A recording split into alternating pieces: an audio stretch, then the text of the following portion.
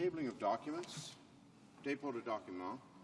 L'Honorable le Président. The Honorable President of the Treasury Board. Thank you, Mr. Speaker. Mr. Speaker, I have the honor to table on behalf of my colleague the estimates, the report on the plans and priorities of 90 departments and agencies.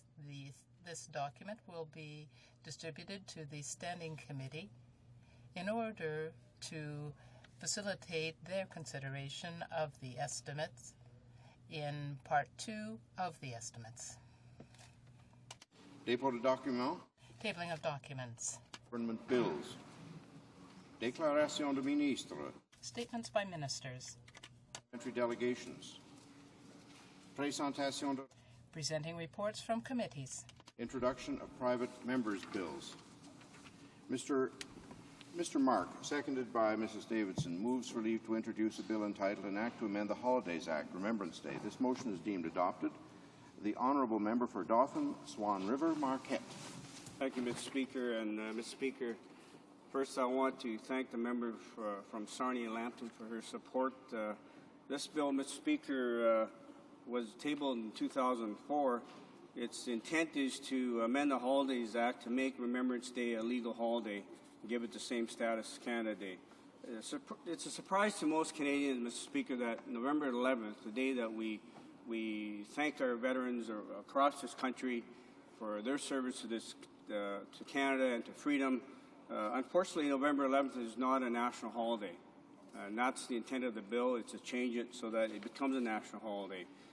As you know, Canadians are serving around this world, and many are paying the ultimate price to ensure that we live in a free country and that our values are understood not only in this country but around the world. Let me praise a lady by the name of Wilma McNeil of Sarnia, who for 16 years have lobbied the governments of the day to have this change. For 16 years she's believed that November 11th should be a national holiday across this country so that all Canadians can thank our veterans of this country. And I ask that all members of this House to support this bill. Thank you, Mr. Speaker. Mr. Mark, seconded by Mrs. Davidson, moves that the bill be now read a first time and reprinted. Cette motion est réputée adoptée. The motion is deemed adopted. Do a first reading of this bill. When shall the bill be read a second time? At the next sitting of the House. Introduction of private members' bills. Première lecture de projet. First reading of private Senate public bills. Présentation de pétitions. Presenting petitions. The Honourable Member for Etobicoke Centre. Mr. Speaker, pursuant to Standing Order 36, and in honour of the visit to Canada of the President of Latvia, Madame Freiberga, I am privileged to present a petition signed by over 720 concerned citizens, including members of the Latvian Canadian Cultural Centre. The petitioners demand that Parliament pass motion number 19, calling for the lifting of visitor visas for the following 7 new EU member states: Latvia, Estonia, Lithuania, Poland, Hungary, Slovakia, and the Czech Republic. These countries are EU members with free movement within the EU, and the same visa regime should apply to them as the other EU countries. With hundreds of thousands of Canadians with family ties to these countries, Canada's onerous visa regime is a throwback to the days of the Iron Curtain and should be changed. Thank you. The Honourable Member for Kamloops, Thompson, Caribou. Thank you, Mr. Speaker. It is my privilege to stand in the House today and present a petition from my constituents regarding their support of raising the age of consent from 14 to 16 years. Présentation de pétitions.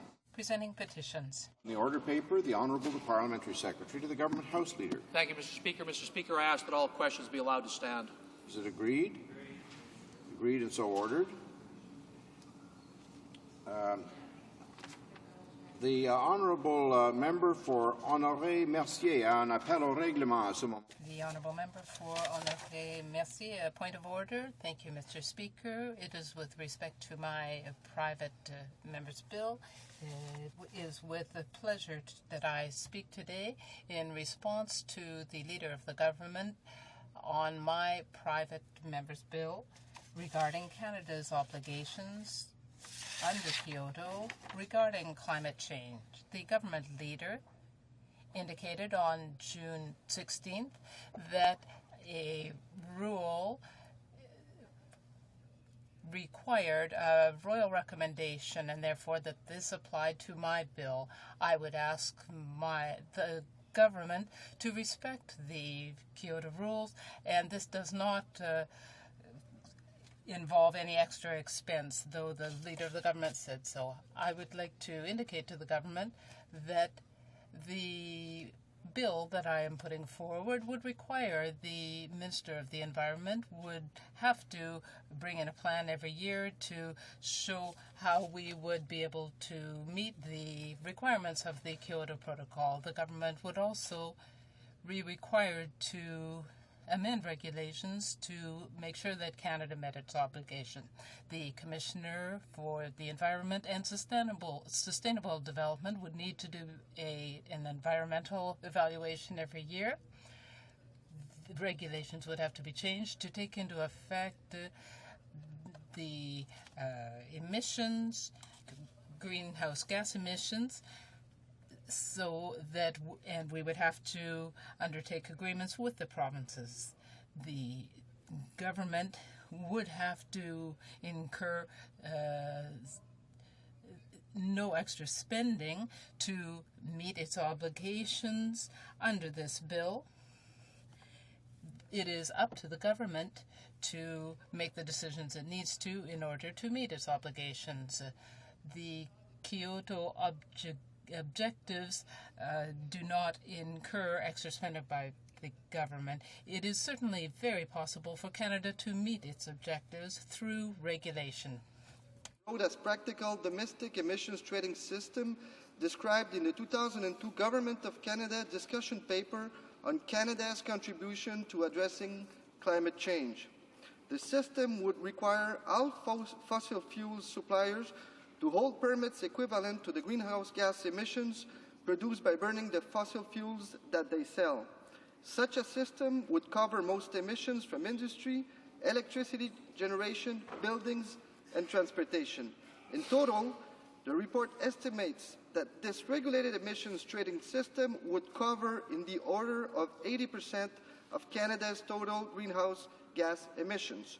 Using this approach, the government could adopt regulations to obtain any desired amount of reductions from sources making up 80% of Canada's emissions. Most or all of the remaining 20% of national emissions, which come mainly from agriculture, landfills, and some industrial processes, could also be reduced by granting offset credits that would be bought and sold by the private sector.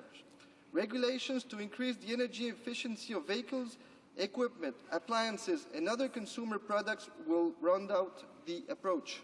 Thus, Canada could certainly meet its Kyoto target through regulations alone. Les 6 gaz à effet de serre visés par the 6 greenhouse gases that are targeted by the Kyoto Protocol are already under the government's legislation in the schedule. Therefore, the government does have regulatory powers already. Under Section 11. Bref, Monsieur le Président. In short, Mr. Speaker, the government already has all the tools it needs to control greenhouse gases. Its tools are more than it needs to make sure that Canada can meet its targets without incurring extra expenses.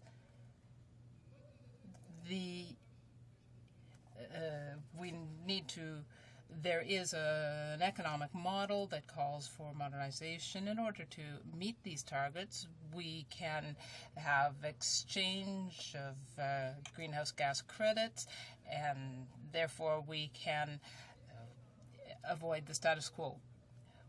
We can increase real disposable income. We need to stop seeing Kyoto as a threat, but rather as an opportunity. My bill will not require the government to adopt this particular approach. The government can combine regulatory approaches as well as expenditures in order to do this. Protocol in December 2002, after receiving support from the majority of members of Parliament. That support was affirmed in May when a motion from this House calling on the government to meet its Kyoto targets won overwhelming support from members of Parliament. Et malgré le manque de Despite of the lack of leadership of the present government, Canada is still a signatory to the Kyoto Protocol, and we are bound by it. We are therefore still required to meet our national targets. Moreover, Mr. Speaker, in the 2006 budget, the House approved $2 billion for climate change mechanisms. Even though my bill does not require spending by the government, there are mechanisms in place for meeting our targets. Canada does still have an obligation to meet its commitments. And once again, the government does have the means that it needs to meet its commitments through regulation. As a result, my bill does not require a recommendation for new spending, and I hope, Mr. Speaker, that this information will allow you to come to the same conclusion. Thank you. On the same point, the member for Winnipeg South. Well, thank you, Mr. Speaker. On the same point of order, we too at the NDP caucus are somewhat confused and perplexed by the reasoning that goes into whether or not a bill shall in fact be allowed to be debated at second reading as a private member's bill, and when the chair rules that there has to be a royal recommendation. Now, we've wrestled with this, and recently there's been a bit of a rash of these rulings or bills that have come forward that the chair has deemed it was necessary to rule out of order. But others seem to slide through that clearly have dollar figures attached to them. And I speak to the Kelowna Accord, the bill that was put forward by the member from Le Salle-Imard. And I listened to the reasoning there too, but we're getting confused and kind of frustrated that some of our bills are being ruled out of order and not allowed to come up for debate, when others that are clearly have a dollar figure, even a price tag, $5.2 billion attached to them, are allowed to come forward. I speak to one specifically that I'd ask you to take into consideration when you're dealing with the intervention by my colleague from Montreal-Mercier, is that one of the bills that was denied dealt with plugging a tax loophole where businesses could get a tax deduction for fines. Now, I know that we're not allowed to call for a tax cut as such, but how could it be considered a cut in taxes to plug a loophole that exists that we believe is wrong in interpretation of the Income Tax Act? So I think there's going to be a need in the near future for some kind of a helpful guide, if you will, to be put out to members so that they won't waste their time crafting private members' bills that are going to be, after waiting for the lottery and for their opportunity to come up, that will be simply ruled deemed undebatable at second reading for some pretty mysterious logic. So I believe that the private members' bill put forward by my colleague should in fact stand, because there is no direct dollar figure attached to the wise use of our energy conservation, etc. Whereas there is a direct dollar bill attached to the Kelowna Accord, we have to have some consistency if we're going to have confidence in the private members' system.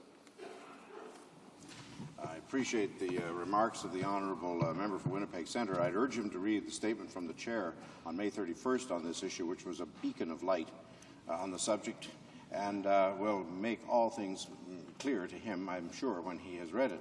With respect to the Kelowna ruling yesterday, he can have a good look at that too. It's now in Hansard, and he'll be able to reread it, and perhaps it'll be clearer on second reading than it was on first reading or hearing to him.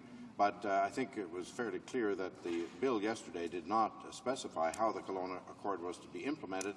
It simply said that the House authorized its implementation, and how it was to be implemented would be the subject of other bills which might require a royal assent if, as, and when that happens. So it was left to others to come up with those recommendations when bills were brought forward to implement the Accord. which was not done by the bill yesterday. Clearly there has to be a means of implementing it, and those weren't in the bill. So I don't think the situation is as confused as the honourable member for Winnipeg Centre has suggested. With respect to the l'honorable député d'Honoré Mercier, je considère. The honourable member for Honoré Mercier has certain arguments, but I think it is not really a point of order that he has brought forward in his remarks. I will take into consideration what he has said when I look again at the government's intervention on this bill. Ordre du jour, ordonnance du gouvernement. Orders of the day, government bills. Resuming debate on the motion, the sub-amendment proposed by Mr. Julian regarding Bill C-24. Member for Vancouver Island North. Thank you, Mr. Speaker. I'm glad to have this opportunity today to talk about the concerns that I have and the concerns that so many others have in my riding and have been expressed to me about how this softwood lumber deal is bad for Canada. I think that everyone wants a softwood lumber deal, but the tariffs, the court challenges that have been plaguing the softwood industry for many years now have had a negative effect on forest-dependent communities in my riding and across this country. Court challenges that the Canadian industry won over and over and over again. The Conservatives campaign on getting tough with the Americans, on standing up for Canada and Canadian interest, but instead they got tough with Canadian lumber companies. With the signing of this deal, they have negotiated away all of Canada's wins at the NAFTA Tribunal and put workers and communities in jeopardy. Canadians should be very worried about this deal and what it means, not just for the softwood industry, but for all industry. When the U.S. can take Canada to court and it is proved that Canada is innocent at every level of appeal and tribunal, that Canada doesn't subsidize the softwood industry, and still the Government of Canada signs off on a deal that gives away the very thing we won, full compensation. The precedent that this sets must have implications for every industry in this country who does business south of the border. How can anyone agree to a precedent such as this? It sells out our ability and our credibility in the international courts, not to mention world public opinion. This deal leaves more than $1 billion on the table, Mr. Speaker. That's a lot of money. That money should be coming back to Canadian softwood lumber companies to invest here in impacted forest communities. Because of the length of time the softwood crisis has dragged on, and because of inaction by the previous government, forest communities have suffered. There has been a serious underinvestment in mills in this country because it is cheaper to send raw logs across the border than to pay the tariffs on processed lumber.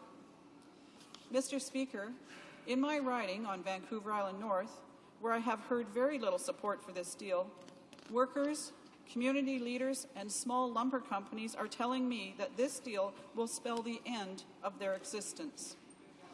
Without the prospect of seeing 100% return of the illegally taken tariffs and no hope of loan guarantees, and then if a company doesn't sign on to this deal, a 19% levy if they are feeling pressured to support this softwood sellout.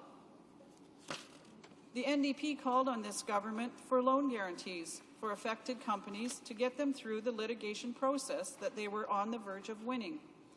Loan guarantees would have allowed cash-strapped companies to continue operating, to possibly upgrade their mills instead of downsizing and maybe shutting down.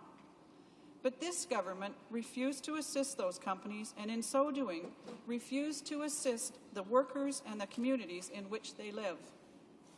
When it becomes cheaper for the industry to export raw logs to the U.S. than to process them into lumber in our small communities, it effectively closes those mills. Mills that provided good-paying, family-supporting jobs in coastal communities, And there is nothing in this softwood deal that will ensure that mills will once again flourish and communities along with them. Not only are the lumber mills disappearing, but pulp mills are having a hard time getting fiber to make their product. Fiber in the form of wood chips from sawmills used to be plentiful and easily accessible, and not anymore with the closure of those mills. Pulp and paper operations have to seek out fiber supplies from outside the province and the country. In fact, sometimes buying the very wood chips of logs milled in the U.S. that grew in the same area as the pulp mill. It makes no sense. The value-added sector in this country is quickly disappearing, and this government is doing nothing to stop the export of raw logs and processing jobs. Economic treason. Mr. Speaker, how do I tell those workers and those communities that are affected by this deal that it is in their best interest when we all know that it isn't? Mr. Speaker, the fact that over $1 billion is not coming back to Canada is one thing. But let's take a look at where it's going and what it could be used for. $500 million of the $1 billion Canada's softwood industry, workers, and communities will never see will go to subsidize the U.S. Coalition for Fair Lumber Imports. Canada is giving away $500 million to the very aggressor of this trade war that purported unfairly that our industry was subsidized to use against us in the future.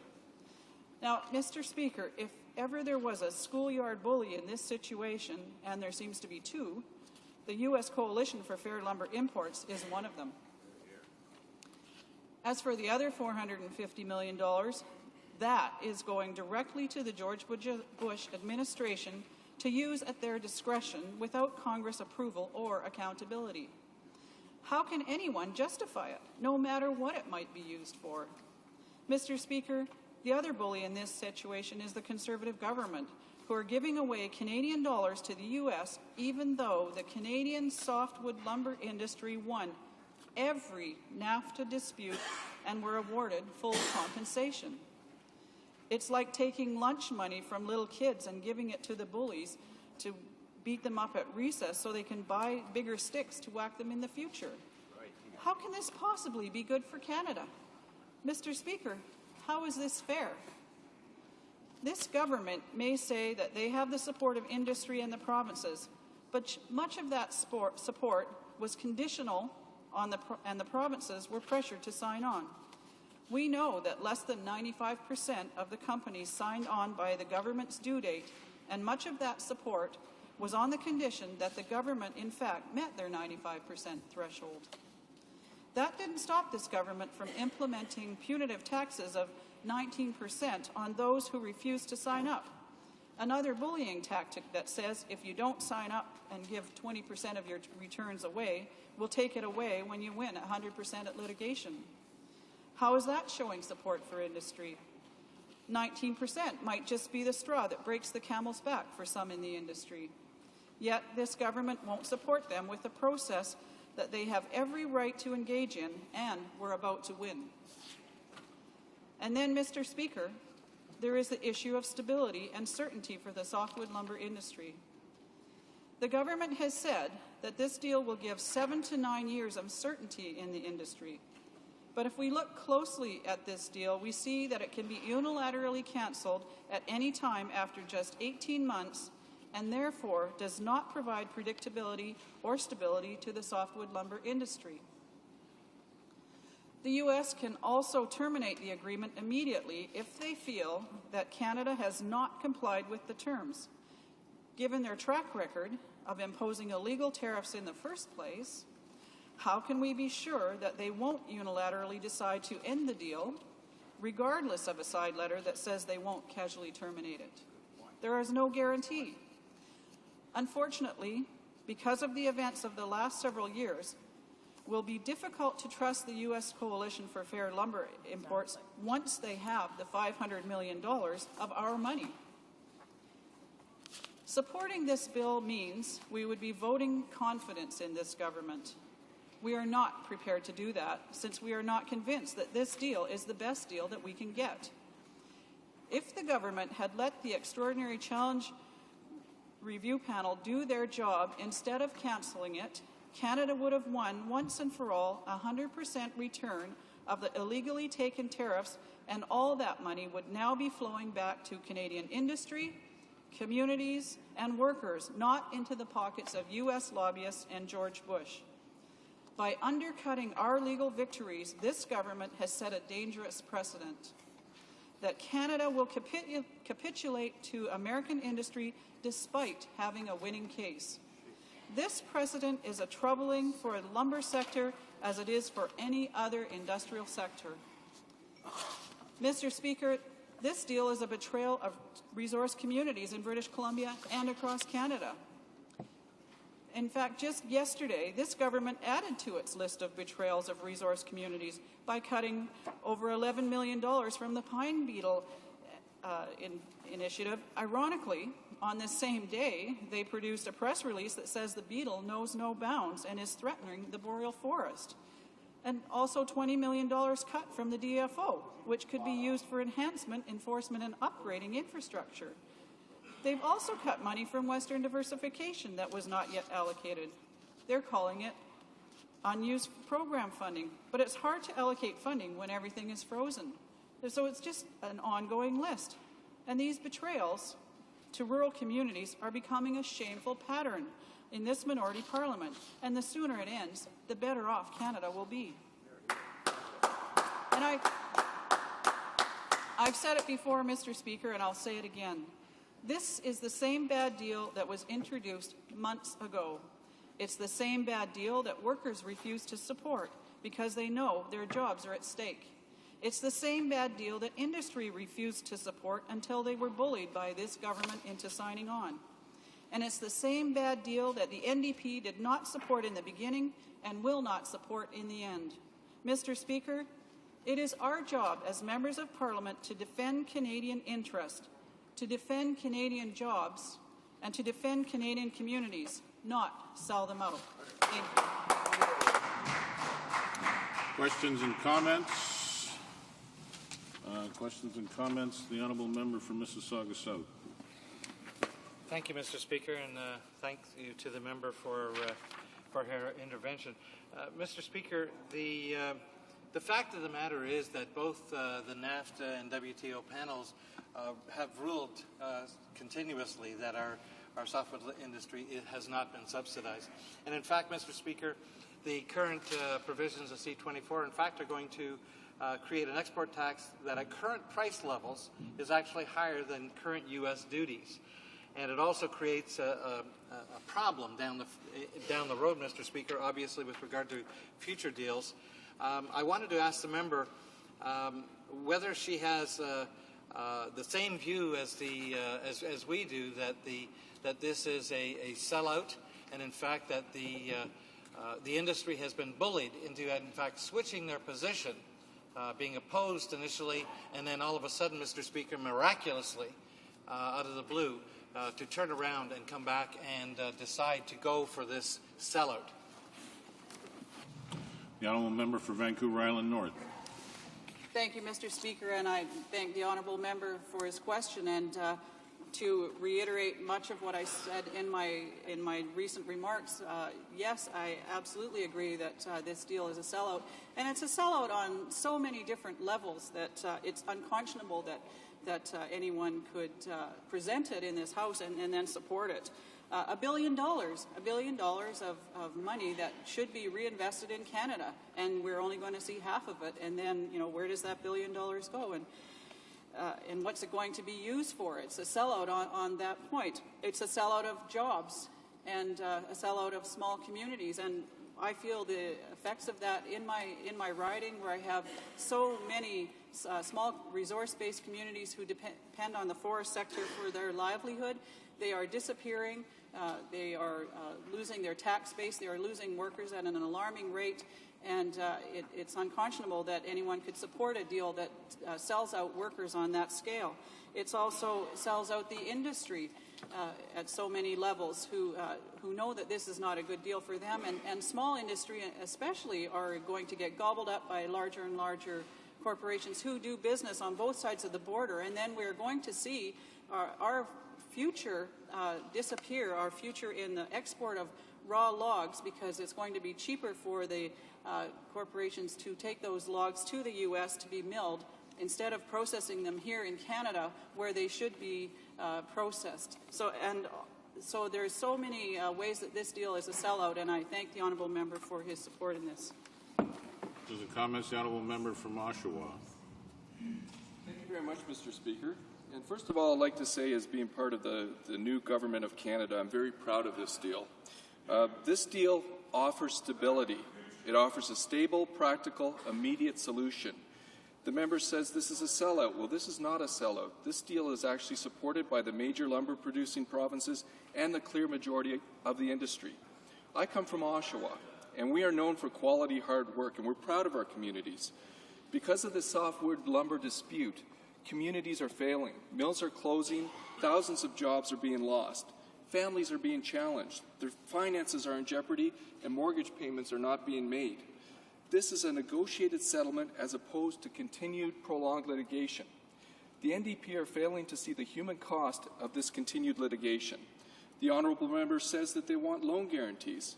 This deal gives producers back their own money, a far superior solution. By not supporting this deal, the NDP is guaranteeing more job losses and litigation.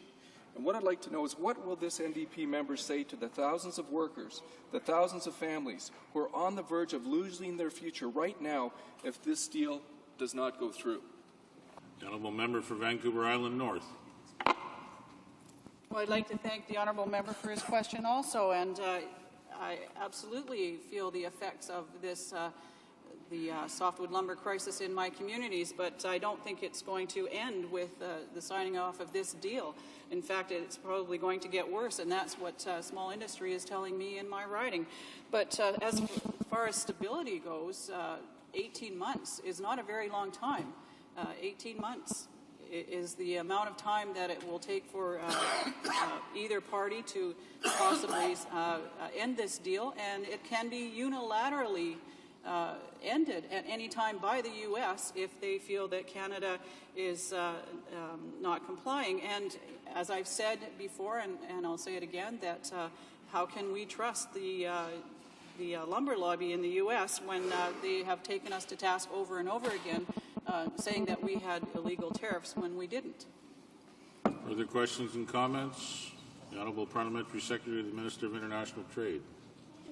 I'd like to ask this honourable member, if the Premier of her province is asking her to vote in favour of this legislation, why is she choosing to ignore that request? Why is she choosing to ignore that 90% of the industry is in support of this deal and they want this deal?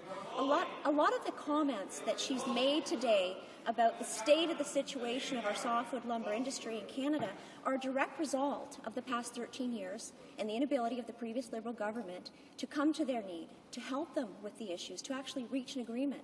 The Liberals failed to reach an agreement. It's this Conservative government who are able to negotiate a deal, which our Minister of International Trade, having been on the other side before, knows full well that this deal surpasses anything that the previous Liberal government had on the table. So I'm curious to see why the honourable member is ignoring what her province is asking her to do in support of this agreement. The honourable member for Vancouver Island North. I'd like to thank the honourable parliamentary secretary for the question, and I absolutely don't agree with anything that she says. 90% of the industry in British Columbia that was bullied and did not support this deal, yet the Gordon Campbell government in British Columbia did support it in the early days. It was only after they were pressured that they came on board and that those industries came on board and supported it. But again, it comes right down to the fact that the industry knows that this is not a good deal, that there is no stability, and it is a sellout, and so they are loath to support it, but they feel that they have no other option because of the bullying tactics of this government. Further questions and comments? The honourable member for New Westminster, Burnaby, or Burnaby, New Westminster. Thank you very much, Mr. Speaker, and I thank the member for her very well thought out presentation on the softwood sellout. She's part of an NDP caucus, is the only caucus that is actively opposing this sellout and all the negative repercussions that happen to the softwood industry and to softwood communities across the country. And I'd like to ask the member a question of what just transpired at the International Trade Committee, where the three other parties on the three other side of the House refused to have hearings to actually get from the softwood communities that are impacted the kind of feedback about how this bill will impact them negatively and what the alternatives to the government should be. Le Bloc vient de tuer. Bloc has just killed the hearings scheduled for Saguenay-Lac-Saint-Jean, and yet this region is going to be severely impacted by this. But the Bloc killed it. The Bloc said that it didn't want to consult Quebecers. The hearings that were going to be held in Northern Ontario, when we know Northern Ontario is most impacted by this, and the Conservatives wanted to kill the hearings in British Columbia. We understand why, Mr. Speaker. It's obviously because they're scared about British Columbians actually finding out what's in this deal. The more British Columbians know, the less likely they are to vote Conservative. So I'd like to ask the member, since the NDP is the only party standing up for the majority of Canadians who oppose this sellout, I simply ask her, why does the NDP have to carry the ball for the entire country? Why are these three other parties letting this country down? The honourable member for Vancouver Island North. Thank you, Mr. Speaker, and thank you to the honourable member for Burnaby New Westminster for the question. And the NDP seems to be the only party opposing so many things that are going on with this government, and it's because we are the real opposition in this minority parliament. But going back to the members' points on the hearings, it's amazing that this is going ahead without hearing around the country from people in the industry, from communities, and from workers who are adversely affected by this deal. And if the hearings keep getting cancelled, which is it's just wrong, we'll never hear those voices. And I think it's important, and it would have been better, I think, in a matter of process, to put this vote off on this deal until we have heard from Canadians across this country about the impacts, and so that they can have a broader understanding of what this holds for their future. Resuming debate, the honourable member for Scarborough Centre. Thank you, Mr. Speaker. Mr. Speaker, how much time am I allotted? 10 minutes? Gee, 20, I believe. Mr. Speaker, I'm very pleased to have the opportunity to participate in this debate for many, many reasons. Aside from, first of all, that the deal is a bad deal, and I'll go into explaining why I believe, and the Liberal government or the Liberal Party today believes it's a bad deal. And there's a historical side to this, Mr. Speaker, but I can't help but opening up with this comment only because of the closing comment that was just made by the member from the NDP when they say we were the only party that stood for this, and that's absolute rubbish, and that is wrong, Mr. Speaker, and unfair. And I'll explain why. Mr. Speaker, I had the honour, if I may say, to chair the Subcommittee on International Trade, Trade Disputes and Investments for Canada under the Standing Committee of Foreign Affairs and International Trade. And we put together a report. And the most in-depth issue that we had covered, Mr. Speaker, was that of the softwood lumber dispute. And we had witnesses after witnesses after witnesses. And I'll go into the witnesses as well, Mr. Speaker. And what is odd, Mr. Speaker, here is that the New Democratic Party is trying to portray to the nation that nobody cared. Well, if they cared, Mr. Speaker, you know very well that we were just close to making this deal work. We had all the witnesses come before our committee, and I'll go into outlining the list, Mr. Speaker. We had before our committee the Canadian Lumber Trade Alliance, we had the Free Trade Lumber Council, we had the Quebec Forest Industry Council, we had the Department of International Trade, we had the Quebec Forest Industry Council, we had Mr. Grenier as an individual, we had Castles, Brock and Blackwell as a firm specializing on international trade, we had the University of Ottawa, Mr. Donald McCrae and other people, Professor of Business and Trade Law. We had the BC Lumber Trade Council. We had Canfor Corporation. We had West Forest Timber Company Limited. We had Weyerhaeuser Company. Mr. Speaker, the list goes on. And what these individuals were saying in these companies, these individuals on behalf of their companies were saying, first of all, they appreciated the support that the then Liberal government was providing. We need some more financial support to see this till the end, because we know we're in the right, and we know they're going to rule in our favor. And in this report, Mr. Speaker, which has just been brushed aside, that was the recommendation, that we were going to support and provide the needed support that the industry was asking us. What did we do, Mr. Speaker? The NDP forces on premature election, and everything went down the drain. That's my comment on the NDP. So unfortunately, and my good colleague there from British Columbia knows very well that we work together. Why is this deal a bad deal, Mr. Speaker? Well, most recently, I just happened to be reading this article, and it says here, non-profit bodies to manage softwood proceeds, the U.S. says. Over $500 million, Mr. Speaker, of Canadian money is going to go to various non-profit organizations for housing, etc. Well, you know, I wouldn't mind having that $500 million here in Canada for people that need some affordable housing, or for some seniors, or students to pay for post-secondary education. The other $500 million, Mr. Speaker, we don't know where that's going to go. But a couple of weeks ago, it says here, several Washington trade lawyers told the Toronto Star they were worried the nature of the agreement would allow President Bush and his administration to direct the money to districts where Republican politicians are in trouble in this fall's election. Where's the other $500 million going to go? We don't know, and that's Canadian money. Mr. Speaker, we know through the dispute mechanism the tariffs were lowered. And now, when they talk about this is a good deal, Canadians want it, hogwash. Canadians don't want it.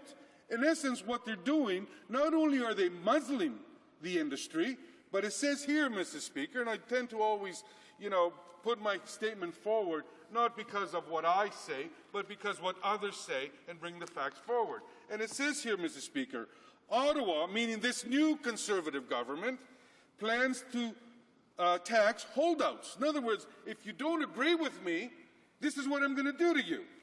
It says the federal government plans to levy a 19% special tax on lumber companies that would withhold their cooperation with the newly signed softwood lumber deal with the United States. I mean, this is dumbfounded. I've never heard of this before, Mr. Speaker. You agree, and if you don't agree, I'm going to punish you. And I'm going to punish you worse than you were being punished by the Americans. That doesn't make sense. Does the gentleman have a problem, Mr. Speaker? No. It doesn't make sense, Mr. Speaker. Here we are, supposedly, trying to resolve this issue, of which we are in the right, ruling after ruling after ruling. And of course, this is the importance the Americans put on this issue. We have a picture here. Delegates at the signing of the softwood lumber deal in Ottawa yesterday included the Minister of International Trade and the Minister of Industry, along with, now we sent 2 senior ministers. Mr. Speaker, they were kind enough to send their trade representative. What an honor. They sent their trade representative. Why didn't we send our trade representative? That's the importance they put on this issue. But, Mr. Speaker, what is wrong with this deal? This deal, Mr. Speaker, sends a wrong signal.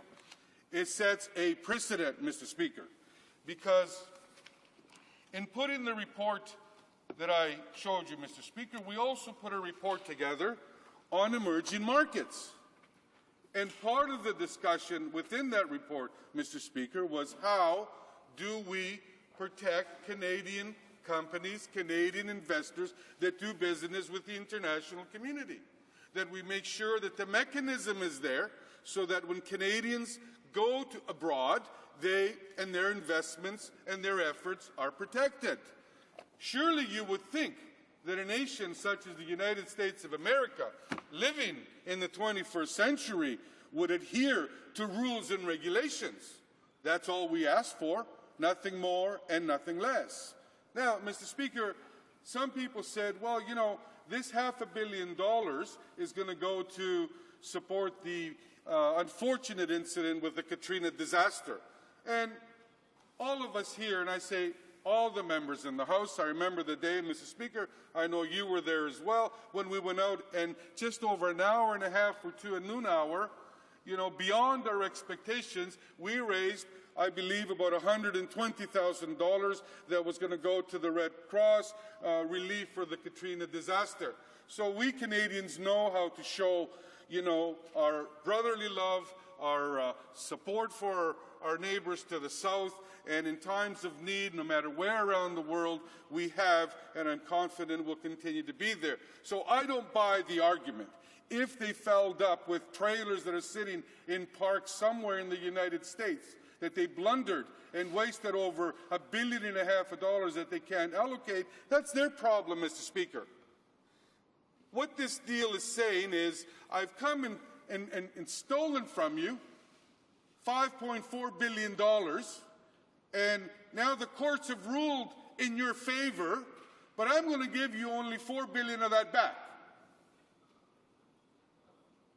I mean, I thought we lived in a civil society governed by rules and regulations. I thought this NAFTA deal was there to make sure that it was a free and transparent and equal trade process, Mr. Speaker. With this deal, where Canadians in the industry have been muzzled, to me it's not. But here's where I have another concern, Mr. Speaker.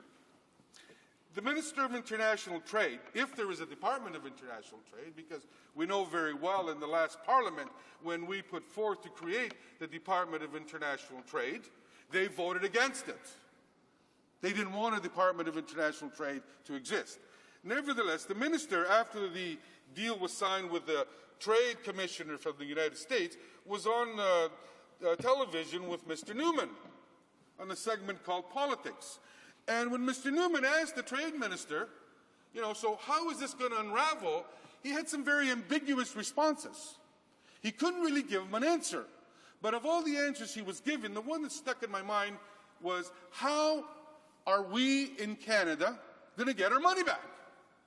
He couldn't answer that. He mumbled-jumbled about EDC, about borrowing here, about getting money there. So I really want to know, Mr. Speaker, on behalf of each and every Canadian, because these are Canadian dollars, I want to make sure at some point in time, as soon as possible, that that $4 billion check is handed over. Because you know what, Mr. Speaker?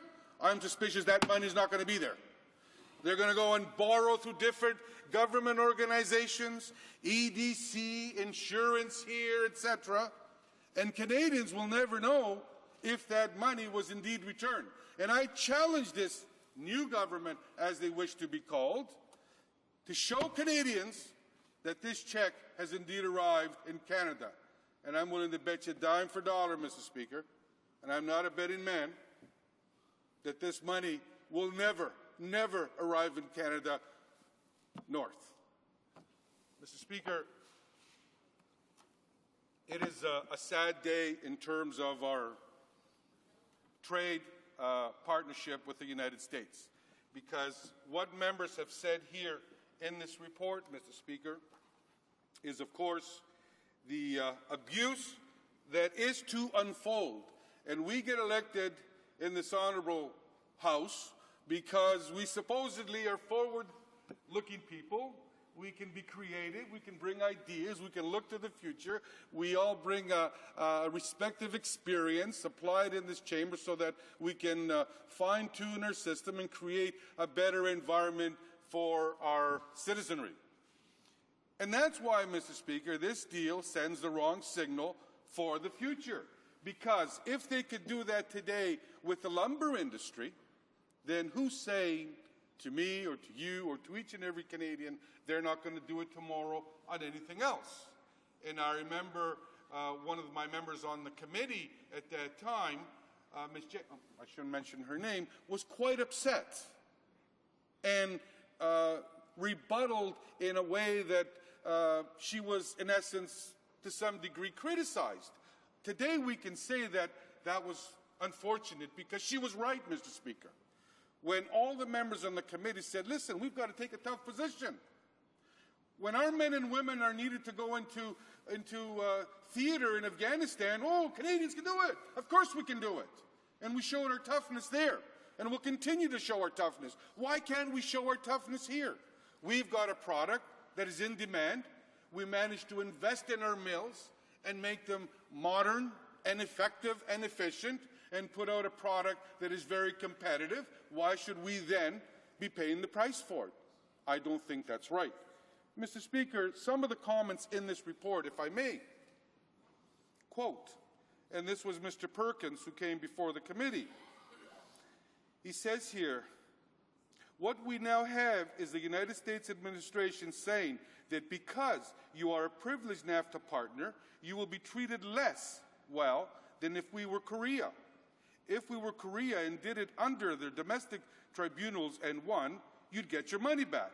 But because you're a privileged NAFTA partner, the U.S. is going to keep your money and not only keep it, but give it to your competitors. By the way, that hardly seems principled, unquote. Now, this isn't coming from members of Parliament, Mr. Speaker, where they could say we're being biased here and we're being political and we're trying to rally the troops. This is from witnesses from the industry. We were simply, Mr. Speaker, hearing testimony. It goes further on, Mr. Speaker, to say, if the U.S. party succeeds in obtaining even part of these deposits, the U.S. will have a great incentive to launch new litigation, because even if it loses a case, it will be rewarded twice. Once by investigating itself, which is a costly and time-consuming impediment to Canadian lumber exporters, and then by the illegal distribution of duty deposits, which actually belong to us, and not to the competitors. Mr. Speaker, this is testimony. This is quoting the professionals in the industry. I, for one, do not come from a community in the greater city of Toronto and Scarborough that has a lumber industry. But does it affect me? Yes, it does, Mr. Speaker. You know, it affects me maybe in the businesses that run in my community, but it doesn't affect me as it affects other communities across our country, in British Columbia, in Ontario, in Quebec, and other provinces. What it affects me, Mr. Speaker, is as an individual, as a Canadian, that I feel my rights, and I speak on behalf of my constituents, I believe I speak on behalf of all Canadians, are impeded upon. As we have a partner and we have a deal. And this partner has decided in the middle of the game to change the rules to suit them. And yet again they come back and they say, well, you know, we know we're wrong. All the rulings have been in your favor, but that doesn't matter. It typifies what is happening in the United States in the last several years. It's either my way or the highway. No wonder there seems to be such an anger out there, Mr. Speaker, on the international scene. You know, they go to the United Nations and they bring forth a resolution and they force the mechanism to seek compliance and enforcement of a resolution. And I think they're right in doing so. But the question is, what's happened to so many other resolutions in years past on other issues? And I'm just going a little bit off, Mr. Speaker, here to prove a point. There were other resolutions in years past, whether it be on the Cyprus issue, on the Palestinian issue, on so many issues. Why didn't we ask for enforcement and compliance on those issues? So the question here becomes, why aren't we asking enforcement and compliance of the rulings from the trade courts, Mr. Speaker? The courts are there to govern us as a civil society. They're not courts or panels that favor Canadians or favor the Americans. They're independent. They're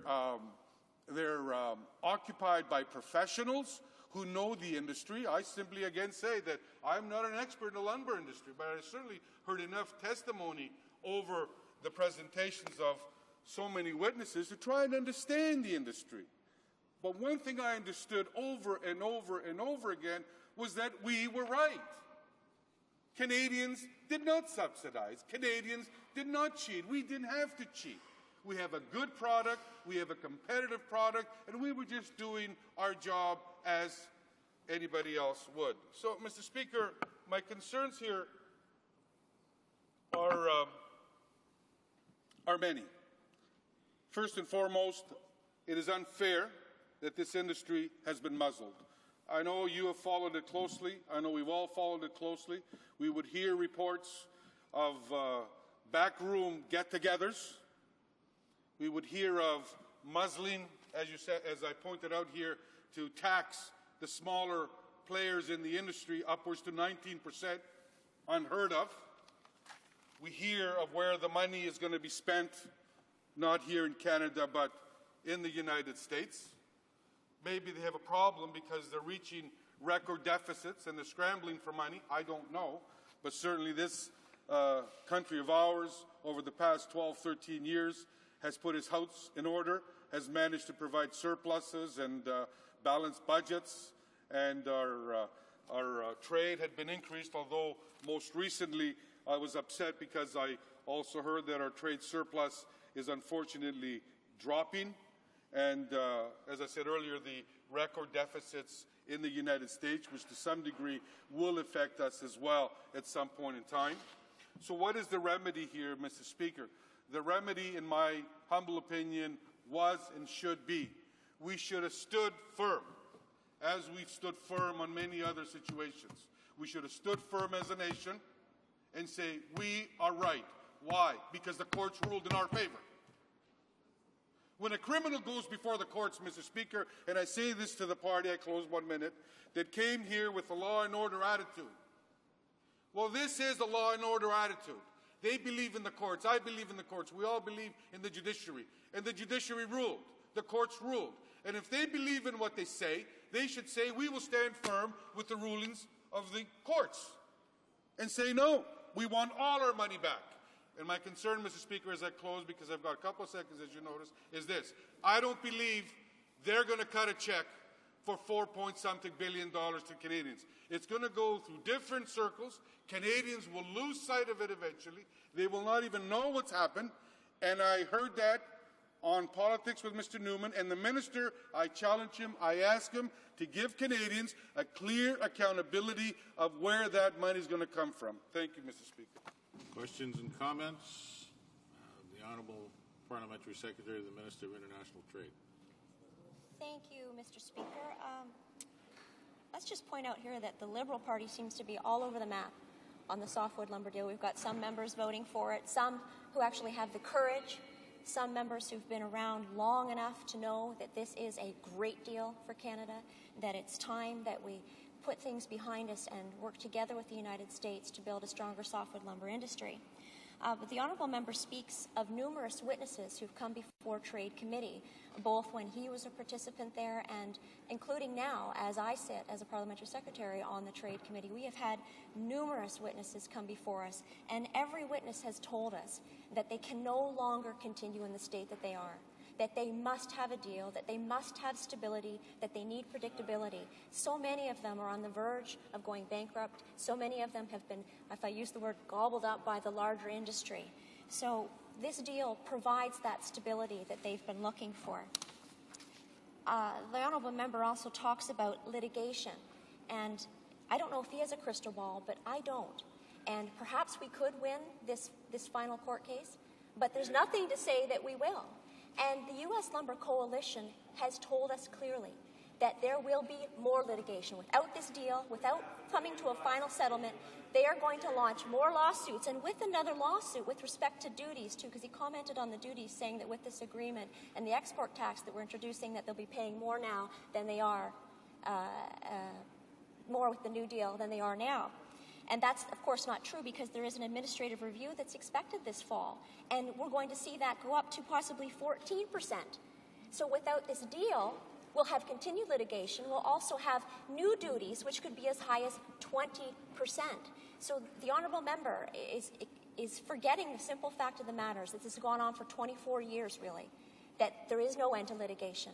Only an end to litigation with this deal. Stability for 7 to 9 years with the possibility of having it even longer with the binational council working together to build a stronger industry. Could you care to comment on that, please? Honourable member for Scarborough Centre. Sure, Mr. Speaker. They can keep fighting because they're fighting with your money, my money, Canadians' money, and it's a never-ending story. But maybe what we should do, Mr. Speaker, is turn the tap off and the oil going south with the electricity going south. I mean, we're showing weakness here. Mr. Speaker, we were near the end of this arrangement. These witnesses that the parliamentary secretary refers to, you know, it's very simple. And I see my good friend who sat on the committee laughing. And I know why he's laughing, because we know what they told us. Today they're singing a different tune. You know why, parliamentary secretary? Because your government took them behind the doors and they said, listen, shape up, it's my way or the highway. It's very simple. That's why they're flexing their muscles to the small players in the industry, and they're saying, you cooperate or I'm going to levy you a 19% tax. You guys should be ashamed of yourself.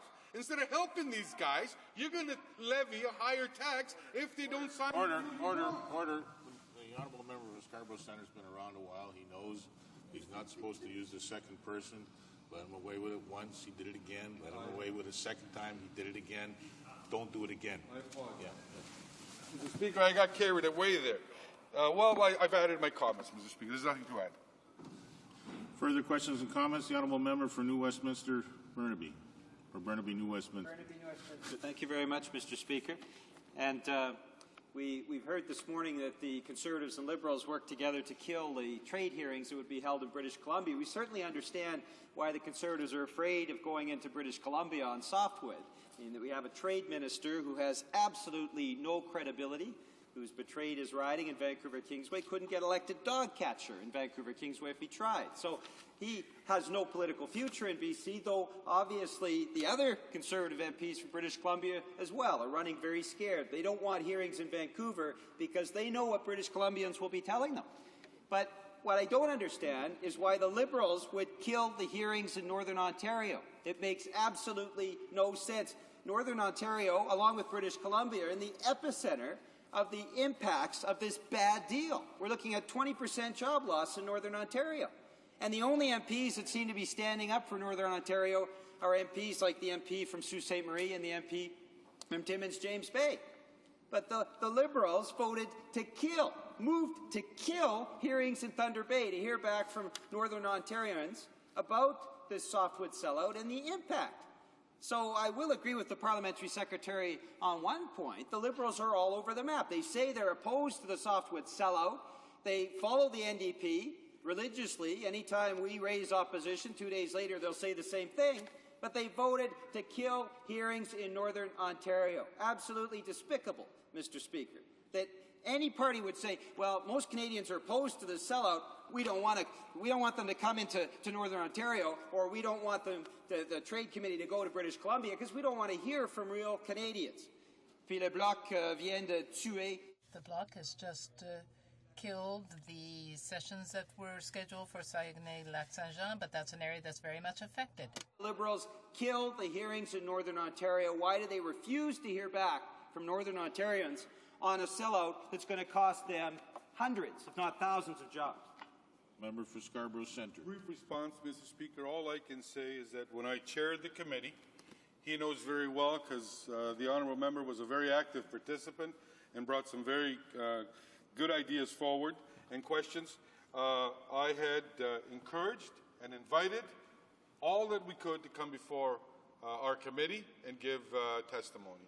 I cannot comment on today's committee and their activity and their decision, as I no longer sit on that committee, so I'm in a weak position, Mr. Speaker, to respond to that, but he knows very well that during the time I chaired the committee, we were more than receptive to do all that was needed to address this most important issue.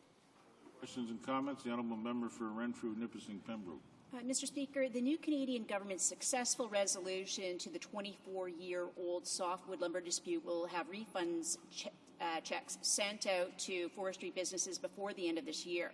Now, given that any Canadian success in court challenges would have been appealed, when would the lumber companies see refund checks under the members' course of uncertainty? That is, if the companies were still in business at that time. Honourable member for Scarborough Centre. I'll provide an answer to the honourable member when she's able to track down for me where that money's coming from. And it's not, I believe, coming from the Americans, it's coming from Canadian sources. So when she gives me that answer, I'll give her the full answer too. Other questions and comments? The honourable member from Oshawa. Thank you very much, Mr. Speaker. And I just wanted to bring up something that the honourable member brought forward, where he was suggesting that we turn off the oil or electricity. I just felt that that was such an irresponsible comment. Like, what is he suggesting, that we get into a full trade war with the United States? I want to stand up today and say that I'm proud of the trade minister, because what he has done after 24 years, he's come up with a negotiated settlement. He says this is unfair. However, he knows that the trade minister was on the other side, and this deal is far superior than any deal that was put on the table by the former government. I would like him to stand up in this House and say, what is he going to say to the families who right now, if they don't have a deal, they're going to lose their mortgages, their kids are going to be no longer able to attend university. This settlement provides security and stability for this entire industry. What do you say to the families right now who are losing their whole future? Honourable member for Scarborough Centre. Mr. Speaker, no, that's not what I was saying in terms of turning off the tap or the, shutting down the grid. I merely used it as an example that we should not get into this type, but respect the law as it is there. Respect the guidelines as they are presented to us. We signed a North American Free Trade Agreement. We signed an agreement. Let's respect that agreement. Our American neighbors are not respecting that agreement over and over and over again. But what do I say? The answer to his questions, what do I say to those families, is really right in the report, Mr. Speaker, where the industry itself said, thank you for your support, Liberal government, because you've guided us, you've supported us. We're just near the end now for the final decision, which was just coming. And it was again going to be ruled in our favor, Mr. Speaker. What I was going to say to the families, I'll tell you, a deal is not a deal when it could be cancelled overnight. That does not provide stability. There's ambiguous responses. They could change the rules overnight. They could decide to walk away from it overnight, Mr. Speaker. There's nothing concrete to say we have a deal. Now, why, Mr. Speaker, is because we had a NAFTA deal and they reneged on it. Who's telling me they're not going to renege on this one? Resuming debate. The honourable member from Tobique-Mactaquac. Thank you, Mr. Speaker, and I'm proud to rise and speak in support of Bill C-24. I'm going to be splitting my time with the honourable member from McLeod today. As an Atlantic Canadian with a riding that is a significant component of forestry operations in my riding, actually running along the entire east coast or east section of my riding, all the way from the Grand Falls area all the way over to almost Boys Town in the middle of New Brunswick. We have to understand that forestry is an important aspect of our New Brunswick economy, as well as my riding of Tobique-Mactaquac. In fact, just pulling some statistics, just want to briefly, from the New Brunswick Forest Products Association. In New Brunswick, 23,400 direct and indirect jobs, $1.1 billion in wages and salaries. Significant in our rural communities, and in fact, 40 communities in New Brunswick depend in some aspect of the industry for their existence. In fact, in Tobique-Mactaquac, communities like Juniper, Plaster Rock, Bristol, Napadogan, Haynesville, all impacted. And when you think of this impact, what do these revenues get us? Forestry revenues cover 200 hospital beds, 20 schools, 400 teachers. That's the kind of thing that forestry contributes to the economy and contributes to the economy of New Brunswick. For example, this past Saturday, I was in Plaster Rock for the 100th anniversary of operations of Fraser Company in the village of Plaster Rock. At the ceremony, a Fraser executive stood and stated how appreciative they were of this government stance to get this deal done. They wanted this lumber deal to go through, and they wanted it to happen now. And Mr. Speaker, make no mistake about it, the industry in Atlantic Canada wants this deal. They were appreciative of what we've done, and they felt that this was a chance to pave the way for their next 100 years of operations, the certainty that this deal will give them for the next 7 to 9 years. Now, Mr. Speaker, make no mistake about it, the industry in Atlantic Canada wants this deal. And I've heard many statements about winning the next legal challenge, that this would be over. Let's wait it out. Let's see what's going to happen. Well, I can say, Mr. Speaker, the industry people in my riding are under no illusion this will be over with any next legal challenge. The only certainty that they see with a continued battle in the courts is that more money is going to be spent on lawyers, not the industry, not the communities, and most of all, Mr. Speaker, the people in these communities who need this support. The Atlantic provinces have been fortunate to have the support of the Maritime Lumber Bureau under the leadership of Diana Blankhorn in this whole escapade over the last 20 years. The Bureau has presented a united front for maritime lumber in protecting our industry as a non-subsidized industry. In fact, this past summer, Ms. Blankhorn provided testimony to the Standing Committee on International Trade, where she talked at length about the maritime exemption, where she talked at length about how hard they've worked for this maritime exemption, and the tracking of lumber and certificate of origin processes. All of those have exempted our Atlantic industry from issues and problems. Also at the same committee, the industry critic for the Liberals and the member for Beauséjour stated, he praised the agreement protecting Atlantic Canada's interests. So as an Atlantic Canadian, I'm certainly pleased that this agreement protects the rights we have fought hard to ensure are protected.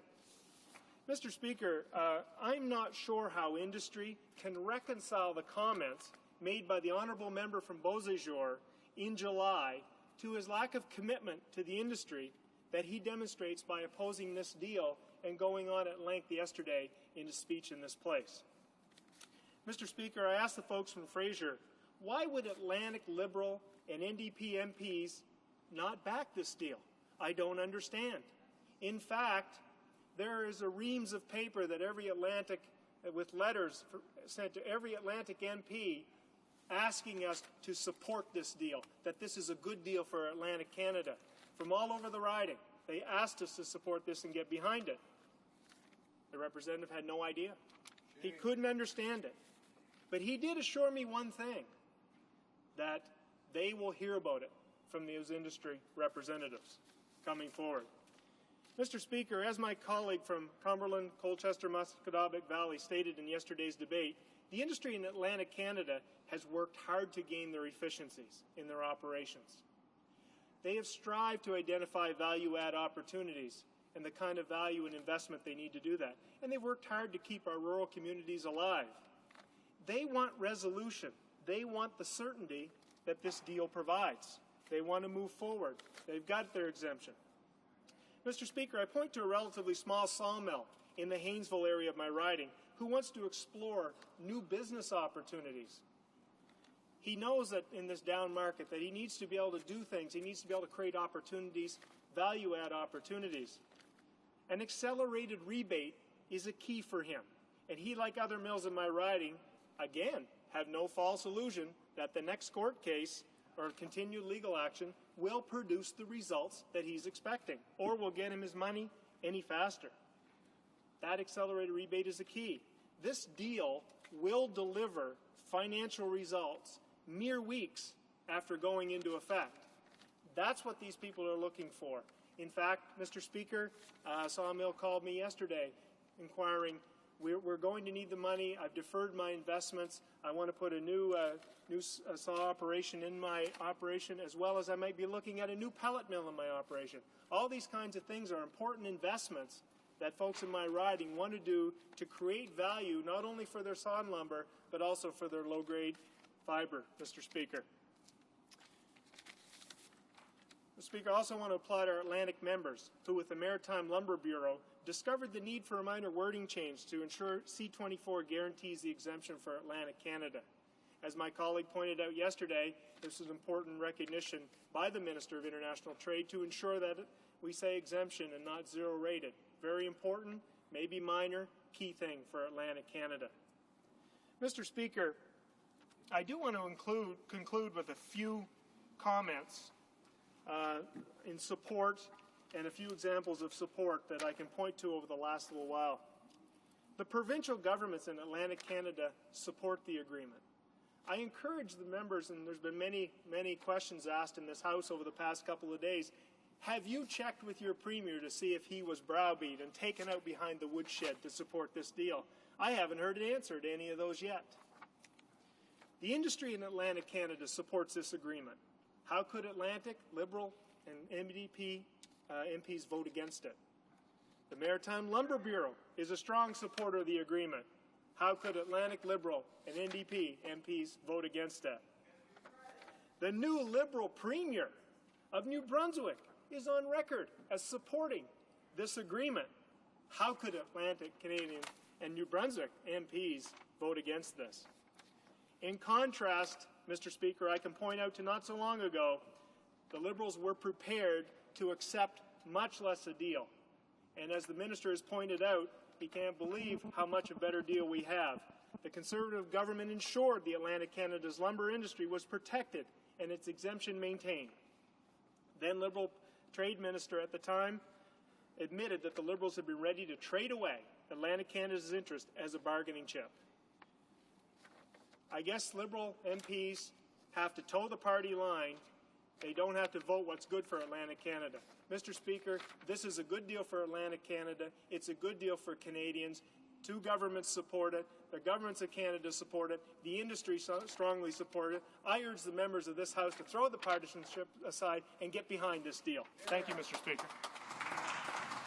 Questions and comments? The honourable member for Hamilton Mountain. Mr. Speaker, I listened to the member saying that this is a good deal for Atlantic Canada, for all of Canada. I want the member to explain to me how this is a good deal for my hometown of Hamilton. Hamilton is steel town. Hamilton has a very, very strong and vibrant steel industry. Can this member guarantee that the steel industry won't be next? We just saw a government that threw out 4.5 years of litigation. We saw a government that in one stroke of the pen just eradicated the most important part of the free trade agreement, which was basically a binding mechanism for arbitration. What we have seen this government do is just allow the American industries to come in and attack Canadian industries.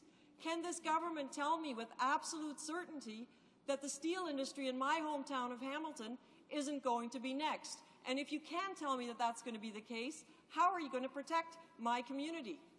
The honourable member for Tobic-Mactaquac.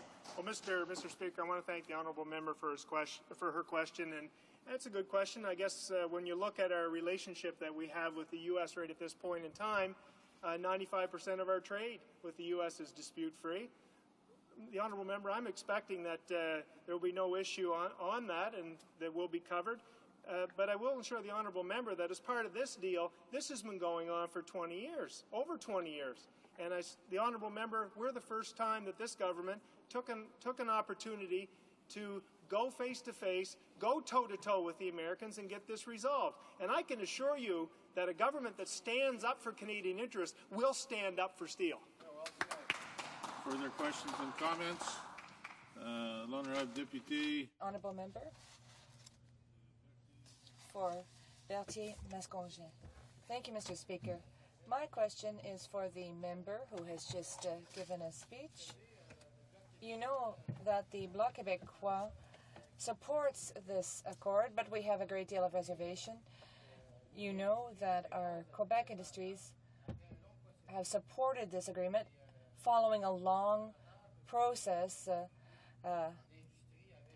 but neither the Liberal nor the Conservative government really supported the industry, never provided loan guarantees. Despite this agreement, yesterday I heard on Radio-Canada that Quebec industry was being threatened again. This is coming from Asian or Chinese competition.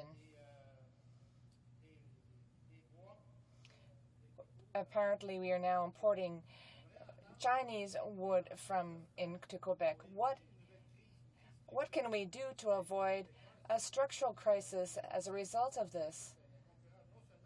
Now we are competing not only with the American industry on the softwood lumber, but we also have competition coming from Asia and China. What actions will be taken?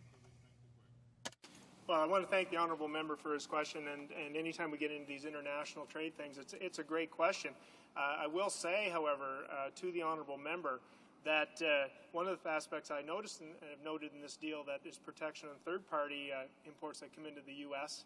and for Canada, but also we have to realize that we are living in a world of trade, that the only way to create new wealth in our economy and new wealth in our country is to encourage the kind of trade that we're talking about, but not at the risk of our industry. And I know the Minister of International Trade is worried about industry and will not enter into any agreement that's going to put our industry at jeopardy unless we have to have the full win of Canada and creating the wealth for all industry, and that's what we want to try to do. And just with this agreement, Mr. Speaker, I see that we have done that, and we've encouraged those monies to come back, and I encourage the member to look at his industry and his mills and whatnot in Quebec for these dollars that will be coming back to invest in value-add products, because that is where the competition is going to be. We just can't compete just on sawn lumber anymore, Mr. Speaker. We've got to do better. We've got to do more value-add. Resuming debate, the Honourable Parliamentary Secretary to the Minister of International Cooperation. Thank you very much, Mr. Speaker. It is a great pleasure to rise in the House today to talk about Bill C-24, which will implement Canada's obligations under the Softwood Lumber Agreement. I ask all members of this House to recognize and support this bill. Clearly, this softwood lumber agreement is good for industry, good for lumber communities, and good for Canada. Our previous speaker just spoke about examples within his riding that speak volumes to how good a deal this is and how it will support local industry. It eliminates punitive U.S. duties. It ends costly litigation, which has gone on for far too long. I've listened to many speakers in this House during this debate talking about how close we are to an agreement. One more judge's ruling and we'll have it beat. Mr. Speaker, my argument to that is I've met lawyers whose entire careers have been based on negotiating softwood lumber. Under this agreement, the U.S. will immediately dismiss all trade actions against our companies. It takes our lumber producers out of the courts and puts them back where they belong, in communities across this country, growing their enterprises and contributing to Canada's economy. It provides stability for an industry hit hard by years of trade action and drawn-out litigation. For the next 7 to 9 years, no border measures will be imposed when lumber prices are above $355 per thousand board feet. When prices drop below this threshold, the agreement gives provinces flexibility to choose the border measures most beneficial to their economic situation. I should add that all export charge revenues collected by the Government of Canada through these border measures will stay in Canada, in direct contrast to what these lumber companies have been facing up until now. And the agreement returns more than US $4.4 billion, a significant infusion of capital for the lumber industry and the workers and communities that rely on it. We've even developed a unique deposits mechanism to ensure that lumber companies receive their money as quickly as possible. Within 4 to 8 weeks of filling out and returning the necessary legal and administrative documents after the agreement enters into force. Mr. Speaker, this is an agreement to be proud of. It's a practical and flexible agreement that ends this long-standing dispute on terms that are highly favorable to Canada. Moreover, it directly responds to specific issues and concerns raised by industry and by the provinces. For instance, it recognizes provincial market-based reforms and preserves provincial authority to manage their forest resources as they see fit. It also excludes from border measures the Atlantic provinces and the territories, and 32 companies, including Quebec border mills, that were found by the U.S. Department of Commerce not to be subsidized. It ensures that independent lumber remanufacturers do not have to pay an export charge on the value-added component of their products. And it establishes a process for Canada and the U.S. in consultation with the provinces to determine the steps regions can take to qualify for exemption from the border measures. I'm pleased to say that the agreement has the support of 2 national governments and all the key lumber-producing provinces, as well as an overwhelming majority of industry players. The next step belongs to parliamentarians, Mr. Speaker. Bill C-24 will implement Canada's commitments under this agreement. In particular, it provides authority to impose export charges when lumber prices are below $355 per thousand board feet, and it gives provinces the flexibility they need to choose the right border option for their economic situation. The bill also seeks to amend parts of the Export and Imports Permit Act to bring into operation the mechanisms we need to meet our commitments under the agreement. Mr. Speaker, I'm happy to be part of a government that has done in short order what no other government could: put an end to this dispute and start directing our full attention to building a stronger, more competitive North America. I would ask all members of the House to join me in supporting this bill and put this dispute behind us. Thank you, Mr. Speaker. Questions and comments? Gentleman member for Mississauga South. Thank you, Mr. Speaker. I've heard that speech at least 10 times in this debate. They're passing it around, but notwithstanding, Mr. Speaker, the member will know that this bill creates an export tax that at current price levels is actually higher than the U.S. duties. I mean, you've got to think about it. This is short-term gain for long-term pain. Mr. Speaker, you know, the issue here is that the industry has been bullied. It was a sellout, and they were bullied, and I want to give some examples. The government offered an ultimatum to the industry, Mr. Speaker. He said, accept the deal. The industry minister, accept the deal, or we're going to abandon you. We're going to abandon the industry. That's exactly what the minister said. You're on your own. If you don't accept this deal, you're on your own. Then he goes on. He says, loan guarantees put in place before the last election were taken off the table. Now that's a real bone for them to chew on. Actually, it's all of a sudden, you want to put the industry in jeopardy? Just threaten them. We're going to take loan guarantees off the table. Then, Mr. Speaker, they have threatened to abandon the industry if it chooses to pursue its legal rights. You know, whatever happened to the business's opportunity to express themselves, and some of the industry will continue to pursue their legal rights over accepting this deal. The government also demonstrated that it will punish companies who will refuse to sign this deal. Punish companies in the industry. You know, that sounds like good leadership thing from a government, Mr. Speaker. And this includes the imposition of a 19% levy on all refunded duty deposits on the holdout companies. Mr. Speaker, this is not a government that's representing the interests of the industry. This is a bully government. This is a government that's sold out, that is ignoring the NAFTA and WTO trade panel decisions. Mr. Speaker, it is a bad deal. It is a very bad deal. The honourable member from McLeod. Actually said that was great. Well, thank you, Mr. Speaker, and thank you to the honourable member for bringing up some very interesting words, and let me work a little bit with those words if I can. The honourable member refers to bullied. I would prefer to refer to this government as bullish. we're bullish on softwood, Mr. Speaker. We think that it has a future. We know that it now has a future. So yes, this government is bullish. It's bullish on the Canadian economy. The softwood lumber industry is a fundamental piece of our economy. Talked about abandonment.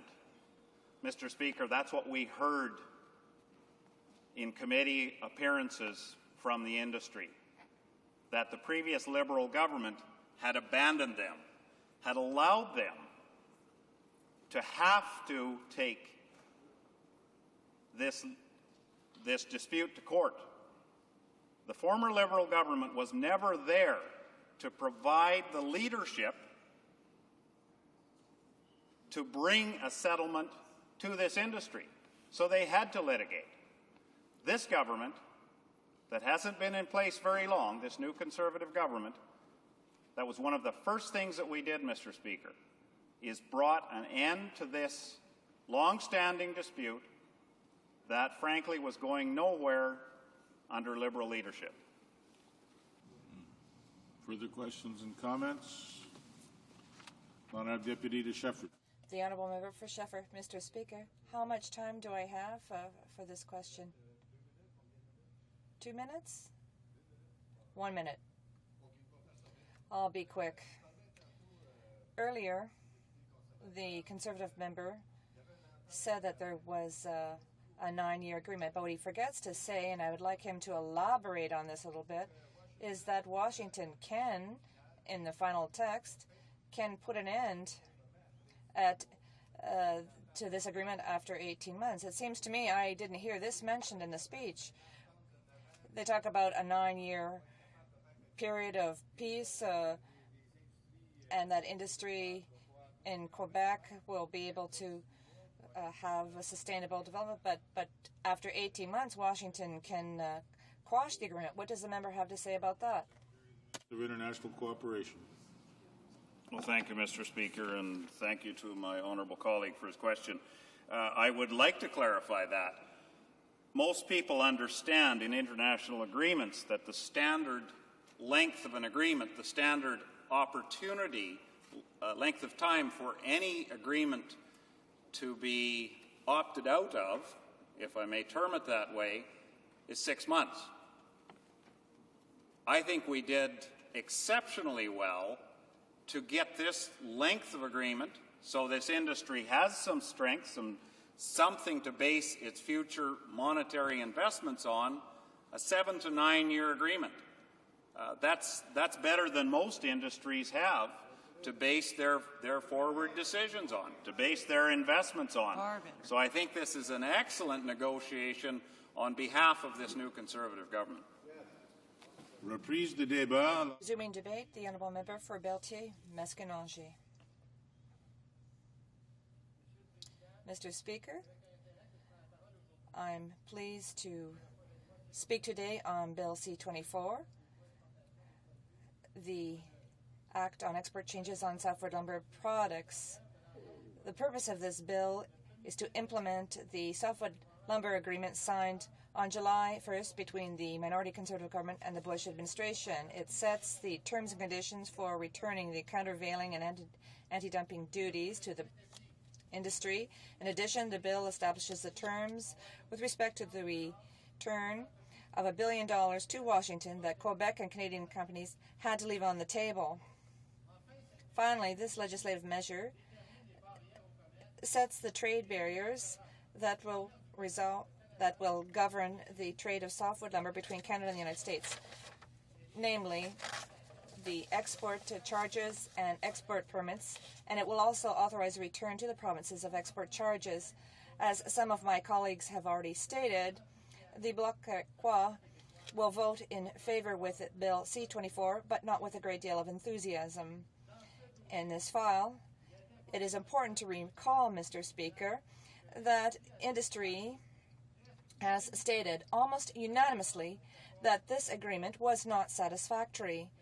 But given the catastrophic situation prevailing in the Quebec forest sector and in the Canadian forest sector, the industry concluded that it was better to accept this poor deal rather than fight it out in court.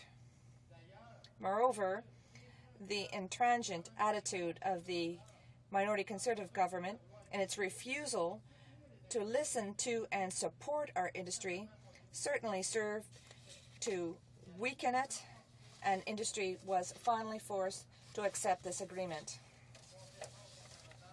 Unlike the Conservatives, we consulted industry and the workers in the Quebec forestry sector. We concluded that we had no choice but to accept this agreement because industry had its back to the wall and could no longer continue fighting. This industry, with no government support and in many cases in dire financial straits, this industry and the representatives of its sector chose to reluctantly agree to the agreement and recover part of the countervailing and anti-dumping charges that industry had paid to Washington. We mustn't forget that this is money that belongs to our industry. They asked us to support this agreement, and we will do so. Acting otherwise would be irresponsible.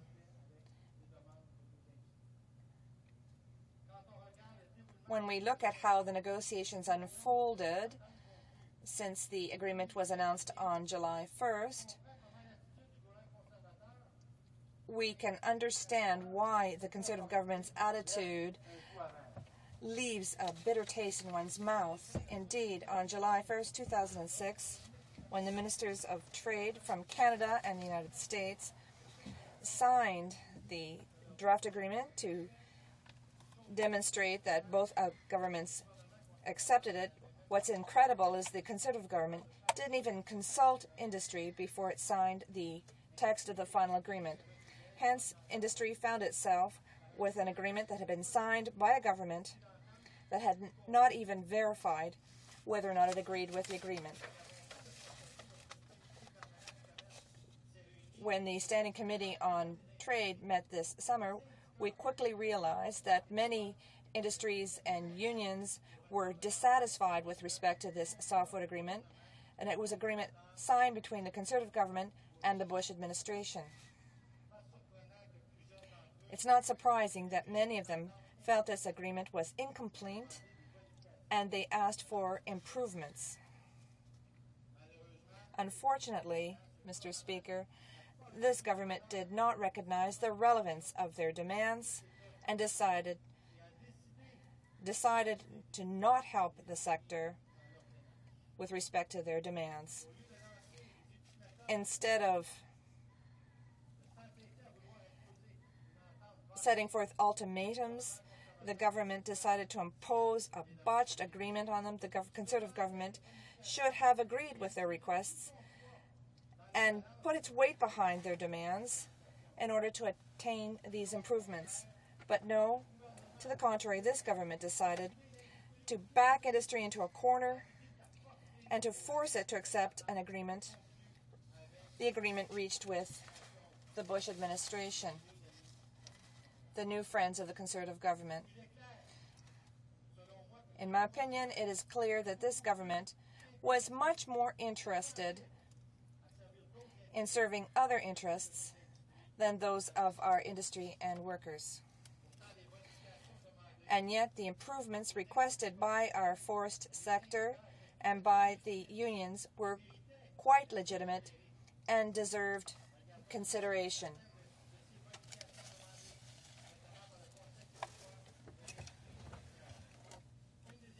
One of the concerns expressed by the Council had to do with the flexibility of paying back export charges. The Quebec industry was rightly concerned that the quota would be monthly, and so every month they'd have a 1/12 of the annual quota. And this would be so limited that businesses would not be able to cancel or agree to contracts annually. And now that these quotas are limited in the agreement, it's important to remember that the construction industry is a cyclical one. It depends on construction cycles, etc. So they need flexibility. Unfortunately, this point has not yet been resolved, and the government has undertaken no particular commitment. Further, the binational group, which is meant to see to the smooth running of the agreement, will deal with it. The Bloc Québécois hopes that the government in this binational group will try to make monthly export caps more flexible. Other concerns have to deal with the termination clause. In principle, the agreement should last 7 years and may be extended for another 2 years if both countries wish. This is at least what the agreement provides for. But to the surprise of many, the final text provides for Washington being able to put an end to the agreement anywhere after 18 months of its coming into effect, as long as there is a notice of 6 months. The American government cannot commit to impose anti-dumping duties and countervail for a year. Therefore, the industry will be assured 3 years of trade peace. We're far from a lasting peace, as the minority conservative government would have it. $1 billion will be left on the table, and this for the hope of having a lasting peace, which the agreement does not guarantee. Despite its reticence, the industry finally accepted this clause. But it does have serious concerns that are quite legitimate and merit being addressed by the government. Mr. Speaker, I have also spoken about the Conservative government's and the other markets will have to deal with, for example, the Chinese market. I listened with interest to what the Liberal Party member had to say, but what he had to say also leaves me perplexed. In 2002, the Bloc Québécois wanted an assistance plan and guaranteed loans in order to help the industry avoid bankruptcy. But the Liberals then and the Conservatives now refused it, and the Conservatives made an election campaign promise to help these companies. We now realize just how much harm the Liberals did, and now we're seeing how the Conservatives are not keeping their promises. For the Bloc Québécois, it's sovereignty that will allow us to really deal with these problems. There are also some measures to add flexibility. This would have helped in a secondary manufacturing in the secondary manufacturing sector. And also, greater flexibility for EI would have helped workers to have greater access to benefits. And we would hope that the government would try to find other markets for Quebec wood. But the trade actions on the part of the United States has been vicious. They're claiming that our softwood lumber is subsidized. But we feel the measures we recommended would have helped workers get through the conflict. If we're agreeing to this, it's not because we think the accord is a sound one.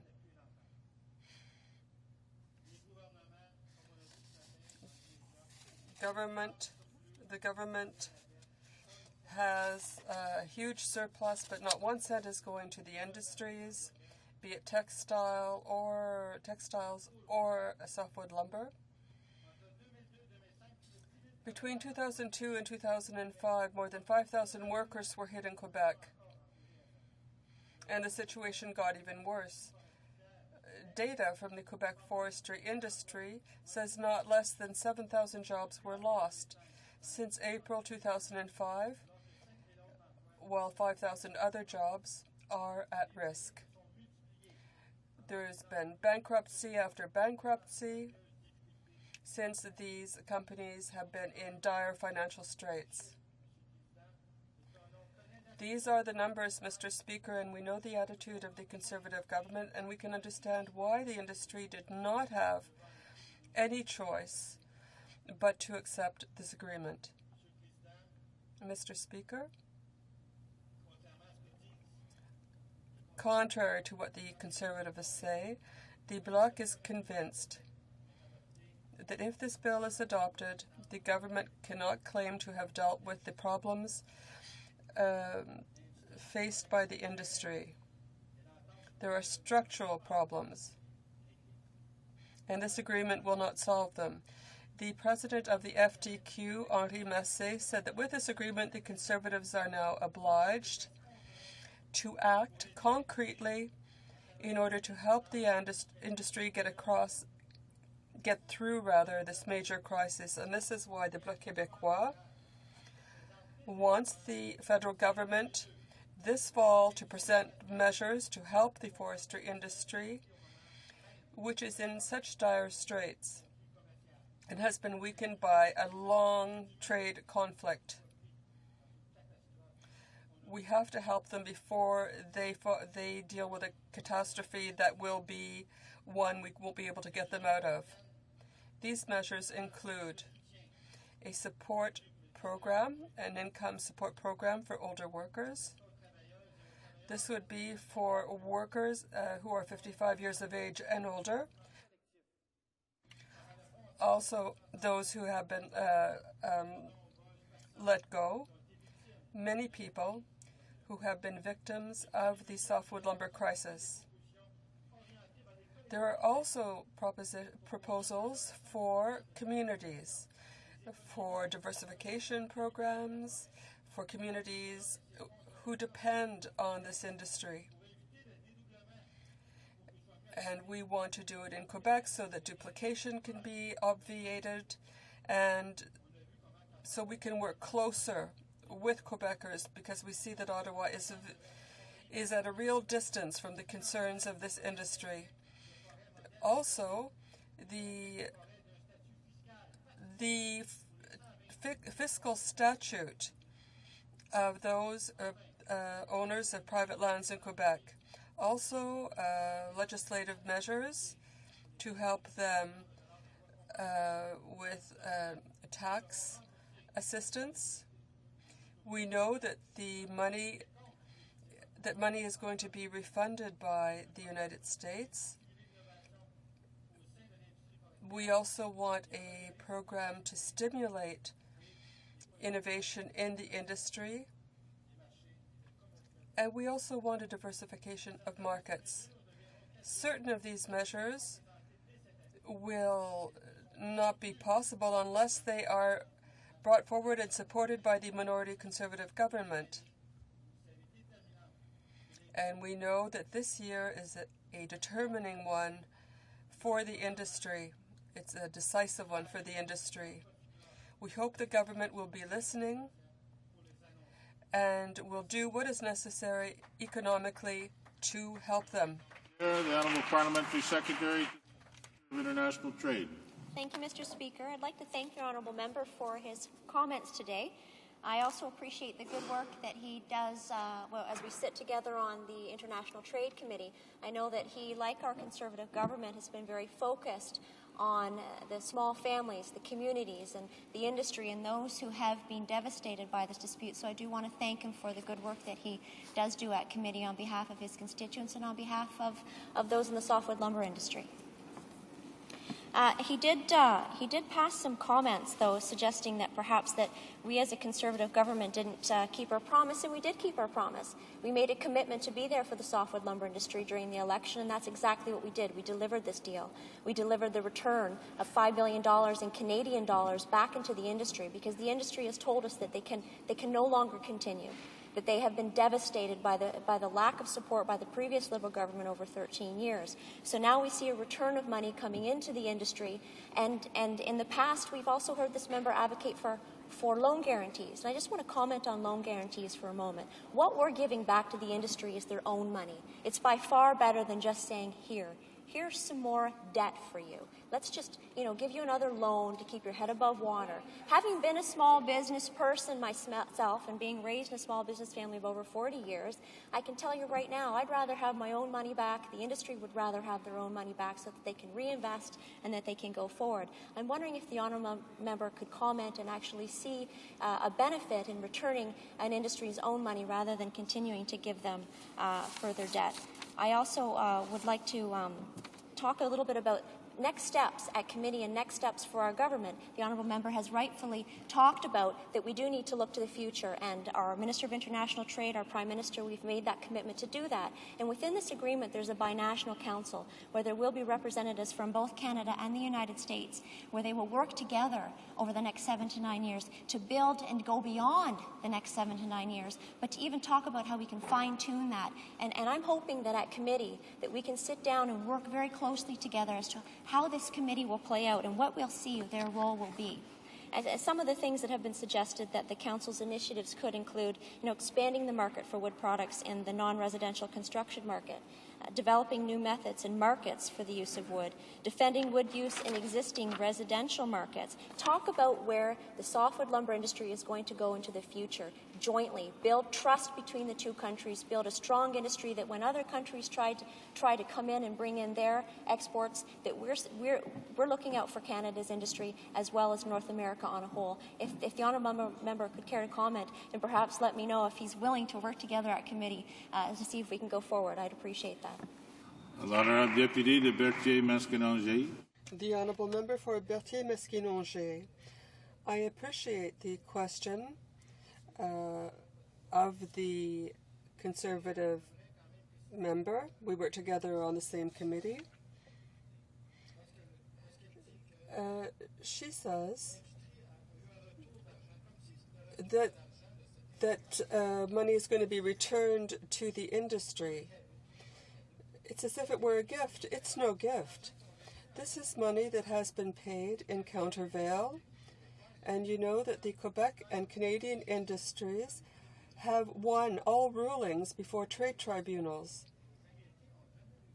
And the Americans have never been able to prove that softwood is subsidized and that we are engaged in dumping. We are supporting this agreement. I'd like to point out to my colleague, it's like people who've been on strike for more than a month and go back to work after they've lost their social benefits and everything. It's not an agreement that is satisfactory for the industry. They have no choice. This is why the Quebec industry is going for it, because companies are closing. So we in the Bloc are going to support the agreement. You're talking about 7 to 9 years. Well, we're going to have to cross our fingers and hope that that's what it is, because this agreement can be terminated. And we're talking about $1 billion that's been lost to the industry. It's catastrophic. Member for Oak Ridges Markham. Thank you very much, Mr. Speaker. I'd like to ask my honourable colleague a question.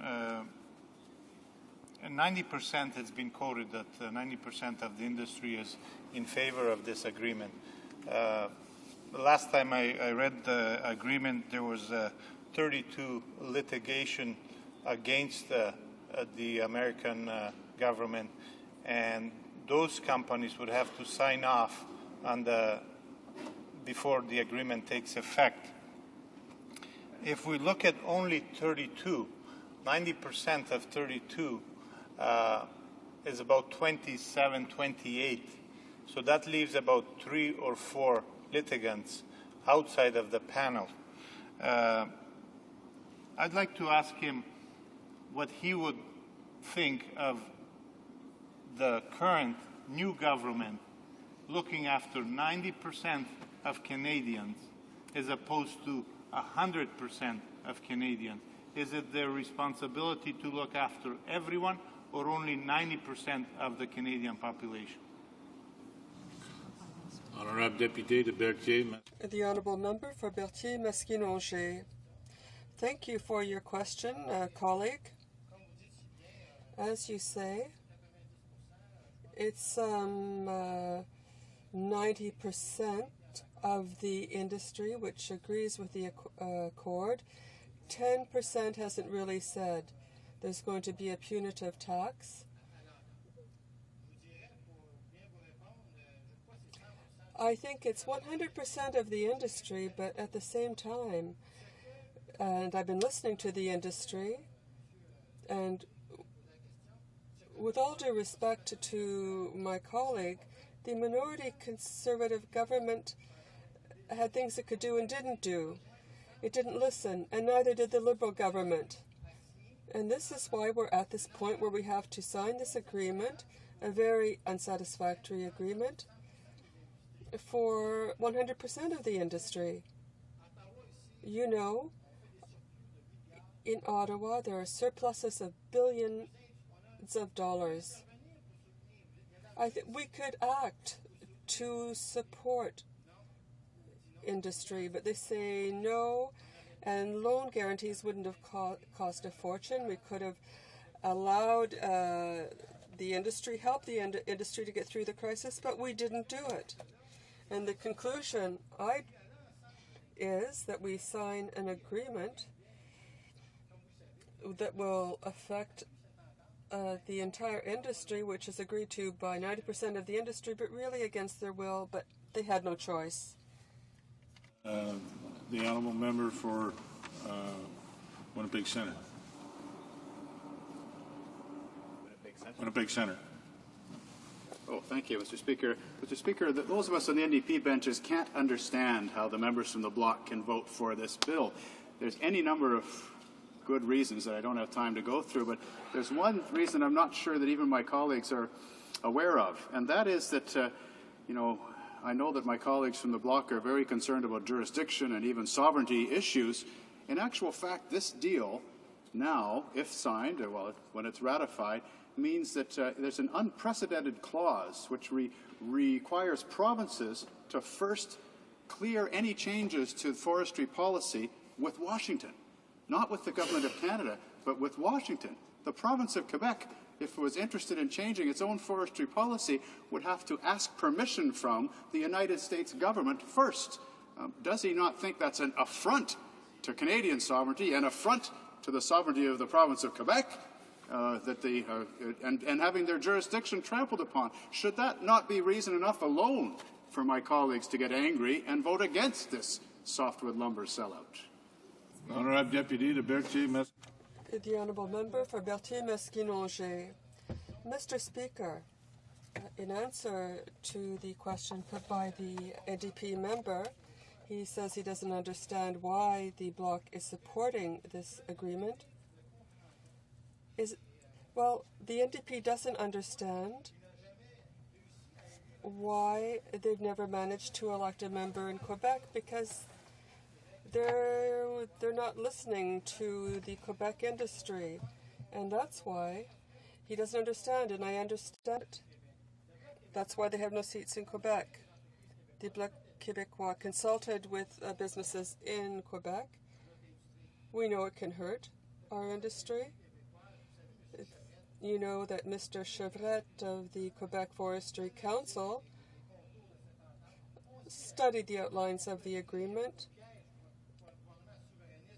and we know just how difficult it can be forest management. And this is why the binational committee has a role to play.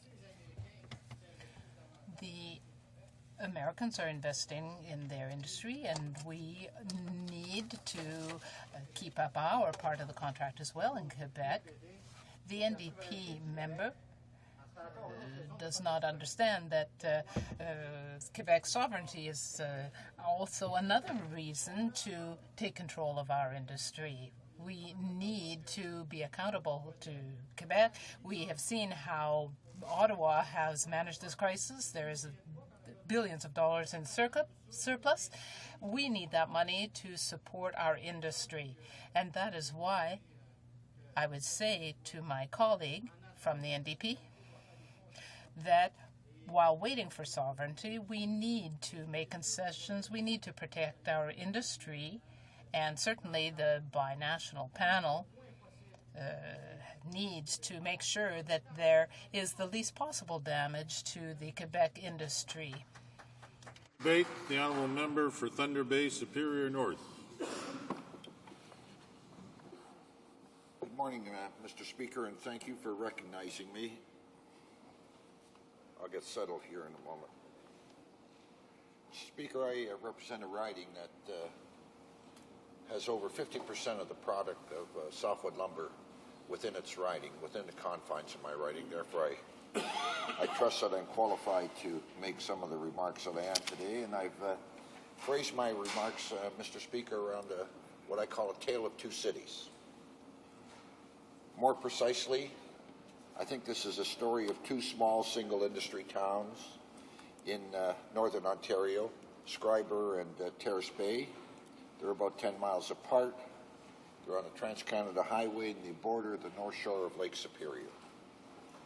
Although I use those two communities, Mr. Speaker, as examples, I think that I'm also talking about the 350 other communities right across this country that are dependent on the forestry industry and are single industry towns. So when I talk of Schreiber and Terrace Bay, it's not exclusive. Both are majestic little communities in a wonderful setting with all of the natural beauty of any community located in this scenic area. Schreiber, Mr. Speaker, had its genesis about 100 years ago as a railway town, has serviced the CPR since that time, and even today the CPR passes through Schreiber, but with a greatly reduced labor force. Some years ago, Schreiber relied on several mining companies, which were successful for a short time, but when the mines were depleted, they closed, and the miners and their families left the community, leaving only one major industry, that being Kimberly-Clark, a producer of craft paper. Terrace Bay, its existence, was the Kimberly-Clark organization in the United States. Its most famous products, as we all know, is Kleenex, and the raw material known as kraft was produced in Terrace Bay. Kimberly-Clark decided to build this plant on the north shore of Lake Superior right after the Second World War, mainly because there was an abundance of natural resources, plenty of trees, lots of water, which were so necessary. Terrace Bay, Mr. Speaker, became the showplace on the North Shore, an almost perfect single-industry mill town employing almost 1,000 men and women from Schreiber and Terrace Bay.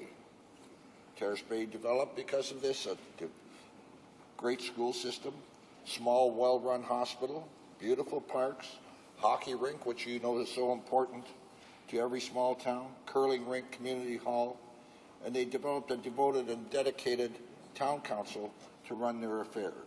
Everything a small community needed. Hello, Mr. Speaker. Terrace Bay became home to many families, and after working there throughout their careers as a scriber, the people decided to retire there and stay in Terrace Bay and left their assets within the community. Kimberly-Clark, over the 50 years that they operated, was an enlightened and empathetic employer and kept investing in the progress of the mill over those 50 years. As in all businesses, the forestry industry was going through some change. There was a marketing change, costs were increasing, an ownership change, and there was more offshore competition. And about 5 years ago, Mr. Speaker, Kimberly-Clark decided to sell its Terrace Bay operation to Neenah Papers. Neenah Papers was a company with its head office in Atlanta, Georgia. Neenah ran this Kimberly-Clark operation for about 5 years. Then their board of directors decided to sell the Terrace Bay operation. It was not a good time to sell the forestry industry or the forestry business. Markets were being devastated, high costs, offshore competition, the high cost of fiber, the high cost of energy, and the value of the Canadian dollar was going up, making our product less competitive. And although, Mr. Speaker, there was interest shown by the softwood producers, they were having their own problems of liquidity and were fighting for survival because of the ongoing softwood lumber dispute with the United States. Most of the softwood industry in Canada was simply out of money, and they had exhausted all of their lines of credit with their banks. About a year ago, Neenah Papers announced, because they couldn't find a buyer, that they were going to permanently close the Kimberly-Clark paper mill in Terrace Bay, and they issued layoff notices to its employees in both Terrace Bay and Schreiber. Mr. Speaker, devastation and despair settled into these communities. Men and women who had worked for years were out of a job. They had absolutely no prospects of any future jobs in those particular areas. Some left the communities for prosperity in Alberta. Many of them returned. The town council, led by able, competent mayors, Mike King in Terrace Bay, Mayor Donald MacArthur in Schreiber, did everything within their power to keep these communities together. And we owe both of them a tremendous vote of appreciation and gratitude. Could you imagine, Mr. Speaker, trying to run a small community where the largest property owners are vacating? And how do they continue to provide the service, education and health, policing, maintenance, the public utilities without a proper tax base? The residents of these communities, Mr. Speaker, from first-hand knowledge, were devastated. Their life savings, mostly in the homes that they had bought over the years, were now worth a small fraction of their original cost. And unfortunately, even if they wanted to sell their homes, there were no buyers within these communities. Everything they had worked for all of their lives was lost. It was really close to it. They were at the abyss. It was a disaster. Then, Mr. Speaker, about 6 months ago, there was a glimmer of hope. The government announced a break in the long-standing softwood lumber dispute with the United States and began negotiating a settlement with our friends in the United States. They stopped the lengthy, expensive litigation process, and they decided to negotiate a deal. A return to the safe softwood lumber producers in Canada of almost 80% of the $5.2 billion paid by the Canadian producers to the Americans. Mr.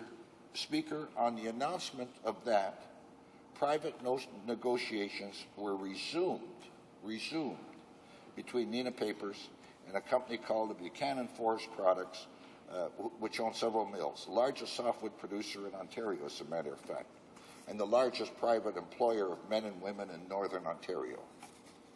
Mr. Speaker, the rest is history. Last Thursday, Buchanan Group of Companies officially took ownership of Neenah Papers in Terrace Bay. Last Saturday, for the first time in 6 months, the first shipment of kraft left Terrace Bay and was shipped into the United States, and the orders are starting to come in on a daily basis. The first shipment left after 6 months. It was a sight to behold as a mill with the Minister of Natural Resources there present from the province of Ontario, the family owners, Kenny and Ken Buchanan, and their board of directors, made up, Mr. Speaker, all of local people with a local interest, Russell York and Eve Frico, and Wolf Garrick and Hartley Multimacky, all on their board. All the inside workers of this mill, Mr. Speaker, were present at this opening of this mill. There were tears of joy. I've never seen this in my life. There were tears of joy at the opening of this new mill in this single industry town. This would not have happened, Mr. Speaker, without the agreement with the United States on softwood lumber.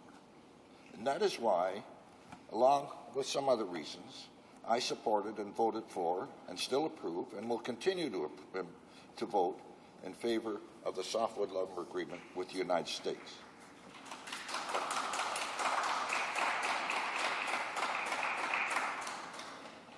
I'm very proud to have represented the overwhelming desire of the constituents I represent in Schreiber and in Terrace Bay, indeed throughout Northern Ontario. And my only hope, Mr. Speaker, is that some of that same good fortune that we experience because of the industriousness of these folks and the willingness to negotiate will happen in the other 350 communities across this country that depend on the forestry industry for support and for existence. Will have some of the same degree of success that we are experiencing today in Schreiber and Terrace Bay. And that's the end of my story on the Tale of Two Cities. Questions and comments? The Honourable Member for Abbotsford.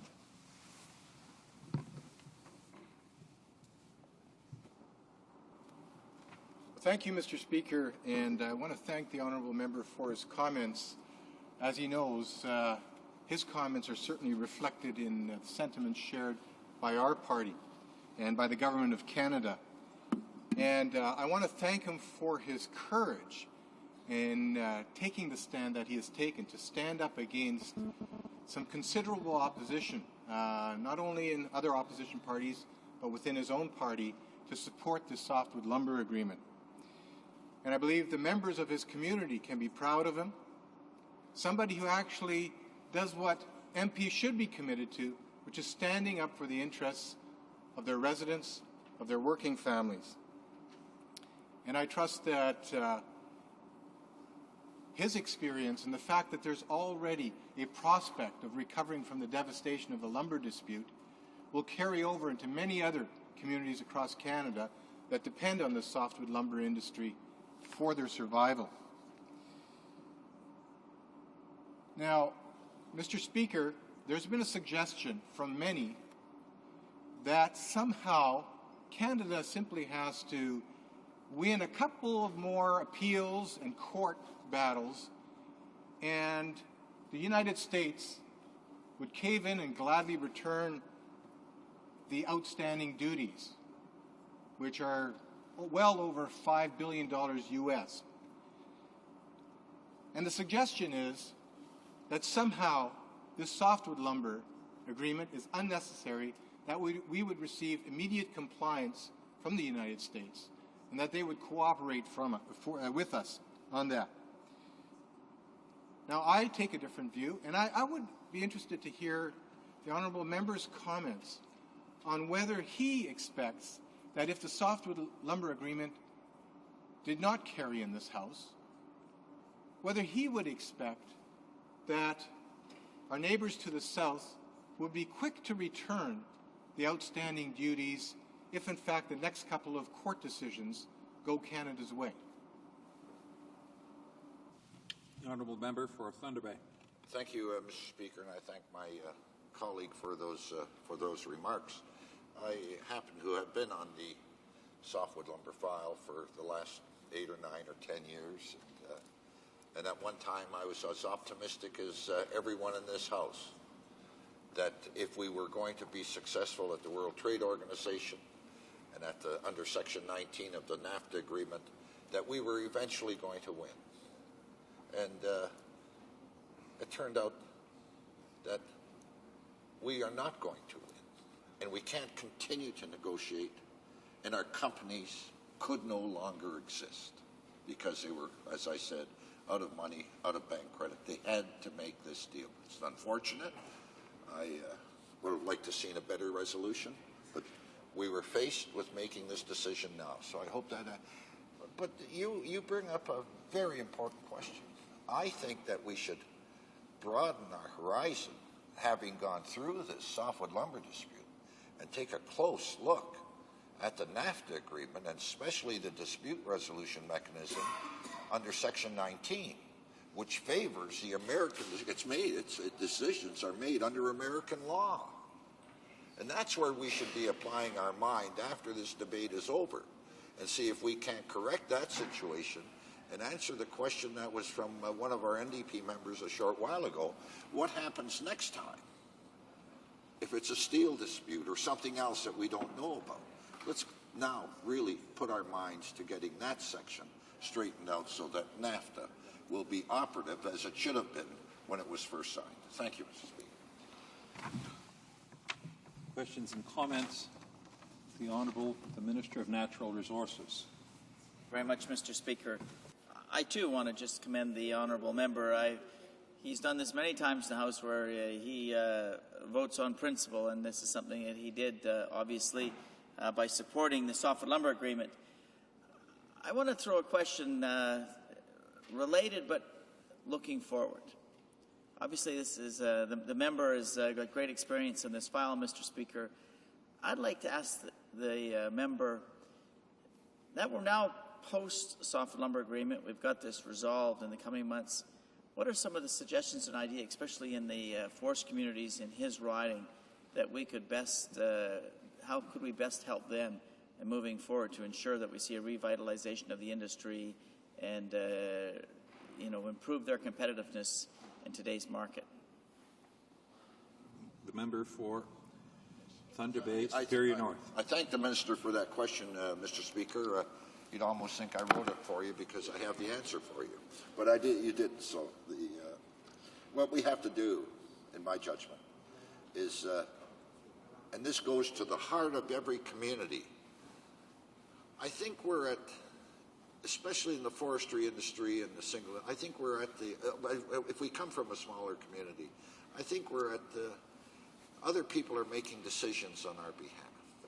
And what I would like to see happen after this experience in the softwood lumber industry and its effect in all of Canada, I would like to see each community start taking over more of its own decision making. I think if you're in a single industry community, you should have some direct control over the costs of energy. I think if you live in a single industry community that is so important in all of Canada, that you should have some direct say into the cost of fibre. And I think when the communities start to realize that they do have some say in energy and in fibre and in other costs that these companies, you will start to see the forestry business in Canada get back, whether it's softwood or craft or newsprint, will get back on a solid footing. And then you get local representation at the table bargaining rather than some steel company in Pittsburgh, Pennsylvania dictating what the forestry industry should be doing in northern Ontario or in northern British Columbia. When we get those three components in place, then I think you'll start to see a rebirth of the forestry industry. The Honourable Member for Oshawa. Thank you very much, Mr. Speaker. And I wanted to commend the member from Thunder Bay, Superior North, because what I heard from him is compassion for the families in his constituency. And in Northern Ontario, as well as many communities in Canada, they are single industry communities. My father's community in Kirkland Lake, what happened after the mine closed, families were hurt irreparably, well, forever. The real estate dropped in price, people's retirements, places where they worked their entire lives. They lost their retirement savings, their self-esteem after the jobs lost, the social problems with unemployment. And from his speech, I can tell that he is really listening to his constituents. My question is, if this deal does not go through, like the NDP is really pushing for, what is he hearing from the families in his riding? What would be the outcome if this did not go through for them? Member for Thunder Bay, Superior North. It didn't go through, and the question, and I appreciate the question, and I thank you for it. It's hypothetical. I'm glad we don't have to face, if this deal didn't go through, what we would have to do. But I got to be very frank with you. We were at the edge of the cliff, and I didn't like looking down. And I was involved. I didn't want to look down. I didn't want to have to go back to those families, and I had lots of them. You know, we had Cascades closed down in the last 6 months. We had Red Rock closed down about 3 or 4 months ago that we're trying to revive. It's really, really very difficult. Difficult on the families. Difficult on, I'll tell you right now, and I hope you folks pass that older worker adjustment program very soon. It's difficult on the person that's worked in a mill for 30 or 25 years. He's at an age where, she is at an age where they can't be retrained, because by the time they're retrained, they're close to retirement. And they need a bridge from what they got now, what they're getting now through their pension plan and so on, and they need a bridge to carry them over to the retirement. That older worker adjustment program, we developed it some 10 or 12 or 13 years ago with you folks. But the sooner you can implement that, the better off, because there still has to be a soft landing for some of these people in the forestry industry in Canada to help them over the hurdle. Questions and comments? The honourable member for Vegreville Wainwright. Or resuming debate? The same member. Thank you very much, Mr. Speaker. It's a great pleasure for me to rise in the House today to speak on this issue, on Bill C-24, which will implement Canada's obligations under the recently signed Softwood Lumber Agreement. Mr. Speaker, 2 weeks ago, our minister, the Honourable Minister for International Trade, joined with his American counterpart to sign a Softwood Lumber Agreement. I've been here, Mr. Speaker, in this House now 13 years, almost. And for all the time I've been here, this softwood lumber issue has been a real serious bone of contention between the United States and Canada. It's been I'd say a serious irritant between our two countries, and it's affected, Mr. Speaker, not only the lumber industry, but it's affected trade generally in a very negative fashion between our two countries. So I'm delighted, Mr. Speaker, to see this agreement finally reached. And, you know, for those who've been following this dispute, I'm sure many of us really thought it would be something we'd never see in our time in politics, certainly in my case, or in our lifetime, because there simply hadn't been any progress made on this issue, Mr. Speaker, until the past few months, when our Trade Minister and the Prime Minister and our Canadian Ambassador to the United States took this issue and paid special attention to it, Mr. Speaker, and finally made things happen. So is everyone in the industry happy with this agreement? Absolutely not. You know, that's simply, there could never be an agreement, quite frankly, which would satisfy everyone in the industry. But does the industry recognize, Mr. Speaker, that this deal is a good deal? Yes, they do. They realize that it's simply better than anything that's been talked about in the past seriously, and certainly anything that's been agreed to in the past. So this agreement, Mr. Speaker, has left Canada's lumber industry, which has been in an extremely unstable position for a long time, finally with an agreement that they can count on for the next several years. And I'm delighted to be here speaking to the implementation bill, which would actually implement this agreement. Working with our American counterparts, Canada's new government was able to accomplish something that governments haven't been able to accomplish in the past, and this agreement is an agreement which is highly favorable to Canada and to Canadian industry. Now, some others in the House have talked about the specifics of that. Some others have certainly talked about the importance of the money which will flow to the industry at a time, Mr. Speaker, when the industry, quite frankly, is having serious problems. Lumber prices have dropped quite dramatically, and the industry is in trouble. And we recognize this. A lot of jobs depend on this industry, Mr. Speaker. This is an issue which isn't just talking about the financial situation or finances. It's talking about jobs, Mr. Speaker. Jobs in the softwood lumber industry, and there are tens of thousands of jobs in this industry. And this agreement, Mr. Speaker, will allow most of those jobs to be kept, where otherwise, quite frankly, they would not. They would be lost. So this is an agreement which is good for the softwood lumber industry, clearly good for the industry. It's good for the lumber communities. It's good for workers in those lumber communities. And it's good for our country, Mr. Speaker, because the softwood lumber industry is a huge industry in this country. Tens of billions of dollars, just a huge industry, Mr. Speaker. It's not to be understated, the importance of this industry. This industry, what it does, Mr. Speaker, is ends costly litigation, which has been going on for all the years I've been here in the House, for 13 years. It ends that costly litigation. It takes our lumber producers out of the courts, Mr. Speaker, and provides stability for the industry, and it returns $4.4 billion, roughly, to Canadian business, to companies involved in the softwood lumber industry.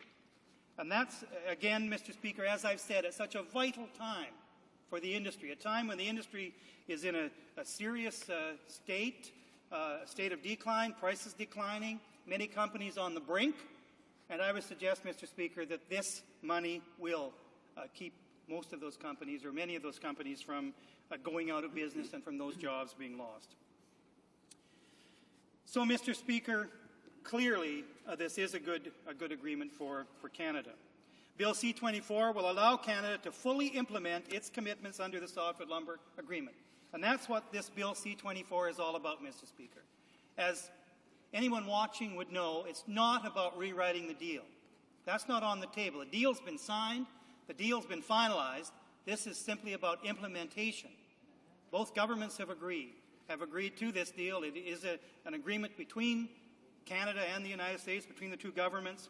And this is about implementation of the deal.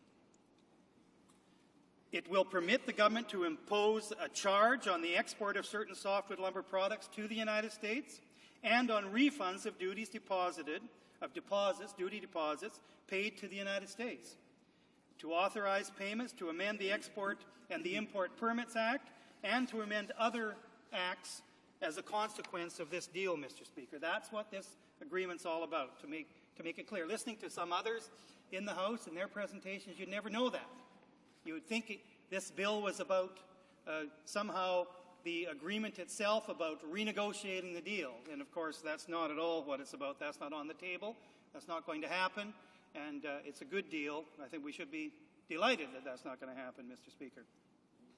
But, Mr. Speaker, as parliamentarians consider the merits of this bill, I would ask that they also consider the alternative to this agreement. And this is something that I think is worth every one of us considering. The fact is, we don't have to look too far into the past to see what life would be like without this agreement. Our lumber producers have spent the better part of the last 2 decades engaged in a number of drawn-out legal battles with the United States. Now, we've had some that have said, well, you know, we're going to win these, why don't we go ahead? And I'll talk a little bit about that in just a minute, Mr. Speaker.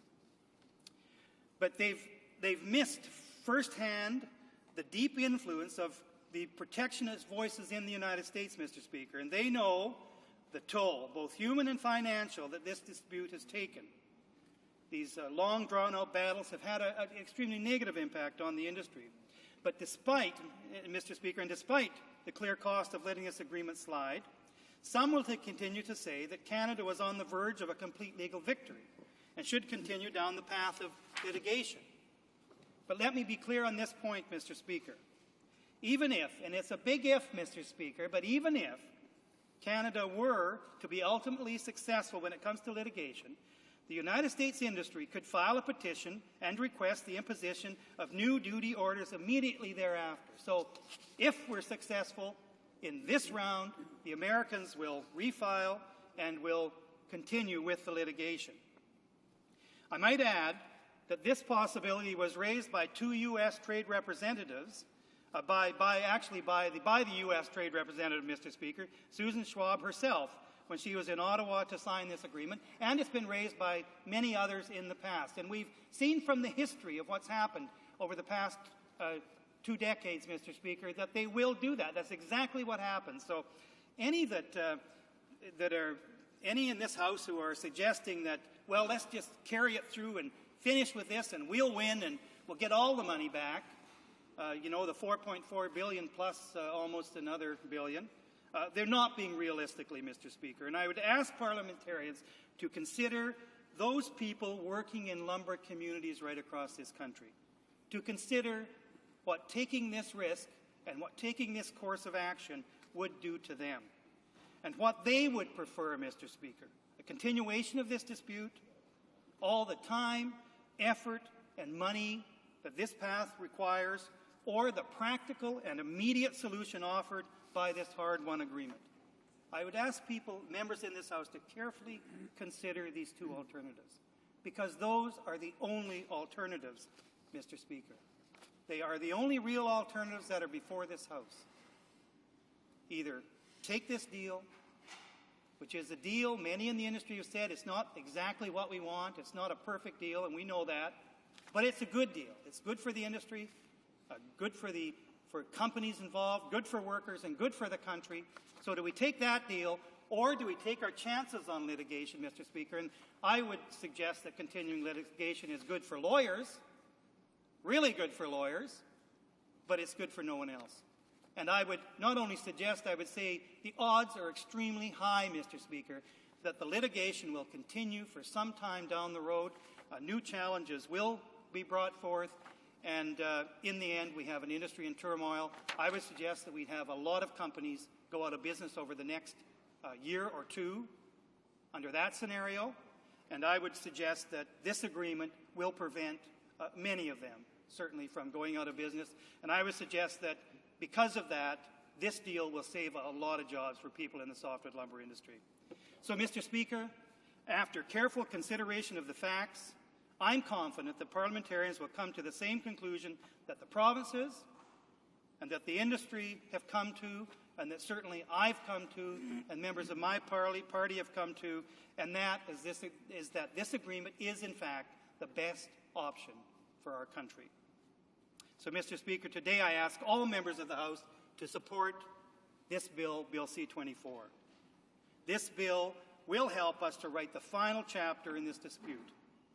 It'll put it behind us, and it'll get back to the business of making a more competitive North America and a more competitive and prosperous Canada for generations to come, Mr. Speaker. That's what this deal will do.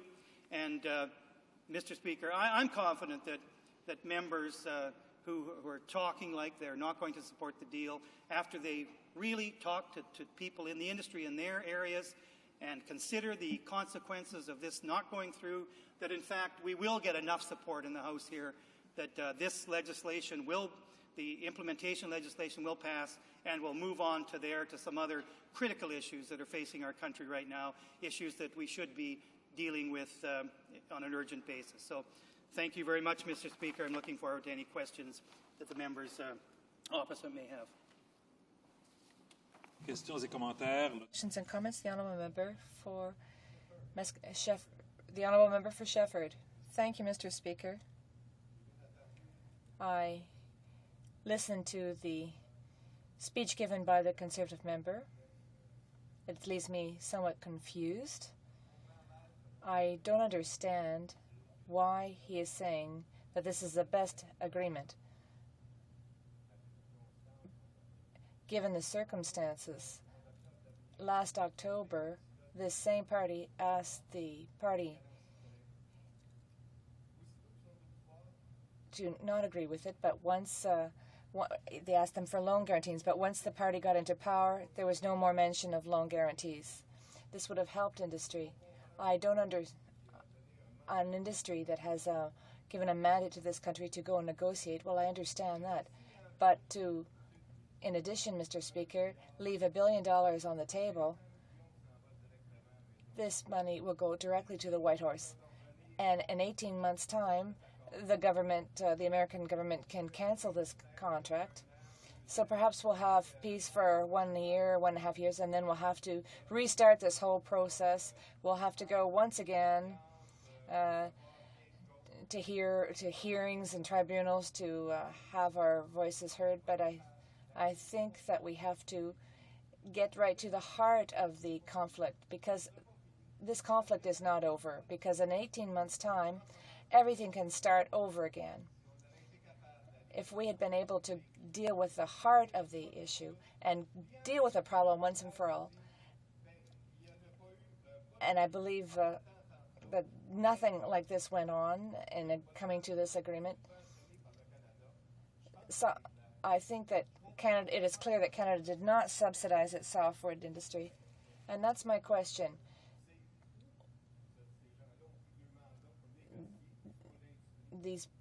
I can understand that industry in Quebec is asking us to sign this agreement.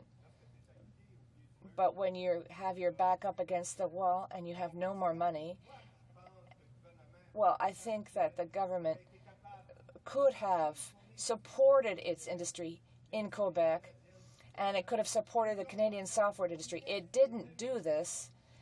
It allowed the Americans to control the whole thing.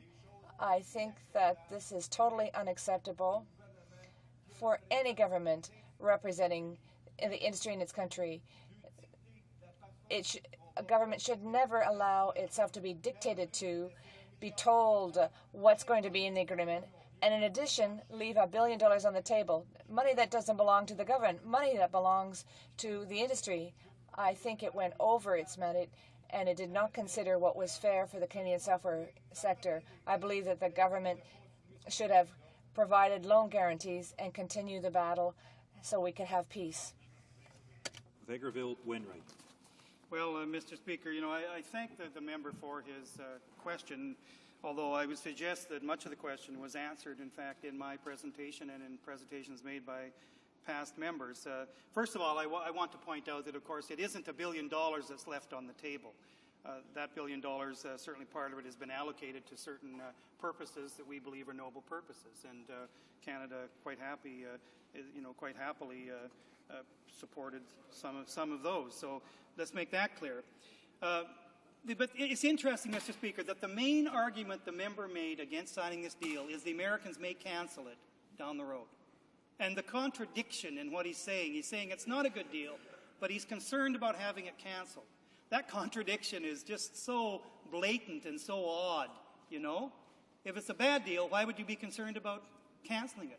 The fact is, the member knows extremely well, as do the companies in his constituency, that this is a good deal. It's a good deal for the softwood lumber industry. It's certainly a good deal for workers who will be able to keep their jobs, and it's a good deal for the country. That's why he's concerned about cancellation, Mr. Speaker. Now, the cancellation issue, that's a good question, and I'm glad the member brought it up. It isn't going to happen. It isn't going to happen. The only time we've had a cancellation in the past, in fact, was a cancellation by the Canadian government. That's what happened to the last softwood lumber deal. But this deal is a much better deal. It's a longer-term deal.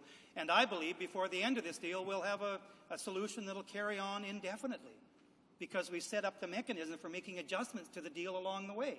And our committee, certainly, I chair the Trade Committee, and I'm sure the Parliamentary Secretary and the Trade Minister and the committee will work on making this bilateral council, which can make changes to the deal. We'll make it work. So we'll make it a deal that will be better, in fact, at the end, than it is right now. And it's a good deal right now. So I think the member, in expressing concern about cancellation, that's a legitimate concern, but it simply isn't going to happen. This is a deal between two governments. This deal cannot be canceled by industry in the United States. If that were the case, then I think the member's concern would be legitimate. But it's not. It's a deal that could only be canceled on the appropriate notice by one government or the other. And that notice is an adequate notice for the industry to deal with it, and it simply is not going to happen. So the member can rest assured that this deal will be in place for 7 years, maybe 9, and I believe probably changes will be made to allow it to go well beyond that, Mr. Speaker. The honourable member for Winnipeg Centre. Mr. Speaker, I read recently that a beaver bites off its own testicles when it's threatened. And if this is true, then, the beaver, I suppose, is a fitting symbol, if not for Canada, then for recent governments of Canada, who, when faced with serious bullying and threatened and backed into a corner, have carved off pieces of Canada and voluntarily and unilaterally dismantled aspects of Canada that we value. And I'll give my colleague an example and ask for his views on this. Is he aware, and are members here aware, in fact, that under the current deal, a supposedly sovereign nation, Canada, signed onto this unprecedented clause in this agreement that would require provinces to vet any changes in forest policy with Washington? I don't know if people are clear on this. We've surrendered the right to make our own internal domestic changes to foreign policy to Washington. We have to ask their permission. Now, that's maybe not biting off your own testicles, but it's certainly hiving off an aspect of Canadian sovereignty. And the other thing I'd ask him about in the brief bit of time we have, was he aware that this is the second time a Conservative government has done this? Because in 1986, under the GATT, Canada was on the verge of winning a ruling from GATT on unfair subsidies dealing with U.S. softwood lumber, or unfair, duties assigned by the U.S. And the Prime Minister of the day, Mulroney, at the time, was so eager to make the case that we had to have the free trade agreement, he aborted the appeal to GATT, even though we were winning, even though this was something we won, and buried the results until after the free trade agreement was announced. This is the second time a Conservative government has yielded to this kind of bullying.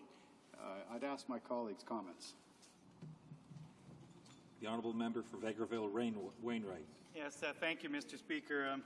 I certainly won't be commenting on the actions of any particular beaver or anything like that. I don't know about that. I'll have to take the member's word for that. But what I will say, Mr. Speaker, is that, first of all, the member's suggestion that we could ever end the litigation within my lifetime is simply naive. It would not happen. It's not a real option, nor, Mr. Speaker, is a completely free trade agreement in softwood lumber with the United States. Not on the table, not going to happen. It's a naive position to take. I would love that to happen. I'd love that to happen in agriculture. It would solve most of the problems that farmers have. It would solve an awful lot of the problems that softwood lumber industry has, but it's naive, it's not realistic, and it's not going to happen.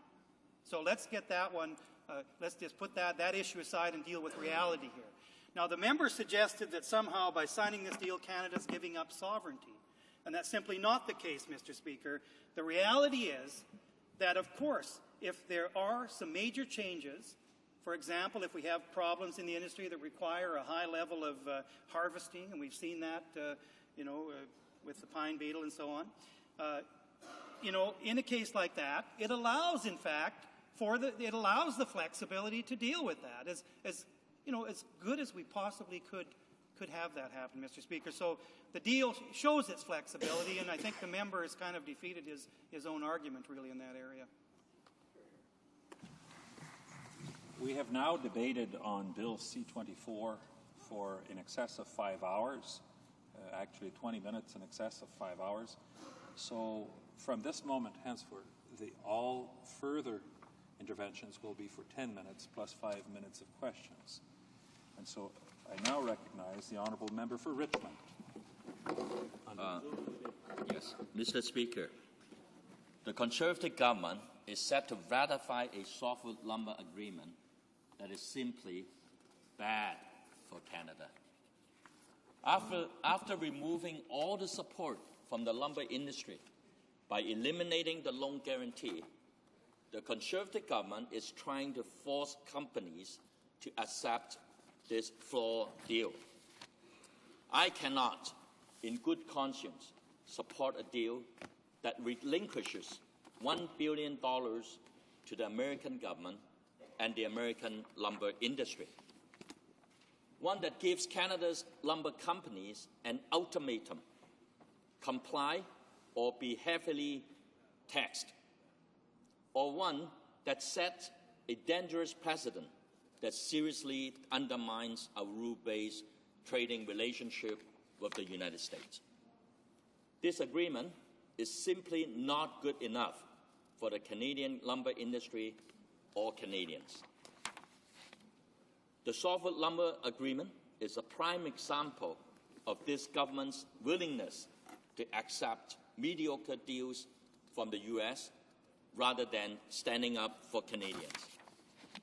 Since when did giving up $1 billion to the United States equate to a good deal for Canada? Since when did bullying Canadian companies to take this deal or face a 19% penalty tax equate to standing up for Canadians? The fact is, this deal leaves $500 million in the hands of the American lumber industry, which it can use to attack the Canadian industry by undercutting our prices or by launching future lawsuits. This deal gives the American government roughly $450 million of the illegally imposed duties. This deal creates an export tax that is actually higher than the current U.S. duty. This deal has anti-surge provisions which will deprive the Canadian industry of the flexibility to deal with unexpected situations like the pine beetle infestation. This deal abandoned each of our legal victories under the rules of international trade in exchange for only 24 months of peace. The fact is, this deal is a bad deal for the Canadian lumber industry as it sells out Canadian interests for political expediency and the Conservative election checklist. I want this House, the lumber industry, and all other industries in Canada to take a look at the larger picture that is at stake here. This conservative softwood lumber agreement sets a dangerous legal precedent.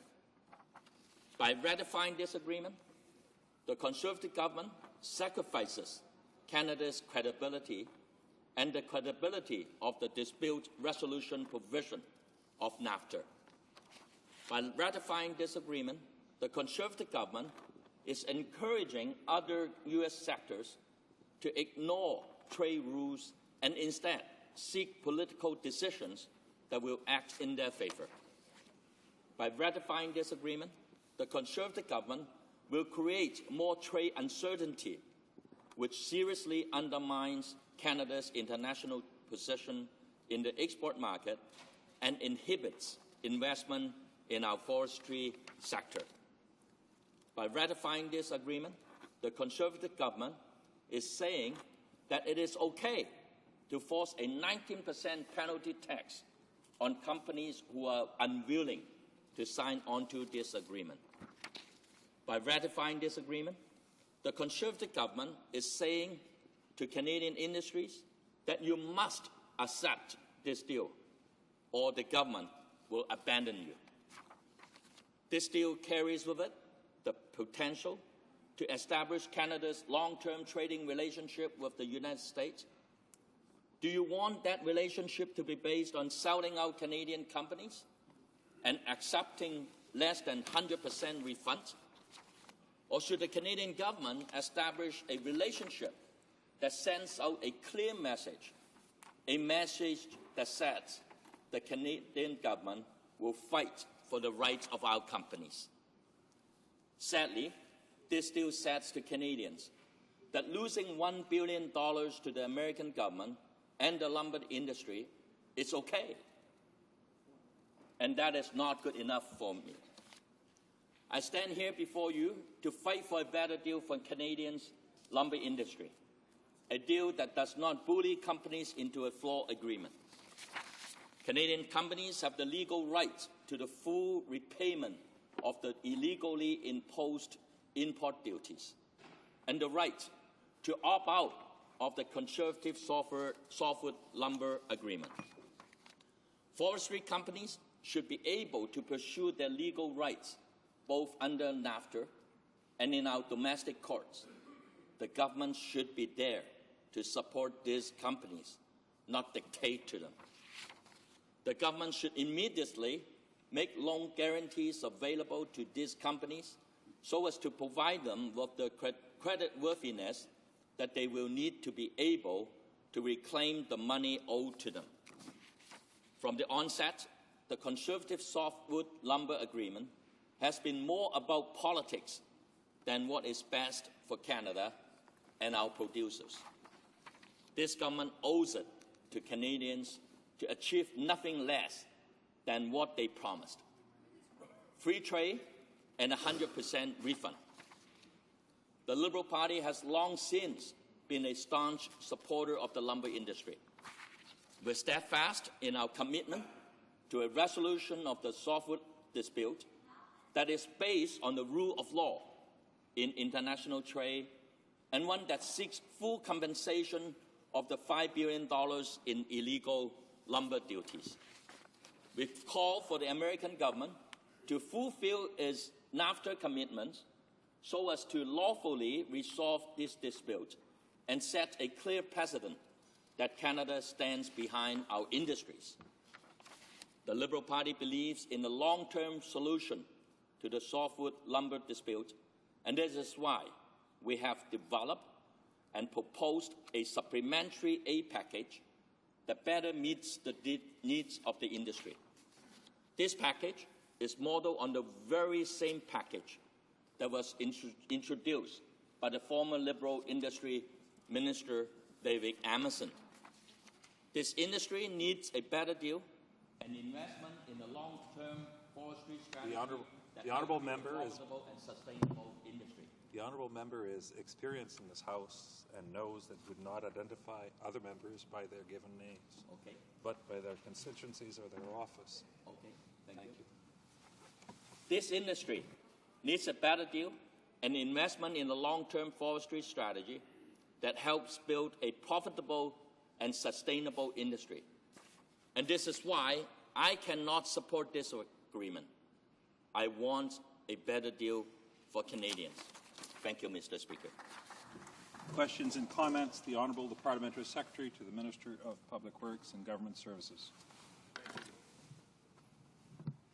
Thank you, Mr. Speaker. I appreciated the comments from my colleague from Richmond, Member of Parliament. He's a good friend of mine, and I noticed he did his part for the softwood lumber industry there himself by having, I think, every sentence on a separate sheet of paper there. So he did his part for the softwood lumber industry. My question is actually a BC-focused question with regard to this deal. He used very strong language in his presentation. I know the member from West Vancouver, who also from British Columbia, has also used very strong language with this deal in terms of what this deal means to British Columbia and what it means to our future. BC Premier Gordon Campbell, BC Liberal Premier Gordon Campbell, is in Ottawa right now. He arrived yesterday. He gave a great speech yesterday to the Canadian Club of Ottawa. He's still in town today, meeting with our government, meeting with members of all parties with regard to the softwood lumber deal. Gordon Campbell supports the softwood lumber deal. Finance Minister Carol Taylor, a federal Liberal and a BC Liberal, supports the deal. Rich Coleman, the Minister of Forests, supports this deal. The Liberal MLAs from the member from Richmond's riding, Linda Reid, and others support this deal.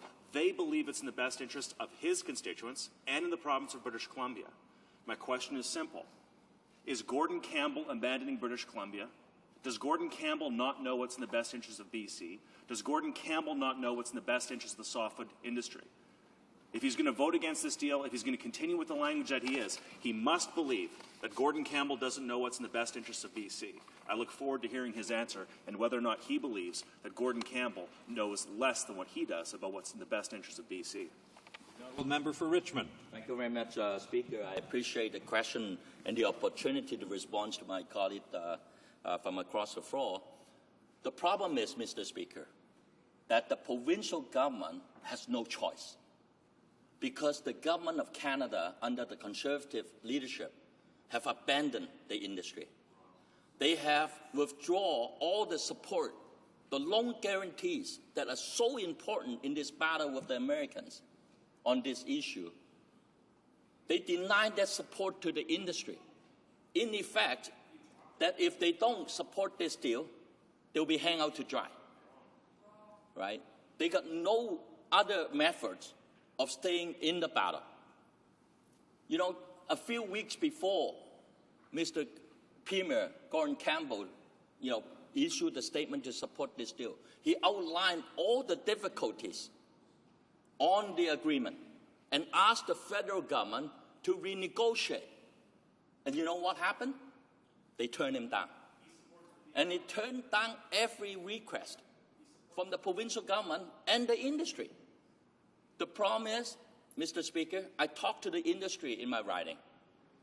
And what they're telling me is that with the price going down as it is, with this agreement, they'll be facing a tax duty that is higher than what it is today. The court have ruled that the American cannot charge more than 10.8% on our exports. But this deal would allow the Americans to set a 15% tax duty on our export. And with the price going down, when the companies have no means to survive, they have no choice but be bullied into accepting this deal. And it's amazing that now the federal government, the Conservative Party, is blaming the provincial government for this deal. They're not. The provincial government is not on the negotiating table. It's the federal government. They have negotiated a deal, and they're bullying the provincial governments and the industries to accept this deal. And that is the sad part of this government. Terrible.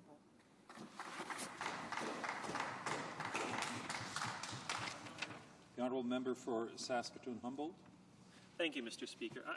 I've been listening to this debate with quite a bit of interest, and I'm wondering if my honourable friend, the member for Richmond, listened to the remarks from one of his colleagues in the Liberal caucus, the member for, I believe, Thunder Bay Lake North, about how this would impact his riding and how this Conservative government's agreement with the United States has impacted and saved. I wonder if he understands just how many individual jobs are being saved in ridings, such as his colleagues from the Liberal Party.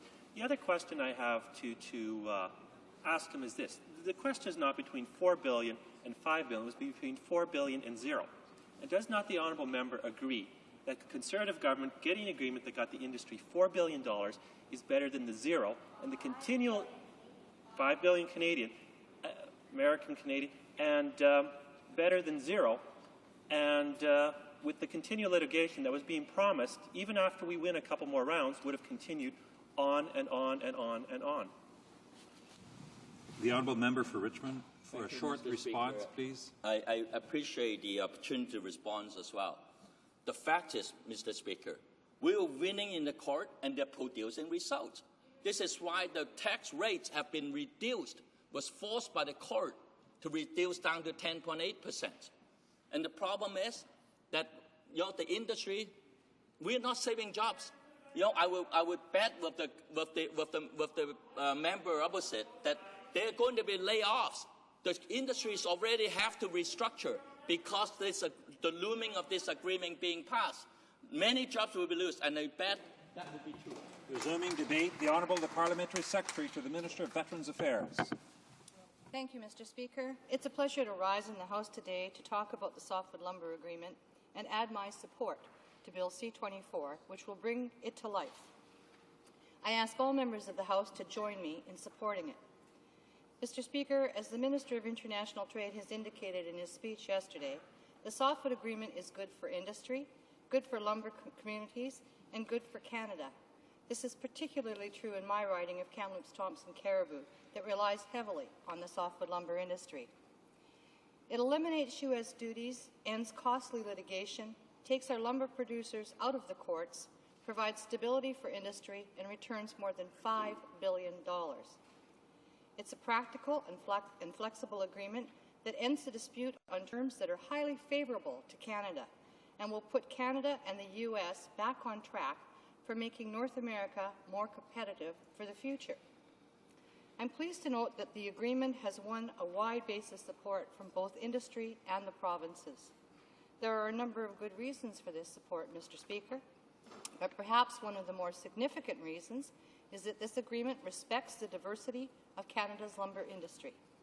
As you know, the lumber industry across the country is varied, and different regions have unique challenges and opportunities. Today, I'd like to highlight some of the regional benefits of the agreement and explain how it responds to a wide variety of needs across the country. First of all, the agreement gives provinces flexibility in choosing the border measure that best suits their particular economic needs. Exporters will pay an import charge when lumber prices are at or below US $355 per thousand board feet.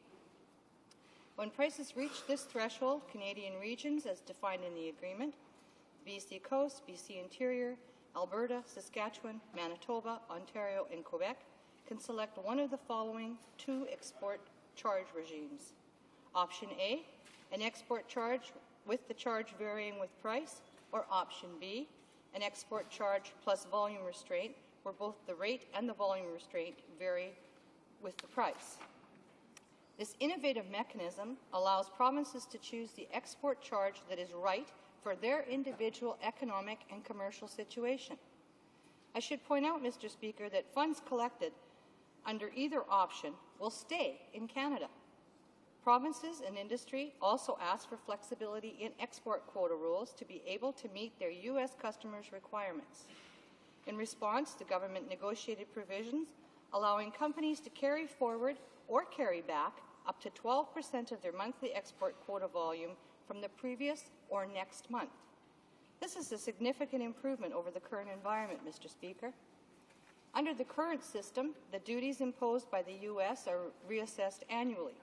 The industry never knows from year to year what duty rate will apply. Under the agreement, they will know and can take full advantage of a stable, predictable business environment. The agreement also contains a provision allowing provinces to seek an exit from the border measures based on a process to be developed by Canada and the U.S. in full consultation with provinces within 18 months of the agreement entering into force. It provides for reduced export charges when other lumber-producing countries significantly increase their exports to the U.S. at Canada's expense. It protects provincial jurisdiction in undertaking forest management policy reforms, including updates and modifications to their system, actions or programs for environmental protection, and providing compensation to First Nations to address claims. It includes an innovative mechanism to ensure that the $4.4 billion U.S. in return duties will be back in the hands of our exporters within weeks of the agreement's entry into force. It also ensures that independent lumber remanufacturers who do not hold tenure and are dependent from tenure holders or independent from tenure holders do not have to pay an export charge on the value-added component of their products. This represents a significant improvement in treatment compared to previous agreements. In addition to these benefits and the flexibility built in for provinces, the agreement also addresses region-specific concerns that were raised by different provinces and stakeholders throughout the negotiation process. For example, the agreement provides a limit on the export charge imposed on high-value lumber products such as Western red cedar lumber, which is primarily produced on the BC coast. Throughout the agreement's anti-circumvention provisions, it also recognizes the importance of BC's forest policy. BC's market pricing system and any updates or modifications to the system has been given a full exemption under this agreement. In response to Canadian industry, concerns regarding the exemption of coastal logs and lumber and running rules that govern the administration of export measures, the U.S. has also confirmed that it is prepared to engage in early discussions to ensure the agreement operates in a commercially viable manner. The agreement also directly responds to concerns expressed by Quebec, Atlantic Canada, and the territories, Mr. Speaker.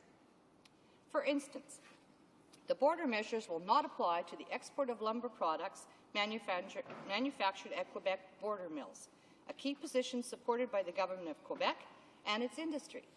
In fact, the government achieved exclusions from border measures for a total of 32 companies in Quebec and Ontario, including the Quebec border mills. The agreement ensures that lumber produced from logs harvested in the Atlantic provinces, which are certified by the Maritime Lumber Bureau, will not be subject to border measures. It ensures that lumber produced in the Atlantic provinces from logs harvested in the state of Maine is exempt from the border measures, a key component of bilateral trade in that region. And it exempts from border measures lumber produced in the territories. These elements of the agreement respond directly to the concerns raised by the provinces and industry throughout the negotiation period. They've helped garner a broad, substantial base of approval for this agreement in regions across Canada. I'm proud to lend my support to this hard-won agreement and to Bill C-24, which will bring it into force. Today, I ask my fellow parliamentarians to do the same. In conclusion, Mr. Speaker, let me echo the words of Premier Gordon Campbell from my home province of British Columbia. Quote, "It's time for the costly litigation and instability experienced over the last decade to end, and for a new chapter in British Columbia's ongoing forestry revitalization to begin." End quote. I couldn't agree more. Thank you very much, Mr. Speaker. Questions and comments? The Honourable Member for Shepherd. Thank you, Mr. Speaker. I listened to the Liberal member earlier who said that the Conservatives had done the right thing and he had an opportunity to do the same thing when he was in government. His government could have done the same thing and they didn't. Here we're hearing that if we needed to negotiate it, then that's what we had to do. We're going to be leaving $1 billion on the table.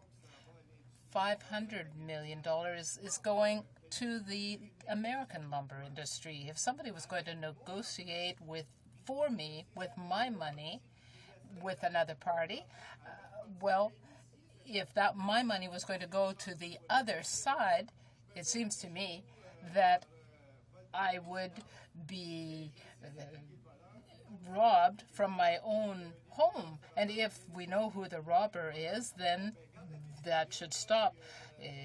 The Conservatives are saying, well, here's who the robber is, and here's what we have to agree on. And this is the same thing here. They were critical. Now they've been elected. They're going to leave $500 million to the White House, $500 million to the American lumber industry, and they say this is a great agreement. Well, what direction are we going in? If we're going to be negotiating at a loss in this way, this is quite scary. The government is going to be negotiating for other industries, perhaps, and we will have big problems. The Bloc Québécois is supporting this agreement. The Liberals did not do anything on this issue. The Conservatives have settled the issue by paying the American lumber industry $500 million and selling out to them. If this is the way that they are negotiating, we're not going to do very well in any negotiations. I would ask the Conservatives to think of other alternatives like the program for older workers. And here I'm talking not only about the lumber industry, but all industries across the country. There is too much inertia. We know that we have an 80-cent dollar. We have 94% inflation in oil, electricity, propane. I think that is part of the problem. If we let the industry do anything it wants, then we won't have any industry left in Quebec, Northern Ontario, and so on. Thank you, Mr. Speaker. Member for Kamloops, Thompson, Caribou. Thank you, Mr. Speaker.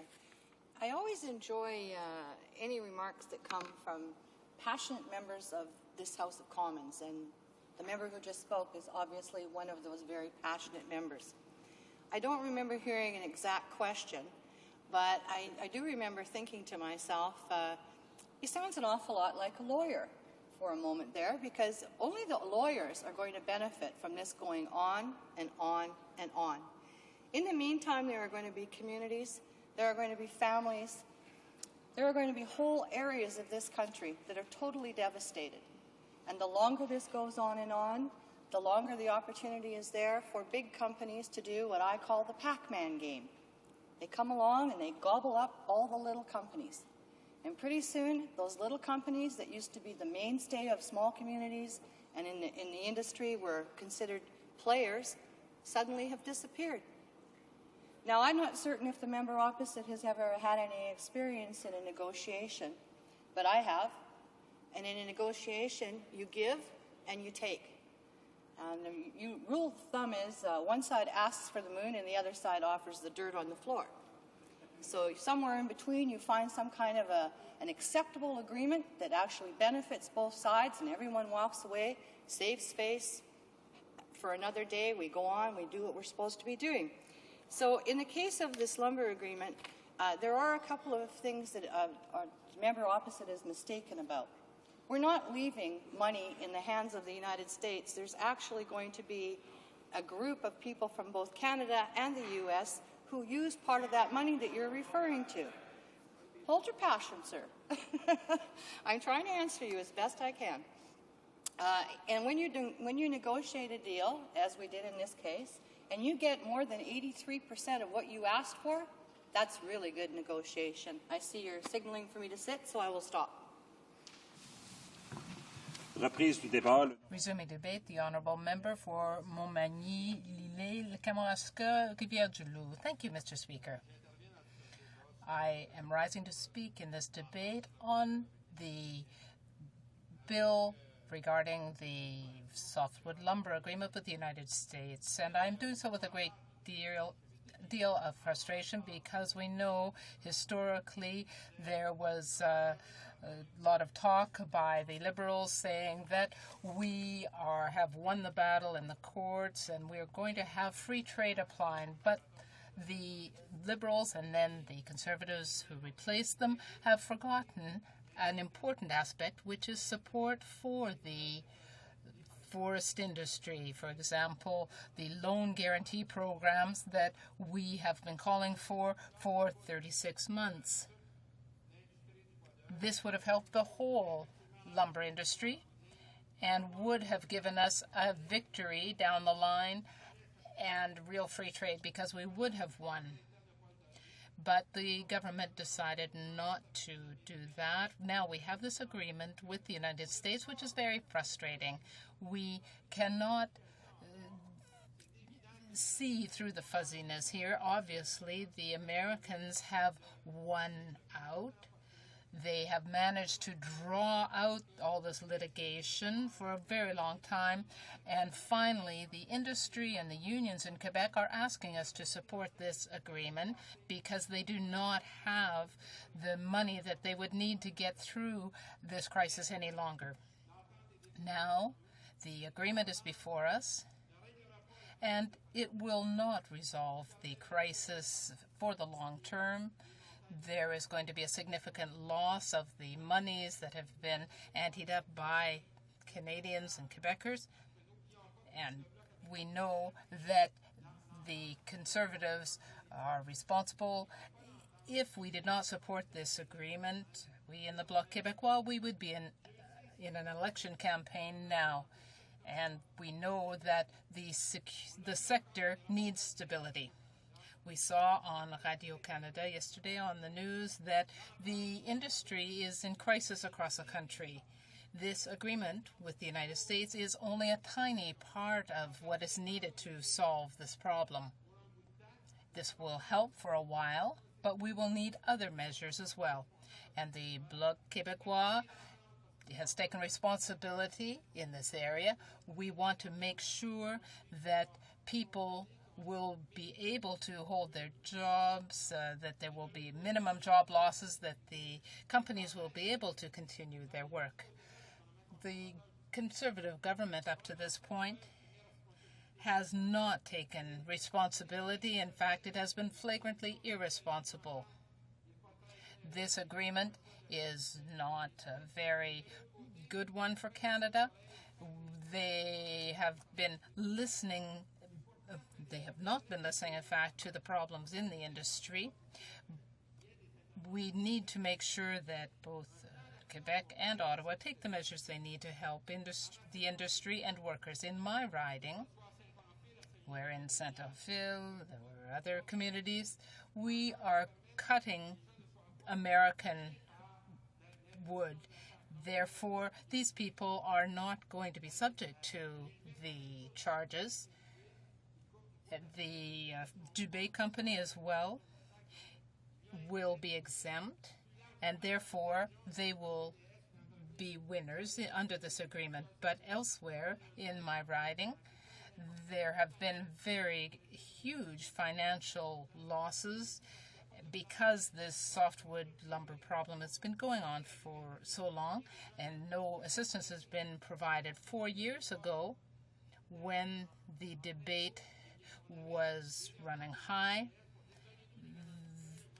the VDS company asked for loan guarantees and financial assistance, but it was not forthcoming. So yes, we need to sign this agreement, and I would challenge the NDP and Liberal candidates in the next election in Quebec to tell people that this agreement should not have been signed. If they are going to say that in the villages, they are going to find a pretty rough reception because they are against this agreement. The same thing if the Conservatives do not take other measures, because if we only sign this agreement, then the companies will not have received the assistance they need and they will have to close their doors anyway.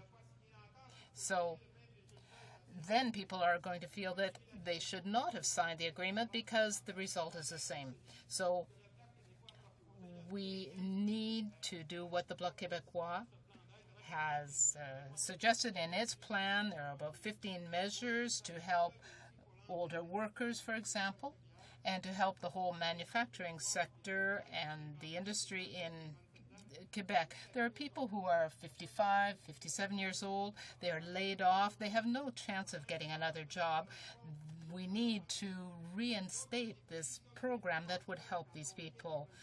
We need to guarantee that people who leave after a certain number of years have access to their pension. There are people who have worked for 25, 30, or 35 years. Then they have 45 weeks of EI. Often these people have contributed for 30 years or more, and they then run out of EI. So we need this program for older workers. The minister responsible for regional economic development announced that $80 million was going to be injected, but this is not new money, it is old money. They sort of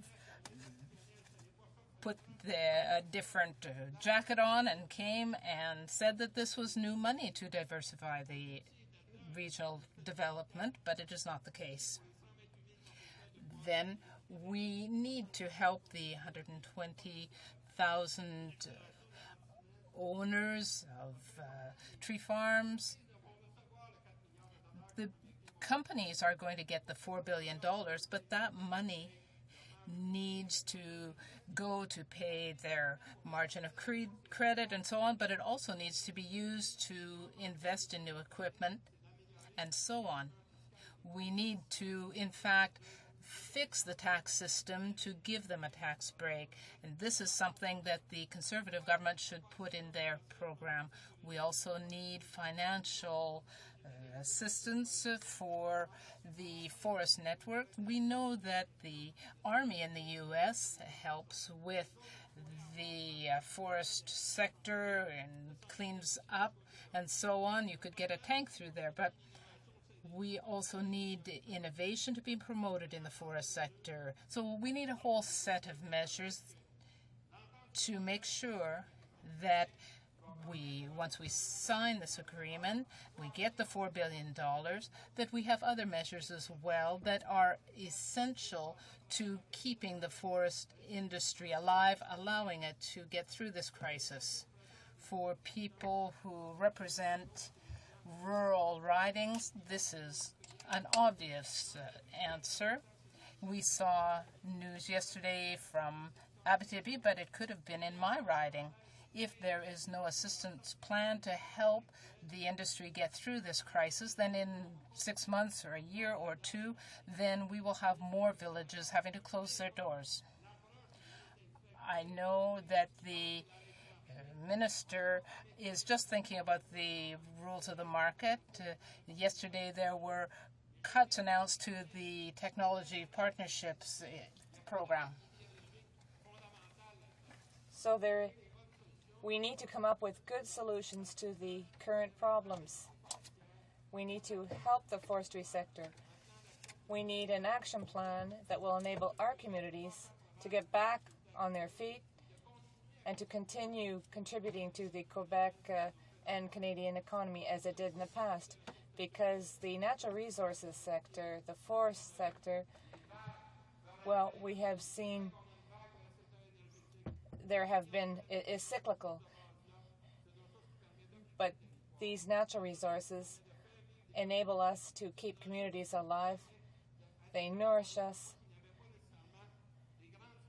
And it also employs people who don't necessarily have a great deal of education. So the Bloc Québécois is responsible. It will vote in favor of the agreement, but we do believe that the Conservative government has some responsibility. It has to come up with an action plan to help the forestry sector and help it get through the current crisis. Thank you, Mr. Speaker. Questions et commentaires? Questions and comments. The Honourable Member for Shefford. Thank you, Mr. Speaker. I'd like to congratulate my colleague from Kamouraska Rivière-du-Lait, Montmagny, for his intervention on the softwood lumber agreement. And what we learned from this speech is that the Conservatives, as the Conservative speaker said earlier, are recovering 80% of the money that belongs to Canadian industry, but money's left back on the table for the Americans. And if that's the way that the Conservative member negotiates, so I'm glad that she wasn't in my writing, but aside from giving money to the Quebec and Quebec industry, what type of new things are going to be set up? We saw that the Bloc Québécois member came up with some alternatives as to how we could support the industry. We have to come up with new plans to help the sector. I would like the member to list how we could help the Canadian and Quebec forestry sector, help it get back on its feet, get new machinery. And as I read recently, the POWA program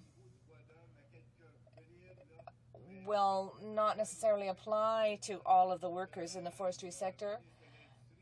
The Minister of Industry has been very lethargic about helping these communities and industries, and I'd like to hear from the member talk to us about some concrete measures that could be taken to help the softwood sector. Thank you. The Honourable Member for Montmagny-Lillet, Kamouraska, Rivière-du-Loup. Thank you, Mr. Speaker, and I'd like to thank my colleague for his very apt comments. The first thing that the Conservative government should do is recognize that this agreement has weaknesses. Nobody in Canada would think about giving $1 billion to the American so that they can compete against us. So that is a real weakness in the agreement. There's a weakness in this agreement that is quite substantial, and that is where the intervention program could step in. There has to be some compensation that will help the industry to deal with this additional competition that is being funded by our own money For example, one of the suggestions in our action plan would be to give $3 billion to compensate for countervailing and anti-dumping charges charged by the American authorities. Given the damage sustained by the industry, this money should be put back into the industries. It's been taxed as income, but this is the Canadian dollar is only worth 90 cents of American dollars, but we paid the Americans this amount when the Canadian dollar was a lot lower. So once again, Canadian industries are the big losers. All of a sudden, there's this surplus. The government could have said, we'll give a chance, we'll give opportunities to our industry so that they can declare this income in the year in which they paid the money to the Americans. They would have the refund for 2006 when, in fact, they may have paid it in 2003, 2004, 2005. This is a type of concrete fiscal measure that could be taken. And we would like that, as far as older workers are concerned, that the Conservative government realize that the agreement's been signed, but the workers will still be going through tough times. And so we need to have some type of plan to help older workers when they lose their jobs. We talked about an income, an annual amount of $110,000. This is for people who are reeling from the impacts of this crisis. This is not enough. It's the federal government and the way that it negotiated with the American government that has created this crisis. We've had to sign an imperfect deal, and the consequence, it's going to be felt by the employer, the plant worker, and of course the plant worker's entire family is going to reel from the negative impacts of this deal. The time is right for the Conservative government to come in and provide some support to forestry sector so that we can get through this current crisis. Well, thank you, Mr. Speaker. Thank you for the opportunity to speak on this important issue, the softwood lumber agreement, or should I say disagreement. I had the opportunity to listen to the Minister of International Trade start off the debate in the House yesterday, and I heard, as all Canadians did, how this agreement, in his opinion, was going to provide for years of stability. And again, in his opinion, we'd have 8 or 9 years of harmony and stability in our industry. To me, this is a joke, Mr. Speaker. I don't know if the minister was guessing, praying, or just dreaming about this. Thankfully, the next speaker was from Beauséjour, and he put some facts on the table. Facts like how this government left over $1 billion of Canadian company money in the hands of those who started and perpetuate the lumber trade dispute. What a sellout. Even worse than a sellout, we have to pay for being right. We are financing the very groups who caused all the problems. What a sad day for Canadian companies to have to pay those groups that don't want free trade in the lumber market. All Canadian companies wanted was fair and open access to the markets of our largest and closest trading partner, our friends in the United States. To be sold out and then threatened by our own government shows just how desperate this government was to ram through this project. Before I continue, I'd like to make it clear. I believe the industry, especially my riding, needs some of this money. I know there are people in my riding who feel we should take this deal. They are scared for their immediate future in an industry that has become ever more precarious. But people in the Kenora riding also recognize that this is a bad deal. I am voicing their frustration that this government was unable to deliver a better deal for their families, and I am against supporting this deal because I have to stand up for the people who have been very forced to take it. Canada has repeatedly won favorable rulings at WTO and NAFTA. We are the members of these international trade tribunals and to ensure that trading practices are executed in a fair manner.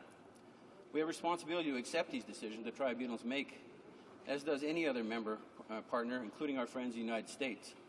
By accepting a deal that is contrary to the rulings that have been made, our credibility and standing will be seriously undermined in any future trade disputes. The forest industry is the most important industry for the people of the Kenora riding. Our communities are dependent upon these jobs. And just as they are dependent, our communities are devastated when the industry is in decline. The industry has been faced with many obstacles, from very high energy costs, transportation costs because of the huge distances we have to travel, and the lack of ability to invest in research and development. These are just some of the examples. With those obstacles came job loss. In December of last year, the Abitibi Mill in Kenora was shut down, causing a loss of over 450 jobs. Days later, hundreds of jobs were lost in my home community of Dryden. And Mr. Speaker, these are jobs lost in communities where there's only one industry, totally devastating to the community. Our way of life is in jeopardy in Northern Ontario. We need the federal government to step up and stand up for us, not sell us out at any cost to get a photo op with an American president. One of the biggest challenges our industry's faced is this softwood lumber dispute. And I've said before in this House that the forest industry in my part of the world is an integrated industry. Every type of mill, be it sawmills, pulp and paper mills, or value-added, depends on the others for success. So when the sawmill operations were forced to pay this illegal tariff, the financial repercussions rippled throughout the industry and throughout the communities. We've been negotiating this deal for years, and in that time, the effects of this tariff have devastated every sector of the industry. The money that industry receives from this deal will only go so far. The federal government must recognize the industry needs more support, more assistance, and the money that's being returned, simply than the money that's being returned to them. Many of our mills have not had equipment upgrades for years, and they're unable to look beyond the current markets that they access to look for new ones. They have been financially choked to a point where they are desperate. And what does our government offer them? A bad deal, take it or leave it, or we'll impose a 19% export tax and crush the rest of your company. We must look beyond the optics of this negotiation of the deal and look at the industry in its entirety. That is what the former Liberal government had done. They recognized the softwood lumber dispute was only part of the problem, and it set out an aggressive plan to help industry overcome some of the other obstacles. And some of these obstacles have been caused directly and indirectly by this dispute. We must help the industry enhance their competitiveness. Funding research and development initiatives is key to this. Considering the growing bioeconomy, this is an opportunity for Canadian industry to become a world leader with support from its federal government. We must support companies that are willing to expand their operations. The Kenora Forest Products, a sawmill, for example, has been working hard to create more jobs in their plant in order to assist the community impacted by other mill closures. The Prendevilles are community leaders, and they want to help Kenora. They are ready to accept this so-called deal because it's this or nothing. What kind of choice is that for a government to force on a hard-hit community? We must also support economic diversification projects for communities with a dependence on this industry, considering the tough times they're having. The Mayor and City Councillors in Kenora, along with other stakeholders, have worked tirelessly to develop an action plan to help Kenora's economy. The city has enormous potential in other economic endeavours, but it requires the full support of the federal government to achieve its goals. The industry is already at a disadvantage, and now the government will force a deal on Canadian lumber producers that, again, will see $500 million left in the hands of the American lumber industry, those very people that lobbied and were successful against ours. Not to mention that if a company decides not to support this deal, it will in fact face a 19% levy on all refunded duty deposits.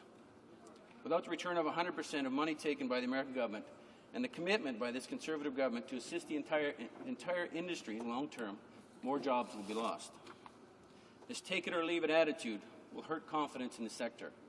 What other industry in Canada has had to put up with the heavy hand of this government who says it's this way or no way? Whose side is the government on? Canadian industry or the American lumber lobby? Northern Ontario is a very beautiful, wild, and abundant place. We work hard, we play hard, and we want the best for our families, for our communities, and for our country. Give us the support and the tools to build our industries. Give us the confidence that our government will defend our rights to manage our forests for our future, not sell us out to lobby groups funded by our own money. In Northern Ontario, we want a softwood lumber agreement that protects us, our futures, and our forests. In this agreement, we have nothing but more problems in the future, less control of our forests and our industry, and clearly a government who will sell us out. I cannot support this deal knowing that more jobs will be lost.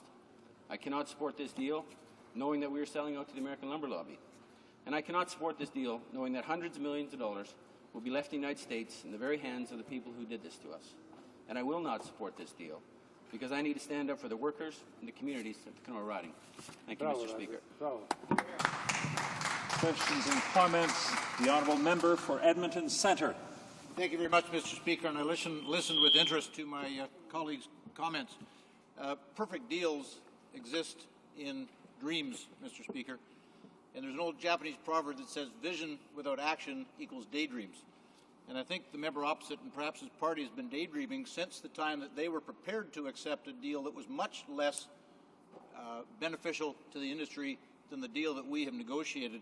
And I would just like to ask him, even if Canada were ultimately successful in this round of litigation, which is far from a certainty, without a negotiated agreement, does the honourable member not realize that the very next day that U.S. interests could very easily launch another set of suits that would delay this again, and that we'd be facing an interminable list of these kind of actions without a negotiated agreement, which we have today, and which is better than the one that they were prepared to accept not that long ago?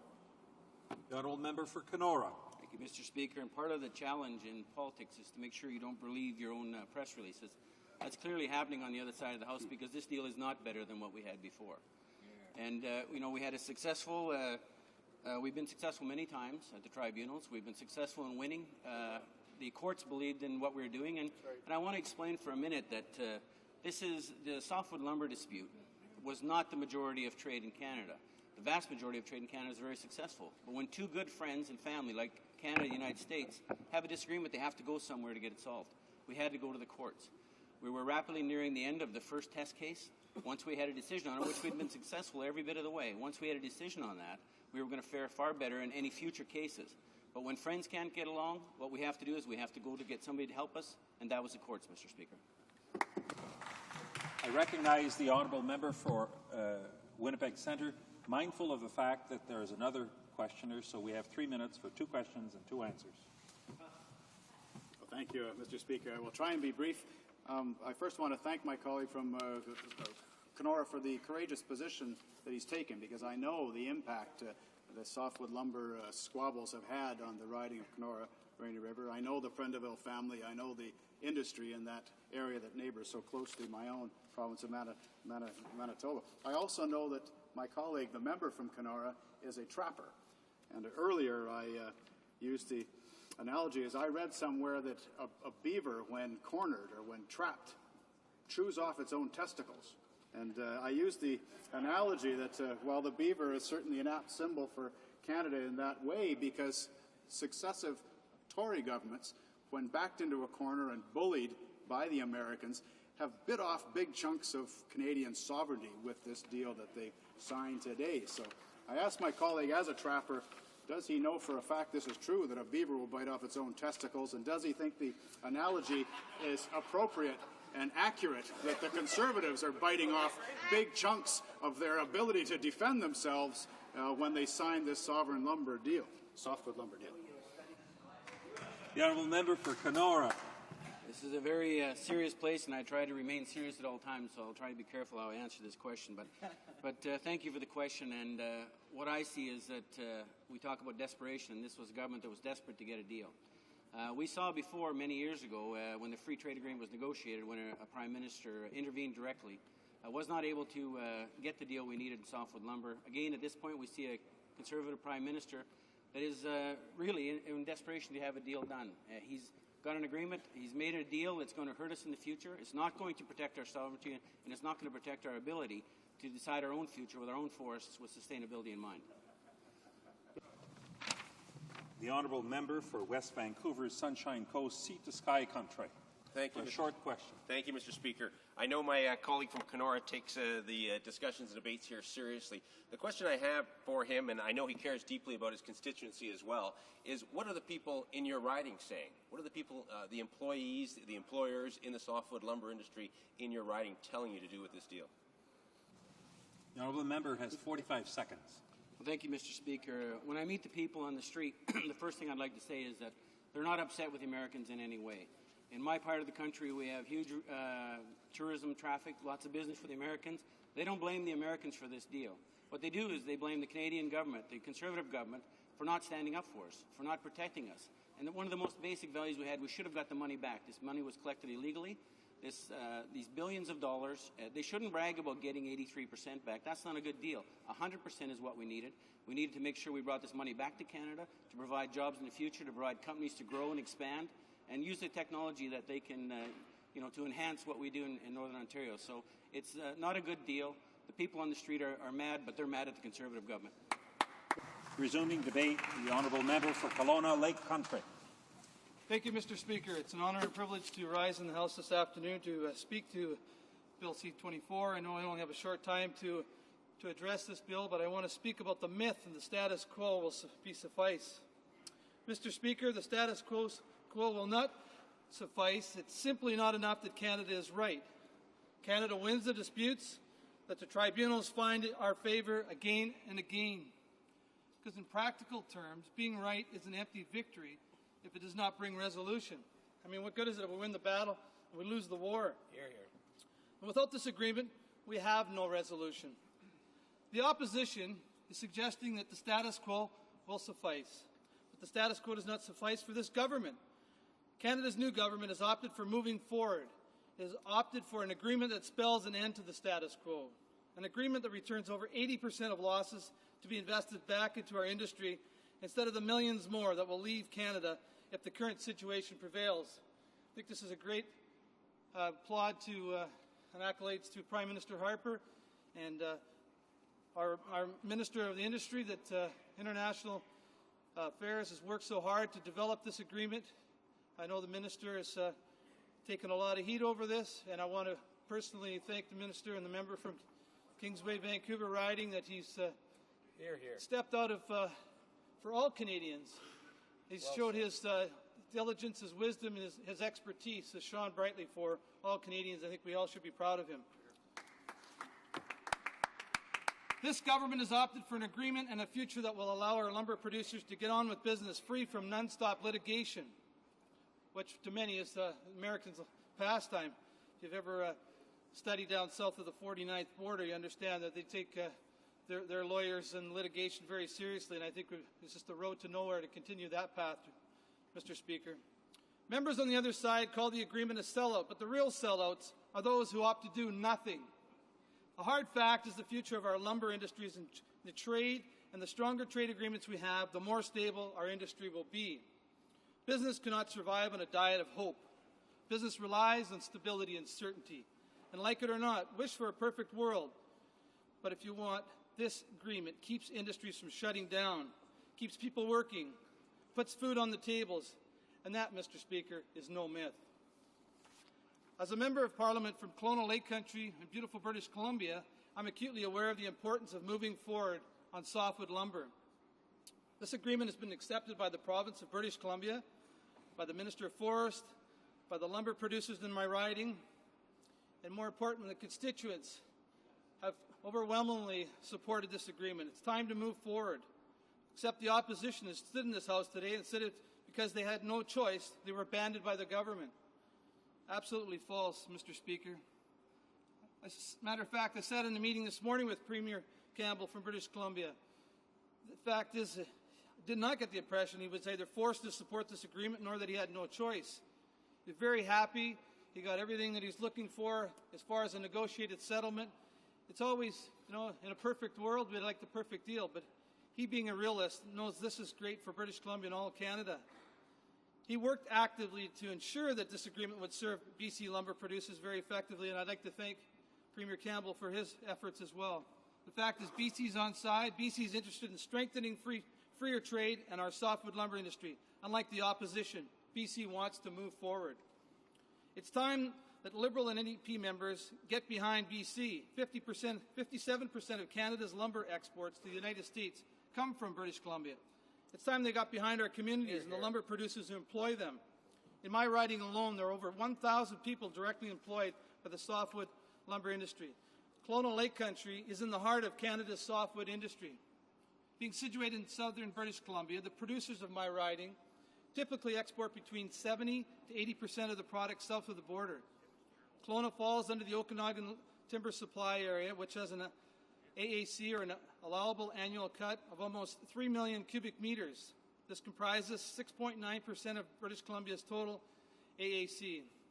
Tocal Industries, which I'd also like to congratulate, celebrating their 50th anniversary this year, produces 144 million board feet annually. Gorman Brothers, which just is across the lake in West Bank, has an annual capacity of 96 million board feet. We also have a mill in Oyama Forest Products, and they have an annual estimated capacity of about 4.8 million board feet. These numbers from 2001, Mr. Speaker, but they demonstrate at least a capacity of over 249 million board feet being produced locally. When you compare this to the 21.5 billion board feet a year Canada exports to the United States, you'll find that Kelowna Lake Country area produces almost 1% of Canada's total softwood exports. This is to say nothing of the additional Tokal veneer and plywood plant that has an annual capacity of some 280 million square feet. Therefore, I can speak confidently about the effects of this agreement on my constituents, and the effects will be positive. Mr. Speaker, Canada has worked closely with provinces and industry stakeholders throughout the softwood lumber dispute to secure a durable agreement with the United States that promotes a stable bilateral trade agreement. I state, a stable bilateral trade agreement in which Canada, softwood lumber exporters, and industry can profit and prosper. We have that stability and certainty that the industry is looking for. They'll see a return of most of their duties collected on softwood lumber, as I said, over 80%, and maximizes the benefits to the Canadian industry and to the workers and communities that depend upon it.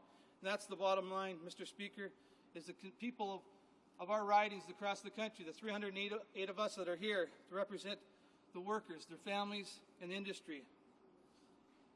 The agreement will be for a term of 7 years with an option to renew for 2 additional years. The legal text specifies those lumber products that will be subject to any export measures.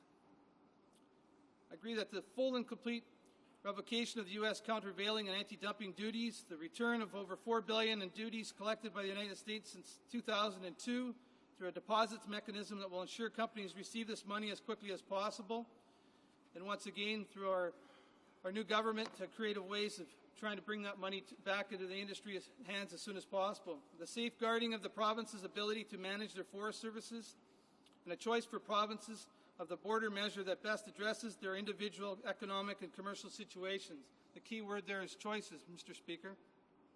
The establishment of a range of initiatives to enhance binational cooperation in the development of a North American lumber industry. The softwood lumber agreement is good for Canada, good for softwood lumber industry. The agreement eliminates U.S. duties, returns more than $4.3 billion to producers, provides stability for industry, and brings an end to this long-running dispute and costly litigation between Canada and the United States. The return of more than $4.3 billion U.S. dollars marks a significant infusion of capital for the industry and will benefit workers and communities. Canada and the United States can now turn the page on this dispute and direct our full attention to building a stronger, more competitive North America. That's the key. We can move forward now. We can turn the page and continue to move forward rather than hashing out the last 5 years of, just as we know, the dithering that went on for the last 13 years, and specifically the last 5 years in this file. In closing, Mr. Speaker, I agree with Tokal President and Chief Executive Officer, Mr. Al Thorlickson, who said that this agreement is a long way from perfect, but the realities of the U.S. industry and the U.S. marketplace have to be considered. Once again, a realist. We're living in a real world. We don't have a perfect world, and we have to come to a compromise. It reminds me of Preston Manning, who sat in this House for many years, his perspective on Canadians and negotiating deals, and said, why did the Canadian cross the road? Was to get to the middle. And I think this is a great compromise for Canadians and North Americans in general. We can work in harmony together as we move forward. Canadian companies can compete and outperform American producers. This is because of the quality and abundance of our timber resources, as well as the ingenuity, efficiency, and dedication of our rank-and-file workers.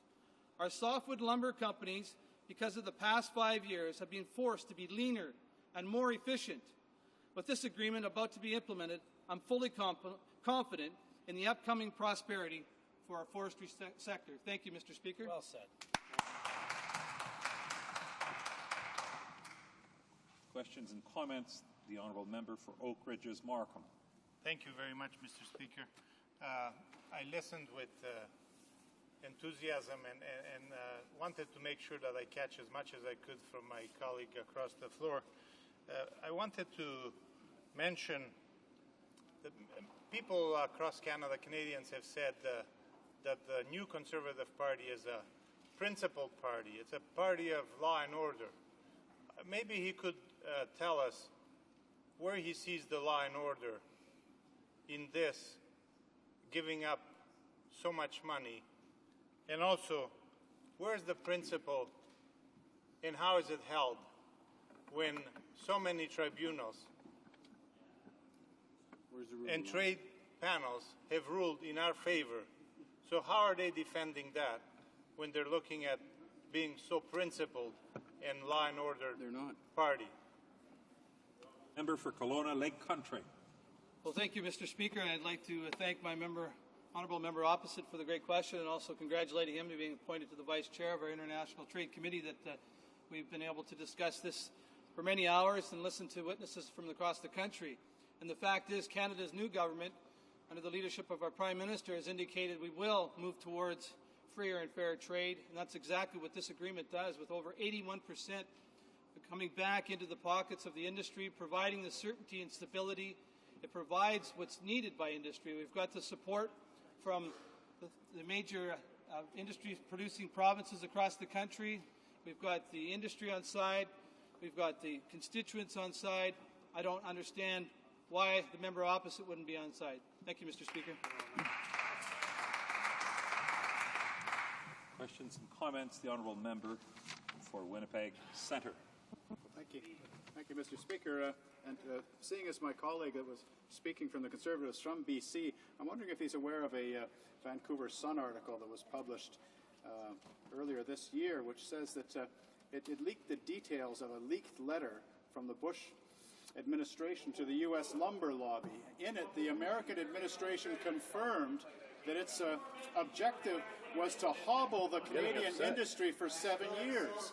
I mean, this is a letter from the Bush administration to the U.S. lumber lobby, printed in the Vancouver Sun, that admits the American administration confirmed that its objective was to hobble the Canadian industry for 7 years. So I'm wondering how a representative from an area that relies on lumber can simply be cooperating with this agreement when the best interests of Canada are not at stake here. The best interests of the Americans are being served. The honourable member for Kelowna Lake Country. Well, thank you, Mr. Speaker. It's a privilege to answer that question. First of all, we have a very reliable research and development department. We don't rely on the media for the information.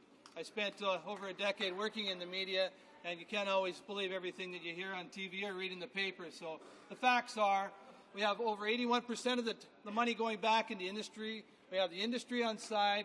We've got the Alberta or the BC government. We've got Ontario. We've got Quebec. We've got the Atlantic provinces. We've got the majority, over 90% of the industry on side, and we're providing that certainty and stability for the industry. That's how I can support this deal, Mr. Speaker. Thank you. Questions and comments? The honourable member for Mississauga South. Mr. Speaker, there has been a suggestion that the industry was bullied into accepting this deal after they rejected it initially. But, Mr. Speaker, the industry minister himself warned the softwood lumber industry that they should either take the deal or the government is walking away from them. In fact, they said that loan guarantees put in place before the last election would be taken off the table, and that the government demonstrated it will punish companies that have refused to sign on to the agreement, and it also includes a 19% levy on all refunded duty deposits. Hold on. So, Mr. Speaker, there seems to be some indications that there was some bullying on this sellout. Can the member confirm that, in fact, those conditions were presented to the softwood lumber industry? The honourable member for Kelowna Lake Country has less than half a minute. Thank you, Mr. Speaker. I'll very briefly to answer the member opposite question. As far as we had industry consultation from across this country, we had anybody that wanted to come to the committee. We heard from every witness that on both sides of the issue. I've met with individuals, groups, organizations. There's no indication at any time they have not had any consultation. But all I can say is, Mr. Speaker, this deal, 81% going back to the industry, is far better than the agreement my member opposite and the previous government. Resuming debate, the honourable member for Brant. Thank you, Mr. Speaker. Mr. Speaker, I'm pleased to have an opportunity to speak on Bill C-24, a bill which has been described in various ways, and in particular has been described as essentially the best deal under the circumstances. Mr. Speaker, this is definitely not the best deal under the circumstances for both parties, though it could forcefully and persuasively be suggested that it is truly the best deal in any and all circumstances for the United States. It is not the best deal for our Canadian industry, and justifiably, and not unfairly, can be described as a capitulation on the part of our government to forces within the U.S. industry and within the U.S. government. What is abundantly clear and beyond dispute, Mr. Speaker, is that the United States improperly imposed duties in excess of $5 billion, and the negotiated settlement will return to Canadian producers whose hands are entirely clean only 80 cents on every dollar, or some $4 billion. Now, Mr. Speaker, if we were negotiating with an impecunious party, receiving only 80 cents back when fully $1 is owed may be considered a good deal, arguably the best deal under the circumstances. However, in spite of the fact that President Bush, due to providing tax cuts for the wealthiest and due further to his ill-advised war in Iraq, is running annual deficits of some $500 billion, with the result that the U.S. debt is in the trillions of dollars, to the best of my knowledge, the fact remains that the United States is not an impoverished or impecunious party. Simply put, Mr. Speaker, they have the means to pay back every dollar which is owed by them, and this deal allows them to wiggle out of their obligations and again to repay only $4 billion of the more than $5.2 billion owed. How that partial repayment to Canadians can be described as the best deal in the circumstances makes no logical sense.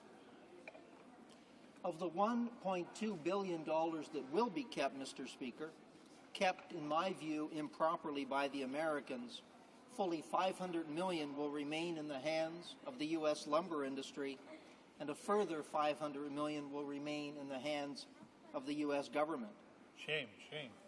Our government, unhappily, has seen fit to abandon or to ignore all of the legal victories we have achieved under the rules of international trade.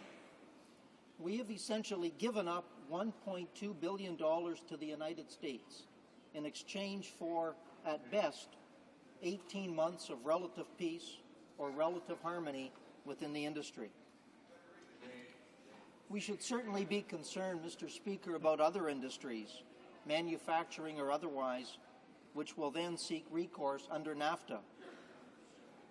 It's quite likely that other U.S. sectors will seek political alternatives in order to get around the clear rules of free trade. We have been bullied into this settlement by the Americans, and at some point, Mr. Speaker, the bully needs to be confronted, needs to be challenged, or we will be bullied again. Canada's legal position, Mr. Speaker, was very strong, and it was supported or confirmed by numerous decisions of international trade law tribunals and domestic courts, both here in Canada and also in the United States. It is most regrettable that the government has bullied Canadian industry with an ultimatum. Shame. You must accept this deal, flawed as it is, or your government will abandon you. I'm referring, of course, Mr. Speaker, to the fact that loan guarantees, which were put in place before the last election, were taken off the table, and the government threatened to abandon the industry if it chose to pursue its legal rights instead of accepting the deal. The deal is flawed in various respects, including the fact that it directly abandons our long-held position that our softwood industry is not subsidized. The deal further creates an export tax, which is actually higher than U.S. duties. That is, Mr. Speaker, the government intends to impose substantial, crippling export duties on softwood, which will add billions to the government's general revenue stream within the next few years, but will be punitive indeed for our producers. Mr. Speaker, we as a Liberal Party are committed to helping the softwood lumber industry. Our priority is to truly assist the industry on both a long and a short-term basis, and not to be bullied by or capitulate to the American government or to the American industry. Mr. Speaker, we are proposing a supplementary aid package which would result in, firstly, the provision of $200 million over 2 years to enhance the forest industry's competitive position, to improve its environmental performance, and to take advantage of the growing bioeconomy. Secondly, the provision of $40 million over 2 years to improve the overall performance of the National Forest Innovative System. Thirdly, the provision of $100 million over 2 years to support economic diversification and capacity building in those communities affected by job losses in the forest industry. Fortunate that I must interrupt the honourable member, for the time allotted for government orders has now expired. When we next return to the debate for Bill C-24, there will be 4 minutes left for the member. Statements by members. The honourable member for Bruce Grey Owen Sound. Mr. Speaker, for weeks a great Canadian pastime has been getting into high gear. Girls and boys, the young and the not so young, have been dusting off their skates, wiping off the rust and airing out their equipment. It's hockey time in Bruce Grey Owen Sound. In every town, minor hockey associations are gearing up for another great season of hockey. Also ready to go for the season are our Senior A Durham Thundercats, our Junior B Owen Sound Greys, Junior C Hanover Barons, and of course the OHL's Pride and Joy Owen Sound Attack. The Attack start the season ranked 6th in Canada by the Hockey News. With the return of stalwarts like Bobby Ryan, Bob Sanguinetti, Theo Peckham, and other NHL draft picks, the Attack will be a force to be reckoned with. They defeated the Sioux Greyhounds 4-3 Saturday night in their home opener. Mr. Speaker, I would like to invite you and my colleagues to Vancouver in May to watch the Attack, of course, after they mowed down the OHL, win their very first Memorial Cup. Good luck to all participants in the great... The honourable member for Yukon. Mr. Speaker, His Holiness the Dalai Lama described himself as just a simple Buddhist monk, no more, no less. Modest words for a man who has repeatedly been a shining example for peace and compassion and has worked tirelessly all his life in promoting the positive values around the world, regardless of being a refugee in exile. The Dalai Lama has been honored with peace awards and doctorate degrees in recognition of his writings in philosophy, leadership, human rights, and global environmental problems. In 1989, the Dalai Lama was awarded the Nobel Peace Prize and received worldwide praise. Saturday, September 9th, the Dalai Lama was personally awarded an honorary Canadian citizenship in Vancouver, only the third one in history. As member of the Canadian Parliament, I would like to congratulate His Holiness in being recognized as a world leader in peace, kindness, and mutual understanding. I am very proud to say His Holiness the Dalai Lama, like me, is now a Canadian citizen. The honourable member for Terrebonne-Blainville. Mr. Speaker, the Optimist Movement and Terrebonne residents are in mourning. Mr. Lionel Grenier, past president of Optimist International, passed away. A page in the history of Terrebonne and the Optimist Movement has just been turned. For a great many of us, he was a model of perseverance, dedication, positivity, and success. But what characterized Lionel Grenier was his social and community involvement. As a founder of the Terrebonne Optimist Club, he climbed the ladder of the great Optimist movement all the way to the top to become the first Francophone international president.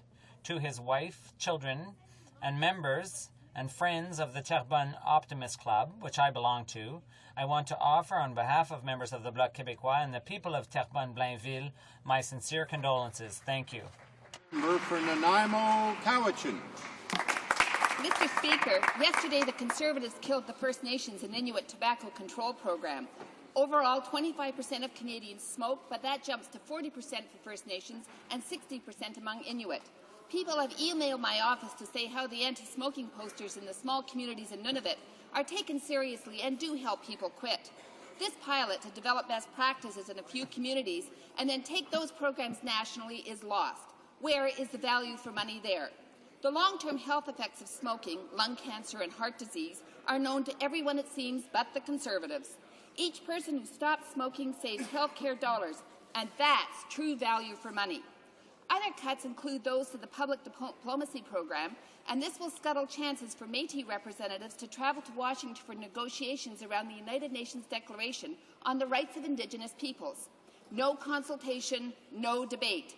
Another sign as to just how controlling this Prime Minister is. The Honourable Member for Kootenay, Columbia.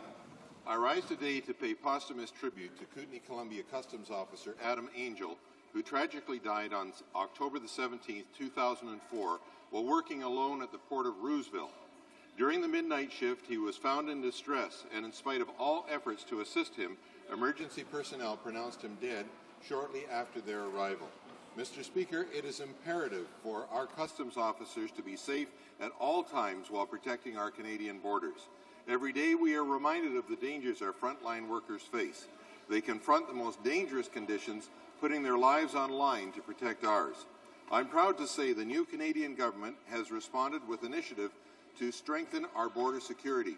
$101 million is committed over the next 2 years, providing arms to all officers, proper training, and abolition of work-alone conditions like that of Officer Angel. We believe in secure, efficient borders, and we thank these men and women for their courage, bravery, and hard work protecting our communities. The Honourable Member for Bramalea, Gore, Malton. Mr. Speaker, the World Peace Forum held this last summer in Vancouver called for the elimination of the 10-year residence requirements for old age security benefits. Forum participants expressed concern that seniors from some countries have to wait for 10 years before they are entitled to receive a OAS benefit. The Forum passed a resolution advocating for equal access to services such as the health care and pensions for all Canadians regardless of race or country of origin. Mr. Speaker, I call upon the Government of Canada to take an in-depth look at the income situation of some elderly immigrants and their families in Canada. Finally, I would strongly urge that the Minister of Human Resources and Skills Development review the latest ruling by the courts on this subject. Thank you. Honourable Member for Cumberland, Colchester, Musquodoboit Valley. Thank you very much, Mr. Speaker. And I'm pleased to tell the House about a special group of people who have put the community of Salmon River, Nova Scotia on the hockey map. Webb DeVille, builder and owner of the Salmon River Arena, and Ellery DeVille, leader of the Salmon River Hockeyville Committee, along with many more community members, showcased the town's great hockey spirit and were voted Hockeyville as part of a promotion by CBC and Kraft Canada in June. Last night, the community got a taste of their victory watching Montreal defeat Ottawa 7-3 in an NHL preseason game in the neighboring Colchester Legion Stadium in Truro. The game was the culmination of a great weekend of excitement in the community as townspeople got the opportunity to see the Stanley Cup and get autographs from the Habs and the Sens. Hats off to Webb DeVille and the team for years of volunteer efforts and contributions to hockey in Salmon River. The Honourable Member for Richmond, Arthabaska. Mr. Speaker, I'd like to congratulate Maude Aimé Leblanc of Windsor in the riding of Richmond, Arthabaska on winning the Canadian Junior Women's Golf Championship this summer in New Brunswick. This golfer earned her title richly with a 7-stroke lead over her closest rival and a score of 288 after 4 rounds. The 2006 season was a good one for this golfer because she also won the Golf Quebec Junior Provincial Championships and competed in the Canadian PGA Ladies Championship. I'd like to also point out that Maude Aimé Leblanc won a scholarship at Purdue University in Indiana where she intends to further her learning. Maude Aimé Leblanc, the new under-18 girls champ, showed great determination, and I hope she keeps on the road to success. Thank you, Mr. Speaker. For Fleetwood, Port Kells. Mr. Speaker, Ms. Safia Amajan, an active proponent of women's rights and education in Afghanistan, was gunned down on Monday by Taliban gunmen. Safia, a teacher for more than 3 decades, ran successful vocational schools for women and has served as a provincial director of Ministry of Women's Affairs. She has dedicated her life's work to empower young Afghan women to participate in their government as well as civil society. Last week, 4 of our soldiers were murdered when they stopped to give candy to children. This weekend, terrorists killed Safia Amajan. If ever there was an example of exactly why our brave troops are fighting in Kandahar, this would be it.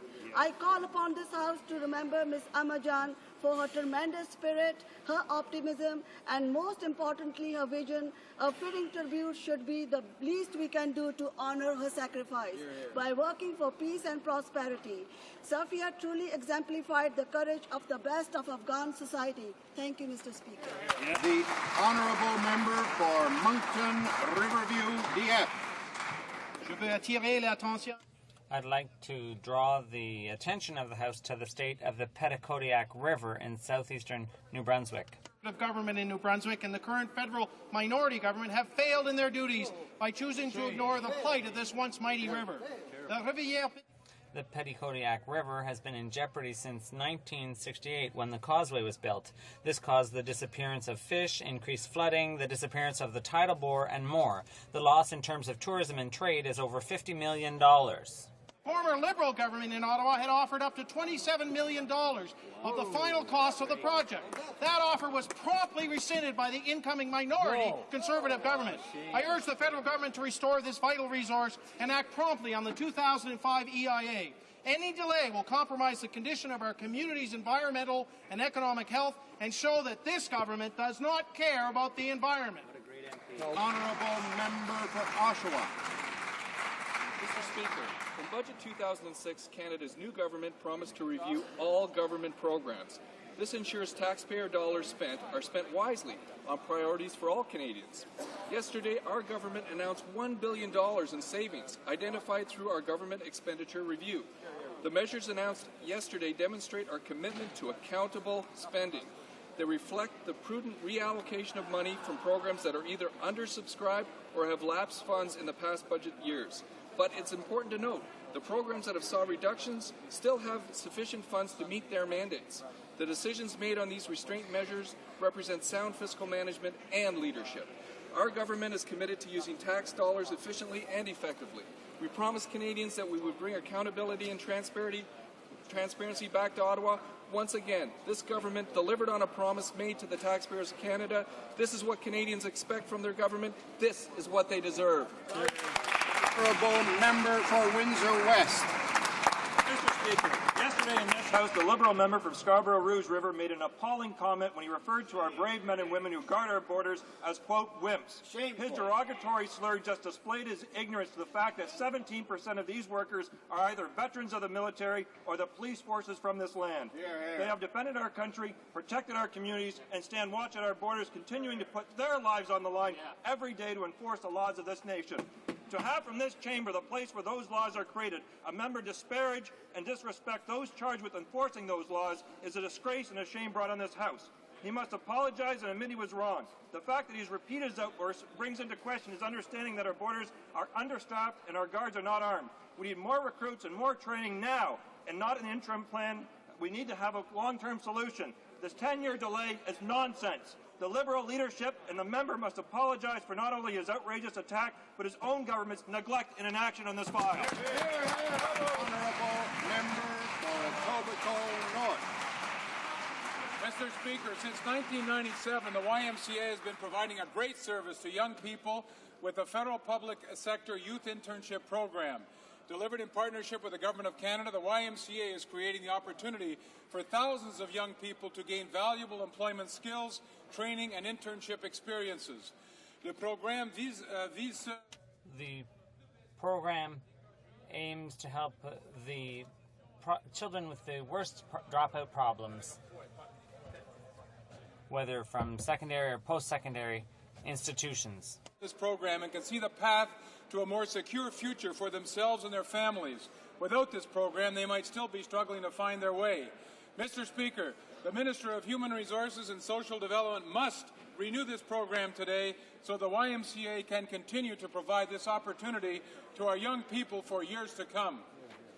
The honourable member for Longueuil, Pierre Boucher.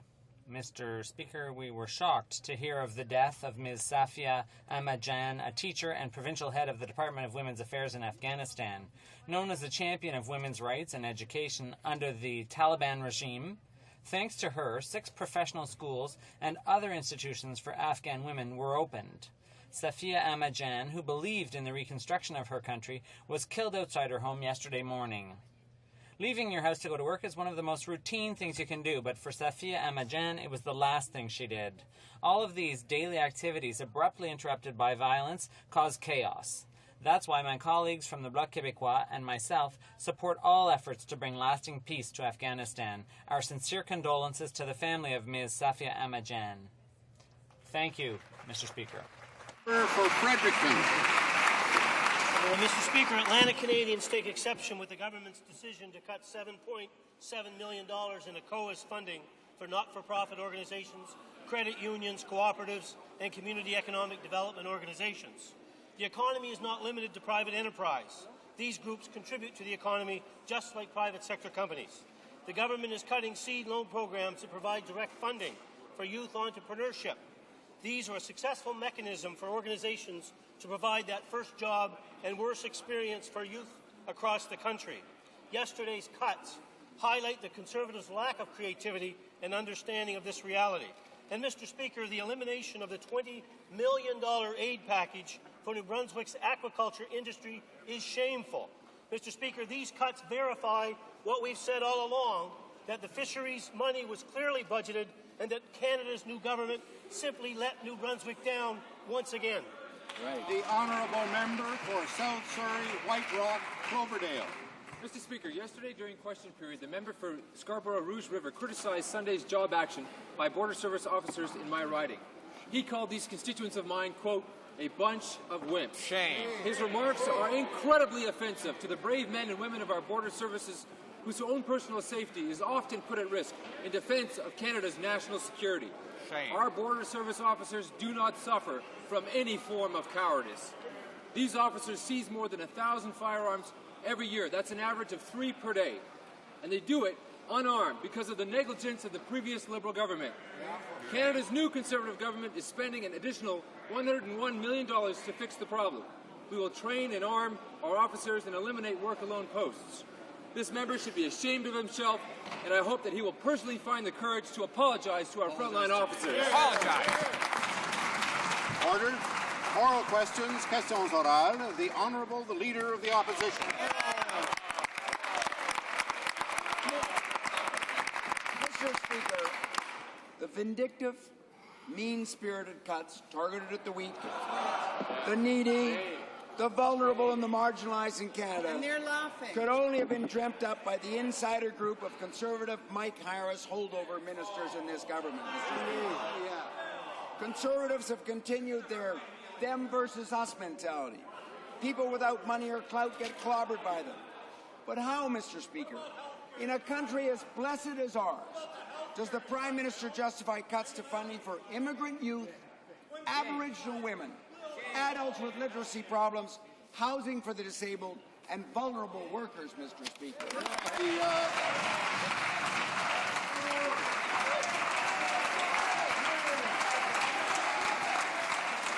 Order. The Right Honourable the Prime Minister. Well, Mr. Speaker, the honourable member asserts, for example, that we're cutting funding to immigrant youth, and of course no such thing is true. But what this government has done, Mr. Speaker, it has reviewed the expenditures of the government to ensure we're getting value for money and that we fulfill the commitments we made in the budget to reduce expenditures and bring the growth of expenditures under control. The previous government did that in its last several budgets and didn't deliver. This government has delivered. The Leader of the Opposition. Yes, Mr. Speaker, and when this party inherited the Government of Canada, we had a $42 billion deficit we managed for the people of this country, and they've got a $13 billion surplus that they're squandering. They won't give a cent to poor people.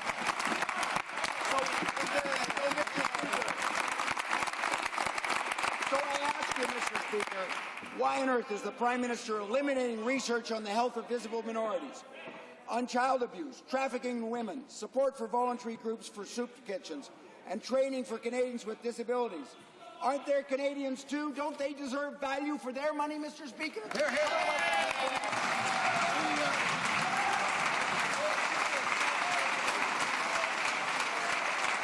Order. The Right Honourable the Prime Minister. Mr. Speaker, in spite of all the sound and fury over there, all of the groups that the Leader of the Opposition mentions, we'll still have substantial and good programs delivered by the Government of Canada. We're ensuring that we deliver money and deliver programs in a way that is effective. And I'll tell you something, Mr. Speaker, when we have to control expenditures in this government, what we did not do was slash $25 billion from health care.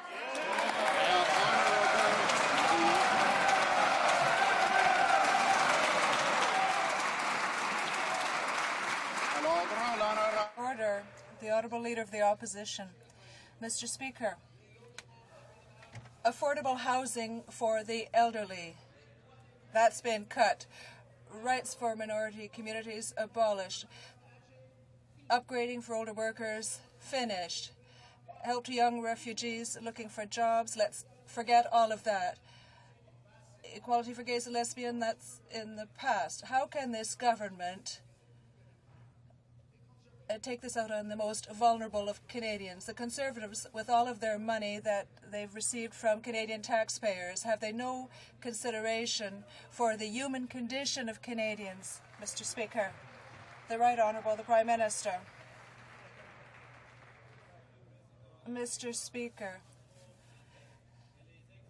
false statements and exaggerations by the Leader of the Opposition do not help with the image of fiscal irresponsibility that belongs to the Liberal Party. Mr. Speaker, I heard what was said by the Leader of the Liberal Party and his members in the past 2 weeks. They have one priority for government expenditures, that's more subsidies for their Liberal convention in Montreal, and that isn't the priority of Canadians or of this government.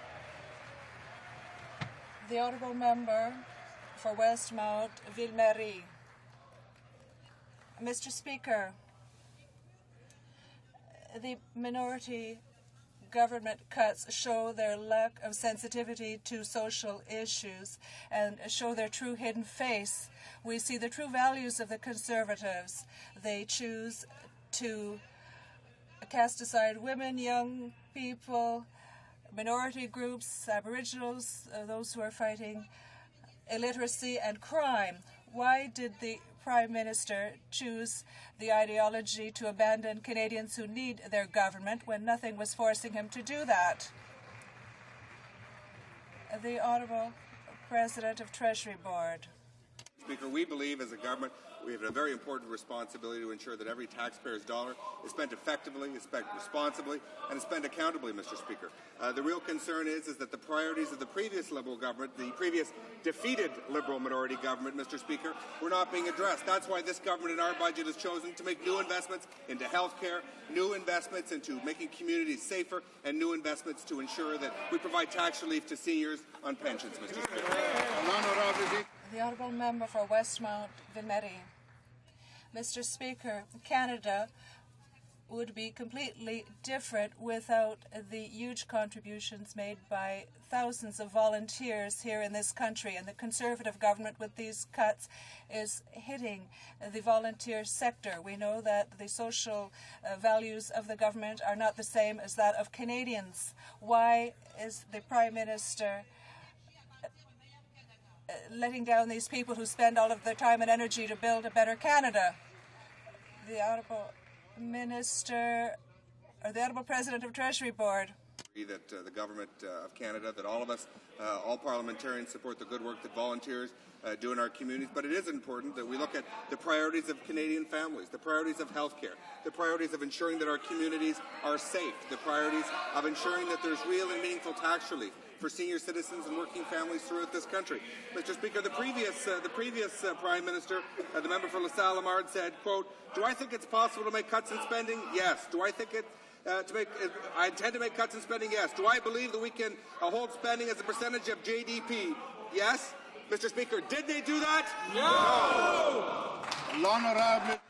The Honourable Member for Laurier-Sainte-Marie. Mr. Speaker, we had yesterday an illustration of the old methods by the new government. 13 billion in surplus will go to the debt. 1 billion in cuts will be made to a number of programs in order to save 5.6 million. The government cut the challenge, the challenge program, and do they not know that this allowed Canadians to fight the closing of Montfort Hospital? This same challenge program allowed Acadians to challenge the closing of their schools, and in the future they'll no longer be able to do this. The Right Honourable the Prime Minister. Mr. Speaker, this government intends to act according to the Constitution. We have no intention to adopt unconstitutional laws. We intend to respect the Constitution, including the sharing of powers between the federal and provincial governments. We have no intention to pay lawyers to challenge unconstitutional legislation. Our decision yesterday was made according to our budget that was supported by the Bloc Québécois, the Honourable Member for Laurier-Sainte-Marie, and supported by the other two parties because they were afraid of an election. That having been said, the Constitutional Challenge Program allowed the gay and lesbian community to challenge certain measures that were a breach of their rights, and because of ideological stubbornness, there will be a considerable reduction in the access to justice by a whole part of the population who can't afford these challenges. For this government, is justice now only for the rich? The Right Honourable the Prime Minister. Once again, Mr. Speaker, this government is not acting unconstitutionally. We don't intend to pay lawyers. We intend to direct these funds in the best interests of taxpayers. But the Bloc leader is stating that he defends Francophone minorities in this country. Francophone minorities in this country want a strong Quebec in a unified Canada. The Honourable Member for Joliette. In the $13 billion surplus, more than $2 billion comes from the EI fund. It is socially profoundly unfair to have Canada's debt paid by unemployed who are denied benefits. Would this not mean that the government should immediately set in place an independent EI fund where the money will be used for those who paid into the fund and not to help government coffers? The Honourable Minister of Social Development. Speaker, as the Honourable Member is, I'm sure, aware, we have a new procedure in place with a tribunal, with an EI commissioner, actuarial advice, who will set new EI rates based on expected claims. Mr. Speaker, we had a better economy than we expected last year. That's something to celebrate. That's why the rates came down last year. That's why we expect them to come down this year. The Honourable Member for Joliette. Mr. Speaker, the surplus in the EI fund would be enough to allow for considerable improvement of the protection given to those who have no jobs. How can the government refuse to improve employment insurance when the fund is still excessive, as we saw yesterday? The Honourable Minister. Well, Mr. Speaker, when the economy is good, jobs are good. We don't have as many unemployed, and we're proud of that. What we want to do is make sure that going forward we match the EI revenues with the claims. We hope those claims are low, because then we can reinvest in Canada. The Honourable Member for Toronto Danforth. Mr. Speaker, this government has a $13 billion surplus, and they cut funding for literacy. $2 billion for fighter jets in Afghanistan, and they cut funding for women's programs. Over $1 billion going to their friends in the big oil and gas companies. And what do? They cut funding for Aboriginals and young people. Total arrogance, no consultation, no debate. Does the Prime Minister believe that with these record surpluses, the ordinary Canadians who benefit from these programs are merely fat to be trimmed? Right Honourable the Prime Minister. Well, Mr. Speaker, despite of all the hot air down there, the reality is this, that the new spending that this government has introduced in all of those areas far dwarfs any reductions we've made yesterday. And the fact of the matter is, we've made sure that we're spending money effectively to benefit these groups and that the money of the taxpayers is used properly. Honourable member for Toronto Danforth. Mr. Speaker, this government is acting arrogantly and irresponsibly. It's up to Parliament to debate what should be done with the surplus. And the Prime Minister, when he was in opposition, said the very same thing. But now we see the arrogant attitude shown by this government. Notwithstanding that, the Conservatives, in their own way, decide to cut the fat. Young people, Aboriginals, women, they represent the fat for the Conservatives. Why are they not attacking the oil companies rather than punishing those who are truly in need? The Right Honourable the Prime Minister. Mr. Speaker, these statements by the NDP leader are false. The government, in its budget, increased expenditures for Native people, for women, for elderly, for other groups in our society. At the same time, we decided to control expenditures in a responsible way, and we will see true results in a targeted fashion. Market Aurora. Mr. Speaker, just as women's groups across the country have feared, the Prime Minister has broken yet another election promise. He said he would ensure that Canada fully upholds its commitment to women. Instead, he cut 39% of their operating budget.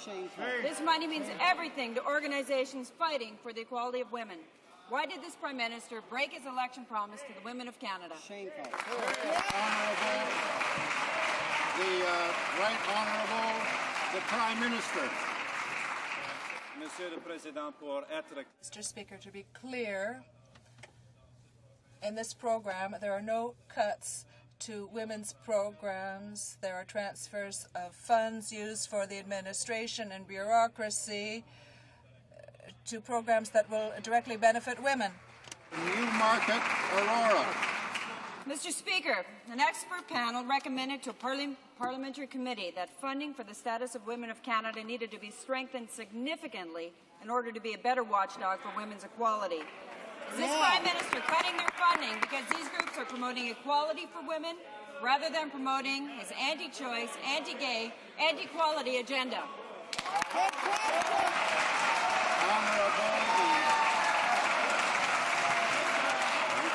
The Honourable, the Minister, order. The Honourable, the Minister of Canadian Heritage. Order, please. Mr. Speaker, this side of the House doesn't have to take lessons from that side of the House on support for women. Despite their alarmist, fear-mongering, and accusations never based on fact, the facts are we are not cutting support for programming to women. We are finding efficiencies and streamlining the delivery to those women who really need the help. The Honourable Member for Brampton Springdale. Mr. Speaker, no thanks to them, the Conservative government inherited one of the largest surpluses in Canadian history. Despite the surplus, the Conservatives are cutting programs which actually help the youth of this country find jobs. The visible minorities, the Francophones, and the Aboriginals. The Conservative government cut the very program, the Youth Employment Strategy, which helped over 50,000 youth find jobs this past summer alone. Mr. Speaker, how can the Minister of Human Resources justify cutting a program that is helping Canada's young people? The Honourable the Minister of Social Development. Member really should stop mixing her words and mixing her words, because in fact the youth employment strategy has not been cut. We will continue to provide help for youth at risk. What we are doing is we're saving taxpayers' money on summer job supports and subsidies for corporations that would have hired the students anyway. We're going to help the students who really need help because of where they live or other barriers they face. Honourable Member for Brampton Springdale. Mr. Speaker, I think the Minister needs to check her facts because they just cut $55 million in funding that was helping youth in this country. Mr. Speaker, the bottom line is the Conservatives receive an F because they have abandoned the young people of Canada. The Conservatives could have made a choice to make youth a priority, but instead they chose to cut the very programs that help them. The Minister of Human Resources had a choice to ensure that she invested in young people, but instead she chose to slam the door in their face. Mr. Speaker, why didn't this minister stand up to her boss to ensure that she would protect the interests of young Canadians? Honourable Minister of Social Development. Well, Mr. Speaker, when the program for summer career placement was brought in 8 years ago, it was intended to help students who couldn't find jobs easily. Over 8 years of Liberal government, that program just went crazy, so that corporations who could well afford to hire students and would have hired them without the program were hiring students. We're going to help the kids who really need to get the jobs. We're going to help the kids, not the cronies. The honourable member for Chambly-Borduas. Mr. Speaker, elderly workers who are victims of mass layoffs are the ones who have the hardest time with job loss because most of the time it's impossible for them to find another job because of their age.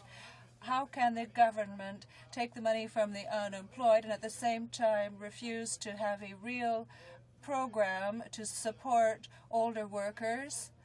Something to bridge the gap between the loss of their job and access to the retirement fund.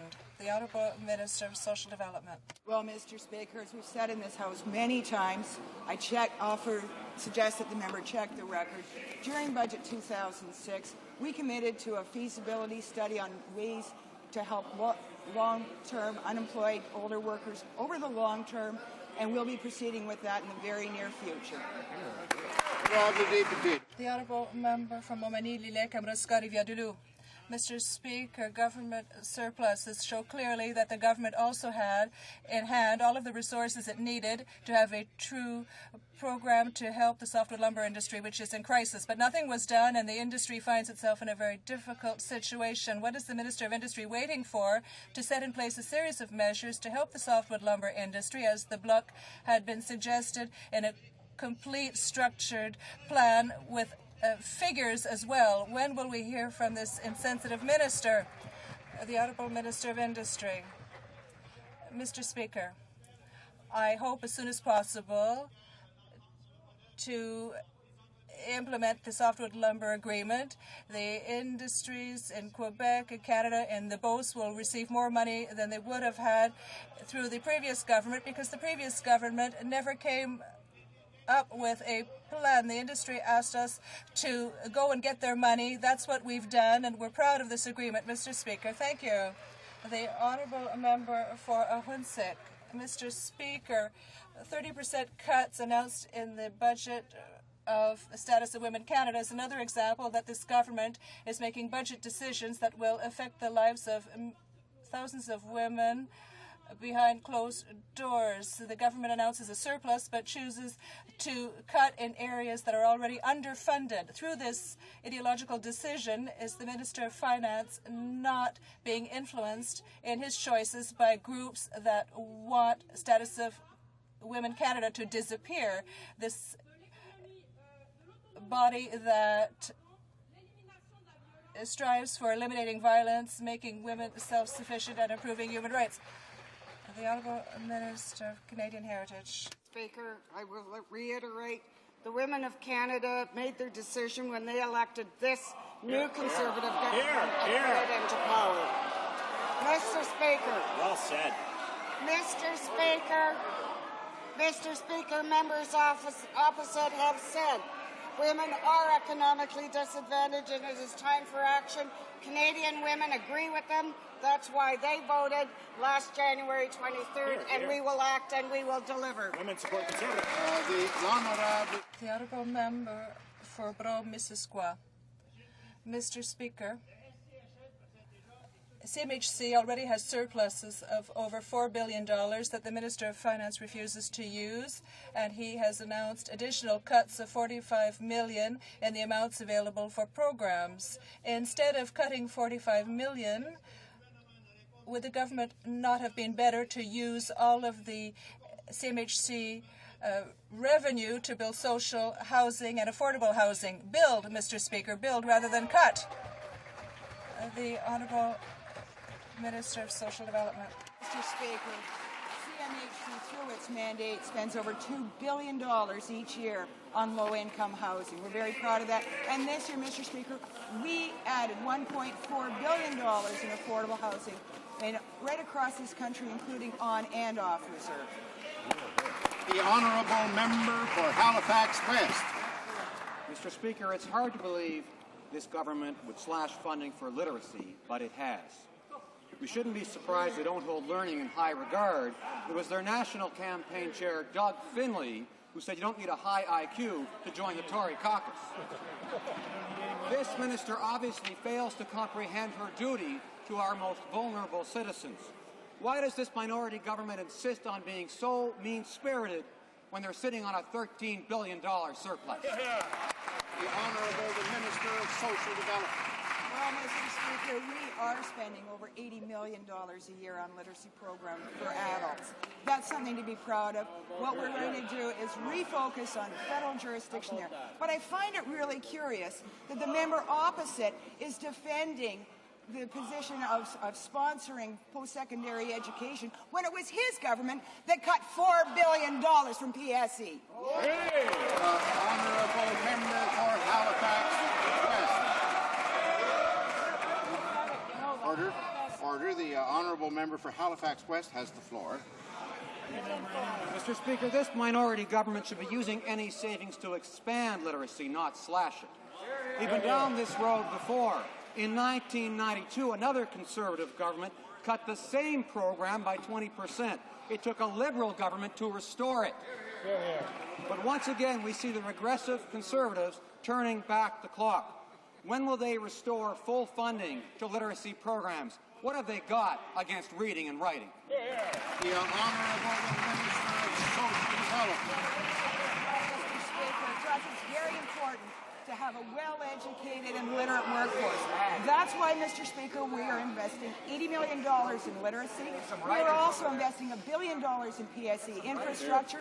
We're providing major incentives for apprenticeships and for apprenticeship employers. Mr. Speaker, we're investing in Canada's future. They destroyed it. The Honourable Member for Honoré-Mercier. And Mr. Speaker, yesterday, without consulting the communities involved, the far-right government abolished funding for the Court Challenges program, which has helped in the past Francophones mount challenges to have their rights respected. For example, without that program, the Montfort Hospital would have been closed. How can they step 30 years backwards in the matter of official languages with this minority government? This is shameful for our country. The President of the Treasury Board.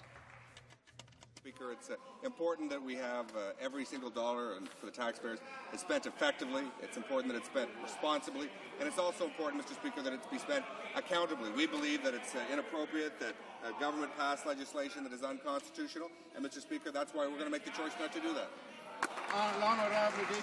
The Honourable Member for Honoré-Mercier. In other words, they don't give a darn for the minorities. Last November, the ultra-conservatives voted on S3, which allowed communities to have some recourse if the government didn't respect its commitments. But by cutting the funding to the Court Challenges program yesterday, they took away the tools from these communities to have their rights respected. Why did they cut that program?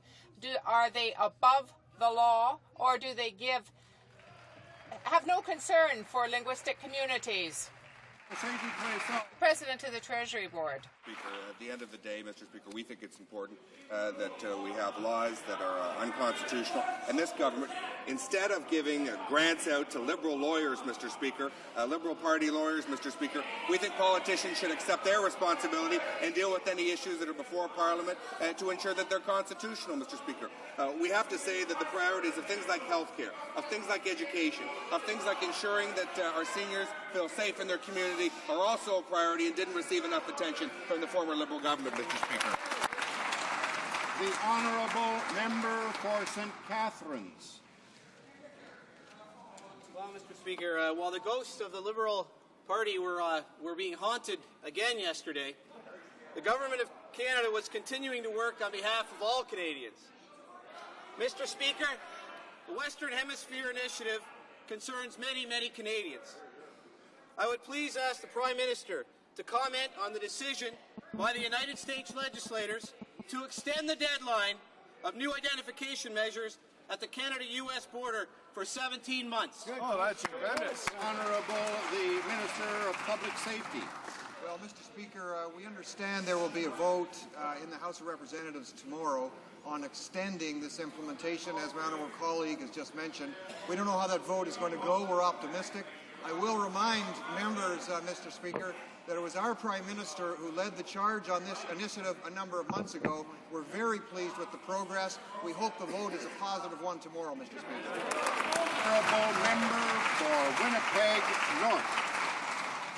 Thank you, Mr. Speaker. Despite its own demands of previous governments to debate how windfall surpluses should be spent, this government hypocritically spent $13 billion on debt repayment yesterday.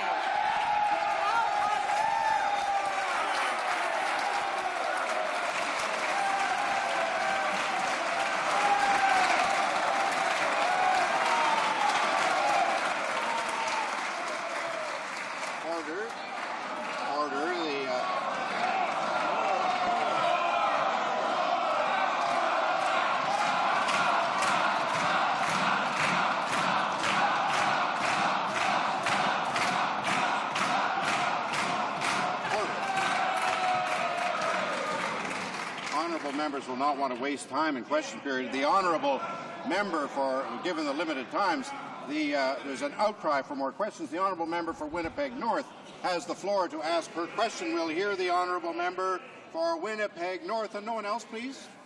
Thank you, Mr. Speaker. I guess those Conservatives are proud of acting hypocritically, proud of breaking their promise to Canadians to consult, to debate, to have a dialogue on how surpluses should be spent. Just another sign of how arrogant and controlling these Conservatives and this Prime Minister really is. So I want to ask the Prime Minister, at a time when Canadians are looking to politicians to keep their word, how can this government, in fact, deny Canadians... Remind the member for Winnipeg North it's a time for questions, not speeches.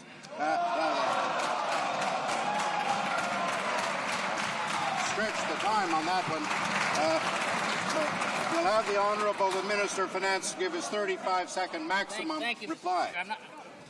I'm not sure what the question was, but I'm sure the NDP is in favour of debt reduction. I'm sure most honourable members are in favour of debt reduction. Debt reduction means we pay less interest. Canadians understand that. Many Canadians have mortgages. Many Canadians have credit cards. We will pay about $650 million less in interest this year as a result of the reduction in the debt. That's money that can be used for social programs, for other important priorities for Canada.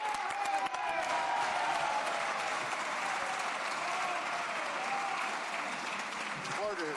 The Honourable Member for Ottawa Centre. Despite having a $13 billion surplus, this government cut hundreds of millions of dollars from programs that help everyday Canadians. At the same time, they paid A.T. Kearney, an American consulting firm, a whopping $24 million for 9 months of work and no value. At a time of record surpluses, Mr. Speaker, why is this Prime Minister willing to waste tens of millions of dollars on high-priced consultants from Chicago, yet unwilling to consult everyday Canadians before axing their programs and sending out pink slips, Mr. Speaker? Why? The Parliamentary Secretary to the Minister of Public Works and Government Services. Well, Mr. Speaker, as we're finding out, as as we're finding out in area after area after area, Liberal mismanagement has cost taxpayers a lot of money. And this contract was signed and delivered by the former Liberal government, and it's an example of things that this government will not do. What we are going to do is find billions of dollars in savings in our procurement so that we can reduce taxes for Canadians, so we can pay down our debt, so we can give Canadians the services that they need and that they deserve. The Honourable Member for Outremont. Thank you very much, Mr. Speaker. The region of Montreal is one of the worst victims of the ideological cuts of this government. Drastic cuts to Partnership Technologies Canada. Total dumping of other programs, particularly those that dealt with the textile and apparel industry and the industry programs for older workers in the Montreal area. Why did they select Montreal? Is it because they weren't able to elect Conservative members there? The Minister of Industry. Mr. Speaker, in the speech from the throne, the government announced its intention that accountability, transparency, and the efficient use of taxpayers' money would be the priorities. In the budget, the 2006 budget, there was the intention of reviewing programs, a program review that was expressed. We want to have a real result for Canadian taxpayers. This is what we promised to do, and this is precisely what we are doing. The Honourable Member for Outremont. Mr. Speaker, my question is to the Prime Minister. When is he going to force his unelected Minister for Montreal to be democratically legitimate? When is he going to force this representative of the Senate to judge the performance of the government and to do what is best for this government? When is he going to review that performance?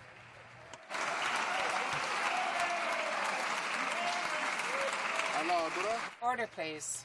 The Leader of the Government in the House. Glad the honourable member is now interested in Senate reform. The Senate tenure bill that is now before the Senate, I encourage him to see that gets passed, but the minister he's talking about is doing an excellent job, and so is his parliamentary secretary, and he should be very pleased about that. Honourable Member for Churchill. Mr. Speaker, once again, this mean-spirited minority government has demonstrated its lack of concern and respect for Canada's Aboriginal people. They slashed the Kelowna Accord. They have frozen hundreds of millions of dollars for First Nations health programs affecting women and children. And yesterday they cut $10.8 million on the First Nations and Inuit tobacco control strategy.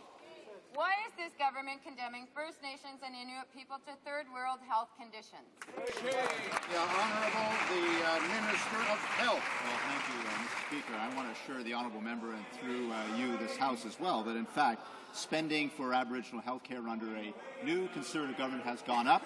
It has gone up by 12% in budget 2006 to $1.985 billion to protect the health of our First Nations and Aboriginal peoples. That's the commitment of this government, and the commitment is to make sure that every dollar we spend is done effectively, responsibly, and accountably.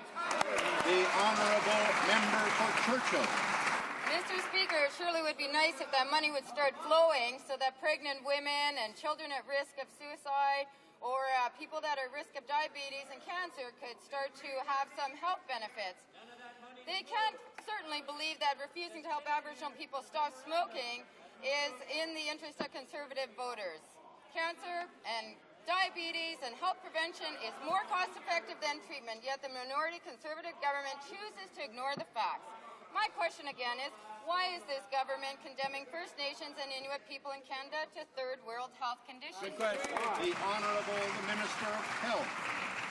Mr. Speaker, nothing could be further from the truth. We have invested in maternal child health. We've invested in diabetes prevention. We've invested in human health resources for Aboriginal people. We've made those new investments precisely because we want to have better health outcomes for Aboriginal peoples throughout the country, Mr. Speaker. What we cannot do is spend money on programs that simply will not work. That's not the Canadian way, and that's not the way of this new Conservative government. The Honourable Member for Haute-Gaspésie, L'Amitié, Matane, Matapédia. Mr. Speaker, The Minister of Regional Development for Quebec announced a plan of some $85 million for the region, but it's clear that there's no new money in this announcement. How can the Minister justify that he announced nothing, promised nothing, when during the campaign he promised that there would be all kinds of things for the region? Where are these things for the region? The Honourable the Minister. Thank you, Mr. Speaker. Indeed, since I arrived here and worked in the government, I have been working to produce a plan which would help the regions, those resource regions that are in difficulty because of declining demography. We want to have a plan for that. We also have a new venture capital for for $5 million. We generate $20 million. For $8 million, we generate some $15 million. And today we have announced some $85 million, which for a new program.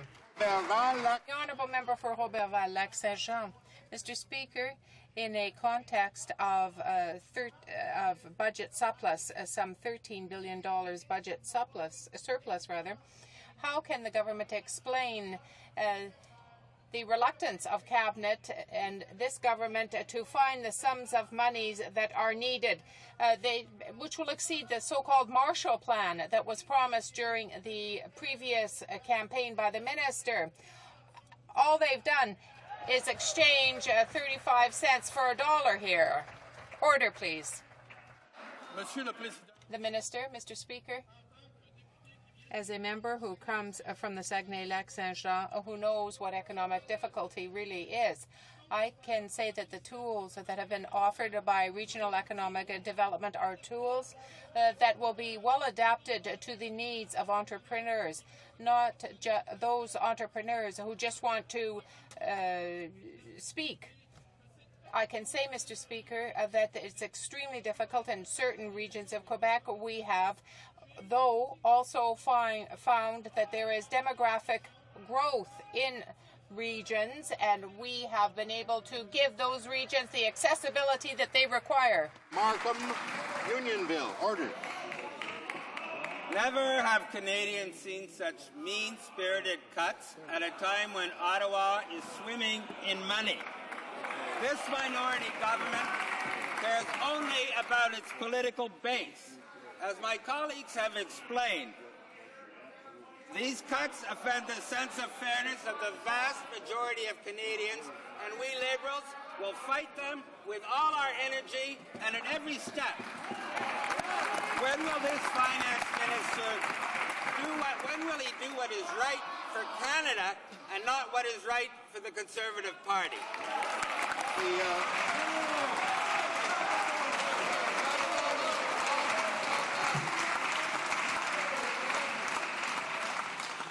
The Honourable the Minister of Finance. Well, I thank the member for his question. I hope the increased distance between our seats won't interfere with the warmth of our exchanges in the new session. It's good to see you again. And I was reading, trying to educate myself on the position of the Liberal Party. So I checked what the position apparently is. It says, as stewards of the taxpayers' money, we, the government, have the duty, when you were the government, to continuously shift resources from the low to the high priorities, to continuously spend smarter and spend more efficiently, to put the money in areas where Canadians really are. That's the member for Markham, Unionville. That's what we did yesterday. The Honourable Member for Tobic-Mactaquac. Thank you, Mr. Speaker. Mr. Speaker, unlike the previous Liberal government, which refused to take a position on the development in the United States of the production of LNG, and specifically the use of Head Harbour passes to deliver LNG into Maine, can the Prime Minister please update the House with respect to the government's position on this issue? The Right Honourable the Prime Minister. I appreciate the question from the Honourable Member. I gather there are some representatives of that project lobbying around the Hill today, so let me be absolutely clear. This government believes that the waters of Passamaquoddy Bay are Canadian waters. We've defended that position for a long time. We oppose the passage of LNG tanker traffic through Head Harbour, and we will continue to do so. honourable member for Trinity Spadina. Mr. Speaker, despite having $13 billion surplus, this government cut $55 million from youth employment programs. That means tens of thousands of young people and at least 1,700 in Toronto area alone will not get summer jobs. No consultations, no debate. Another sign as to just how arrogant and controlling this Prime Minister is. Thus, the Prime Minister believes that young people who want to work in the summer are just merely fat to be trimmed. Hear, hear. Honourable Minister of Social Development.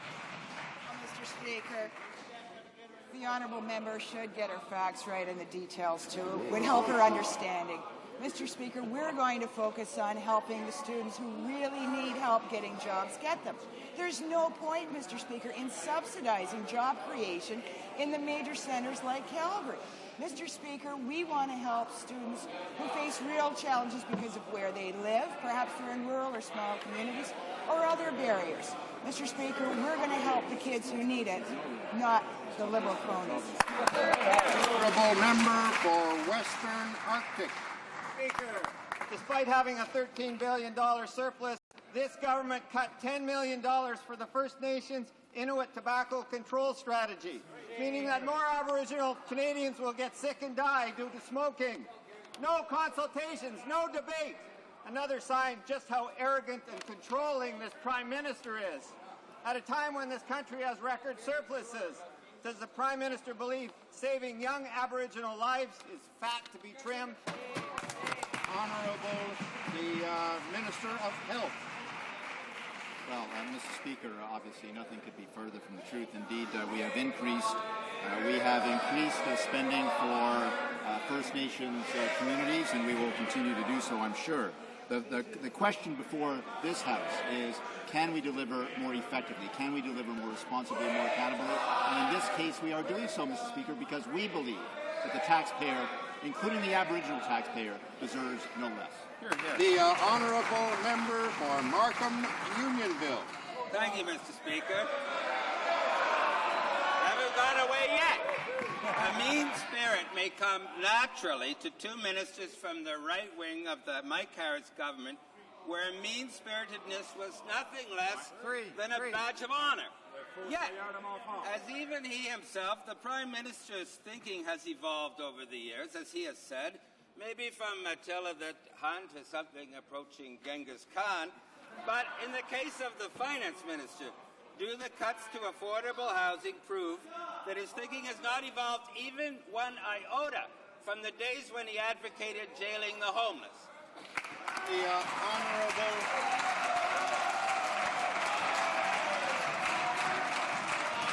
Order.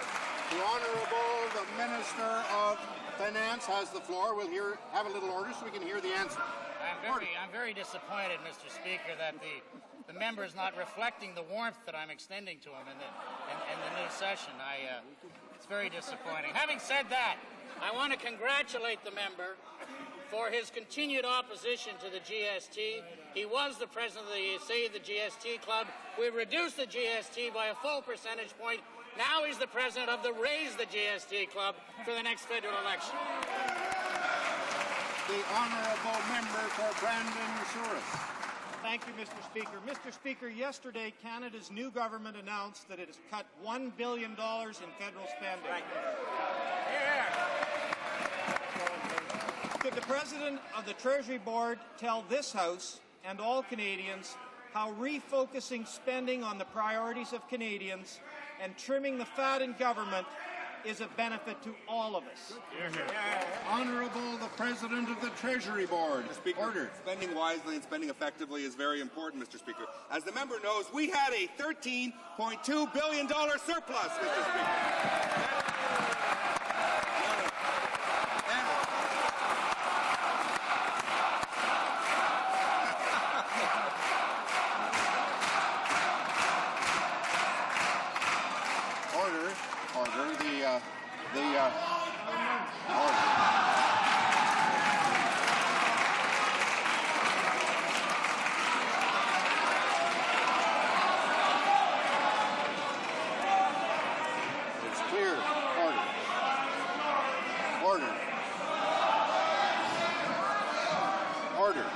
It's very clear there's a lot of enthusiasm to hear the answer from the President of the Treasury Board, but I can't hear a word. The President of the Treasury Board has the floor. We'll have a little order so we can all hear his response. Mr. Speaker, the Liberal Party hasn't changed. The member for Wascana should know that's not your money, it's the taxpayers' money!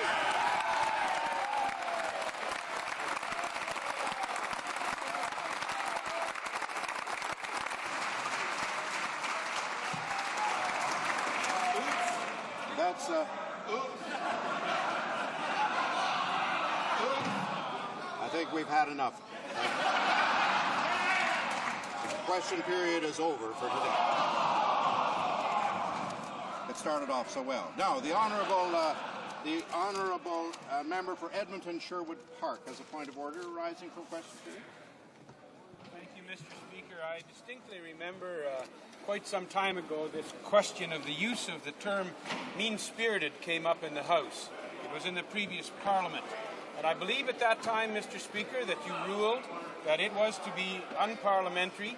I heard it very frequently today, and I would ask you to review that issue and give direction to the House. Thank you. Thank you, Cap.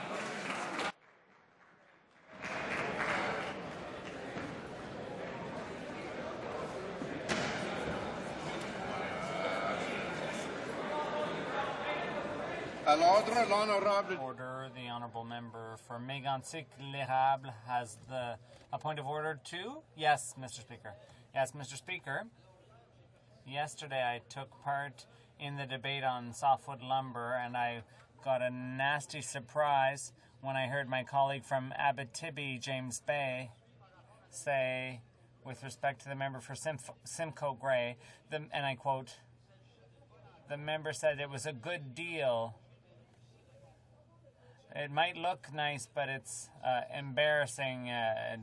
Anyways, those remarks were sexist and unworthy of this chamber, and I would ask the member to apologize to the House.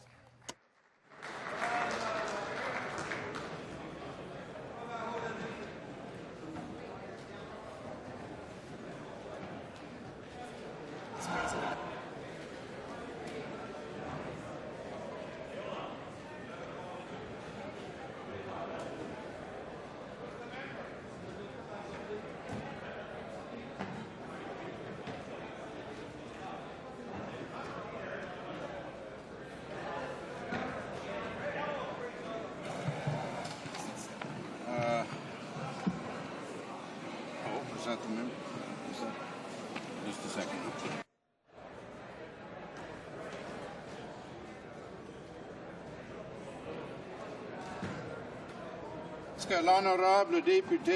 Does the member for Abitibi, James Bay, Nunavut, you wish to say anything to the House about that? If so, he has the floor. Thank you, Mr. Speaker.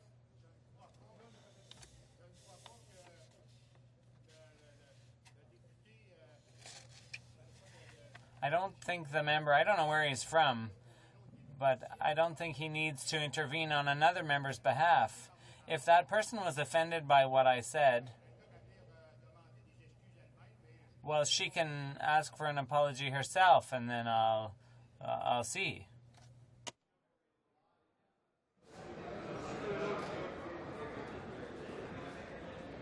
Érable?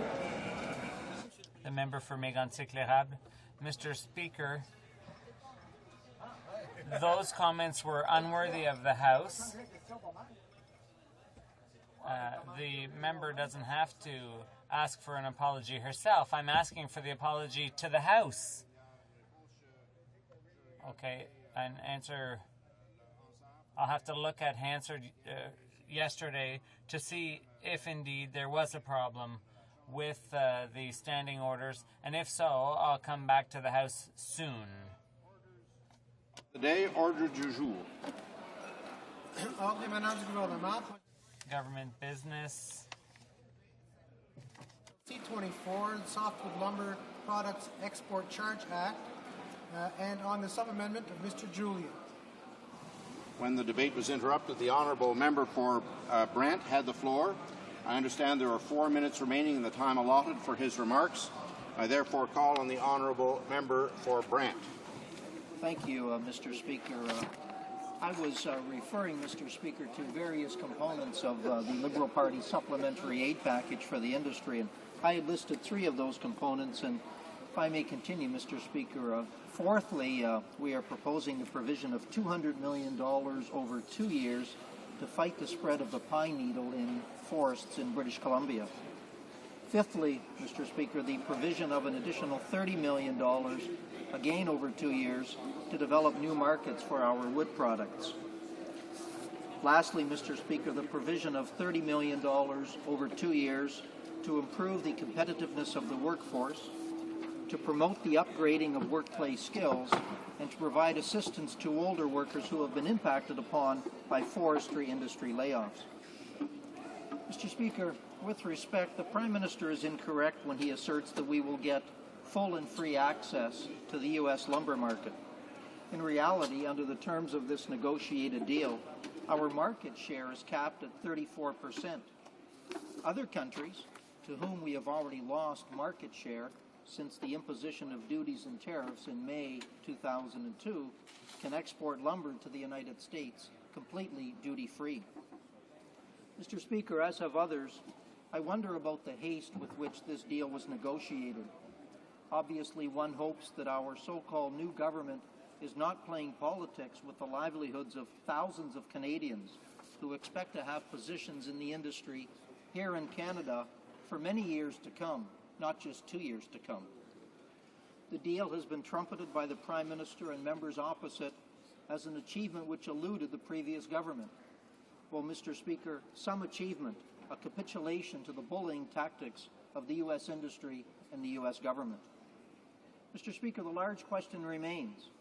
Over $5.2 billion was taken illegally from our producers by the U.S. government, and the offer, or the deal, which our government wishes to accept, would put $4 billion back into the pockets of our producers. $5 billion taken over the last few years, and that amount, with interest, remains owing. How is it at all logical that we would accept $4 billion only? The government wants us to believe that the only logical, rational outcome is to give away $1.2 billion of Canadians' hard-earned money. Members opposite, Mr. Speaker, are sniping at the Senate for not passing, quickly enough in their view, the much-vaunted Accountability Act. I'm suggesting that the government should focus on its accountability, the accountability to the taxpayer, to ensure that $1.2 billion does not go missing from the pockets of our Canadian producers. Thank you, Mr. Speaker. Questions and comments? The honourable member for Kamloops, Thompson Caribou. Thank you, Mr. Speaker. I listened with great interest to what the member opposite has just been stating. There are a couple of things I'd like to clarify for him, since he seems to be a bit confused. There is actually $1 billion allocated to pine beetle. $200 million of it will go within the next 2 years. The billion itself is going to go over a 10-year time period. He suggests someone is playing politics, while I suggest he look in the mirror, because the politics that are being played in this room today are being played at the expense of the lives and the livelihoods of communities and industry workers. This is beyond contempt to do this sort of thing. You had a long, long time when they were government to actually implement something that would be helpful, and they failed to do it. So I would like to ask the member opposite, is it true that he does not understand that this is a 7-year minimum deal, that there is $1 billion on the table, and that we in fact got 5 billion Canadian coming back? Because the statements he just made are very contrary to the facts. The honourable member for Brant. Well, Mr. Speaker, thank the member opposite firstly for her question, and as have others, and I think it's beyond dispute, Mr. Speaker, my understanding, I believe, is correct, that $5.2 billion has been imposed improperly, according to every tribunal which has ruled on it. That's right. Has been imposed improperly by the United States government. $5.2 billion. And we are getting back, as I understand it, some $4 billion. So there is $1.2 billion missing. It is not being returned, and that is in my judgment, Mr. Speaker, the essential unfairness of the deal. Honourable Member for Skeena-Balti Valley. And I thank my colleague for. There you go. It's coming. We're just having a little light show in the corner here, Mr. Speaker. I thank my colleague for his comments on this sellout that we've been watching. I hear the member from British Columbia and the Conservative benches talking about how great this is for communities, whereas if she'd visited the communities in my region in the Northwest, she'd clearly see that the last 10 years have been one devastation after another. Huge consolidations, massive layoffs of the workforce, and what certainty she talked about is certainty that can be torn up in a moment by one party alone. Particularly the Americans can simply claim some unfair and unjust practice being held in Canada and walk away from the deal. Now, bullying tactics may have worked. My question for the honourable member, and I know he works hard on community support, is all those years that massive consolidations were going on across the industry, when small operators in particular were crying out for loan guarantees so that they could actually improve their operations while we were being hammered by tariff after tariff, all of those cries for those types of guarantees, which this government had the capacity and the knowledge and wherewithal to do when the Liberals were in power, fell upon deaf ears. And it's extremely difficult to suggest that the Liberals have any significant and strong support for those communities when all those loan guarantee requests, and even came from the Conservatives, lo and behold, were simply not answered. For Brant. Mr. Speaker, I thank the hardworking member opposite for his question. I'm very aware of his concern for environmental issues in particular, and how well he advances those issues. The Liberal Party, Mr. Speaker, wishes to frankly move forward. We're not wanting to frankly spend a lot of time revisiting the past 12 or 13 years. I'll simply repeat for the benefit of the member opposite and others that our proposal now would inject loan guarantees into the equation for our lumber producers, and frankly, that's what's current, that's what's relevant, and that's what we're endeavoring to focus on, Mr. Speaker. The Honourable, the Chief Opposition Whip, Chief Government Whip, sir. Thank you, Mr. Speaker. Well, Mr. Speaker, isn't this miraculous how the honourable member and his colleagues suddenly have this epiphany when they all of a sudden end up on the opposition benches, Mr. Speaker? You know, they had 13 years that by his own admission of a few seconds ago that he doesn't care to revisit. There's no doubt he doesn't want to revisit it, Mr. Speaker, because of what a disastrous tenure that 13 years was, what a disaster that was in Canadian history. Now, Mr. Speaker, earlier in response to one of my colleagues' questions, the Liberal member stated that he was unaware that about the actual split in the money that was kept in the United States or will be kept in the United States under this deal and what is returned to Canada. Is he telling me that he is unaware that his party, the Liberal Party, the party that he doesn't want to revisit their 13-year history, was about to sign a deal that was vastly inferior to the deal that we're debating today? Vastly inferior. How do we know that? Because the Minister of International Trade for this new Conservative government that negotiated this deal was at the table. He knows what the Liberals were about to sign, and it was vastly inferior to this. Honourable Member for Brant, a brief reply. Well, Mr. Speaker, I thank the Chief Government Whip for his comments rather than a question, Mr. Speaker. The terminology used by the honourable member is subjective in the extreme. Extremely inferior, vastly inferior. He may refer to it as he wishes. We on this side feel that the details of the deal on the table are indeed vastly inferior to what we were prepared to negotiate as a government and what we now wish to see move forward. Resuming debate, the honourable member for Winnipeg Centre. Thank you, Mr. Speaker. I'm very pleased to have the opportunity to enter into the debate on the softwood lumber deal.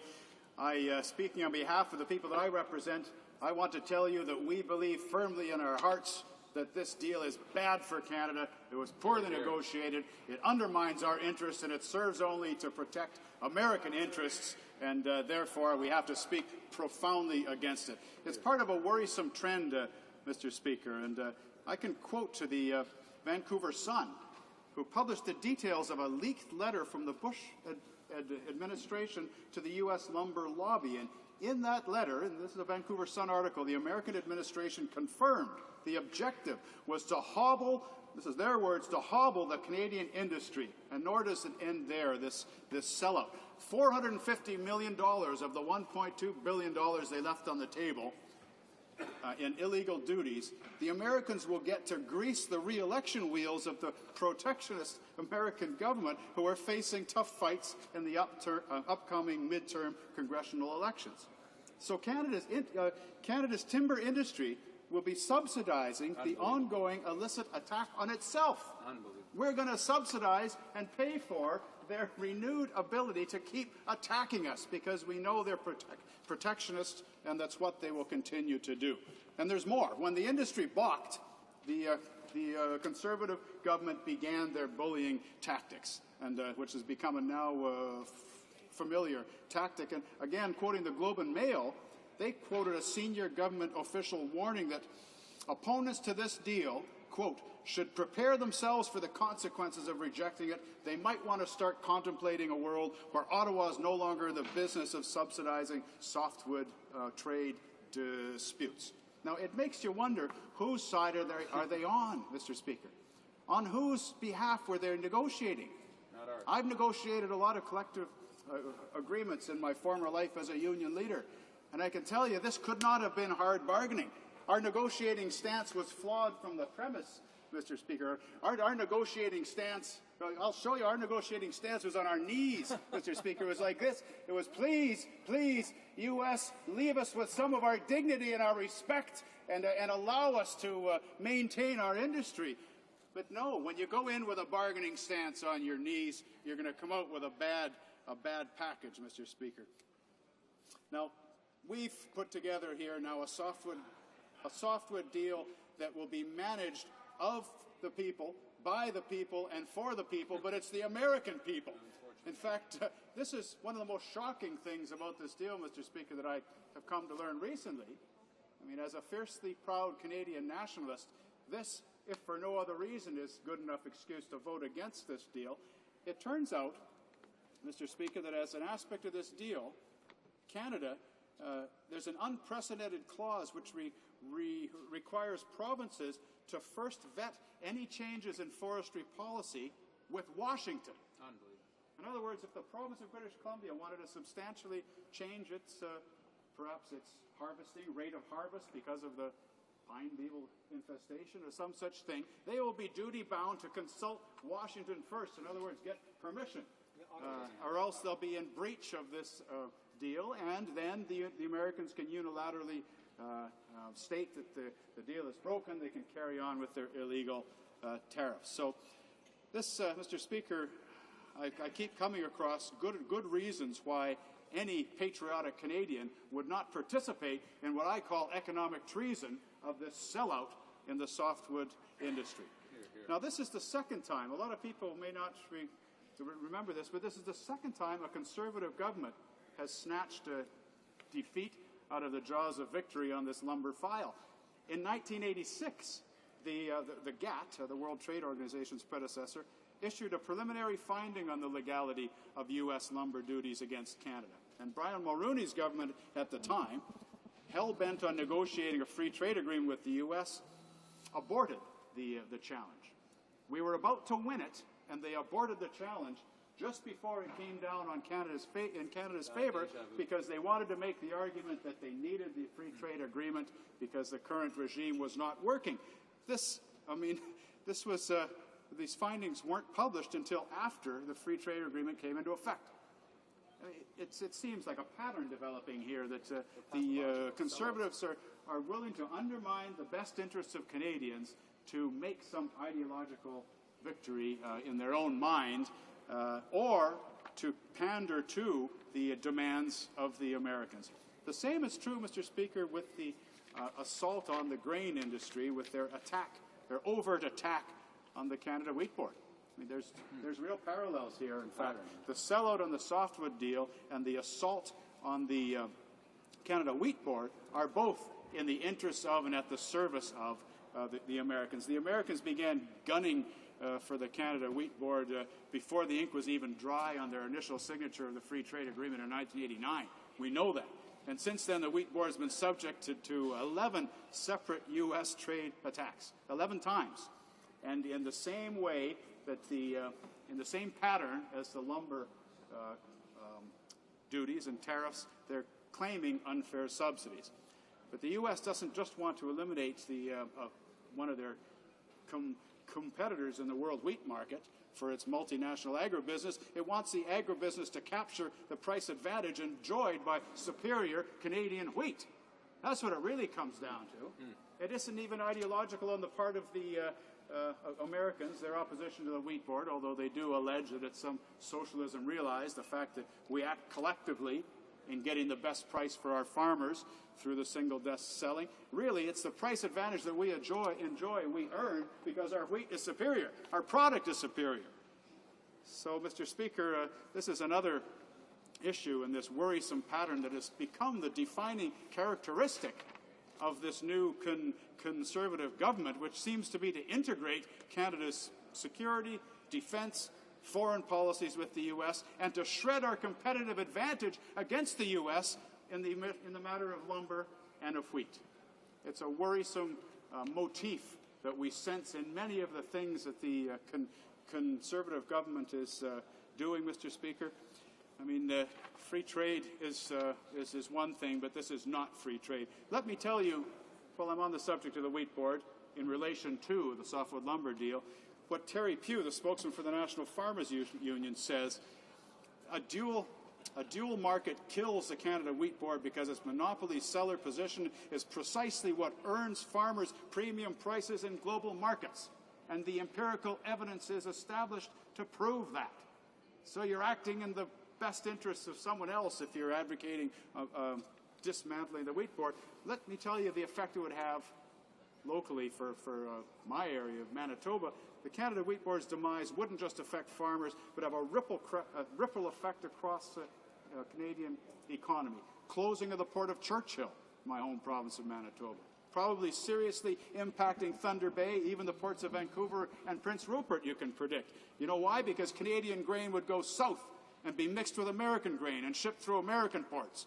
Canadian wheat as a distinct commodity would disappear, even though it's valued around the world as the best in the world. For pasta and other products, it's the highest caliber. It's the standard that other people set or use to measure their wheat. Listen to what John Morris, the editor and publisher of the Farmers Independent Weekly, says: a dual market is chimera, a word I had to look up.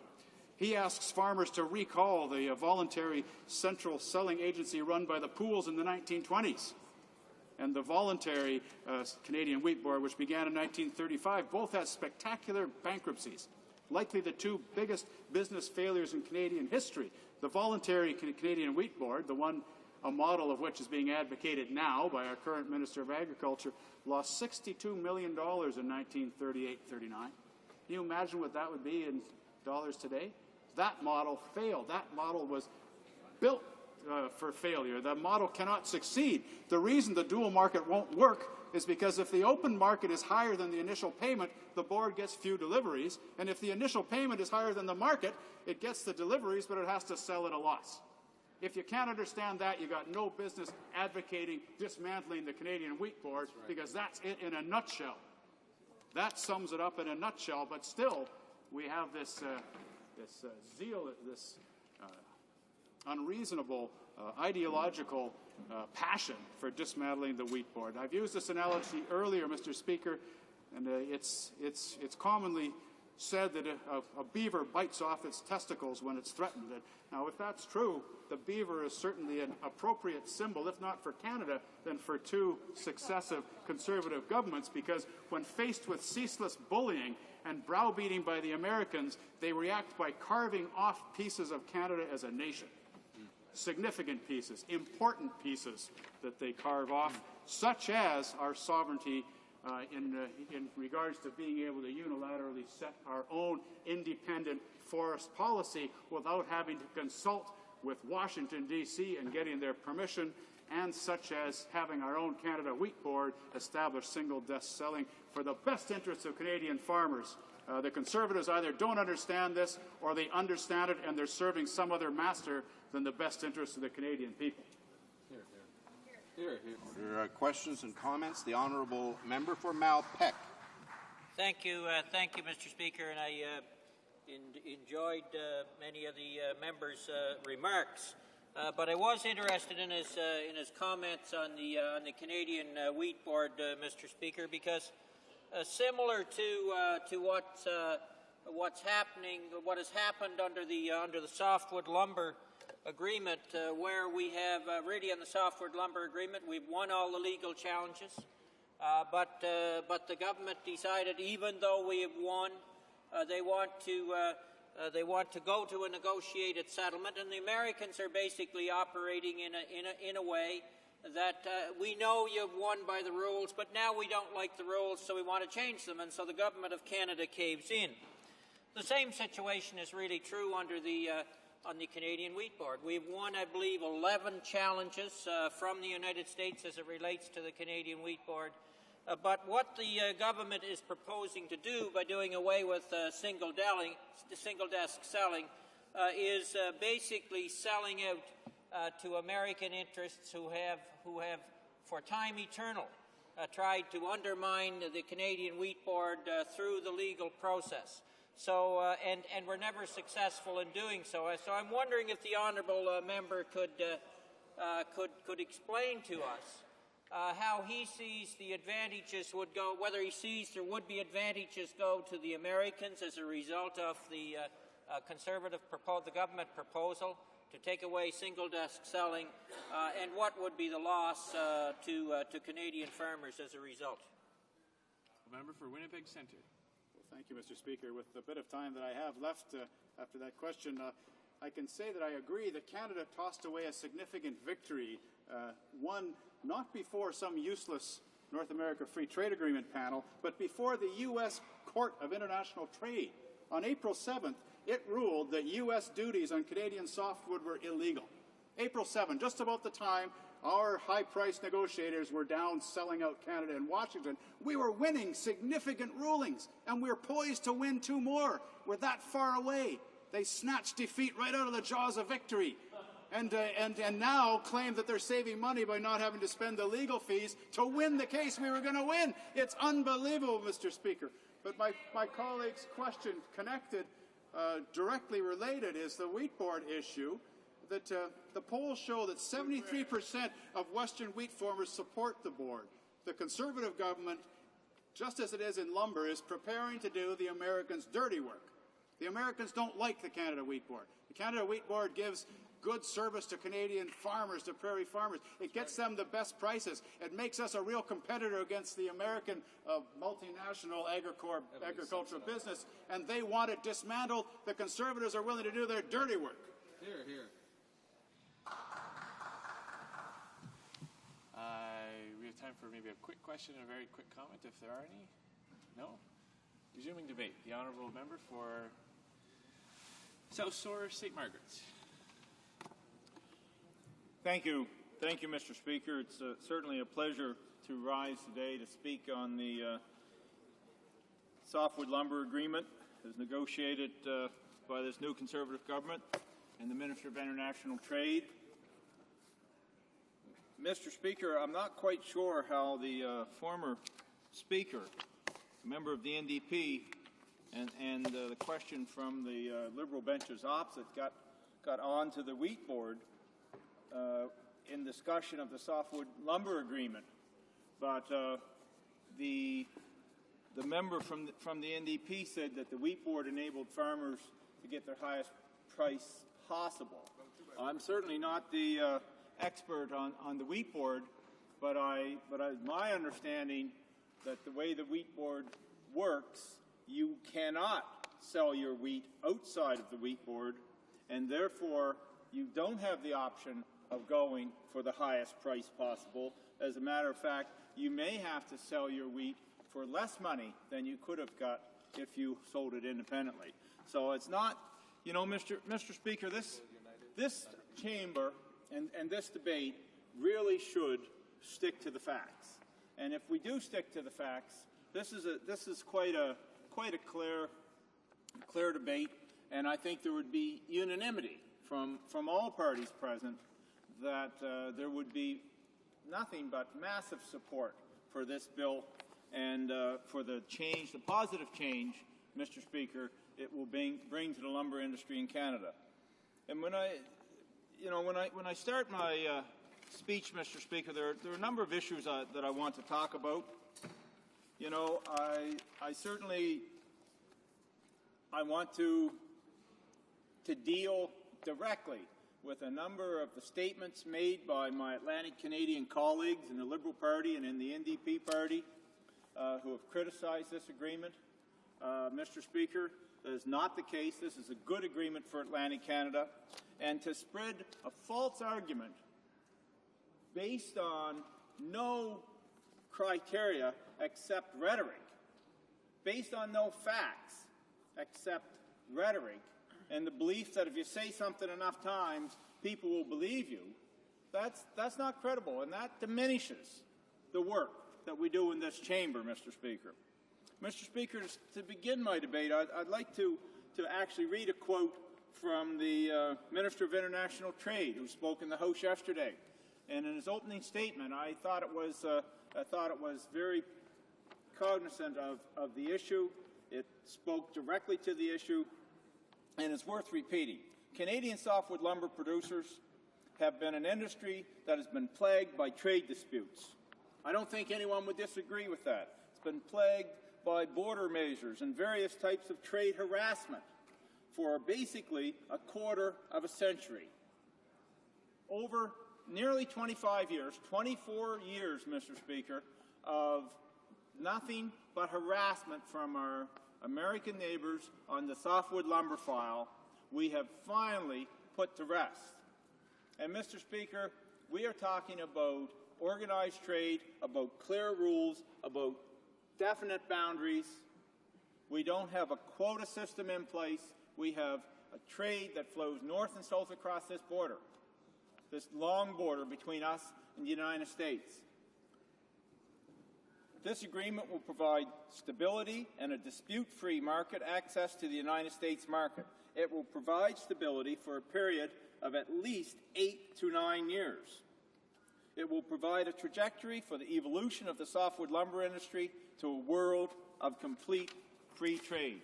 Now, obviously, Mr. Speaker, complete free trade is what everyone would prefer to have. But you cannot diminish the agreement that we have before us by somehow trying to discredit it by telling falsehoods about it. You know, I asked the member from Beausejour who spoke against this agreement. The member has sawmills in his own riding. He spoke against this agreement. I asked him, what about this hypothetical agreement that the former Liberal government supposedly had signed, that they were desperate to have signed prior to Christmas and prior to the election, Mr. Speaker?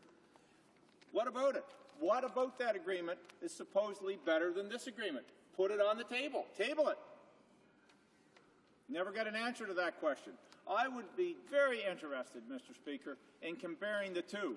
As Atlantic Canadian, the member from Beausejour would know that the difference in the agreements is that the Liberals were willing, Mr. Speaker, as unbelievable as this may sound, they were willing to give up Atlantic Canada's free trade with the United States. We have been countervail free. Previous to this last trade action, we were anti-dumping free. We had free trades with the United States. The Liberals were willing to give that up in order to get a trade agreement with the United States. Unbelievable. You know, there's a number of issues that we know are factual here. The Americans are protectionists. Big surprise. Nothing's changed. You know, the Bird Agreement makes it almost impossible for our exporters to work on equal footing. You know, this idea that somehow the next court case would have changed it is fictitious. Absolutely fictitious. Next court case would not have changed it. As long as the Byrd Agreement is in place in the United States, American industry who feel that they're being treated unfairly, who feel that there's a subsidy in the Canadian marketplace, can bring that action to the American Trade Board, and they can claim countervail or they can claim anti-dumping duties. There's no next legal action that's going to prevent that.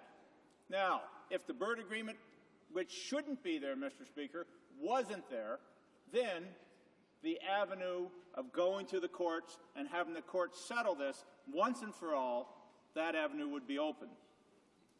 But this agreement, Mr. Speaker, is supported by Atlantic Canadian mills. I've had letters from the majority of mills in Atlantic Canada, from the Maritime Lumber Bureau. I'd like to just take a moment and recognize the work that the Maritime Lumber Bureau has done on this file in particular.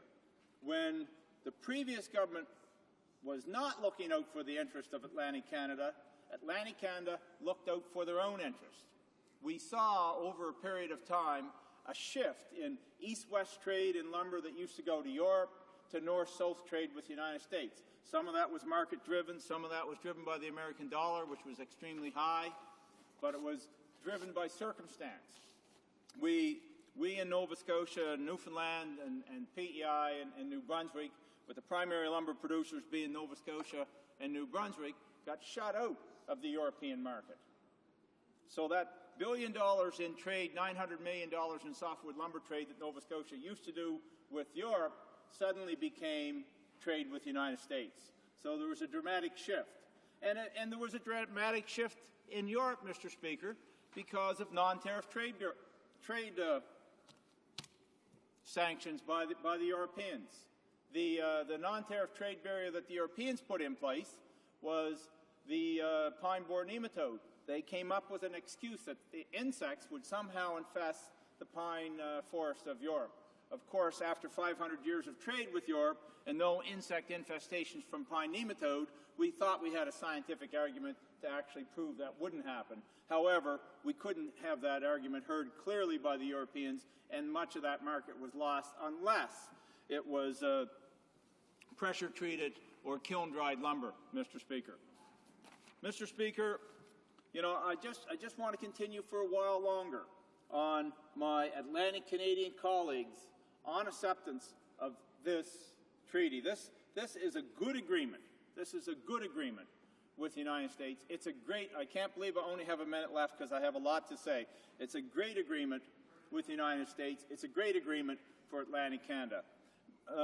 And more importantly, Mr. Speaker, you know, the members opposite yesterday were saying somehow you need to read this agreement.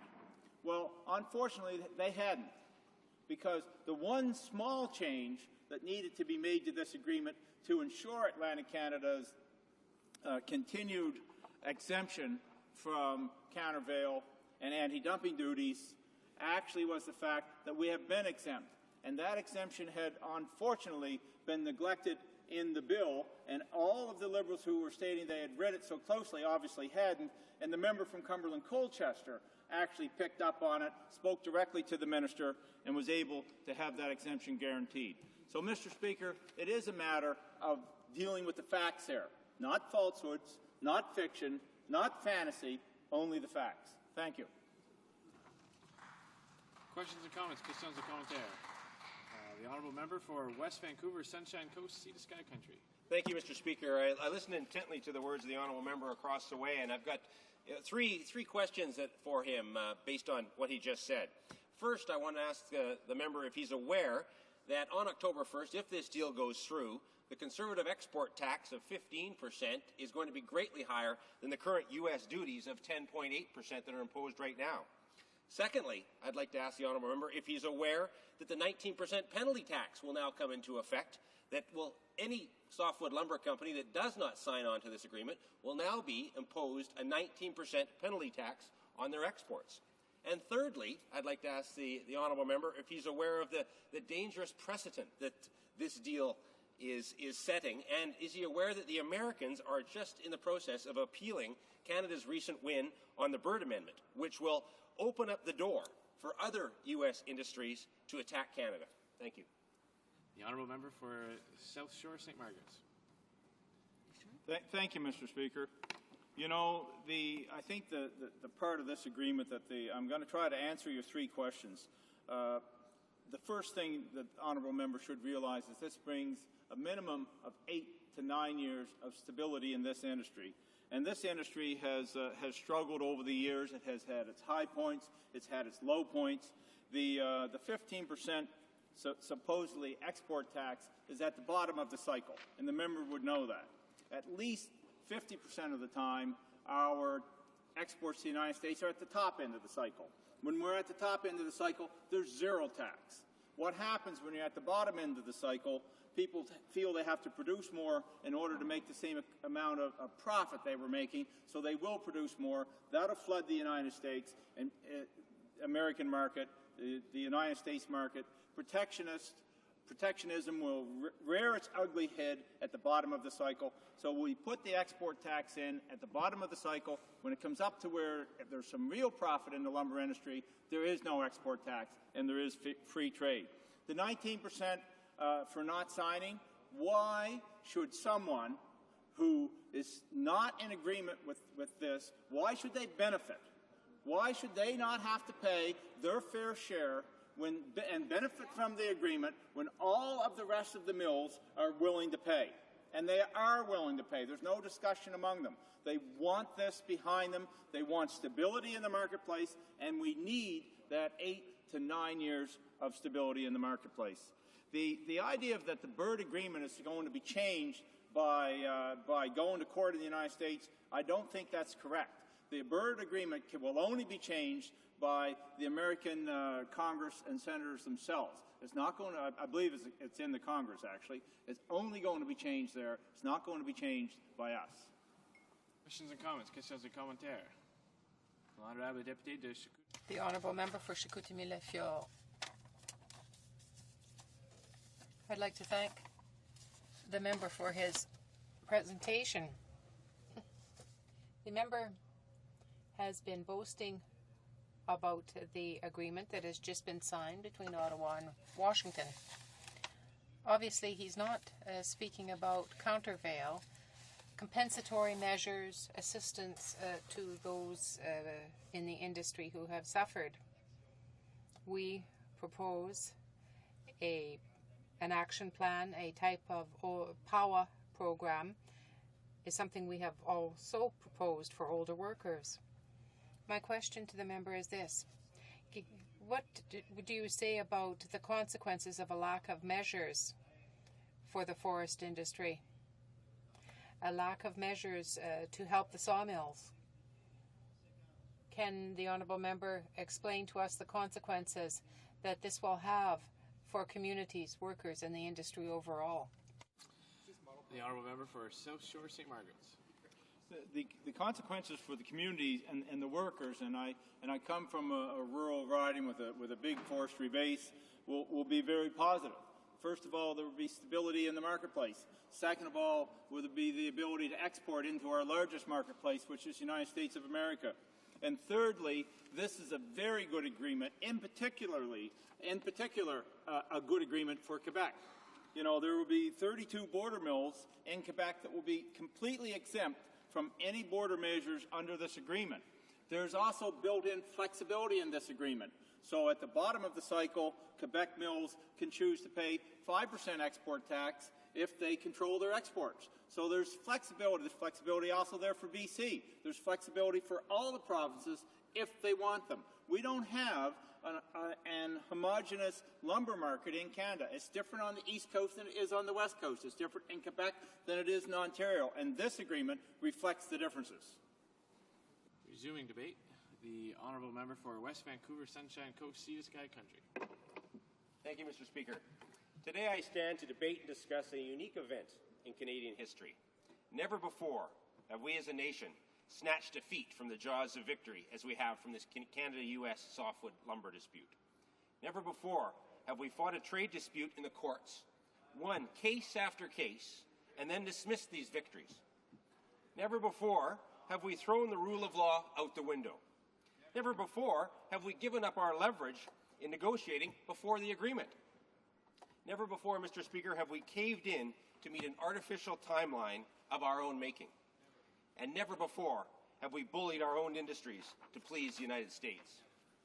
Mr. Speaker, never before have we had a government that has gone to bat for political expediency instead of going to bat for hard-working Canadians. Simply put, this softwood lumber deal, this complete capitulation, is wrong. Mr. Speaker, on the eve of his re-election, the honourable member for Vancouver Kingsway said he would be the Prime Minister's worst nightmare. Well, by the way this member has botched this deal, I'd say his wish has definitely come true. This agreement that this minority government has rammed down Canadian throats makes a mockery of free trade and cedes our domestic sovereignty.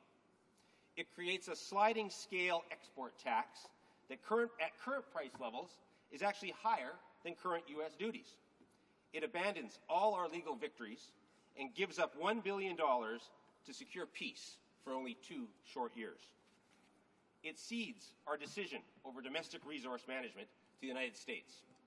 It caps our share of the American softwood market. It contains anti-surge provisions that cripple the ability of our forest industry to deal with unexpected circumstances, such as the rise of the pine beetle infestation in British Columbia, a problem, I might add, that is being further exacerbated by the complete lack of environmental policy on this minority Conservative government. But that's an issue, Mr. Speaker, that I'll save for another time. Mr. Speaker, this deal exposes Canadian firms to needless uncertainty by agreeing to a monthly measurement for surge protection when U.S. demand is highly variable on a monthly basis. It encourages other sectors and other U.S. companies to seek political decisions to gain protection from Canadian industries, all but guaranteeing more disputes in the future. Mr. Speaker, even American lawyers think Canada got suckered. Canada's so-called new government took the terms of our surrender, and now Canadians will have to pay the price. So, how, Mr. Speaker, did we get to this point? In May of 2002, the government of the United States imposed a countervailing and anti-dumping duty of 27% on Canadian softwood imports. Canada's Liberal government challenged this swiftly and comprehensively. It brought forward cases under the North American Free Trade Agreement, the World Trade Organization, and the United States' own Court of International Trade. The NAFTA panel struck down the United States injury determination in September of 2003. It did again April 2004, and then again in August of 2004.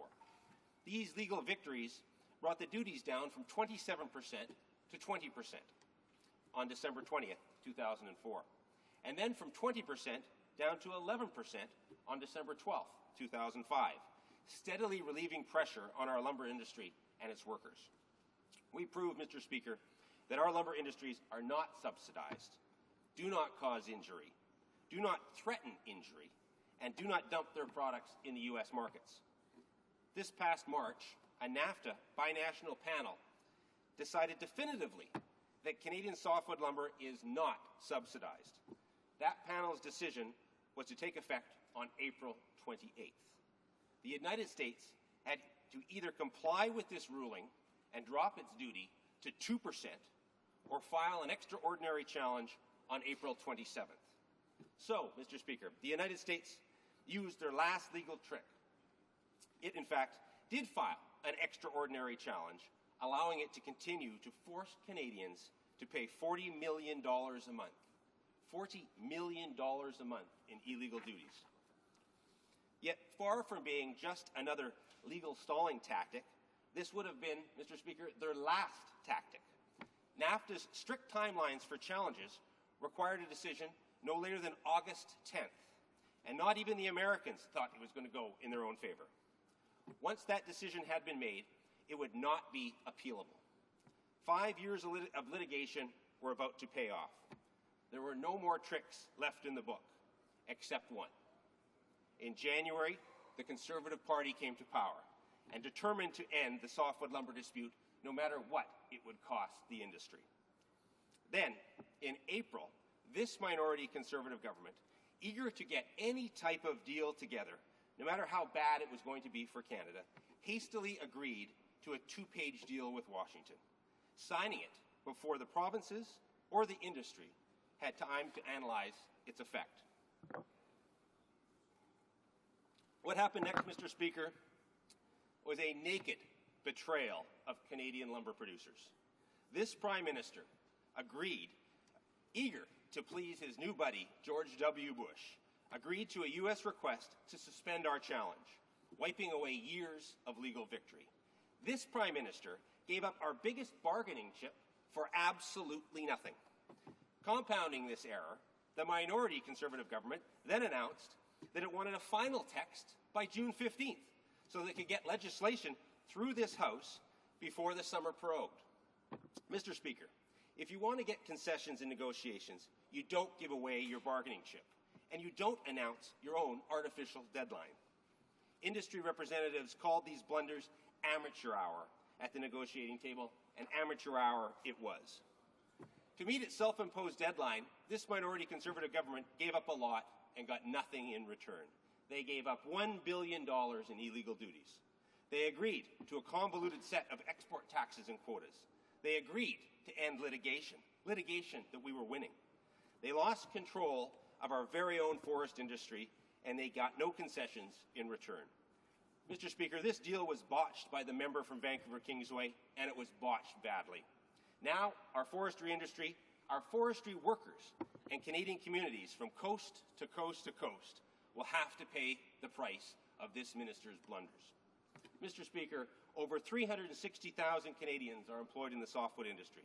Canada has a well-earned international reputation for the quality of our products. It's not, however, been, Mr. Speaker, an easy time for our forestry industry. It's already facing pressures from our higher Canadian dollar, higher energy prices, lower housing starts in the United States, and shrinking demand for global newsprint. This botched deal will only worsen their plight. Industry associates warned us months ago, that this deal is not commercially viable. The Ontario Forest Industry Association estimates that it could cause as much as a 10% industry job loss. The Bank of Montreal expects shutdowns of both lumber and pulp and paper facilities. The Free Trade Lumber Council warns that sawmills dependent on exports are particularly vulnerable. The Independent Lumber Remanufacturing Association warns that this deal would all but destroy their sector. And, Mr. Speaker, this minority Conservative government continues to bully our industries into submission. The Prime Minister's backed softwood industry representative into a corner and left them with no choice but to concede to this flawed deal. It has gone so far as to promise to slap a new 19% penalty tax on duty refunds going to Canadian producers that refuse to sign on to the deal, and then to delay those payments for 2 years. These bullying tactics may work inside the Conservative caucus, but let me tell you, Mr. Speaker, they're not going to fly in the forestry sector. This minority Conservative government has abandoned our lumber industry by refusing to provide loan guarantees for the duties that are rightfully ours. And this government has tried to divide Canadians, pretending that there's no other solution. But there is a better way, Mr. Speaker. Canada can say no to this botched deal and do what we should have done from the start. We should see our NAFTA challenges through to the end.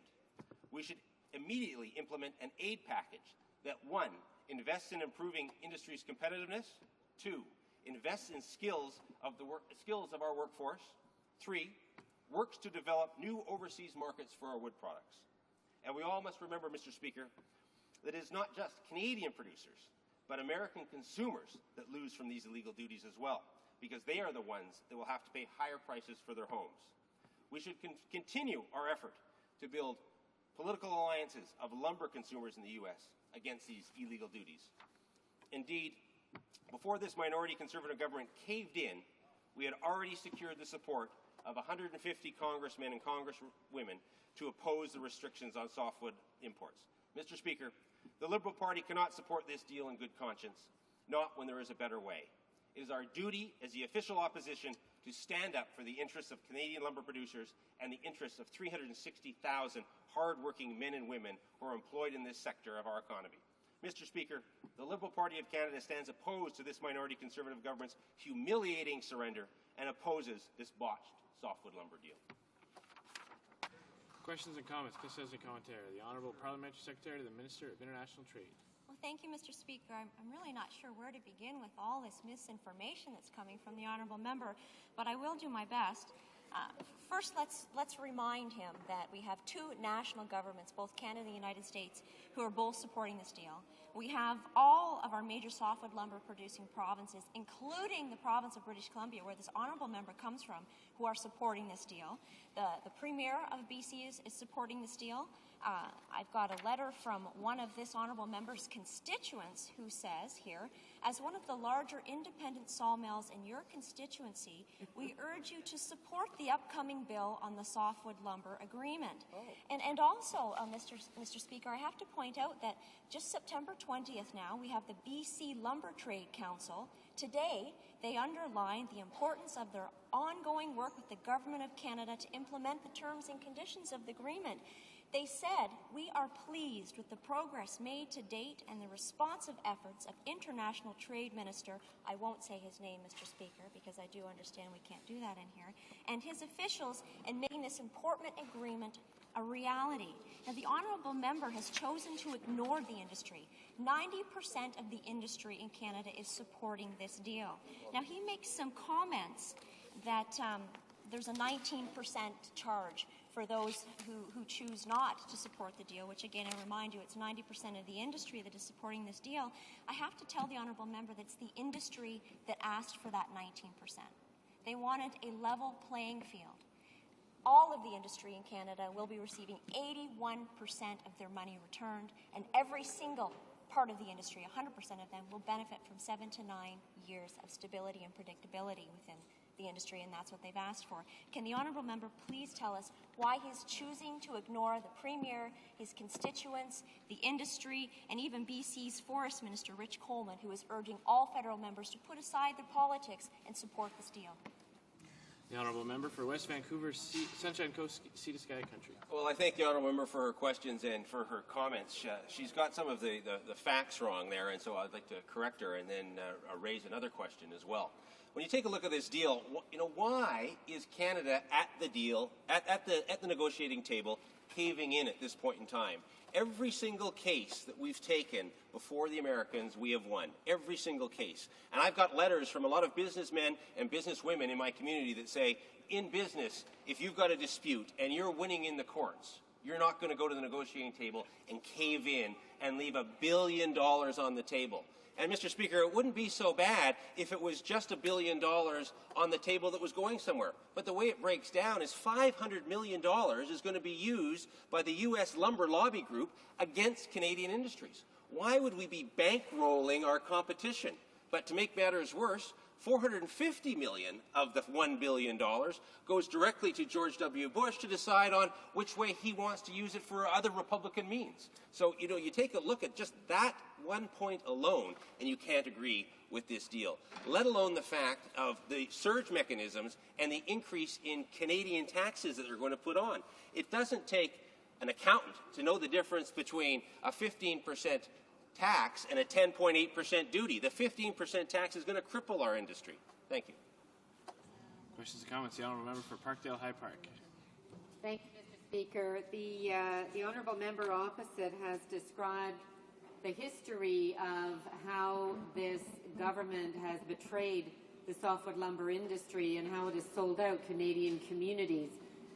We've heard in great detail in many debates in this House about their sorry record, and we know about all of the money that was levied illegally against Canadian firms, and now some of that money is coming back to these firms. My question for the Honourable Member opposite is, does he have a view on why the federal government did not stipulate that this money should have gone back not to the corporations but to the communities that were so hard hit by the U.S. tariffs that were imposed on them, the communities that lost jobs, that saw mills close, and have paid the price by this lack of support from the federal government. The honourable member for West Vancouver, Sunshine Coast, Sea to Sky Country. Well, I thank the honourable member for her question. I think there's 2 points here that we have to take in consideration. One is the speed at which this deal was rammed through Canada. It was a 2-page framework agreement when it first came forward, and in that initial 2-page framework agreement, the $1 billion that was being left on the table, half of that money was supposedly going to be put into a fund that was going to be overseen jointly by the Americans and by Canada as to where that money was going to go to help our industry on both sides of the border. Then when we got the rushed final version of the deal, we find that that completely disappears and the $500 million goes right into the Americans' pockets. I think it points to the fact of how rushed this deal was.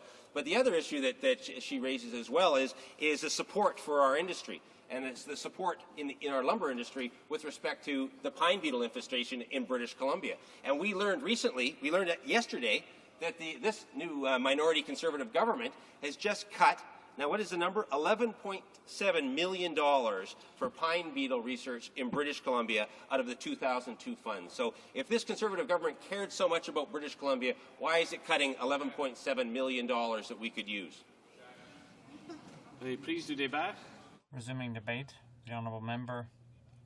Resuming debate. The honourable member for Chicoutimi-Le-Fjord. Thank you, Mr. Speaker. Today I'd like to speak about the softwood lumber agreement, which was entered into between Ottawa and Washington.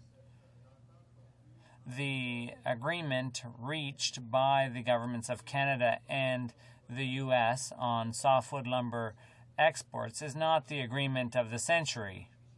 A number of members, I'm sure, have had the opportunity in recent months to meet with members of the forestry industry who told them that an agreement should be signed because they were at the edge of the precipice. Mr. Speaker, what you have to understand is that the industry had no choice. The agreement reached on July 1st wasn't a good deal, but the forestry industry could wait no longer. If the Bloc Québécois supports this agreement, it's because we're acting responsibly toward thousands of workers in sawmills and so on. But during the consultations with the industry in recent months, we've realized that the industry is going through a structural crisis that goes beyond the scope of the deal on softwood lumber exports.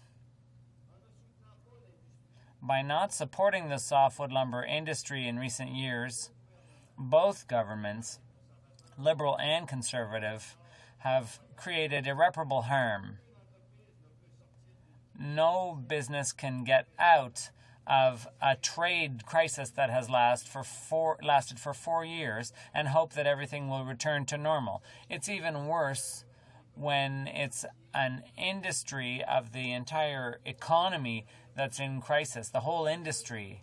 In the past 4 years, a number of companies in the forestry industry have closed shop, and this deal will do nothing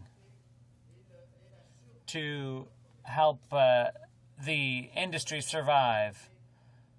Because the industry remains vulnerable, the government should set up a series of measures to help forestry companies to deal with the serious problems they're experiencing. During the crisis since 2002, 17,000 jobs were lost in Quebec.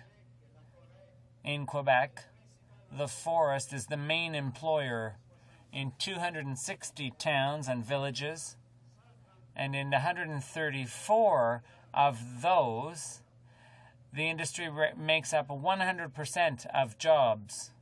So it's important to help this industry survive. Mr. Speaker, Quebec is the second largest province in terms of softwood lumber exports to the U.S. In fact, 50% of Quebec's production is exported directly to the U.S.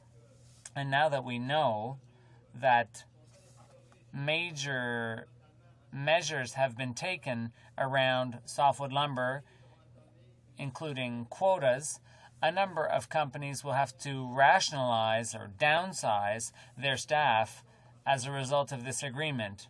I say quotas because it appears that Quebec will be choosing one of the two options. That is option A, which is a percentage charge coupled with a ceiling on the number of exports or quotas. So the situation is of concern to thousands of workers, with wood coming from China and with new conditions affecting the industry. A number of businesses in coming months will have to lay off heavily. For some communities in my riding, Chicoutimi-Le-Fjord, the effect of the crisis in recent years has already been dramatic, Mr. Speaker. One of the main forestry cooperatives in Quebec went bankrupt in December 2004. That bankruptcy had an indirect effect on a good number of sawmills in the Saguenay-Lac-Saint-Jean region. Some had to close for a number of weeks, whereas others had to close for good. That's the case of one sawmill in my riding, which in March decided to put off its decision for a year, and they closed their plant down for economic reasons. In addition, since the softwood deal, which was signed on July 1st, a number of sawmills in Saguenay-Lac-Saint-Jean have been having financial difficulties. To give some examples, the Bowater sawmill in Saint-Félicien had to lay off 140 employees for an indefinite period starting in September. Also, the Gérardville Forestry Co-op requires an investment of $1 million in order to continue, and the PFS sawmill just reopened after being closed for a month. Initially, they expected a 2-week closure, but it ended up being a month. So the sawmill decided to drop its second shift because of the difficulties they were having with market conditions. These are just a few examples, but a good many sawmills like PH LeMay and another have been seriously hard hit in recent months. Mr. Speaker, the softwood lumber crisis is causing 3,000 jobs to be lost directly in the Saguenay-Lac-Saint-Jean region, and the situation continues to get worse. I'd just like to take one last example to sum up the situation in general. 3 weeks ago, the Saint-Félicien sawmill closed down for an indefinite period in order to reduce its financial losses. The company was therefore forced to lay off some 350 employees working in its sawmills. One spokesperson for the sawmills said the following, and this sums up the situation well. We're going through an unprecedented crisis, and the profitability conditions are very difficult. Just like other forestry companies, we have no choice but to group activities together and streamline in order to remain competitive. Mr. Speaker, that is a comment that really sums up the situation in terms of the softwood lumber crisis. So the fundamentals of the problem remain the same. The situation will continue to get worse if rapid measures are not taken. The problem is made worse in outlying regions, and it's hard to turn a blind eye to their plight. There are a number of explanations for the worsening problems in the regions, including the fact that the forestry industry plays a major role in a number of communities.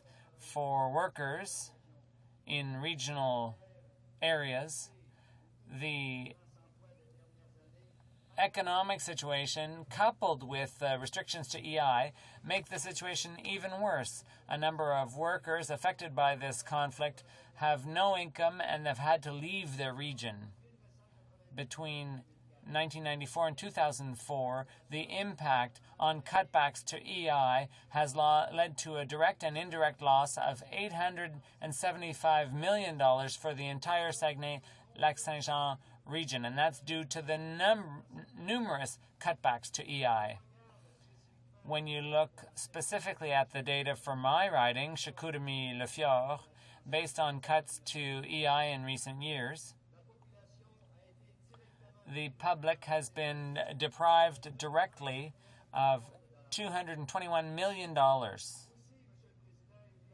Also, Mr. Speaker, there are other steps that we propose to this government, including setting up a POA program, a program to support older workers who are laid off in the course of mass layoffs.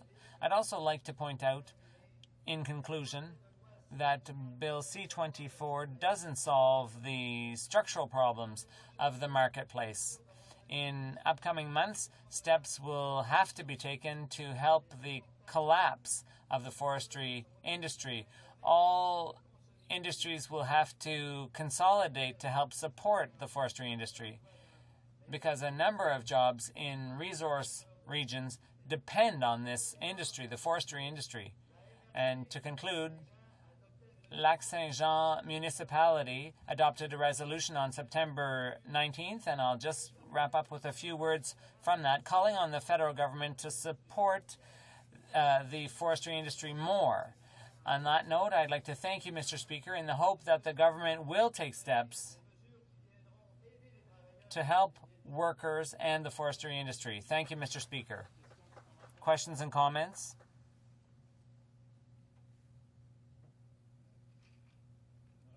The Honourable Member for Skeena-Bulkley Valley. Thank you, Mr. Speaker.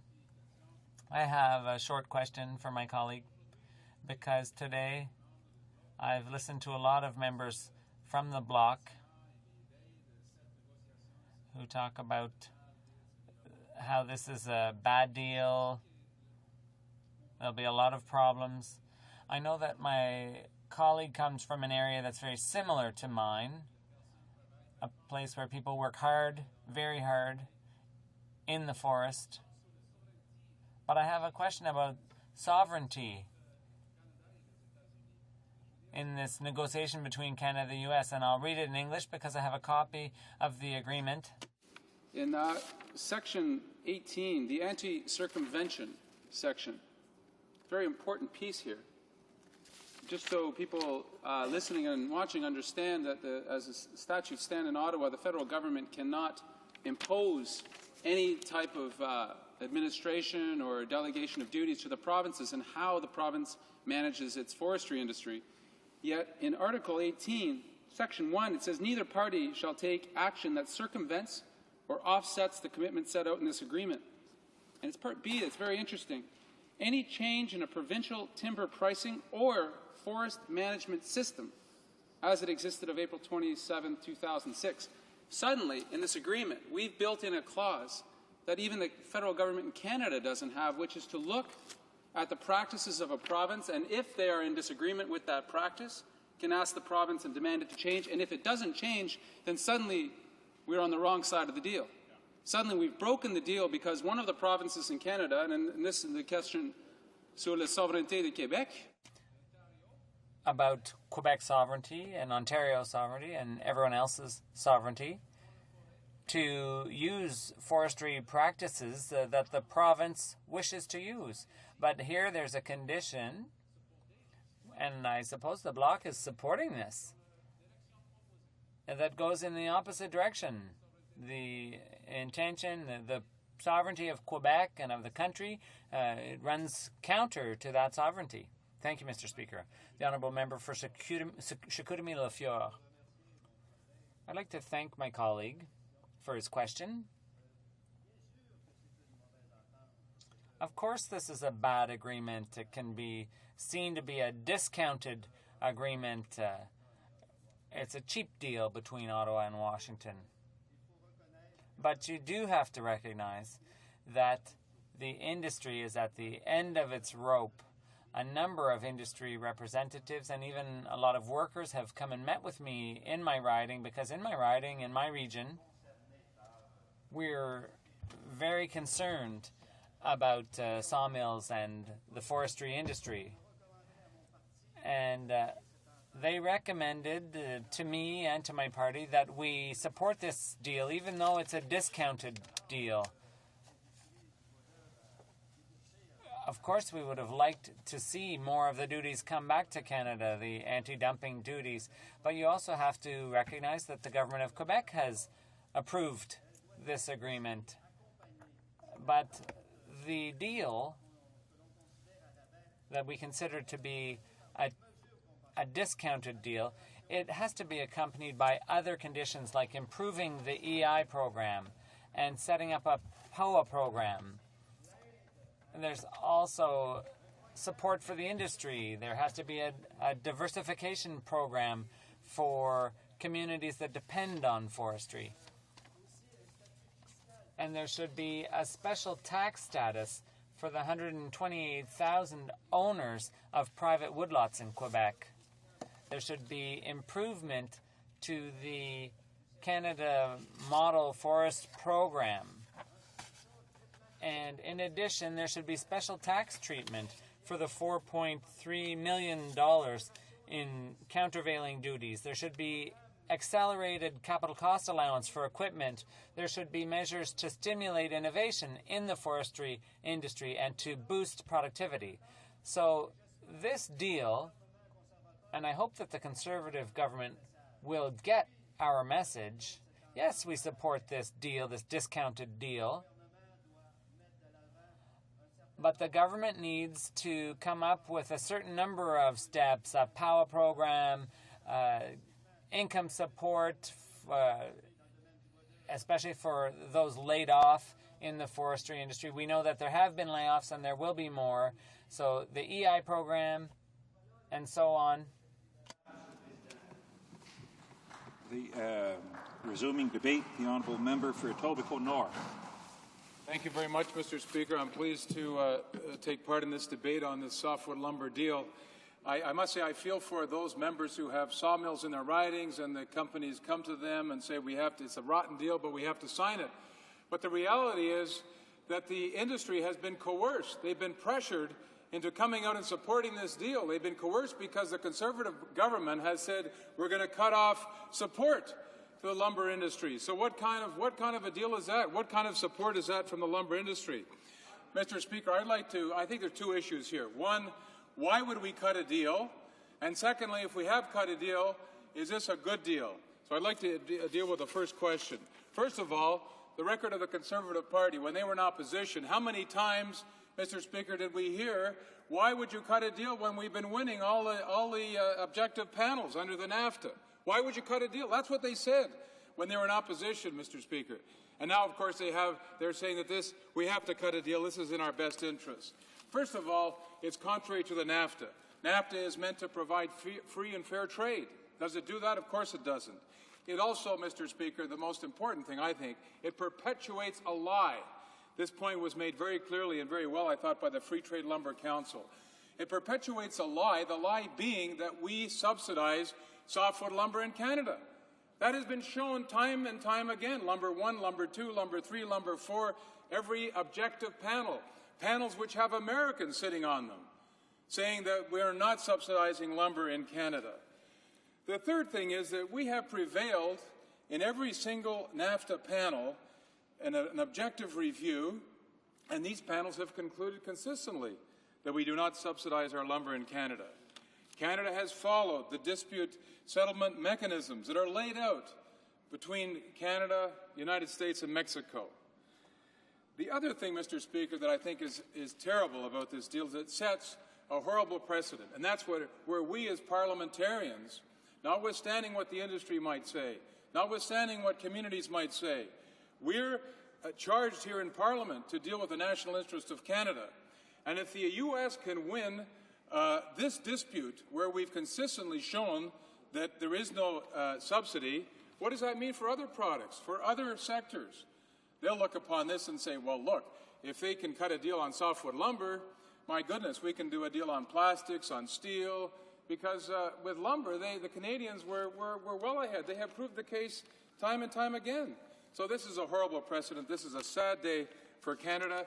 It's another way in which this Harper government has capitulated to the U.S. interests and to their love affair with the Republicans south of the border. Now, if you're going to cut a deal, which it looks like they have, I would say that's the wrong approach to take. But if you do cut a deal, what about this deal? How good is it or how bad is it? Well, I think, first of all, how often did we hear by the Conservative Party on the other side of the House when they were in opposition that why would you not fight for $5.3 billion in the tariffs to be recovered by the Canadian producers? They would argue, we shouldn't leave anything on the table. Well, of course, now they're leaving $1 billion on the table. And for the opposition, the government, Conservative members now to argue that the industry minister at the time knew the deal and this is a better deal, I don't know how they can conclude that, because the minister then, of course, would have been sworn to cabinet confidentiality, so I'm not sure they would know the details of the deal. But even if it is a slightly better deal, who knows? It's still a bad deal, because there was no deal concluded by our Liberal government. There were discussions, but this government is proceeding with this. They have a short duration, within 2 years, this deal can be abrogated by the U.S. producers and by the U.S. government. And they can say, oh, no, we don't like it, it's not working very well. In the meantime, Canadian producers will have backed away from their lawsuits. So how do you get that back? You can't restart those lawsuits. So I think it works very well for the U.S. producers and the U.S. government. Another point, Mr. Speaker, the export tax increases as lumber prices decline. Now, does that really work to the best interest of Canadian producers? I don't think so. It might work for the best interest of the U.S. producers, but we've seen the prices tank already from about U.S. $450 a thousand board feet to around $270 U.S. dollars per thousand board feet today.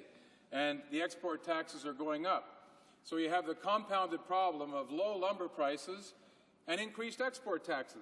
You're going to try to tell me, Mr. Speaker, that this is in the best interest of Canadian producers? I hardly see that. When lumber prices are low, that's when the Canadian producers need all the help they can get. Another aspect of the deal, why it's a bad deal, and the member from Skeena, Bulkley Valley alluded to it, the anti-circumvention clause. What it does, Mr. Speaker, in a nutshell, is it robs Canadians within their federal government and their provincial government, it robs us of sovereignty when it comes to forest policy. The U.S. are basically saying, if you don't do it the way we do it, then clearly you're subsidizing. Well, I know for a fact, Mr. Speaker, that the auctioning of timber in the United States is not exactly a perfect market. There are companies that have bid on federal forestry timber, and they have been let off the hook later when pricing didn't quite work to their advantage. If you ever want, Mr. Speaker, and I've been there, I worked in the forest products industry, you want to set up a lumber mill, an OSB mill, an MDF mill, or a pulp mill in Tennessee or Mississippi, you want to know how deep their pockets are? They will put all sorts of incentives into the hands of forest companies trying to set up a plant in the United States, whether they're sales tax abatements, property tax abatements, subsidized cogeneration energy, a whole range of things, tax holidays of various descriptions. But of course, under the process that we have, we can't look at the U.S. subsidies. All we can do is respond to the process that is in place. And, that's fair enough. We agreed to that. But at least respect the process that's in place. The reality is, Mr. Speaker, and this is something I think that our U.S. friends and neighbors to the south can't seem to get a grip on. Is it too much to concede that Canada might have a comparative advantage in softwood lumber? Is it too much to believe? I prepare, Mr. Speaker, to say to the United States, perhaps you have a comparative advantage in IT. Perhaps you have a comparative advantage in other industries. But we have a comparative advantage in softwood lumber.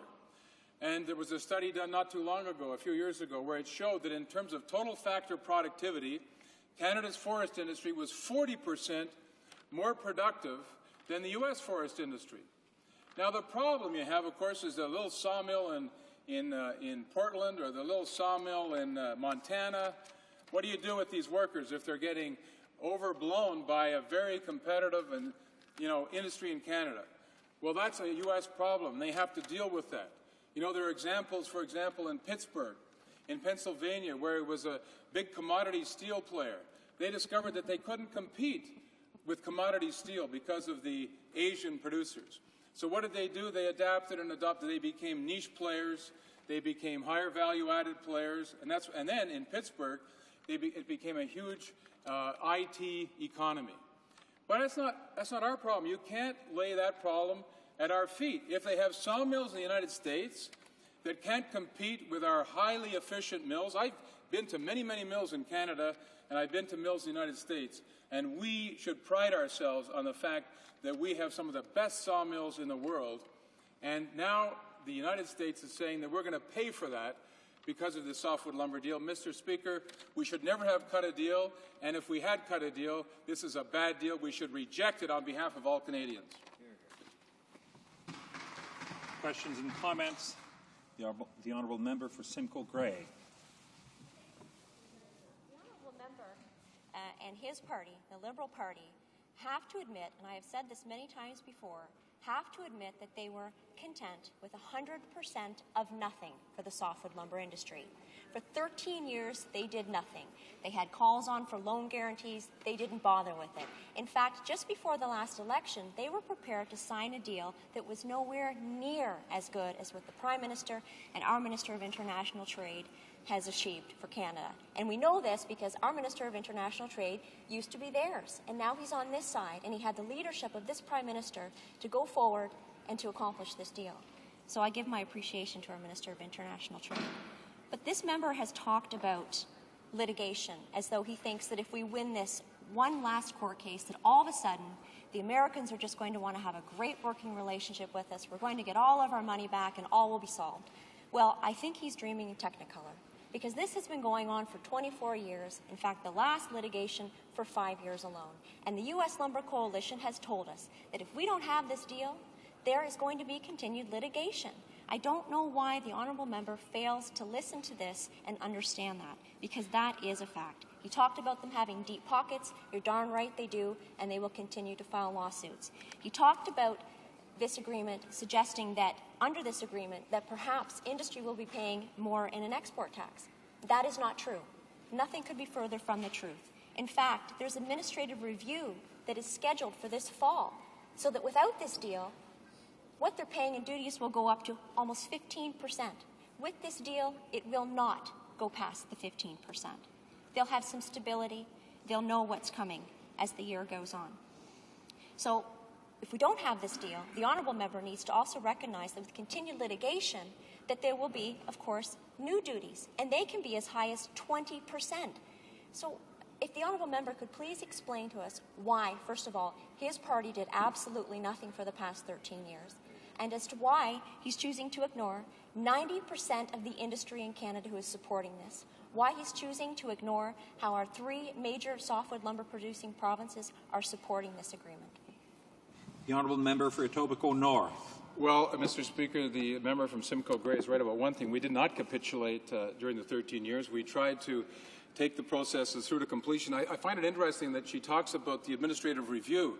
This is where the Prime Minister goes down to Washington or Cancun, and at that point in time, President Bush had the opportunity to waive the administrative review. In other words, to use his special powers to overturn the appeal request. So he's down there, and they're all buddies, you know, Steve and George Bush, you know, and what do they get? Well, they get this contrived agreement which sells out the industry and sells out Canada's sovereignty and foreign policy. But what do they get? They get a little something, assurances about military cooperation, et cetera, et cetera. So, you know, President Bush looks pretty good, and this particular deal, you know, the problem is that this government said they wouldn't support the industry.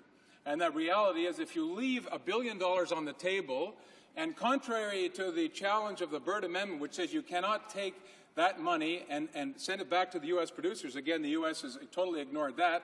That money goes back to the U.S. producers, and the Canadian producers are sitting there trying to fight this softwood lumber deal, and the Canadian government has said, well, I think they were bluffing, because they couldn't have actually lived through that, because the industry would have had to have had support from the government to fight the softwood lumber deal.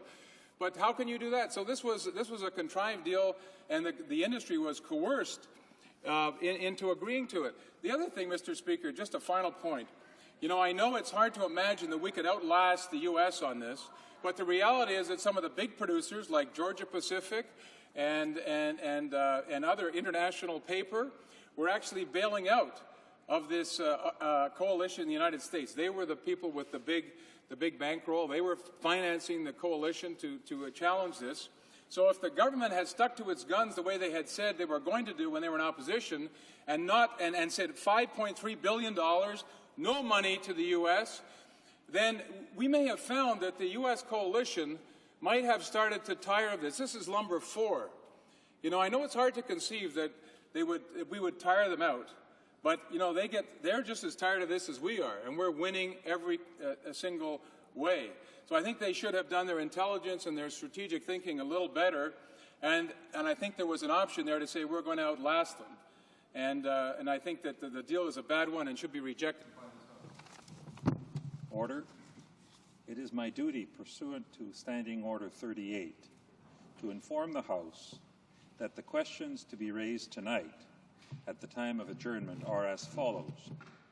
1, the Honourable Member for Don Valley West on the environment. And 2, the Honourable Member for Skeena-Bulkley Valley, also on the environment.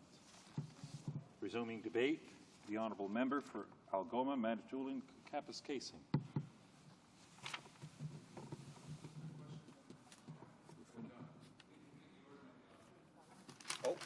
I'm sorry. Thank you, Mr. Speaker. The Honourable Member for Skeena-Bulkley Valley. I'll be corrected from your chair if I'm wrong, Mr. Speaker, but the previous lineup had me following my namesake from across the floor. If that's not correct, we can adjust it, but perhaps you can seek some advice from the list. I've recognized the Honourable Member for Algoma. Resuming debate. Thank you, Mr. Speaker. It's an honour for me to participate with my colleagues on debate on Bill C-24, a bill which has very steep consequences for many communities across the country. Forestry communities like I have in my large riding of Algoma, Manitoulin, Kapuskasing. Forestry industries located along Highway 11, whether they're sawmills or pulp and paper or panelboard plants in Hearst or Kapuskasing or Smooth Rock Falls, or whether they're workers that live in the small villages in between, or on Highway 17, whether they're a pulp and paper plant in Espanola or a sawmill in Nairn or Thessalon, or forestry workers and logging companies between Thessalon, Espanola, including Elliott Lake, Iron Bridge, Blind River. These are communities like communities across the country that are facing very difficult times, as some of my colleagues have talked about. Energy costs, exchange rates, even government regulation. The competing demands for the forests. Competition from other countries where certain forest fibers are very, very inexpensive. All these things and other factors combine to make it very difficult to operate and to be a worker in, or to be a small business or contractor in the forestry sector. So that's why it has been a real challenge for me to try and understand why this government came up with the deal that it did with the U.S. Certainly, we were in office up until January for some 12 and a half years, and we were actually making considerable progress on that file.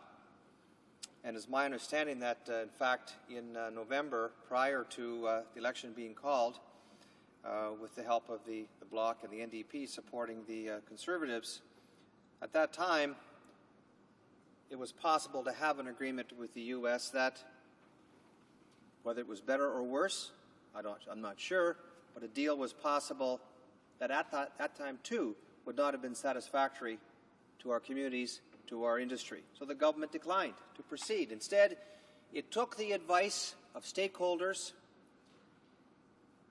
when asked, do you want to settle with the U.S. industry? Do you want to compromise the gains you've made? Do you want to give away progress under the free trade agreements? Or would you rather pursue our legal rights in the courts or under the NAFTA trade panels, or whether it's at the WTO? Do you want to pursue the legal options, those rights, or do you want to negotiate? Well, almost exclusively, stakeholders, workers, companies said, no, we don't want to negotiate. We don't want to give away what we've gained in our efforts to find peace, softwood trade peace with the U.S. We want a solution which is based in the law and due process.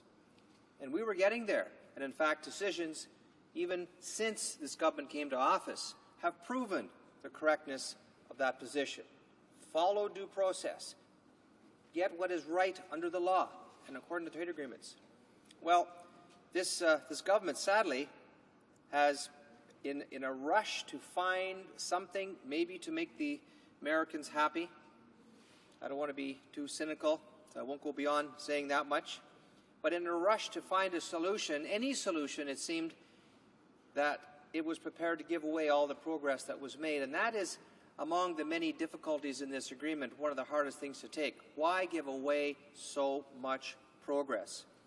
So let me comment further by saying I've talked to a lot of people in my riding, and whether it is Guy Bourgoin, president of the Steelworkers Local 12995 in Kapuskasing, who says in a letter, and I quote in a letter to myself in late August, however, despite this success, and the success I refer to, Canada appears to have capitulated to American demands. Under the proposed deal, we are still faced with restrictions on our access to the U.S. market in the form of a tax and or quota. We are agreeing to allow American oversight of our provincial forest policies, and we are leaving billions of dollars of illegally collected tariffs south of the border. To top it all off, there is nothing in the agreement to ensure the stability of employment in the forest sector or the ongoing viability of our forest-dependent communities. Guy Bourgoin in Kapuskasing, president of that local, has summarized it very, very well.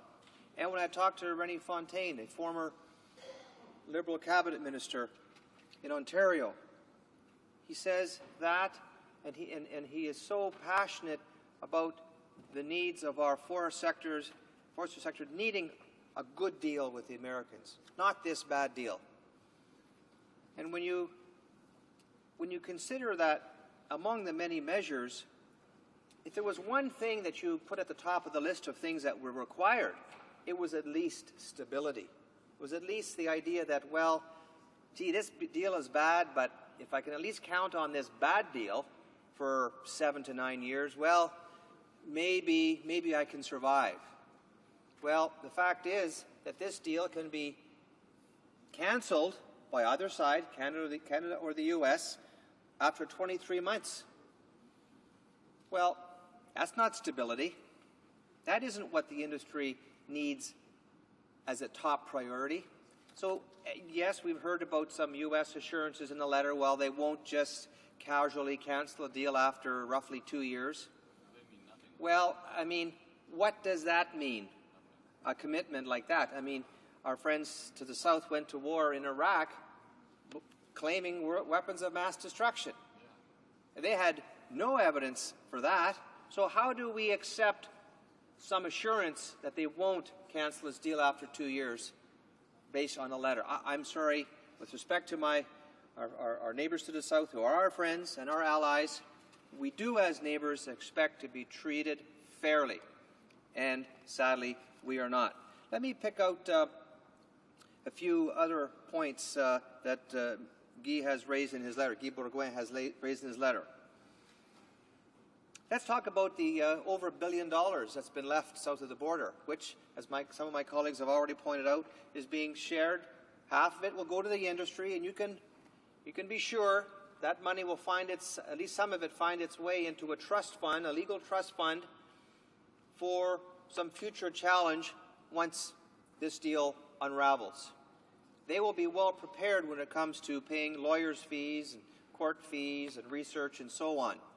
Whereas our industry has been told by this government, by the new government, so new that they're possibly too inexperienced to really know what it means to understand when they've negotiated a bad deal.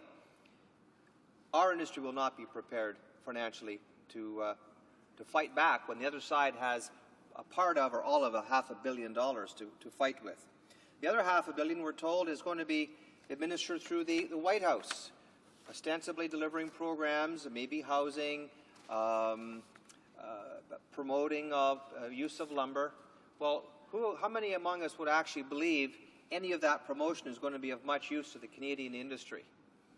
I doubt very, very much that any of that benefit. We're told that the Prime Minister's office here will be consulted on those programs.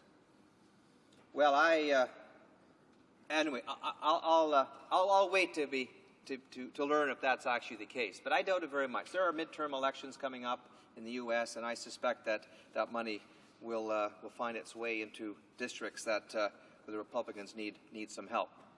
There is no interest in the side of the U.S. to use that money to help Canadian industry to produce lumber here and sell it in the U.S. And I wonder if the stability of this deal depends upon one side or the other determining after 2 years whether it should abrogate the deal or not. Who's going to make that decision to abrogate the deal? It's not going to be this side. It's going to be the U.S. side. Our side wants stability. Our industry are fair traders. They are not subsidized. My colleague from Etobicoke North, Etobicoke Centre, mentioned the natural advantage. Well, do we challenge the U.S. because they have more sunlight in a year because of the climate? No, that's our natural advantage. We have a natural advantage, Mr. Speaker, that we are proud of. We've got good workers, we've got great workers in the industry, great communities, and we deserve a much better deal than we've been shown here. Thank you very much. Questions and comments? The honourable member for Skeena-Bulkley Valley. Thank you, Mr. Speaker. I thank my colleague for his comments. There's a small question I put to one of his colleagues previously that remains unanswered.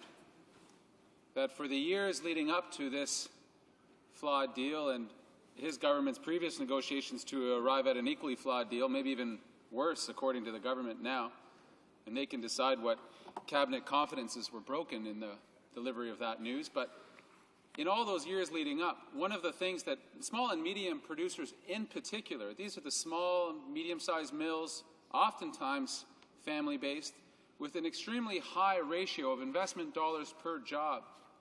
Now, this is an important ratio for people to understand because as the consolidation of this industry has been going on over the last 10 years, what that essentially has meant is fewer and fewer players in the market, fewer and fewer manufacturers of wood.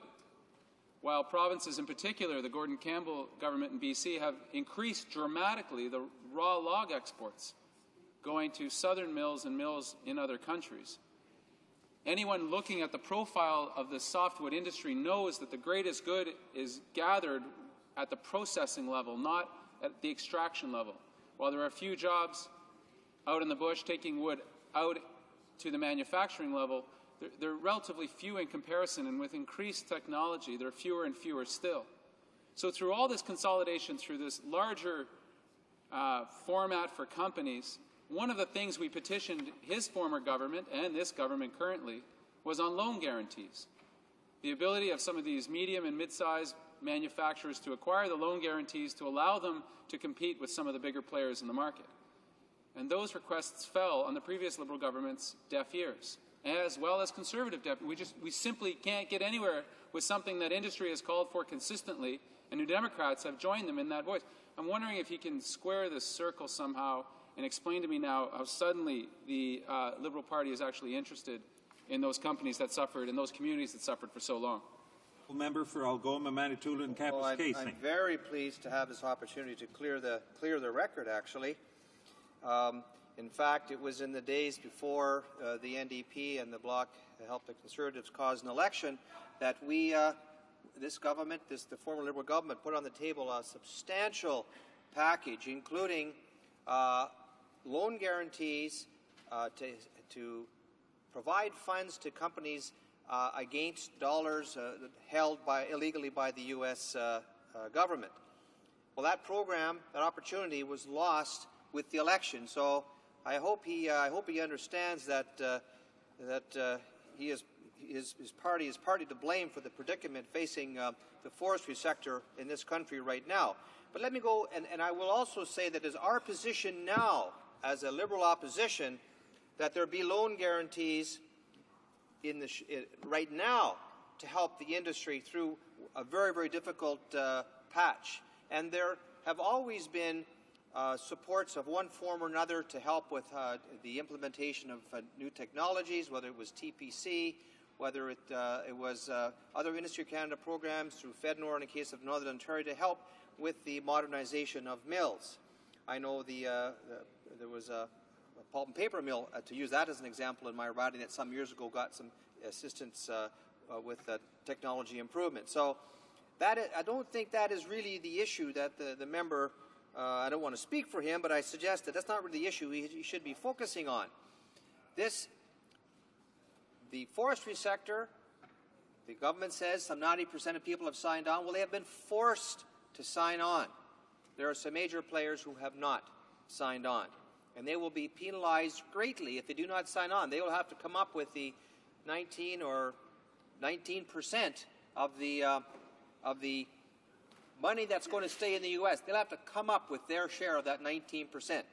So the record of the former Liberal government when it came to forestry, we can't do the provincial government's job when it comes to the forestry sector. The provinces have the principal role in managing the forests.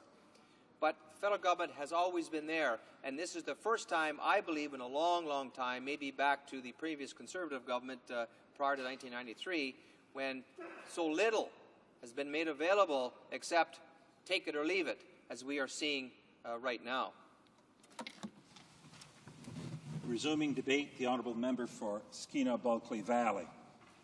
Thank you, Mr. Speaker, and I very much looked forward to the time to enter into this debate. For a lot of members in this House, and fewer, the ability to speak from the experience of watching mills in their ridings go through the last 5 to 10 years is difficult. It's an extrapolation of the idea. It's an imagination of what it is for communities when they're faced with such trying times.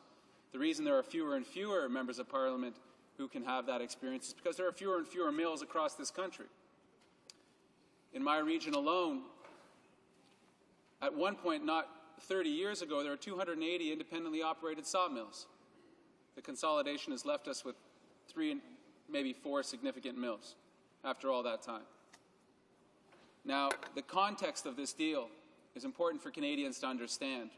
For many Canadians, particularly living in urban ridings, they may not come to appreciate what the magnitude of destruction to the basis of rural economies has been over the last decade.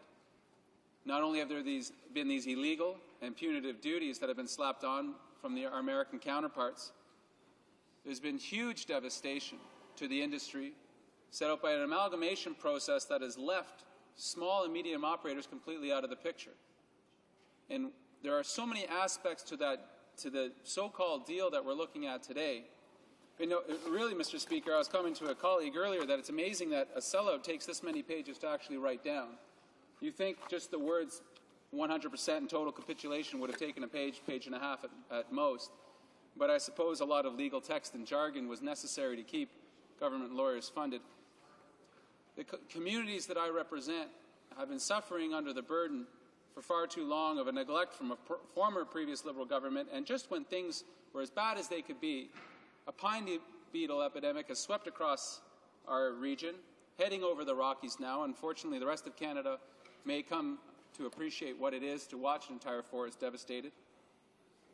A Liberal government in Victoria interested only in massive raw log exports, which do little. And for people not familiar with the industry, we truly know that the best and greatest advantage and benefit to chopping a tree down is what you do with it once it hits the ground.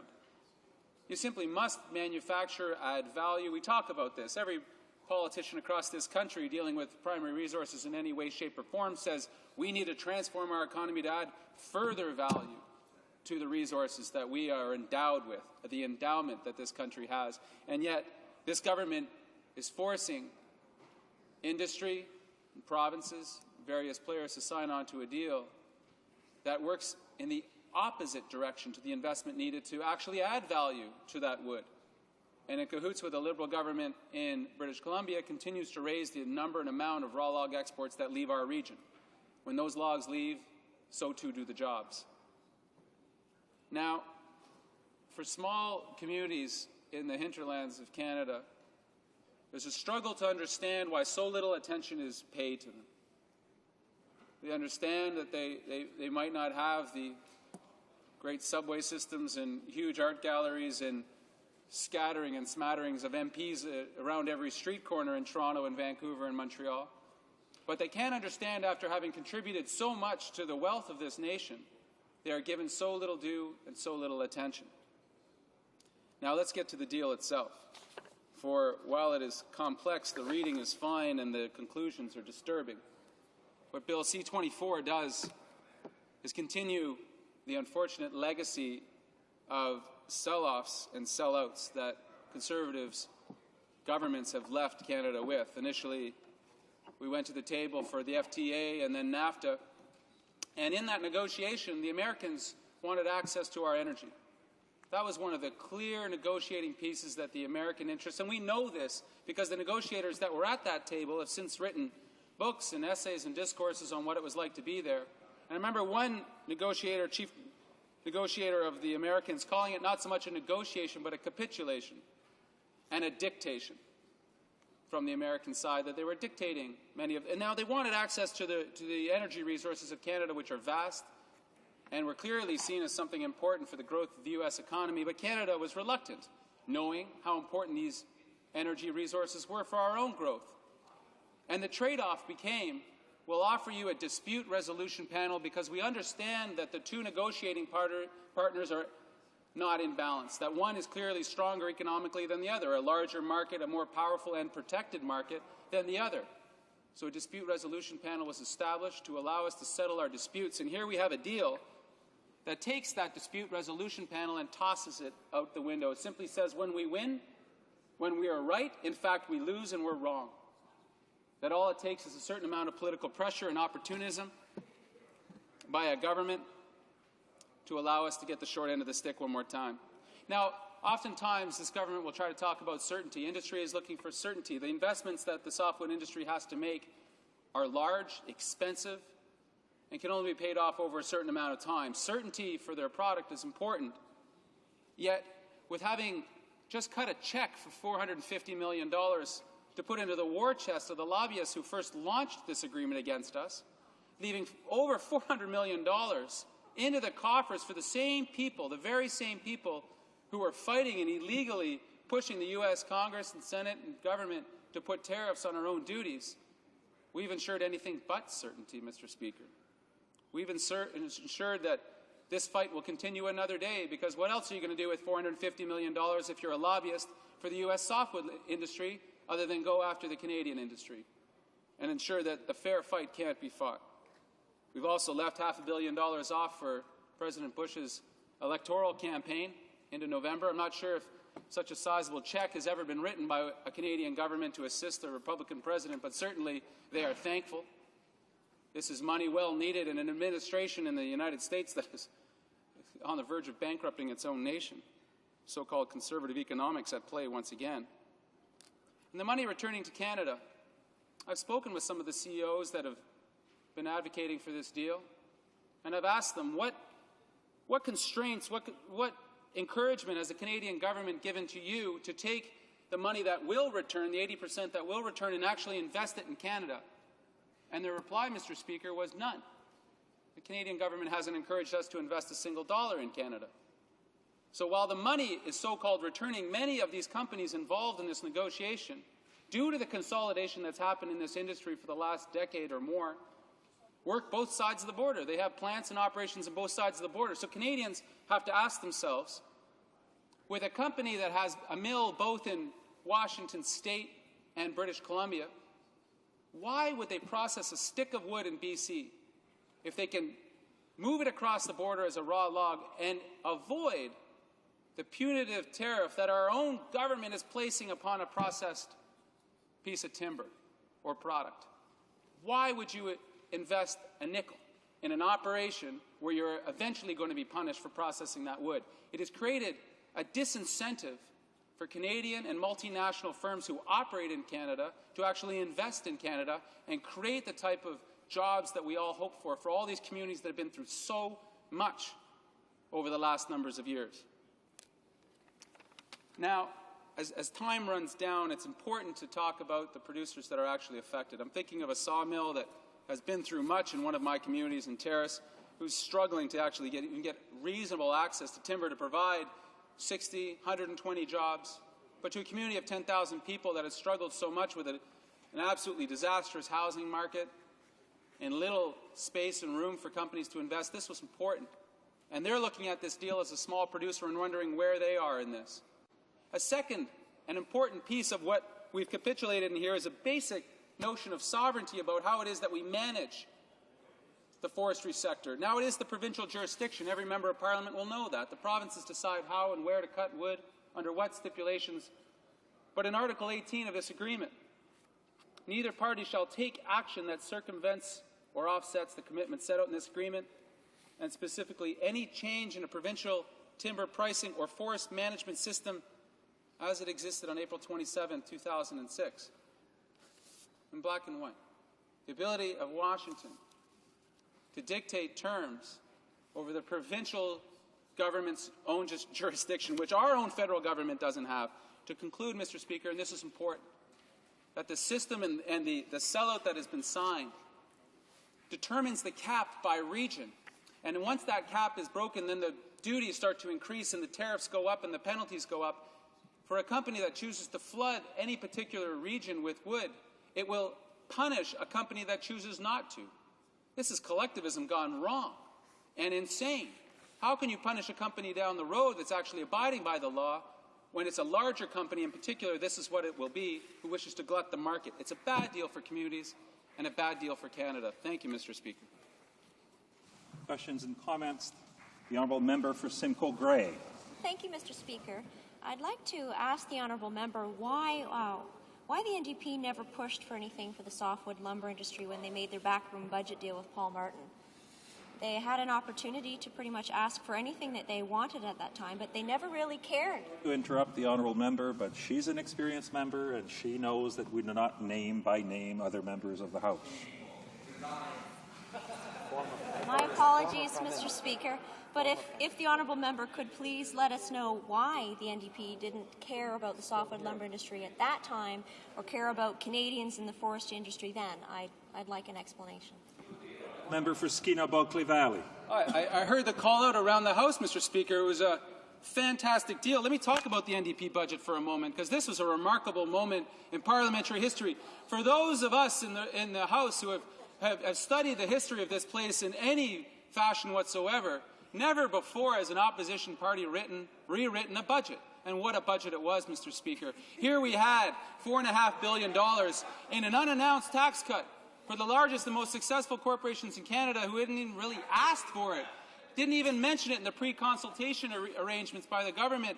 And then the previous Liberal government suddenly popped up and said, oh, by the way, here's an early Christmas present. The NDP stood up on principle and said, absolutely not. You made some commitments. And for once, for an opportunity in Canadian history to actually watch the Liberal Party of Canada follow through on a commitment it had made in an election, Thank goodness it took the New Democrats to make it actually happen. A first time in Canadian history. It was remarkable to watch. $4.5 billion in investments that Canadians actually wanted in post-secondary education, in environmental initiatives, in overseas funding of international programs that we all talked about and wished for, and they campaigned on year in and year out. It was a remarkable moment. I remember the moment when the leader of the New Democrats stood in the House and asked the then Prime Minister would he consider changing his budget. And lo and behold, he said, well, you know, make us an offer. And boy, oh boy, did we ever. We made an offer that worked for Canadians, and it's just one of the most remarkable things to still talk about. I thank my honourable colleague for the opportunity to once again talk about what was one of the most remarkable moments in our history as a House of Commons. Thank you, Mr. Speaker. The honourable member for Etobicoke North. Well, thank you, Mr. Speaker, and to the member from Skeena-Bulkley Valley.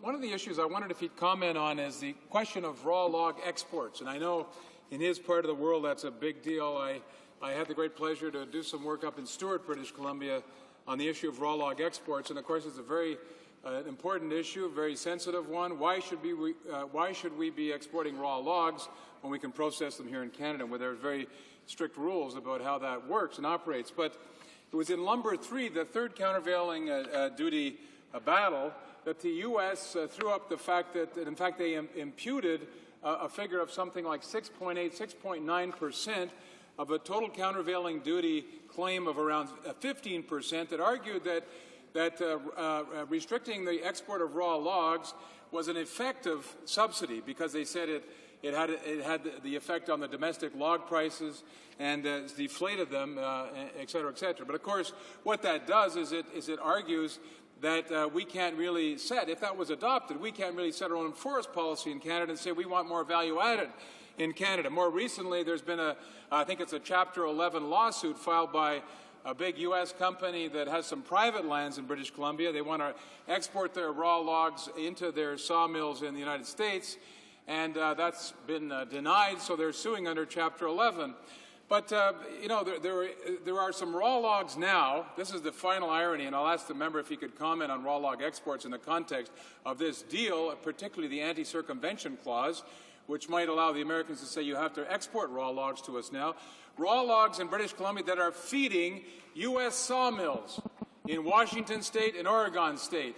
And now I'm not talking about a few logs. I'm talking about maybe enough logs to feed 3 or 4 sawmills in Washington State and Oregon State. What does the member from Bulkley Skeena Valley feel about this deal in that particular context? The honourable member from Skeena-Bulkley Valley. Again, let me talk about the NDP budget a little bit more, Mr. Speaker. Now, the important thing to consider when we look at raw log exports is to understand the quantities and the vastness of the economic damage done when we take what is public property, a Crown property, and simply chop it and chuck it into the ocean and ship it down in these massive booms to the United States or to other countries. Sometimes we put them on container ships, have them process the wood, sell it back to us. The amount of money lost, the amount of revenue to federal and provincial and municipal coffers lost when you take those jobs that were involved in processing that wood out of the country and put them somewhere else. I actually don't share my honourable colleague's concern about the Americans wanting to pull out of this deal in the next 18 months because it's such a good deal for them.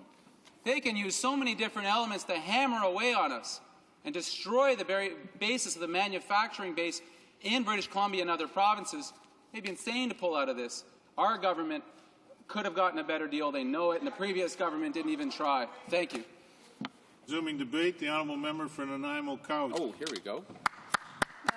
Thank you, Mr. Speaker. And I'm very pleased to get up and speak in opposition to this flawed bill today. In my riding of Nanaimo Cowichan, forestry has been a long and proud tradition. We have a long history in my riding around forestry. It's sawmills, the pulp and paper mills, the men and women who have worked in the forestry, and yet we're seeing dislocation in my community that is impacting not only the workers and their families, but it's also impacting their suppliers, it's impacting on municipal councils and cities to make long-ranging plans and decisions that are going to support the vitality in our communities. Now, I want to remind the House of why this is such a bad deal for Canadians and for British Columbians, and many of my colleagues, including the member from Skeena-Bulkley Valley, have spoken quite eloquently around the impacts, but I think some of these points deserve repeating. And part of the reason that this is such a flawed agreement is that it's based on some falsehoods. Let's just call it what it is. It's based on the falsehood that the Canadian softwood lumber industries are subsidized. And this falsehood has been exposed and rejected time after time after time by both the NAFTA and the U.S. commercial court rulings, who have ruled in favor of the Canadian softwood lumber industry. This agreement gives away $500 million in funds that are owed to the Canadian softwood industry. Now, this is just a massive giveaway to the U.S. industry and to the U.S. government. Now, we often talk about accountability in this House, Mr. Speaker. And when we talk about accountability, we expect good value for our dollar. And I would question the fact that we're giving $450 million in funds to the Bush administration, funds that can be used at the discretion of Congress with no accountability attached to them. Now, it seems to me that that's a very strange way to talk about accountability. Now, I heard an echo in the background here talking about subsidy, and it does seem like a subsidy to activities that are detrimental to our industry here in Canada. Now, the other thing that we talk about is the fact that this agreement can be cancelled unilaterally at any time. So, with that kind of uncertainty, how does that provide any stability to our softwood lumber? And we've seen this lack of stability played out over this last number of years as companies have been unable to invest in upgrading their equipment, as we failed to invest in training and education for workers, as we failed to provide that stability to our small communities. This agreement also kills the credibility of the NAFTA dispute settlement mechanism. I've already mentioned the fact that we've had these rulings in our favor. This agreement goes outside of the NAFTA dispute mechanism and goes ahead and talks about the fact that part of these illegally obtained $5.3 billion in duties are being sent back to the U.S. to fund further activity against Canadian softwood. And it also does nothing for the thousands of workers who've lost their livelihood over the past 5 years. There is nothing in the softwood lumber agreement to deal with the major disruption that the U.S. abusive trade rules has caused to working families and their communities. And Mr. Speaker, I talked earlier about my own riding, and whether you can directly attribute this to the softwood lumber industry or whether it's secondary spin-off. We've seen mills close. The Ubo mill closed 4 years ago in my riding. And I still continue to hear from people, Mr. Speaker, who talk about the impact on their livelihood and on their families. Some of those workers are still not employed on a regular basis 4 years later. And a little later, I'm going to talk about some other spin-offs that have happened that have put the continuing squeeze on this industry. And some of this is about actual deaths in the woods, Mr. Speaker. While the softwood lumber agreement supplies $450 million of Canadian money to the U.S. to help U.S. communities and workers, there is nothing in this agreement. There's not 1 cent in this agreement to talk about the transition for our own workers and our own communities. And many of these workers in our communities have already been displaced. But where is the funding for training and education that helps with the transition that's taking place daily in this industry? Where is the recognition of the values of the workers in our own communities that deserve to have some assistance with training and education as the industry changes? Now, some of this training and education dollars, Mr. Speaker, should go directly towards helping people gain the skills as the industry itself changes, but some of these funds also need to be applied to help workers who need to transition out of the industry. One of the other things that I think is hopefully an unanticipated consequence of this agreement, but many people feel that this will discourage value-added production and actually stimulate raw log exports. This deal fails to close a loophole that gives raw logs from private lands a competitive edge over logs processed here. And on Vancouver Island, in my riding, a significant proportion of the land is private land. And this softwood lumber agreement actually fails to secure that those logs will be processed in British Columbia. And we do need a Made in BC. People talk about a Made in Canada solution. We do need a Made in BC and Made in Canada solution that actually considers our industry, our workers, and our communities. The member from Burnaby, New Westminster, has consistently called for hearings that take place across this country from coast to coast to coast. And so communities and labour and industry actually has some input into crafting this agreement. And I would strongly urge this House to support the fact that we want to see these hearings in these communities across the country. There's also a voice that has been absent in this agreement, and I believe First Nations were only mentioned once or twice in this entire lengthy document, that First Nations must be at the table and must be considered in the consultations around softwood.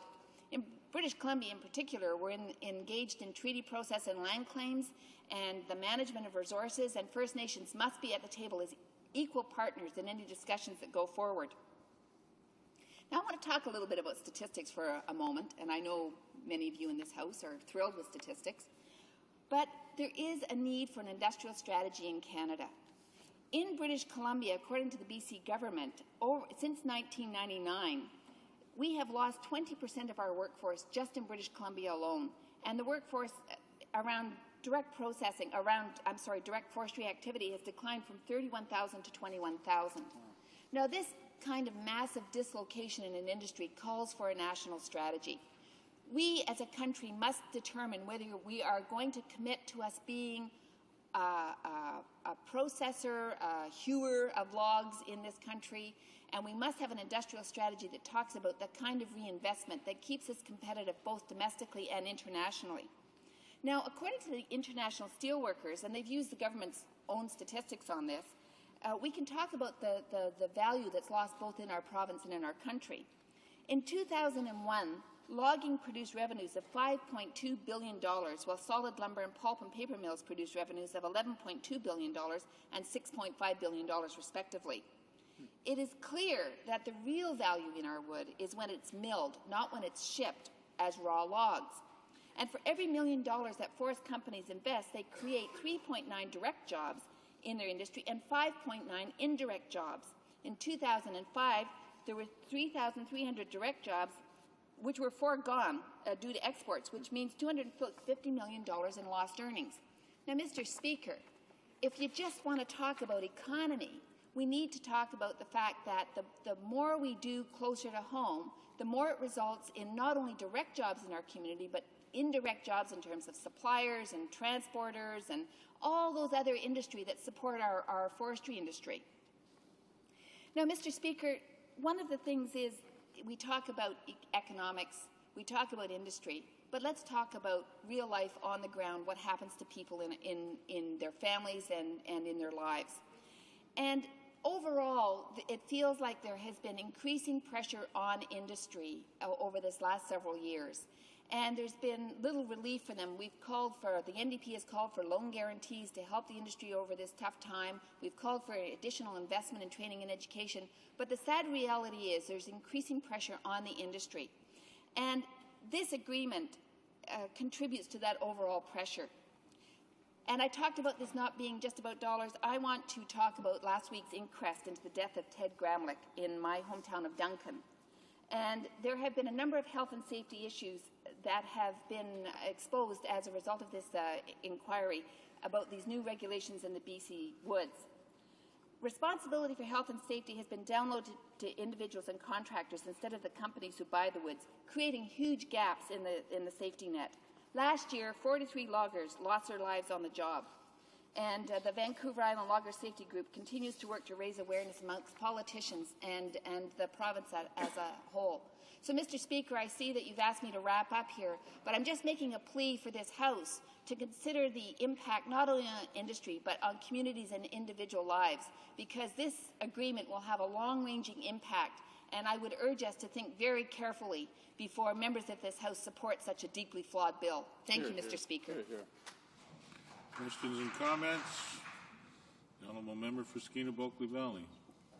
Thank you, Mr. Speaker, and I thank my colleague from Nanaimo for her passion around this issue and the experience she brings to it. For so many members in the government seem lost in the very basis of ideas of what it is the process of stick of wood in this country, what it is to actually add some value and create the type of wealth for communities like hers and the many other communities that I represent.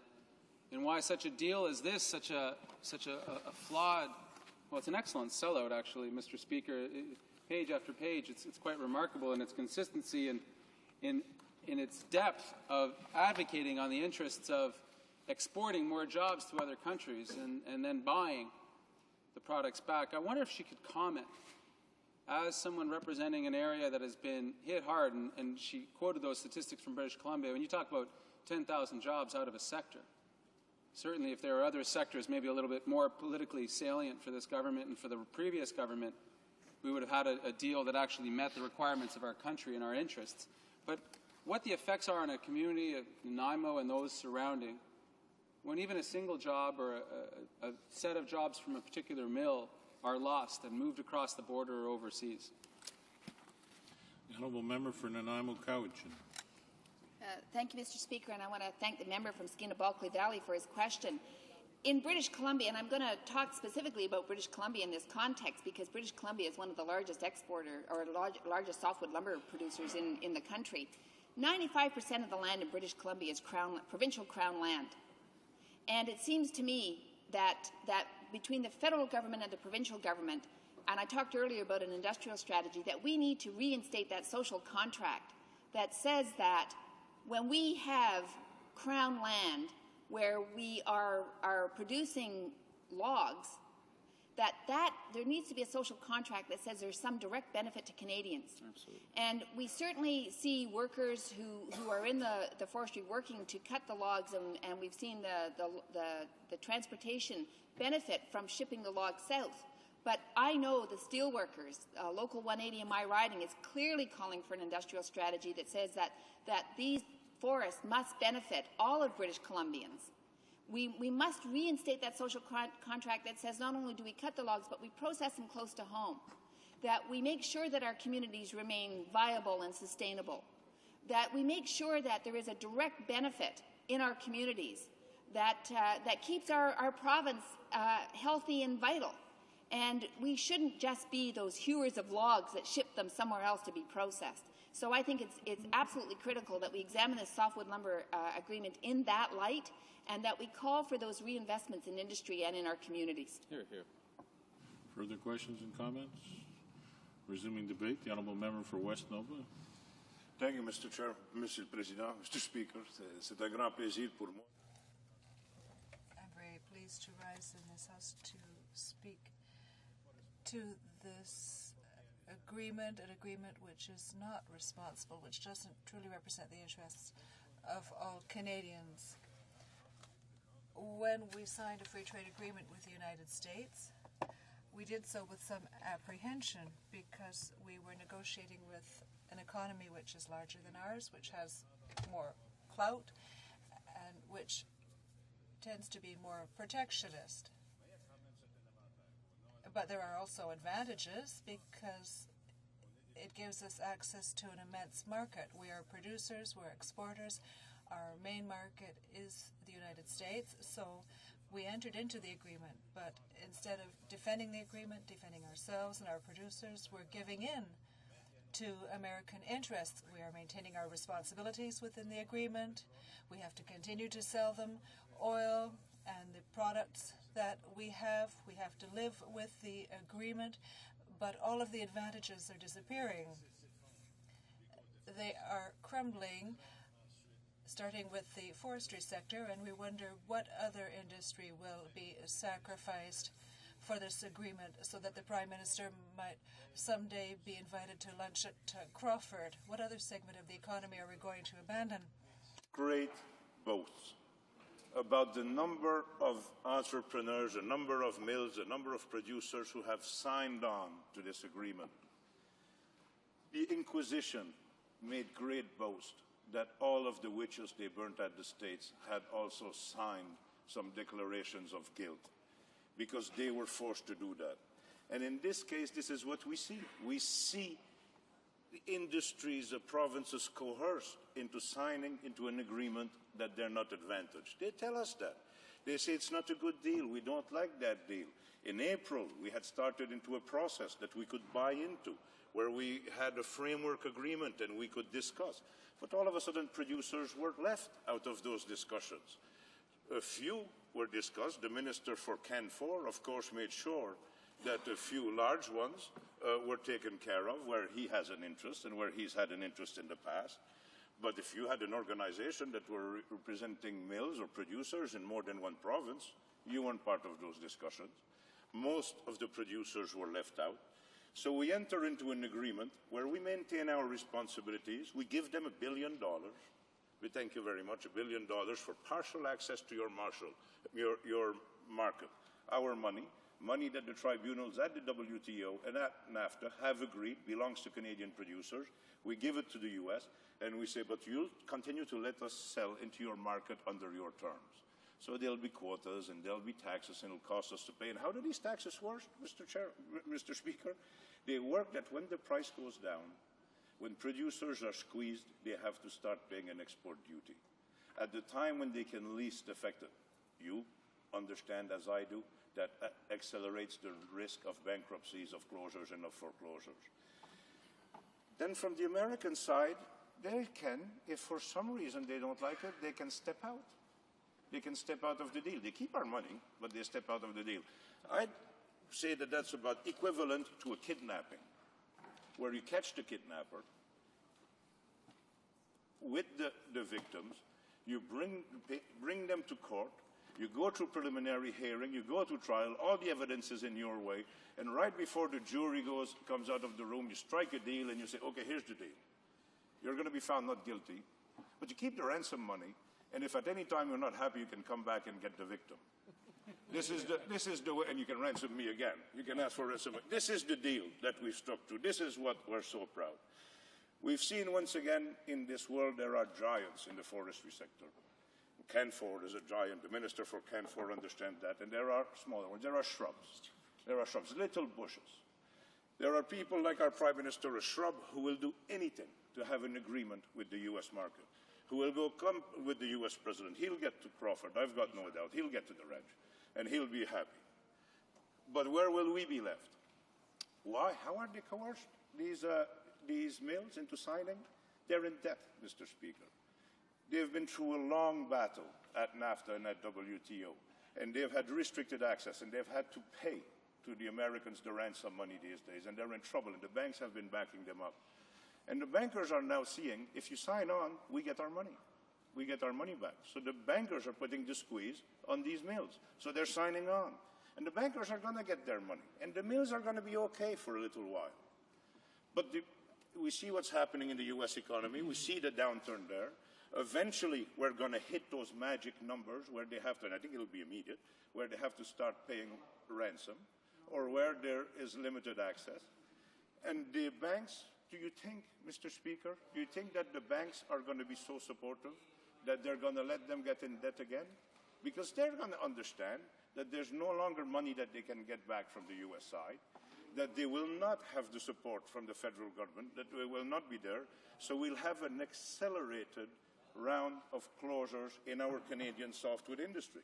And again, that plays in the hands of the gentleman from Crawford and his friends, because they'll have our money. They'll have $1 billion of our money. We're going to have a lot of capacity, softwood capacity, the best in the world that's going to be on the market, some of the medium size, some of the smaller ones, which I'm sure they'll be very happy to buy up at discount prices, so that we're abandoning that industry. Now, Mr. Speaker, you might ask, as an astute observer, why a member from Atlantic Canada would not support this deal. Atlantic Canada is not included in the agreement. There was, from the very beginning, in all negotiations, an understanding on the U.S. side that because Atlantic Canadian forests are largely owned by the private sector, and that the cost of cutting, and individuals, and the cost of cutting the wood is higher, that there's no level of subsidization or no argument to be made, that they said that we'd be exempted from any restrictions. Now, they might do that because they think we're fine little people that cut our trees without them making noise and saw them ecologically and get them to the market in a very nice way. Or they could be trying to divide our industry. They could be trying to put a wedge in the industry where they have one part of the country working against the other, where it makes it difficult to have a national forward-looking policy or approach or lobby of all producers in this country. Now, immediately, we get this agreement, there's a slight advantage for Atlantic Canada because we continue to have access. We have some stability in the market. Our producers know where they're going. They know they're not paying duties, and they know they won't be paying to get access to the U.S. market, so that's quite good. But what's going to happen? What's going to happen when we start having all the closures and all the downsizing in other parts of the country? What's going to happen when the access gets restricted or they can't financially export to the other parts of the country, and that we start having increased competition in the niche markets that we have in Atlantic Canada? Is it going to be good for Atlantic Canada? I don't think so. I think Atlantic Canada is the most important part of the country, of course. Second only to Toronto. but a part of this country. And we do well when the country does well. And we depend on trade. We depend on trade with the U.S. in many areas, from high technology, from repair in the military out of IMP in Halifax, to fisheries product in my riding, to tires, to the 3 large Michelin plants that we have, to manufacturing, to oil and gas exports, to oil and gas manufacturing, to ship manufacturing, to ship repairs. We depend on export, we depend on our markets in the U.S. And if we start looking at NAFTA and start tearing it apart, start taking away the Canadian advantages and only keeping the Canadian responsibilities, our region is no longer advantaged. All of a sudden what we see is that we can't ship into that market, but we see our oil and gas, our primary resources, going into that U.S. market, and that we're forced by this agreement to send it there without advantage. So I believe for Atlantic Canadians, like for all Canadians, it's important that we study this deal very seriously, that we look at it, that we see what it means, and that we not support this agreement, that we make sure that we support the very principle. Furthermore, Mr. Speaker, I would, as I see I'm running out of time, so I'll come back for questions and answers tomorrow. Merci, Monsieur le Président. Thank you, Mr. Speaker. The member's time had expired, and it now being 5:30 p.m., the House will now proceed to the consideration of private members' business as listed on today's order paper. The Parliamentary Secretary of the Government House Leader, perhaps you could, point of order could come after we proceed with the following procedure. The Clerk. Private members' business, second reading of Bill C-279, the DNA Identification Act, Establishment of Indexes, in the name of Mr. Wallace. Mr. Wallace, seconded by Mr. Van Kesteren, moves that Bill C-279, an act to amend the DNA Identification Act, Establishment of Indexes, be now read a second time and referred to the Standing Committee on Justice and Human Rights. Point of order, Parliamentary Secretary. Thank you very much, Mr. Speaker, and I thank my honourable colleagues who obviously recognize the importance of these point of orders. Mr. Speaker, on May 31, 2006, you invited members to comment on whether Bill C-279 would require a royal recommendation. Without commenting on the merits of this private member's bill, I appreciate your consideration of whether this bill requires a royal recommendation, since the bill proposes the creation of 2 new indices and modifies the purposes of the existing Act. The Speaker has previously ruled that the creation of a new office or purpose involves new costs, and therefore bills proposing such new offices or purposes requires a royal recommendation. On November 22, 2004, Your Honour ruled that a royal recommendation would be required for Bill C-243, an act to amend the Corrections and Conditional Release Act. And that is, of course, Mr. Speaker, the establishment of the Office of the Victims Ombudsman of Canada. In that ruling, you noted that, and I quote, "The bill would create the position of Victims Ombudsman of Canada with remuneration for such officers and employees as necessary to perform the functions and duties. It is abundantly clear that this legislative initiative would authorize the spending of public funds," end quote. Similarly, on June 13, 2005, the Chair indicated, and I will again quote, "Where it is clear that the legislative objective of a bill cannot be accomplished without the dedication of public funds to that objective, the bill must be first seen as the equivalent of a bill affecting appropriation," end quote. Mr. Speaker, the purpose of the existing DNA Identification Act is to help law enforcement agencies identify persons alleged to have committed designated offences. I would note that this act was accompanied by a royal recommendation. Section 3 of Bill C-279 would add an additional purpose, which is to identify missing persons via their DNA profile. Section 4 of Bill C-279 would follow up on this additional purpose by requiring the establishment of 2 new indexes under the National DNA Databank to be administered by the Databank Commissioner. Given that it creates an additional purpose and new program requirements which would modify the purpose of the DNA Identification Act and result in significant new expenditures, the bill should be accompanied by a royal recommendation. Thank you, Mr. Speaker. Are there any other interventions on this point of order? If not, the honourable member from Burlington. I might say before we commence debate that the chair will take the point of order under advisement, and the parliamentary secretary will hear back from Mr. Speaker in due course. Thank you, Mr. Speaker. Mr. Speaker, there are nearly 100,000 missing persons in Canada every year. Over 6,000 missing person cases are currently unresolved, with an addition of over 450 coming online annually. There are currently 15,000 samples of unidentified DNA recovered from crime scenes across the country, currently stored in the RCMP's National DNA Databank right here in Ottawa. As well, there are hundreds and hundreds of unidentified Jane and John Does in morgues all across this country. Mr. Speaker, restrictions to the current DNA Identification Act make it impossible to match DNA to those thousands of missing persons in this country. Given the need for a MPI, or Missing Persons Index, a DNA databank, and the widespread support from Canadians, law enforcement professionals, the provinces, and the territorial governments, DNA indices for missing persons should be created as soon as possible. Bill C-279 amends the DNA Identification Act to provide for the establishment of a number of indices to help law enforcement agencies search for and identify persons reported missing. We must help families bring closure to the disappearance of their loved ones. Today, I would like to explain how my bill, Bill C-279, would work. Coroners and police use a variety of methods to identify human remains. These include dental records, fingerprints, and hair samples. In some cases, DNA technology is used on a local basis and often on a case-by-case basis. This is not a systematic in any stretch of the imagination, and it's not using a comprehensive database. And jurisdictions cannot easily work together on human remains cases. Currently, there are about 500 sets of unidentified human remains in Canada. While, as I said, approximately 100,000 missing persons reports are made to the police each year, most cases are resolved quickly. And, as I said, about 6,000 are ongoing cases of missing persons, and that always and annually is continuing to grow, and it grows exponentially. Mr. Speaker, the federal government has jurisdiction over the criminal code.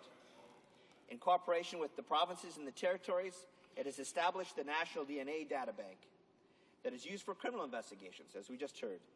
And I wanted to use the same type of technology to help families finally find their missing loved ones. A national DNA MPI, or Missing Persons Index, would reassure families of missing persons that current and future unidentified found remains can be checked on a voluntary basis across this country.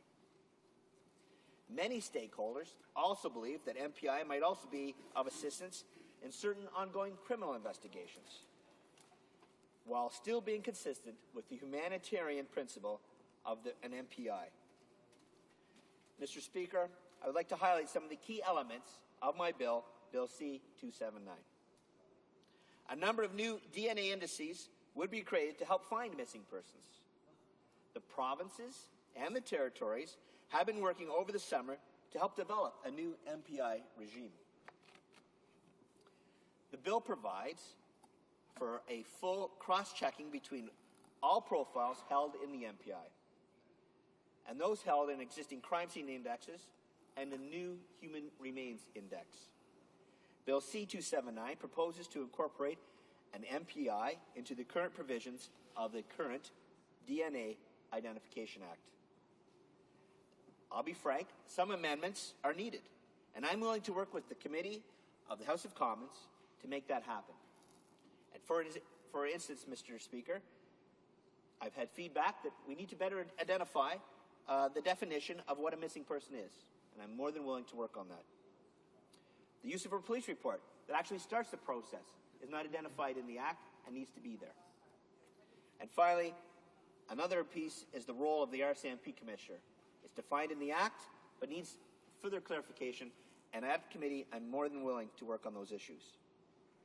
All amendments through the committee through the use of the committee, will bring clarity to the federal and provincial jurisdiction, which is at issue. At present, the National DNA Bank enables electronic matching between and within two indices. The Convicted Offenders Indice, which is basically DNA of those who have been convicted of, found guilty of designated offenses, and then the Crime Scene Index, which is really important to my MPI index. The DNA profiles found at crime scenes are kept at the data bank and are there for use for my MPI cross-checking. The National Data Bank has been a major success in improving public safety. Close to 6,000 matches have been made that have either helped solve or assisted police in investigations of serious offenses. There still are about 130,000 profiles in the National DNA Data Bank at present. In late 2003, federal, provincial, and territorial justice ministers mandated a working group to explore and recommend options for a national MPI. A core principle was to do no harm to the existing criminal law DNA regime that we have in place. All agree that an MPI would require provincial and territorial support and participation to be effective. The federal, provincial, and territorial working group significantly advanced their work through public consultations and focused on the legal and privacy issues and on definitions. They had specialized consultations that were held with the Privacy Commissioner, the DNA Bank Advisory Committee, the Ministry of Justice, the Ministry of Public Safety, and other key stakeholders. In recent months, the working group has formulated its discussions around my bill, Bill C-279. It's preparing a report to the federal and provincial territorial ministers of justice at their meeting to be held in Newfoundland early next month, early in October. And Bill C-279 will be an important part of that agenda at that meeting. Here are what my expectations are. I envision a national system operated by the RCMP, established by the federal government, with the support of the provinces and the territories, and their participation will likely be on a voluntary basis. Missing persons will be broadly defined in the legislation, and working with our provincial and territorial partners, we will use regulations and guidelines that will allow for local flexibility and best practices in all areas of this country. MPI indices, or missing persons indices, containing DNA profiles will also be created. These indices would include those of human remains, personal effects from missing persons. So if your son or daughter has gone missing and you have hair samples in combs and brushes, those types of things, that could be used in an indice. In addition, we can use family DNA. So if it is your brother, your sister, your daughter, your son, you could also provide DNA that's close enough that we can use as for matching purposes. These indices would allow for selective and strategic cross-matching among all the indices, all the MPI indices, and the other potential DNA indices that already exist. Mr. Speaker, I would now like to acknowledge the hard work of the Minister of Natural Resources, the member from Saanich Gulf Islands on this file. The member from the Saanich Gulf Islands has started this process in 2003 and has been a great leader for me in terms of helping me understand the process, understand the issues, and bring this here to you today. And I appreciate all the efforts he and his staff have made on my behalf. I also want to thank, he's affectionately named this bill, Lindsay's Law, and that was done after Mrs. Peterson's daughter, Lindsay. Mrs. Peterson is from British Columbia, his home riding. Lindsay Peterson was a 14-year-old when she disappeared, when she was walking home down a rural road near Courtenay on Vancouver Island. She had planned to meet her friends, and like many other teenagers who live in rural communities with limited bus service, she decided to hitchhike. What should have been a 10-minute ride has turned into a 13-year nightmare, because the blonde-haired, green-eyed teenager never made it to where she was going. Since that day, Lindsay's mother, Judy Peterson, has struggled with the questions that surrounded her daughter's disappearance. Ms. Peterson hoped answers about Lindsay's fate could be found through DNA matching. But her hopes have been put on hold until Canada's DNA legislation catches up with technology. The importance of DNA identification has gained widespread media attention, and Ms. Peterson has personally worked very hard to lobby all government for changes to the DNA legislation. Mr. Speaker, I also have a Lindsay, and unfortunately for us, at one time, she went missing for us. It was the worst few hours of my life when my young daughter had gone missing. The reason I took this bill up was to make sure that doesn't happen to me or to any other family in this country. I cannot imagine the grief for somebody who is missing a member of their family for year after year after year. We have the technology. We have the ability to make it happen. We are sent here to make a difference for Canadians. This is the type of bill that we can make happen that will make a difference to everybody's life across this country. Mr. Speaker, in closing, the amendments for the use of this proposed indice can be easily put in place. Canada is a DNA leader, and it's time to put our technology to use. Lindsay's Law is the next logical step. Mr. Speaker, it's time. Given the need for a DNA data bank and the widespread support from Canadians, law enforcement professionals, provincial governments, territorial governments, a DNA data bank for missing persons should be created as soon as possible. It will bring closure to families of missing persons. It will help law enforcement professionals do a better job and will reflect Parliament's commitment to families who have been a victim of a missing loved one for far too long. I ask for everyone's support here on my private member's bill. I'm willing to work very hard at committee to make the changes that are necessary to put this into place. I thank you for listening, and thank you for the time, Mr. Speaker. Bravo. We'll now have a 5-minute question and comment period. The honourable member from Melpick. Thank you, Mr. Speaker, and I recognize the work the member has done on this issue, as well as the member for Saanich Gulf Islands. In fact, Mr. Speaker, I can't understand why the intent of this bill isn't already accomplished. The process was set in place. The RCMP had admitted in about 2003, 2004, that they did have the technology of which to be able to deal with this. And yes, we hear from Department of Justice officials the issue of privacy. But Mr. Speaker, privacy should not be the issue. There is ways around that, because the permission of the families is in fact required under the proposal from the member opposite. Mr. Speaker, I agree. We should be using DNA as the tremendous tool it is to bring closure to these families who have missing people, and they were deeply involved in the bill. I've personally met with Ms. Peterson and support her request for this legislation. The member in closing said, as soon as possible. I would ask the member, Mr. Speaker, is he working with his ministry on that side of the House? Is there any way possible that the government could bring this in as a government bill? There's no excuse why they won't. We would, I think, be supportive to a great extent on this side, on that move, because he's right. This should be implemented as soon as possible, and as soon as possible really was about 2 years ago. The honourable member from Burlington. Thank you, Mr. Speaker, and I want to thank the member from the other side for all his support since I've gotten to the House and introduced this bill. He's been very supportive of the efforts of making this happen. The good news, which I'd like to share, is that tonight, obviously, we are introducing for second reading the bill. There's about an hour of discussion, as you know.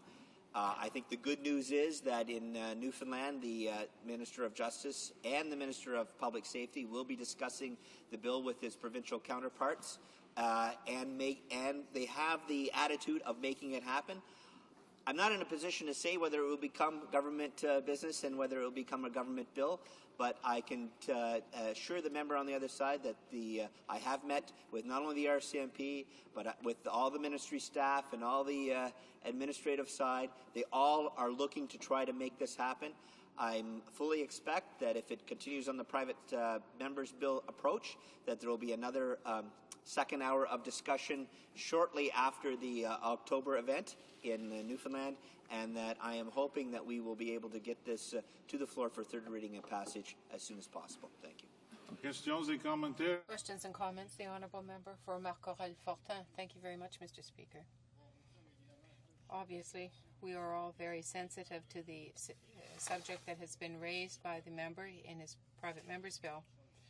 I note that this is the second bill on this same subject matter. Now, has the Honourable Member thought about the constitutional problems that are brought about by his bill? If so, what would be a solution? Yes, thank you, Mr. Speaker. The constitutional issues have been brought to my attention when I first brought the bill. The working group that has been working on it, that has representatives from all provinces and territories through the Justice Department, have been working on those issues over the summertime. The feedback that I have gotten thus far is that those constitutional issues have been addressed or can be addressed. There is a number of amendments that need to be made that are, in respect, are minor in nature, but in fact, it can be done constitutionally, and it can be done with the respect of all of our partners, all the provinces, and all the territories. Further questions and comments? Resuming debate, the Honourable Member from Scarborough-Guildwood. Thank you, Mr. Speaker, and I want to thank the Honourable Member for his worthy initiative. I have some experience with private members' bills and know how difficult it is to get a bill on the floor, get a bill debated, get a bill in and out of committee and back. I was fortunate enough to have actually got one that received royal assent, which is one of the more proud moments of my parliamentary life. Yeah, it slips through. Yeah. I sometimes wonder whether I have any friends on either side of this house. I did note the enthusiasm with which the government stood up and said that this bill would require a royal recommendation, and it is a bit of an attempt on the part of the government to take the wind out of the sails of the honourable member. I want to talk, if I might, Mr. Speaker, and what I hope the member will interpret as a constructive fashion, and ask a number of questions which I see as difficulties in the bill, which I think the committee needs to address, because it does throw up a number of difficulties that all members need to wrestle with. There is no argument with the principle of the bill, and as the member from Malpak said, there's no real issue with respect to the need for something such as this. The first area of concern is what is a missing person. And this, Mr. Speaker, is no idle question. What is a missing person? There are a variety of indices, and I'll expand on that further along. The second has to do with privacy issues, and as you can appreciate, Mr. Speaker, individual rights of persons to control their personal information, their DNA, the very core of who they are, is a paramount right in our Constitution and in our society, and that needs to be addressed by the mover of the bill and needs to be explored thoroughly by the committee. The third issue has to do with that famous old Canadian chestnut, provincial rights and federal rights. Now, this is not just merely an academic question, Mr. Speaker, because generally speaking, the police forces are not federal, with the exception of the RCMP. And so presumably you'd want access by the police who are municipal police officers, provincial police officers, federal police officers. And the other question is, do you want access to international data banks? And if there is access to international data banks, like, for instance, the FBI, the CIA, on missing person indexes, what are the protocols that would come up with respect to that issue? And then the other question that has been alluded to by the honourable member is with respect to who's going to pay for this, and how are the costs going to be shared. And the final issue that I wanted to raise in our first conversation, our first hour debate with respect to this bill, has to do with the methodology that's used to collect samples. There's two essential methodologies currently in existence. The first one is a nuclear collection of DNA, which is a relatively inexpensive collection of DNA samples. The second is a much more expensive one, which is a mitochondrial collection methodology, and there's a question of resources. Would you actually use the more expensive methodology to collect? The bill is silent on this point. Again, an issue that needs to be addressed. So let's start with the fundamentals, if you will, Mr. Speaker, and that is, what is the definition of a missing person? And the bill is actually silent on this point. It has no definitions. 90% of missing persons are, in fact, found within 2 weeks.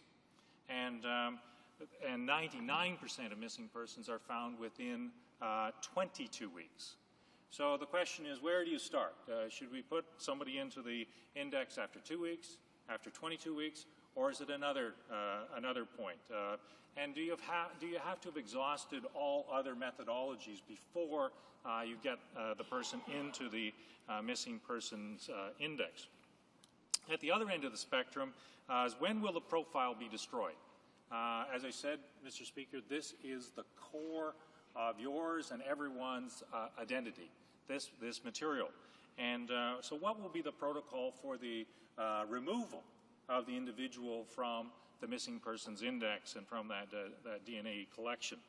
Is it 7 years, which is kind of a general standard provincial average for an application for death declaration? If a person's gone missing and they're gone missing for 7 years, is that the point at which we would choose for individual to be removed from the missing persons index once a declaration of death has been established? What effects would a positive identification of human remains have in relation to the coroner, with respect to, say, vital statistics, with respect to licensing, with respect to insurance claims? All of these questions do need to be explored, and I want to reiterate to the honourable member, I'm not trying to be a contrarian here. I think his initiative is a worthy initiative. The second point that I want to raise with respect to this bill is, if you will, a flaw and a contradiction between the first part of the bill, which says that the DNA profile is to be collected only for the purposes of searching and identifying the person reported missing. So the first section of the bill says only for that purpose. Then the second part of the bill says, however, in the very next clause, that the Commissioner shall compare the DNA profile with other DNA profiles. In other words, crime scene indexes, offender indexes, things of that nature, and communicate that to law enforcement officers. Now, as you can appreciate, Mr. Speaker, that is a bit of a contradiction.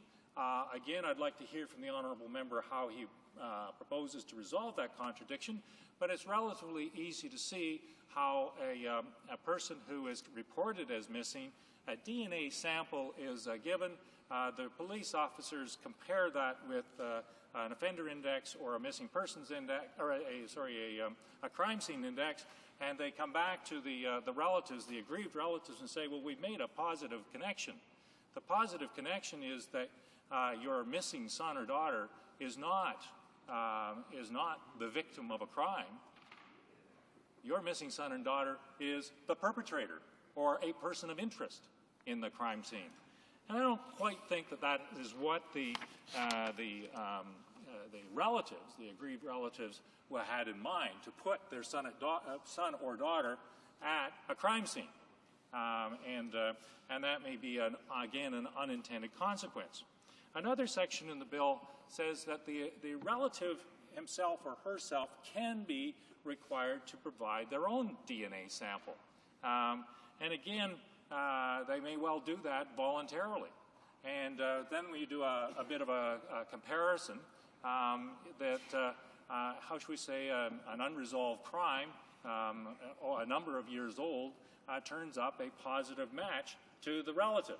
And again, the relative wasn't intending to provide their own DNA for the purposes of a crime scene index. Again, I'd be interested in hearing how the honourable member intends to resolve these difficulties. And again, I want to reiterate, I'm trying not to be contrarian or obstreperous, but I do need to have these kinds of questions resolved before we can fully consent to this bill. The Canadian Police Association of Police Boards says privacy issues are going to be thorny, and if I take it, that's a bit of an understatement. If the bill is left with the ambiguities that it currently has, well, I think that these aren't just thorny privacy issues. Not only will this bill not survive Royal Rec, it certainly won't survive a charter challenge. And I know that the honourable member wants his bill to be effective, not only in here and get royal assent, he wants it to be effective, a useful tool. Another question that arises is with respect to a person who wants to disappear. And again, an issue will take an abusive spouse. And one night, the victim of an abusive relationship just disappears. So the person gets onto the missing persons index, and suddenly she has set up an entire new life for herself, and then the missing persons index creates a positive match, and suddenly the person who wanted to disappear has been found. So I see, Mr. Speaker, that I'm running out of time. I've only hit on two of the points that I wanted to raise. And I want to just finally, with respect to jurisdiction, that's a significant issue, and also with respect to the methodology that would be used as to mitochondrial analysis or nuclear analysis of DNA samples. Both of those are significant issues and create cost impacts, which the honourable member probably appreciates having studied it. But again, I want to encourage the honourable member. I think that it's a worthy initiative. I think that it's worthy of debate in this House, and I think it's worthy of debate in the committee. So again, thank you for this time, Mr. Speaker. Resuming debate, the honourable member for Marc-Aurèle Fortin. Thank you, Mr. Speaker. At the outset, like the speaker before me, I'll say that I agree this is an excellent idea and it should be implemented. But my concern is about how this would be done. This bill is a private member's bill.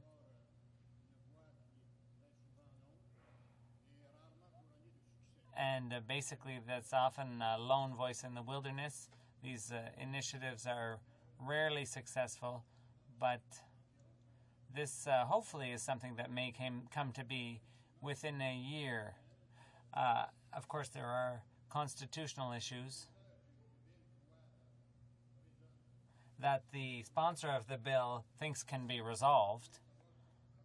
But how? He didn't really explain very well how.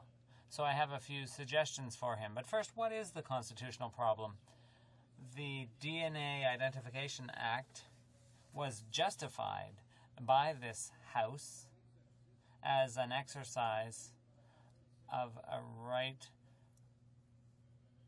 under the BNA Act. But here I have the opinion of the Library of Parliament, which was issued in 2005, so it's been around for some time. It says, contrary to the National DNA Bank, which already exists, the indices provided for in this case would not be the same. They would not come under the criminal law power given to the federal parliament under the division of powers in the Constitution. This wouldn't come under the criminal head. So the question is whether Bill C-240, which is the predecessor to this bill, if it doesn't go beyond the federal government's jurisdiction because it's local in nature, which is provided for under Section 9216 of the Division of Powers of the Constitution. Like the previous speaker, it's the local police that look for missing persons, whereas provincial coroners have jurisdiction over human unidentified remains. So the issue is a local one, and therefore it comes under provincial jurisdiction. But as much as I like the idea, because I think it's a worthy idea, a laudable idea, the researcher set out a number of options. I'm not sure which one the sponsor of this bill favors, but I like the one that favors Quebec the most. One of the options is if there's a jurisdictional issue with creating a new index for human remains, since police and coroners come under, local police and coroners come under provincial jurisdiction, this would have to be something that was dealt with by the respective provinces. I know this isn't the solution that was favored, but there was the idea of creating a national index of missing persons, and that could be done if the Minister of Justice worked with his provincial and territorial counterparts to enact legislation, consistent legislation, to set up a database, and then there could be provincial and territorial indices that would be hooked up into a network. That would be similar to what's done in the U.S., where each state has its own database and it's linked to a virtual national DNA database. So unlike here, in the U.S., criminal law is a matter of state jurisdiction, whereas in Canada, criminal law comes under federal jurisdiction. So I was just thinking that if the United States has managed to create 50 data banks that are connected in a network, I really don't see why, with the appropriate will, we couldn't do the same here, have 10, 12, or 13 databases if you include the territories, and those could be linked together in a network. A number of other problems were raised with this bill, and being very optimistic, the sponsor of the bill said, well, a number of amendments can be made, and could be made readily, and that would attenuate those problems. I don't really think that's the best way to proceed. In my view, if this bill becomes a government bill, the government can have its own researchers look at it, and officials can consider all the amendments to be made. That could be done in a much more coherent way, because there's a risk when you do piecemeal amendments to a bill, the bill can lose its consistency or its coherence. So if officials draft a bill based on their consultations with the provinces to make sure that all the provinces will enact legislation and that the whole effort will be harmonized, well, that would be the way to have a much more effective bill, in short. And it would go faster, too. You see, this follows on the heels of Bill C-240, and the current Minister of Natural Resources was behind that. That minister now, well, the road is much shorter to convince his cabinet colleagues, the Justice Minister, to reopen that issue. Secondly, there's an institution in Canada that meets every year to consider the possibility of harmonizing laws and even making them provincial law uniform where needed. It's called now It's called the Legislative Harmonization Conference, or the Uniform Law Conference. So they meet every summer. Personally, I've attended a number of times, often as an advisor at the request of the Government of Quebec when I was in private practice, and I also went as Minister of Justice. It seems to me that that's the right forum to discuss this. Perhaps those were the discussions that the sponsor of this bill was referring to earlier, and if so, well, having a bill that all provinces agree to and then going to Parliament would be a better route to take. If we went that way, I think we'd get results much quicker, especially since, well, let me remind you that the fate of private members' bills, I don't know if there's any stats on this, but it would surprise me if the success rate for private members' bills was any higher than a few percentage points. Whereas if the idea were sold by the Minister of Natural Resources to Cabinet, to the Justice Minister, to his officials for them to come up with a bill, they would get the provinces buy-in, and then perhaps within a year we could have an agreement over this. But I doubt, if it remains a mere private members' bill, that it will achieve the same results, certainly not as quickly. I hope that those who feel strongly about this bill, members of the public, I hope that the constitutional squabbling, these are objections that are raised, and it's a reality that we have to deal with, and everyone knows it. That's why I endeavored to find a faster way, a more effective way, and a surer way of achieving results much faster than what's proposed here. In a federation, as you know, Mr. Speaker, this is not my first choice of system of government for Canada. I would prefer, as everyone knows, I'd like a real confederation, because my office was given to me in the Confederation building. But in a federation, there are more obstacles than in a unitary state. This is one of those cases, but I think that the solution I'm proposing here today is the best one, and that's why I can't support the bill as it stands. For Windsor-Tecumseh. Thank you, Mr. Speaker. Mr. Speaker, although this is a private member's bill, the NDP will be supporting it to go to committee. We do have some reservations in hoping that those can be resolved at committee, or perhaps even before it gets to committee. Mr. Speaker, I want to follow up on some of the comments from my colleague from the bloc, who made a number of points about perhaps the frustration he and I have both shared with regards to this legislation. And I know it's certainly frustration shared by the mover of this bill and the Minister of Natural Resources, who had authored a similar bill, I think it was 240, in the last Parliament.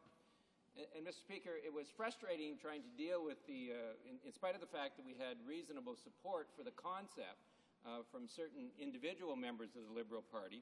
When the Liberal Party was in government, they wouldn't address this issue. And that was really unfortunate, Mr. Speaker, because at the time, there were actually two pieces of legislation that were before the Justice Committee. One that was an amendment, sort of a last-minute thing, and this bill could have easily been, this concept could have easily been included at that time, and if not, then in the review, the mandatory review that we have to do of the DNA system that was established under the code, I think now almost 5 years ago. That review was supposed to have been completed over a year ago. It still hasn't been. But Mr. Speaker, the need for this type of a system where, in effect, family members can assist in identifying one of their family members who has been killed. That's sort of the background music for you, Mr. Kilmartin. I don't think that was appropriate, Mr. Speaker, but I certainly appreciate the sentiment from my colleague from British Columbia.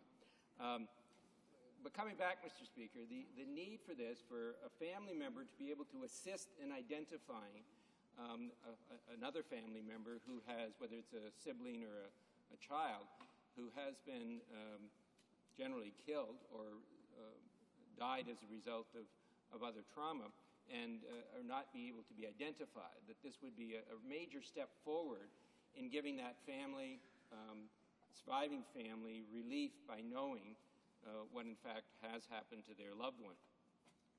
So, Mr. Speaker, there just isn't any question we need to do this. Again, my colleague from the Bloc has raised the constitutional issue. I think it's quite clear. I think all of us agree that there is a problem there. Again, in the last Parliament, the current Minister of Natural Resources went out of his way to get correspondence from all of the provinces indicating they wanted to have this system be put in place. But unfortunately, Mr. Speaker, that's not the end of it, because the system still could be challenged if it was established, as is being suggested under this bill, as purely a federal system. It could be challenged by individuals who are being followed as a result of this. I'm going to come back to this in a minute, Mr. Speaker. So it's not simply good enough to say we've got an agreement between the provinces and the federal government. How that agreement is put into play is very crucial, because it could be challenged under the Constitution. Not under the Charter, but under the Constitution. I believe there are answers to that, and hopefully we will be able to resolve those at committee. And for that reason, of course, we are supporting it going to committee, perhaps with some significant amendments at that point that will address this problem, this constitutional problem.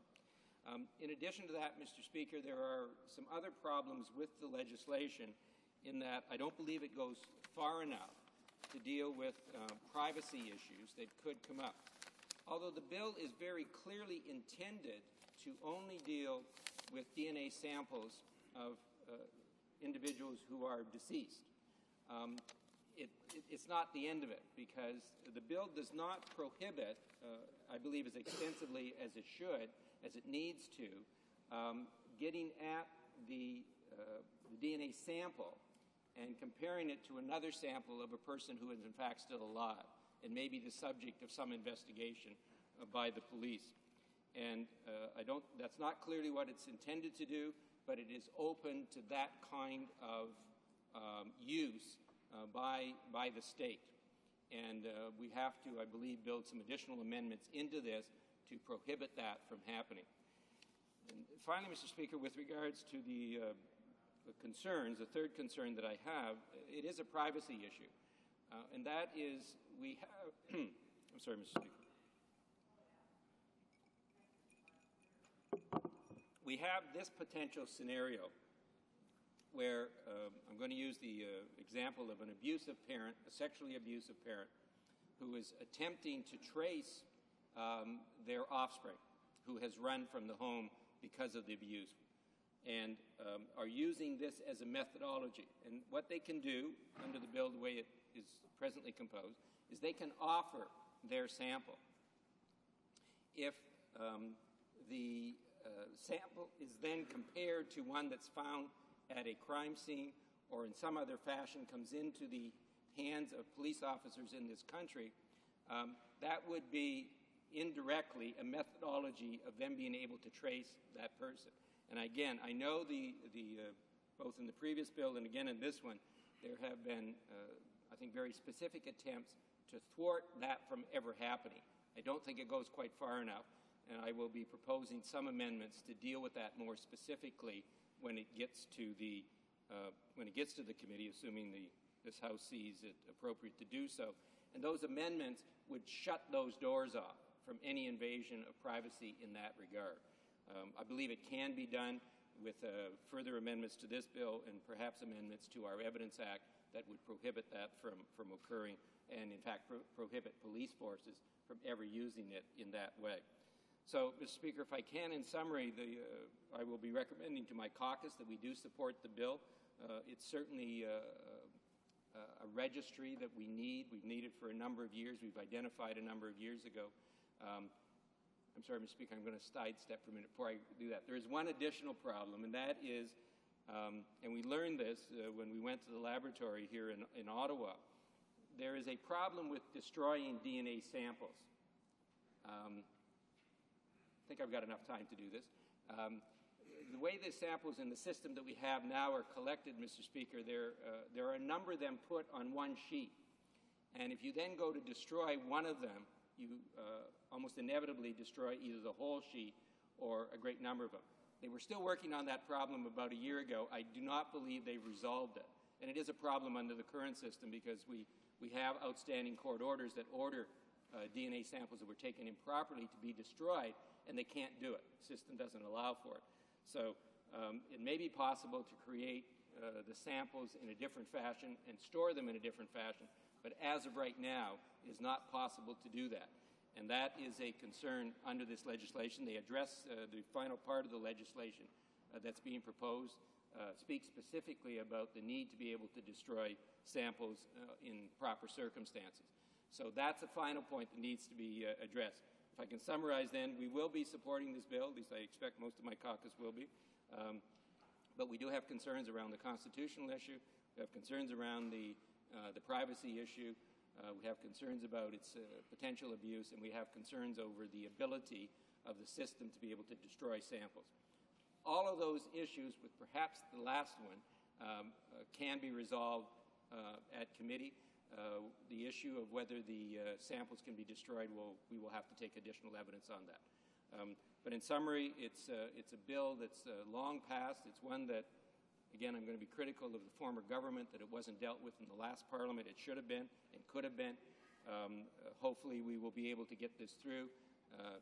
Hopefully, quite frankly, this government would come on side and make it a government bill rather than a private member's bill. Thank you, Mr. Speaker. Resuming debate, the Parliamentary Secretary to the Minister of Public Safety. Thank you, Mr. Speaker, and I'd like to compliment the member from Burlington for bringing forward this private member's bill, and I suspect in the last hour he's learned a great deal about private members' bills and what other people think and pick them apart, and I'm sure that he will see his way through to continue to push this forward. You know, as a former police officer, I can see a lot of merit in what he has here, and I can tell you for a long, long time, far longer than I can recall, and before that, we've been using the old-style fingerprints, dental records, a whole variety of things for this same reason, and this is moving forward. And Mr. Speaker, this government understands the principles behind this private member's bill and is sympathetic to the issue. The bill proposes to add a new index to the National DNA Data Bank, which is managed and operated by the RCMP on behalf of all Canadian police agencies to hold DNA profiles of missing persons and unidentified human remains.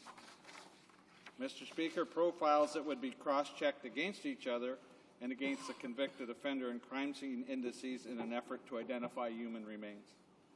Mr. Speaker, DNA is a valuable tool in law enforcement, and it is understandable that it could be seen as a way to aid the humanitarian aspect of a missing persons index to that system as proposed in this bill.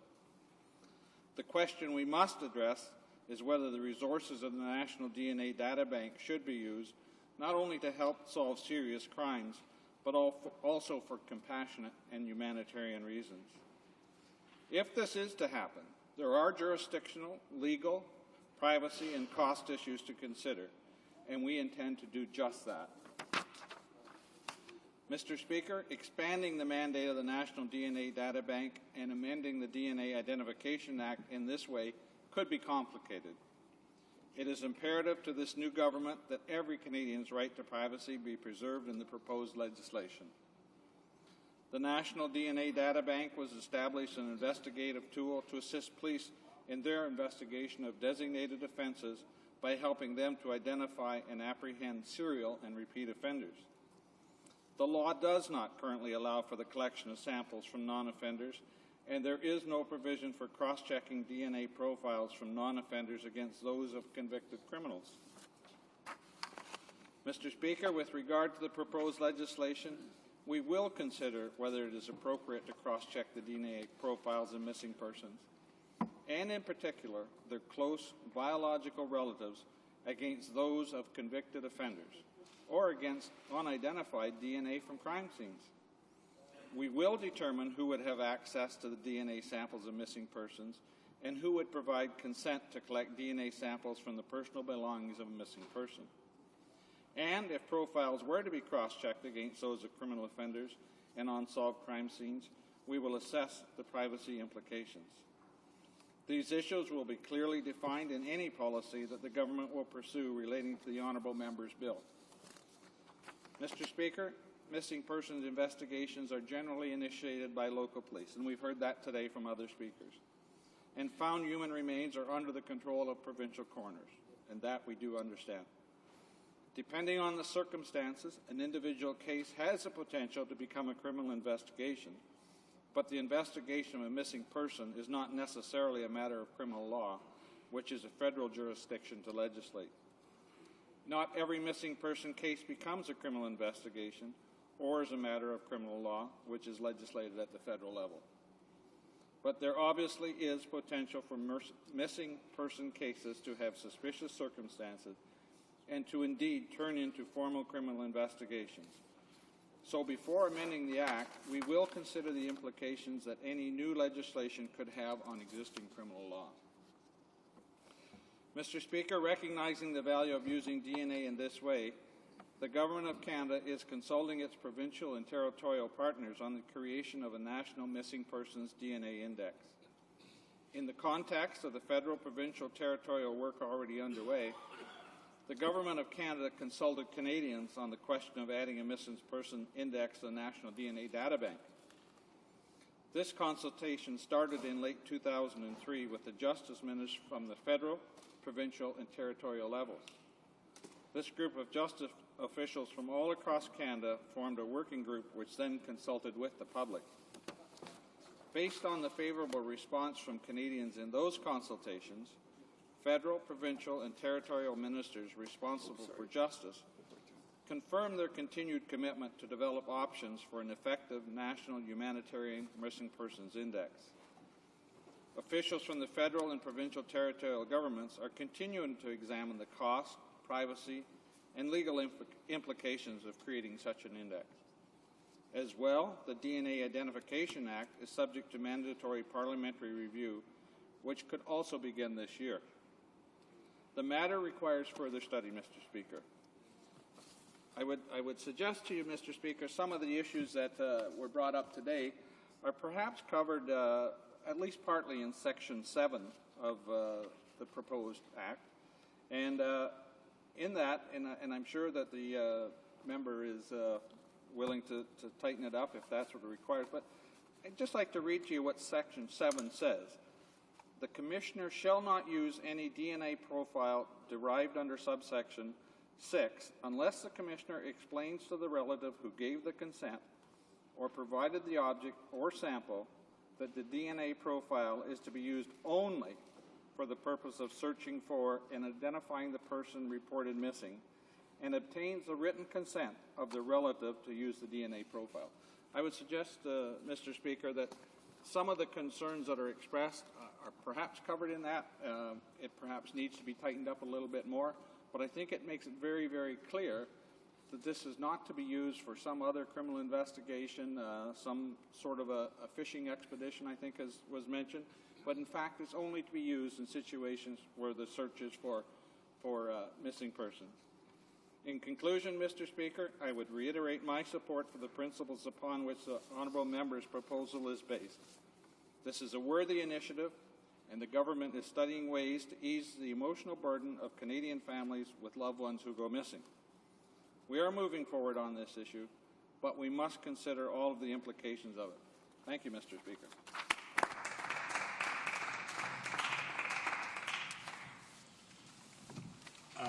There is just 2 minutes left before the time for private members expires. I'm wondering whether someone would want to take the floor, or with the unanimous consent of the House, I would see it. The clock is 6:30, and we would move on to the adjournment debate. Carried and so ordered. The time provided for the consideration of private members' business has now expired, and the order is dropped to the bottom of the order of precedence on the order paper. In accordance with Standing Order 38, a motion to adjourn the House is deemed to have been made and seconded at this time. Therefore, the question is that this House do now adjourn. The Honourable Member for Don Valley West. Mr. Speaker, on June the 20th, I asked the Minister of the Environment which minister gave the order to remove the word Kyoto from the Government of Canada's current internet websites. First, she answered that, and I quote, no website has ever been turned off. And then she said that the subject of my question, the suppression of references to the Kyoto Protocol on government websites, was not substantive enough to be discussed further.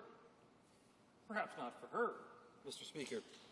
Ce n'était pas vraiment une surprise, Monsieur le Président. It wasn't really a surprise, Mr. Speaker, because we knew that the minister was not interested in hearing about Kyoto.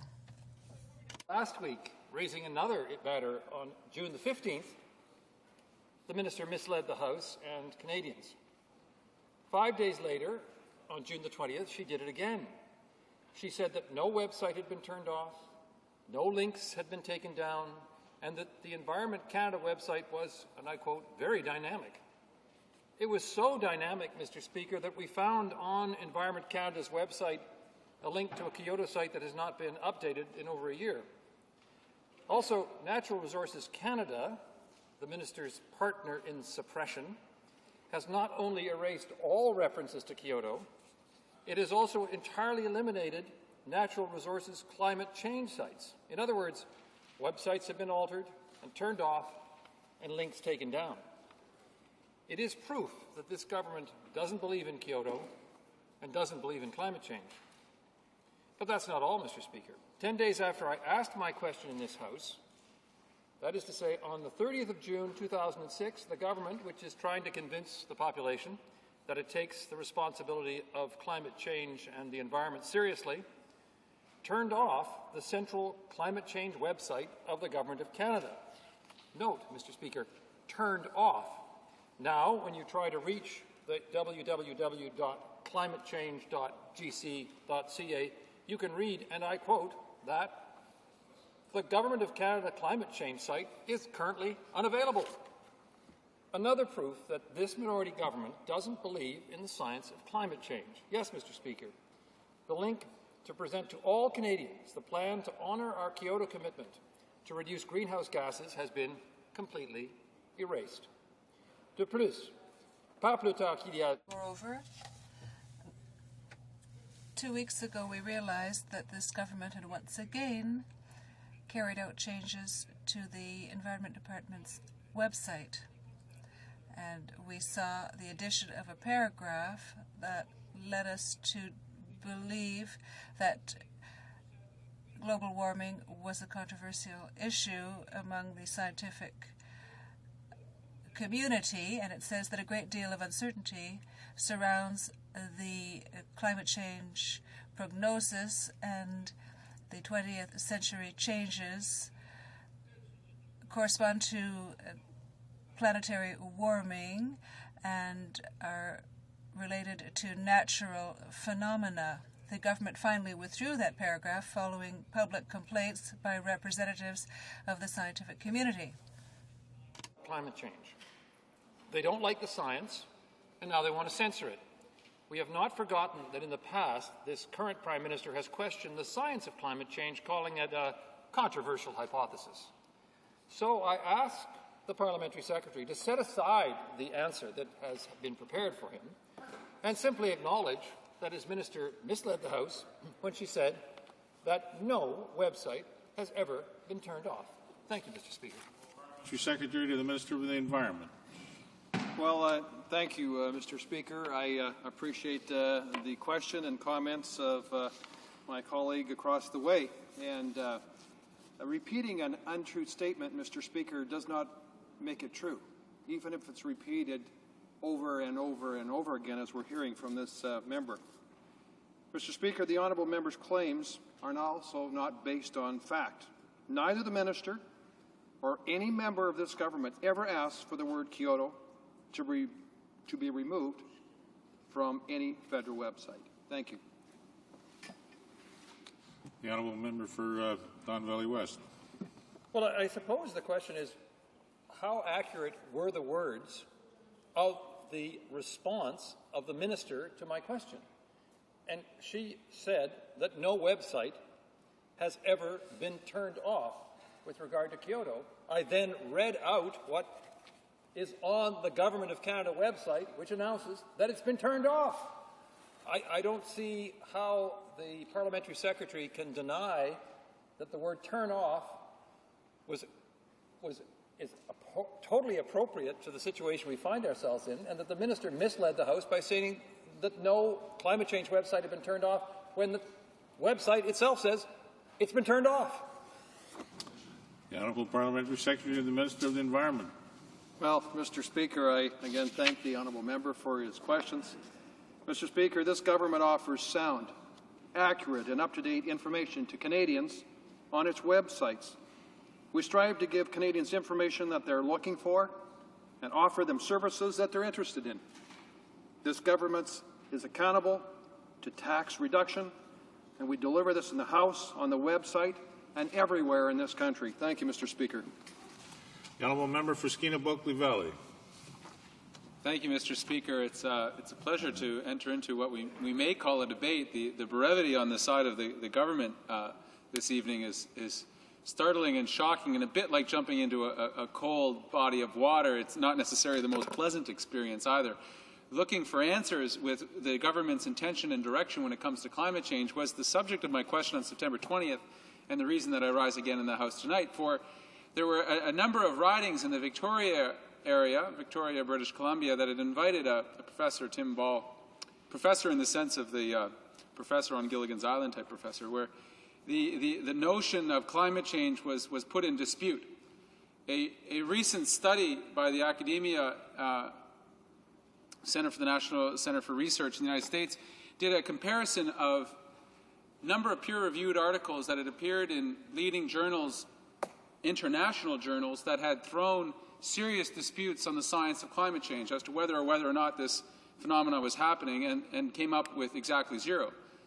Then turning to media observations of this particular debate, and found that nearly half of all articles appearing in major U.S. dailies cast some shadow of a doubt on the science of climate change. So clearly, if the government of the day, the Conservatives, are out looking for the opportunity to deny the existence of climate change, they will certainly find the odd professor or two that will allow them some amount of refuge. But the fact of the matter is, the overwhelming and overarching consensus across the world is that climate change is happening. It's a serious issue, and dealing with it has been delayed too long. The ability to delay any longer is not an option. And we hear rumors and rumblings that this government will be releasing its so-called Green Plan within the next number of weeks, days, and hours. And I'm sure the parliamentary secretary would be delighted to tell us as the exact date that that's meant to be released. But to this point, the intention of the government, its intentions have been wanting. The minister, current minister, showed up to the international meetings in Bonn, Germany, as president of the UNFCCC, the latest gathering of climate change efforts internationally, and declared to the world that Canada no longer had any intention to meet its Kyoto targets. Now, I can understand the minister's dismay at having seen the evidence put before her, because the previous government was unwilling, unable, and inept at dealing with the issue of climate change. And while they had many, many programs, they had fewer and fewer results, and the pollution rose. The Federation of Canadian Municipalities, the gathering of municipal leaders from across this country, happened in Montreal. The minister was invited. She agreed. She had a speaking spot in front of a couple of thousand of the decision makers of our country, and at the very last minute failed for no given reason. It was the largest conference of leading scientists in this country in Toronto just after this to discuss smog and what needs to be done, and the minister was the first minister in Canadian history to not attend this conference, not a representative, not a delegate. So my question's very simple. In this so-called Green Plan, that the government is going to announce in the next couple of weeks, are they going to follow the path of the apologists for the biggest and most polluting industries, who are looking to deny and throw doubt upon the issue of climate change, the veracity of the science that has been gone over by the world's experts? Are they going to continue to subsidize the biggest oil and most successful oil companies in Canada and the tar sands? Or are they going to actually recognize the validity of science change, of climate change science, and the need to act in a deliberate and purposeful way? Thank you, Mr. Speaker. Honourable Parliamentary Secretary to the Minister of the Environment. Well, thank you, Mr. Speaker. I'd like to thank my colleague for the question, also for his commitment to environment and dealing with issues like pollution and climate change. I also appreciate his work at the Environment Committee and his dedication. Mr. Speaker, the question that he raises and provides in this House is based, as he said himself, is based on rumor. And, Mr. Speaker, I caution him on asking questions based on rumor. We need to get the facts, and so he's asking for the facts. Mr. Speaker, this government absolutely recognizes that climate change is occurring and the importance of taking action on climate change. That's why this new Conservative government is taking concrete action to reduce greenhouse gas emissions and to improve air quality for the health of all Canadians and for the health of our environment. The Minister herself hosted representatives from 70 countries at the United Nations Framework Convention on Climate Change workshop in Edmonton several months ago to address the issue of adaptation related to climate change. It is clear that we need to take action. For 13 years, the Liberals did virtually nothing to address climate change. They were all talk and no action. Because of that, Canada's greenhouse gas emissions have increased to 35% above the Kyoto target. The Liberal solution was to send billions of taxpayers' dollars overseas, and hopefully the member doesn't endorse sending billions of dollars overseas. We need those dollars to stay in Canada, to find solutions in Canada. That's why we're taking the time to develop a Made in Canada plan that will provide real action and reduce greenhouse gas emissions here at home. Thank you. The Honourable Member for Prince George Bulkley Valley. Pretty close. Skena's in Valley. the vicinity. Thank you, Mr. Speaker. In an old movie there. It's a lovely place. I know you've been. There's an opportunity for all to come, but my time is short and pressing. The need for this government to come forward and come clean on plans. In particular, I'll ask the Parliamentary Secretary to speak specifically to the need for confirmed and fixed targets to reduce CO2 emissions in both the short and long terms. Will his government be willing to commit to Canadians here this evening that, A, he said climate change is in fact happening. I'm not sure that he was willing to admit that it was caused by human activity. This is an important distinction that many climate change doubters will profess. Climate change is happening, but it's been happening for thousands of years. Nothing to worry about, business as usual. Will he confirm that in fact humans are participating and in fact accelerating climate change? And second, will he be able to confirm to us this evening that whatever plans his governments have been formulating, they've claimed to have a plan for more than a year and a half, Mr. Speaker, so time has been available, that they will commit to short and long-term targets to reduce CO2 emissions in this country? Thank you. Honourable Parliamentary Secretary to the Minister of the Environment. Mr. Speaker, yes, human activity is having impact on climate change. I think that's what science supports, and it's his question, absolutely. He's also asked for the government to come clean. Actually, we are coming clean with our Clean Air Act. He's asking for specifics on that. It is a good plan, Mr. Speaker. It's been developed through consultation, and it will be coming very soon. I'm sure he'd like me to provide details this evening, but he's going to have to wait for our plan, which, as I say, is coming soon, and he'll be very happy with it, I hope. Thank you. La motion portant que la The motion to adjourn the House is now deemed to have been put. The House remains adjourned until tomorrow at 2 p.m. pursuant to Standing Order 24-1.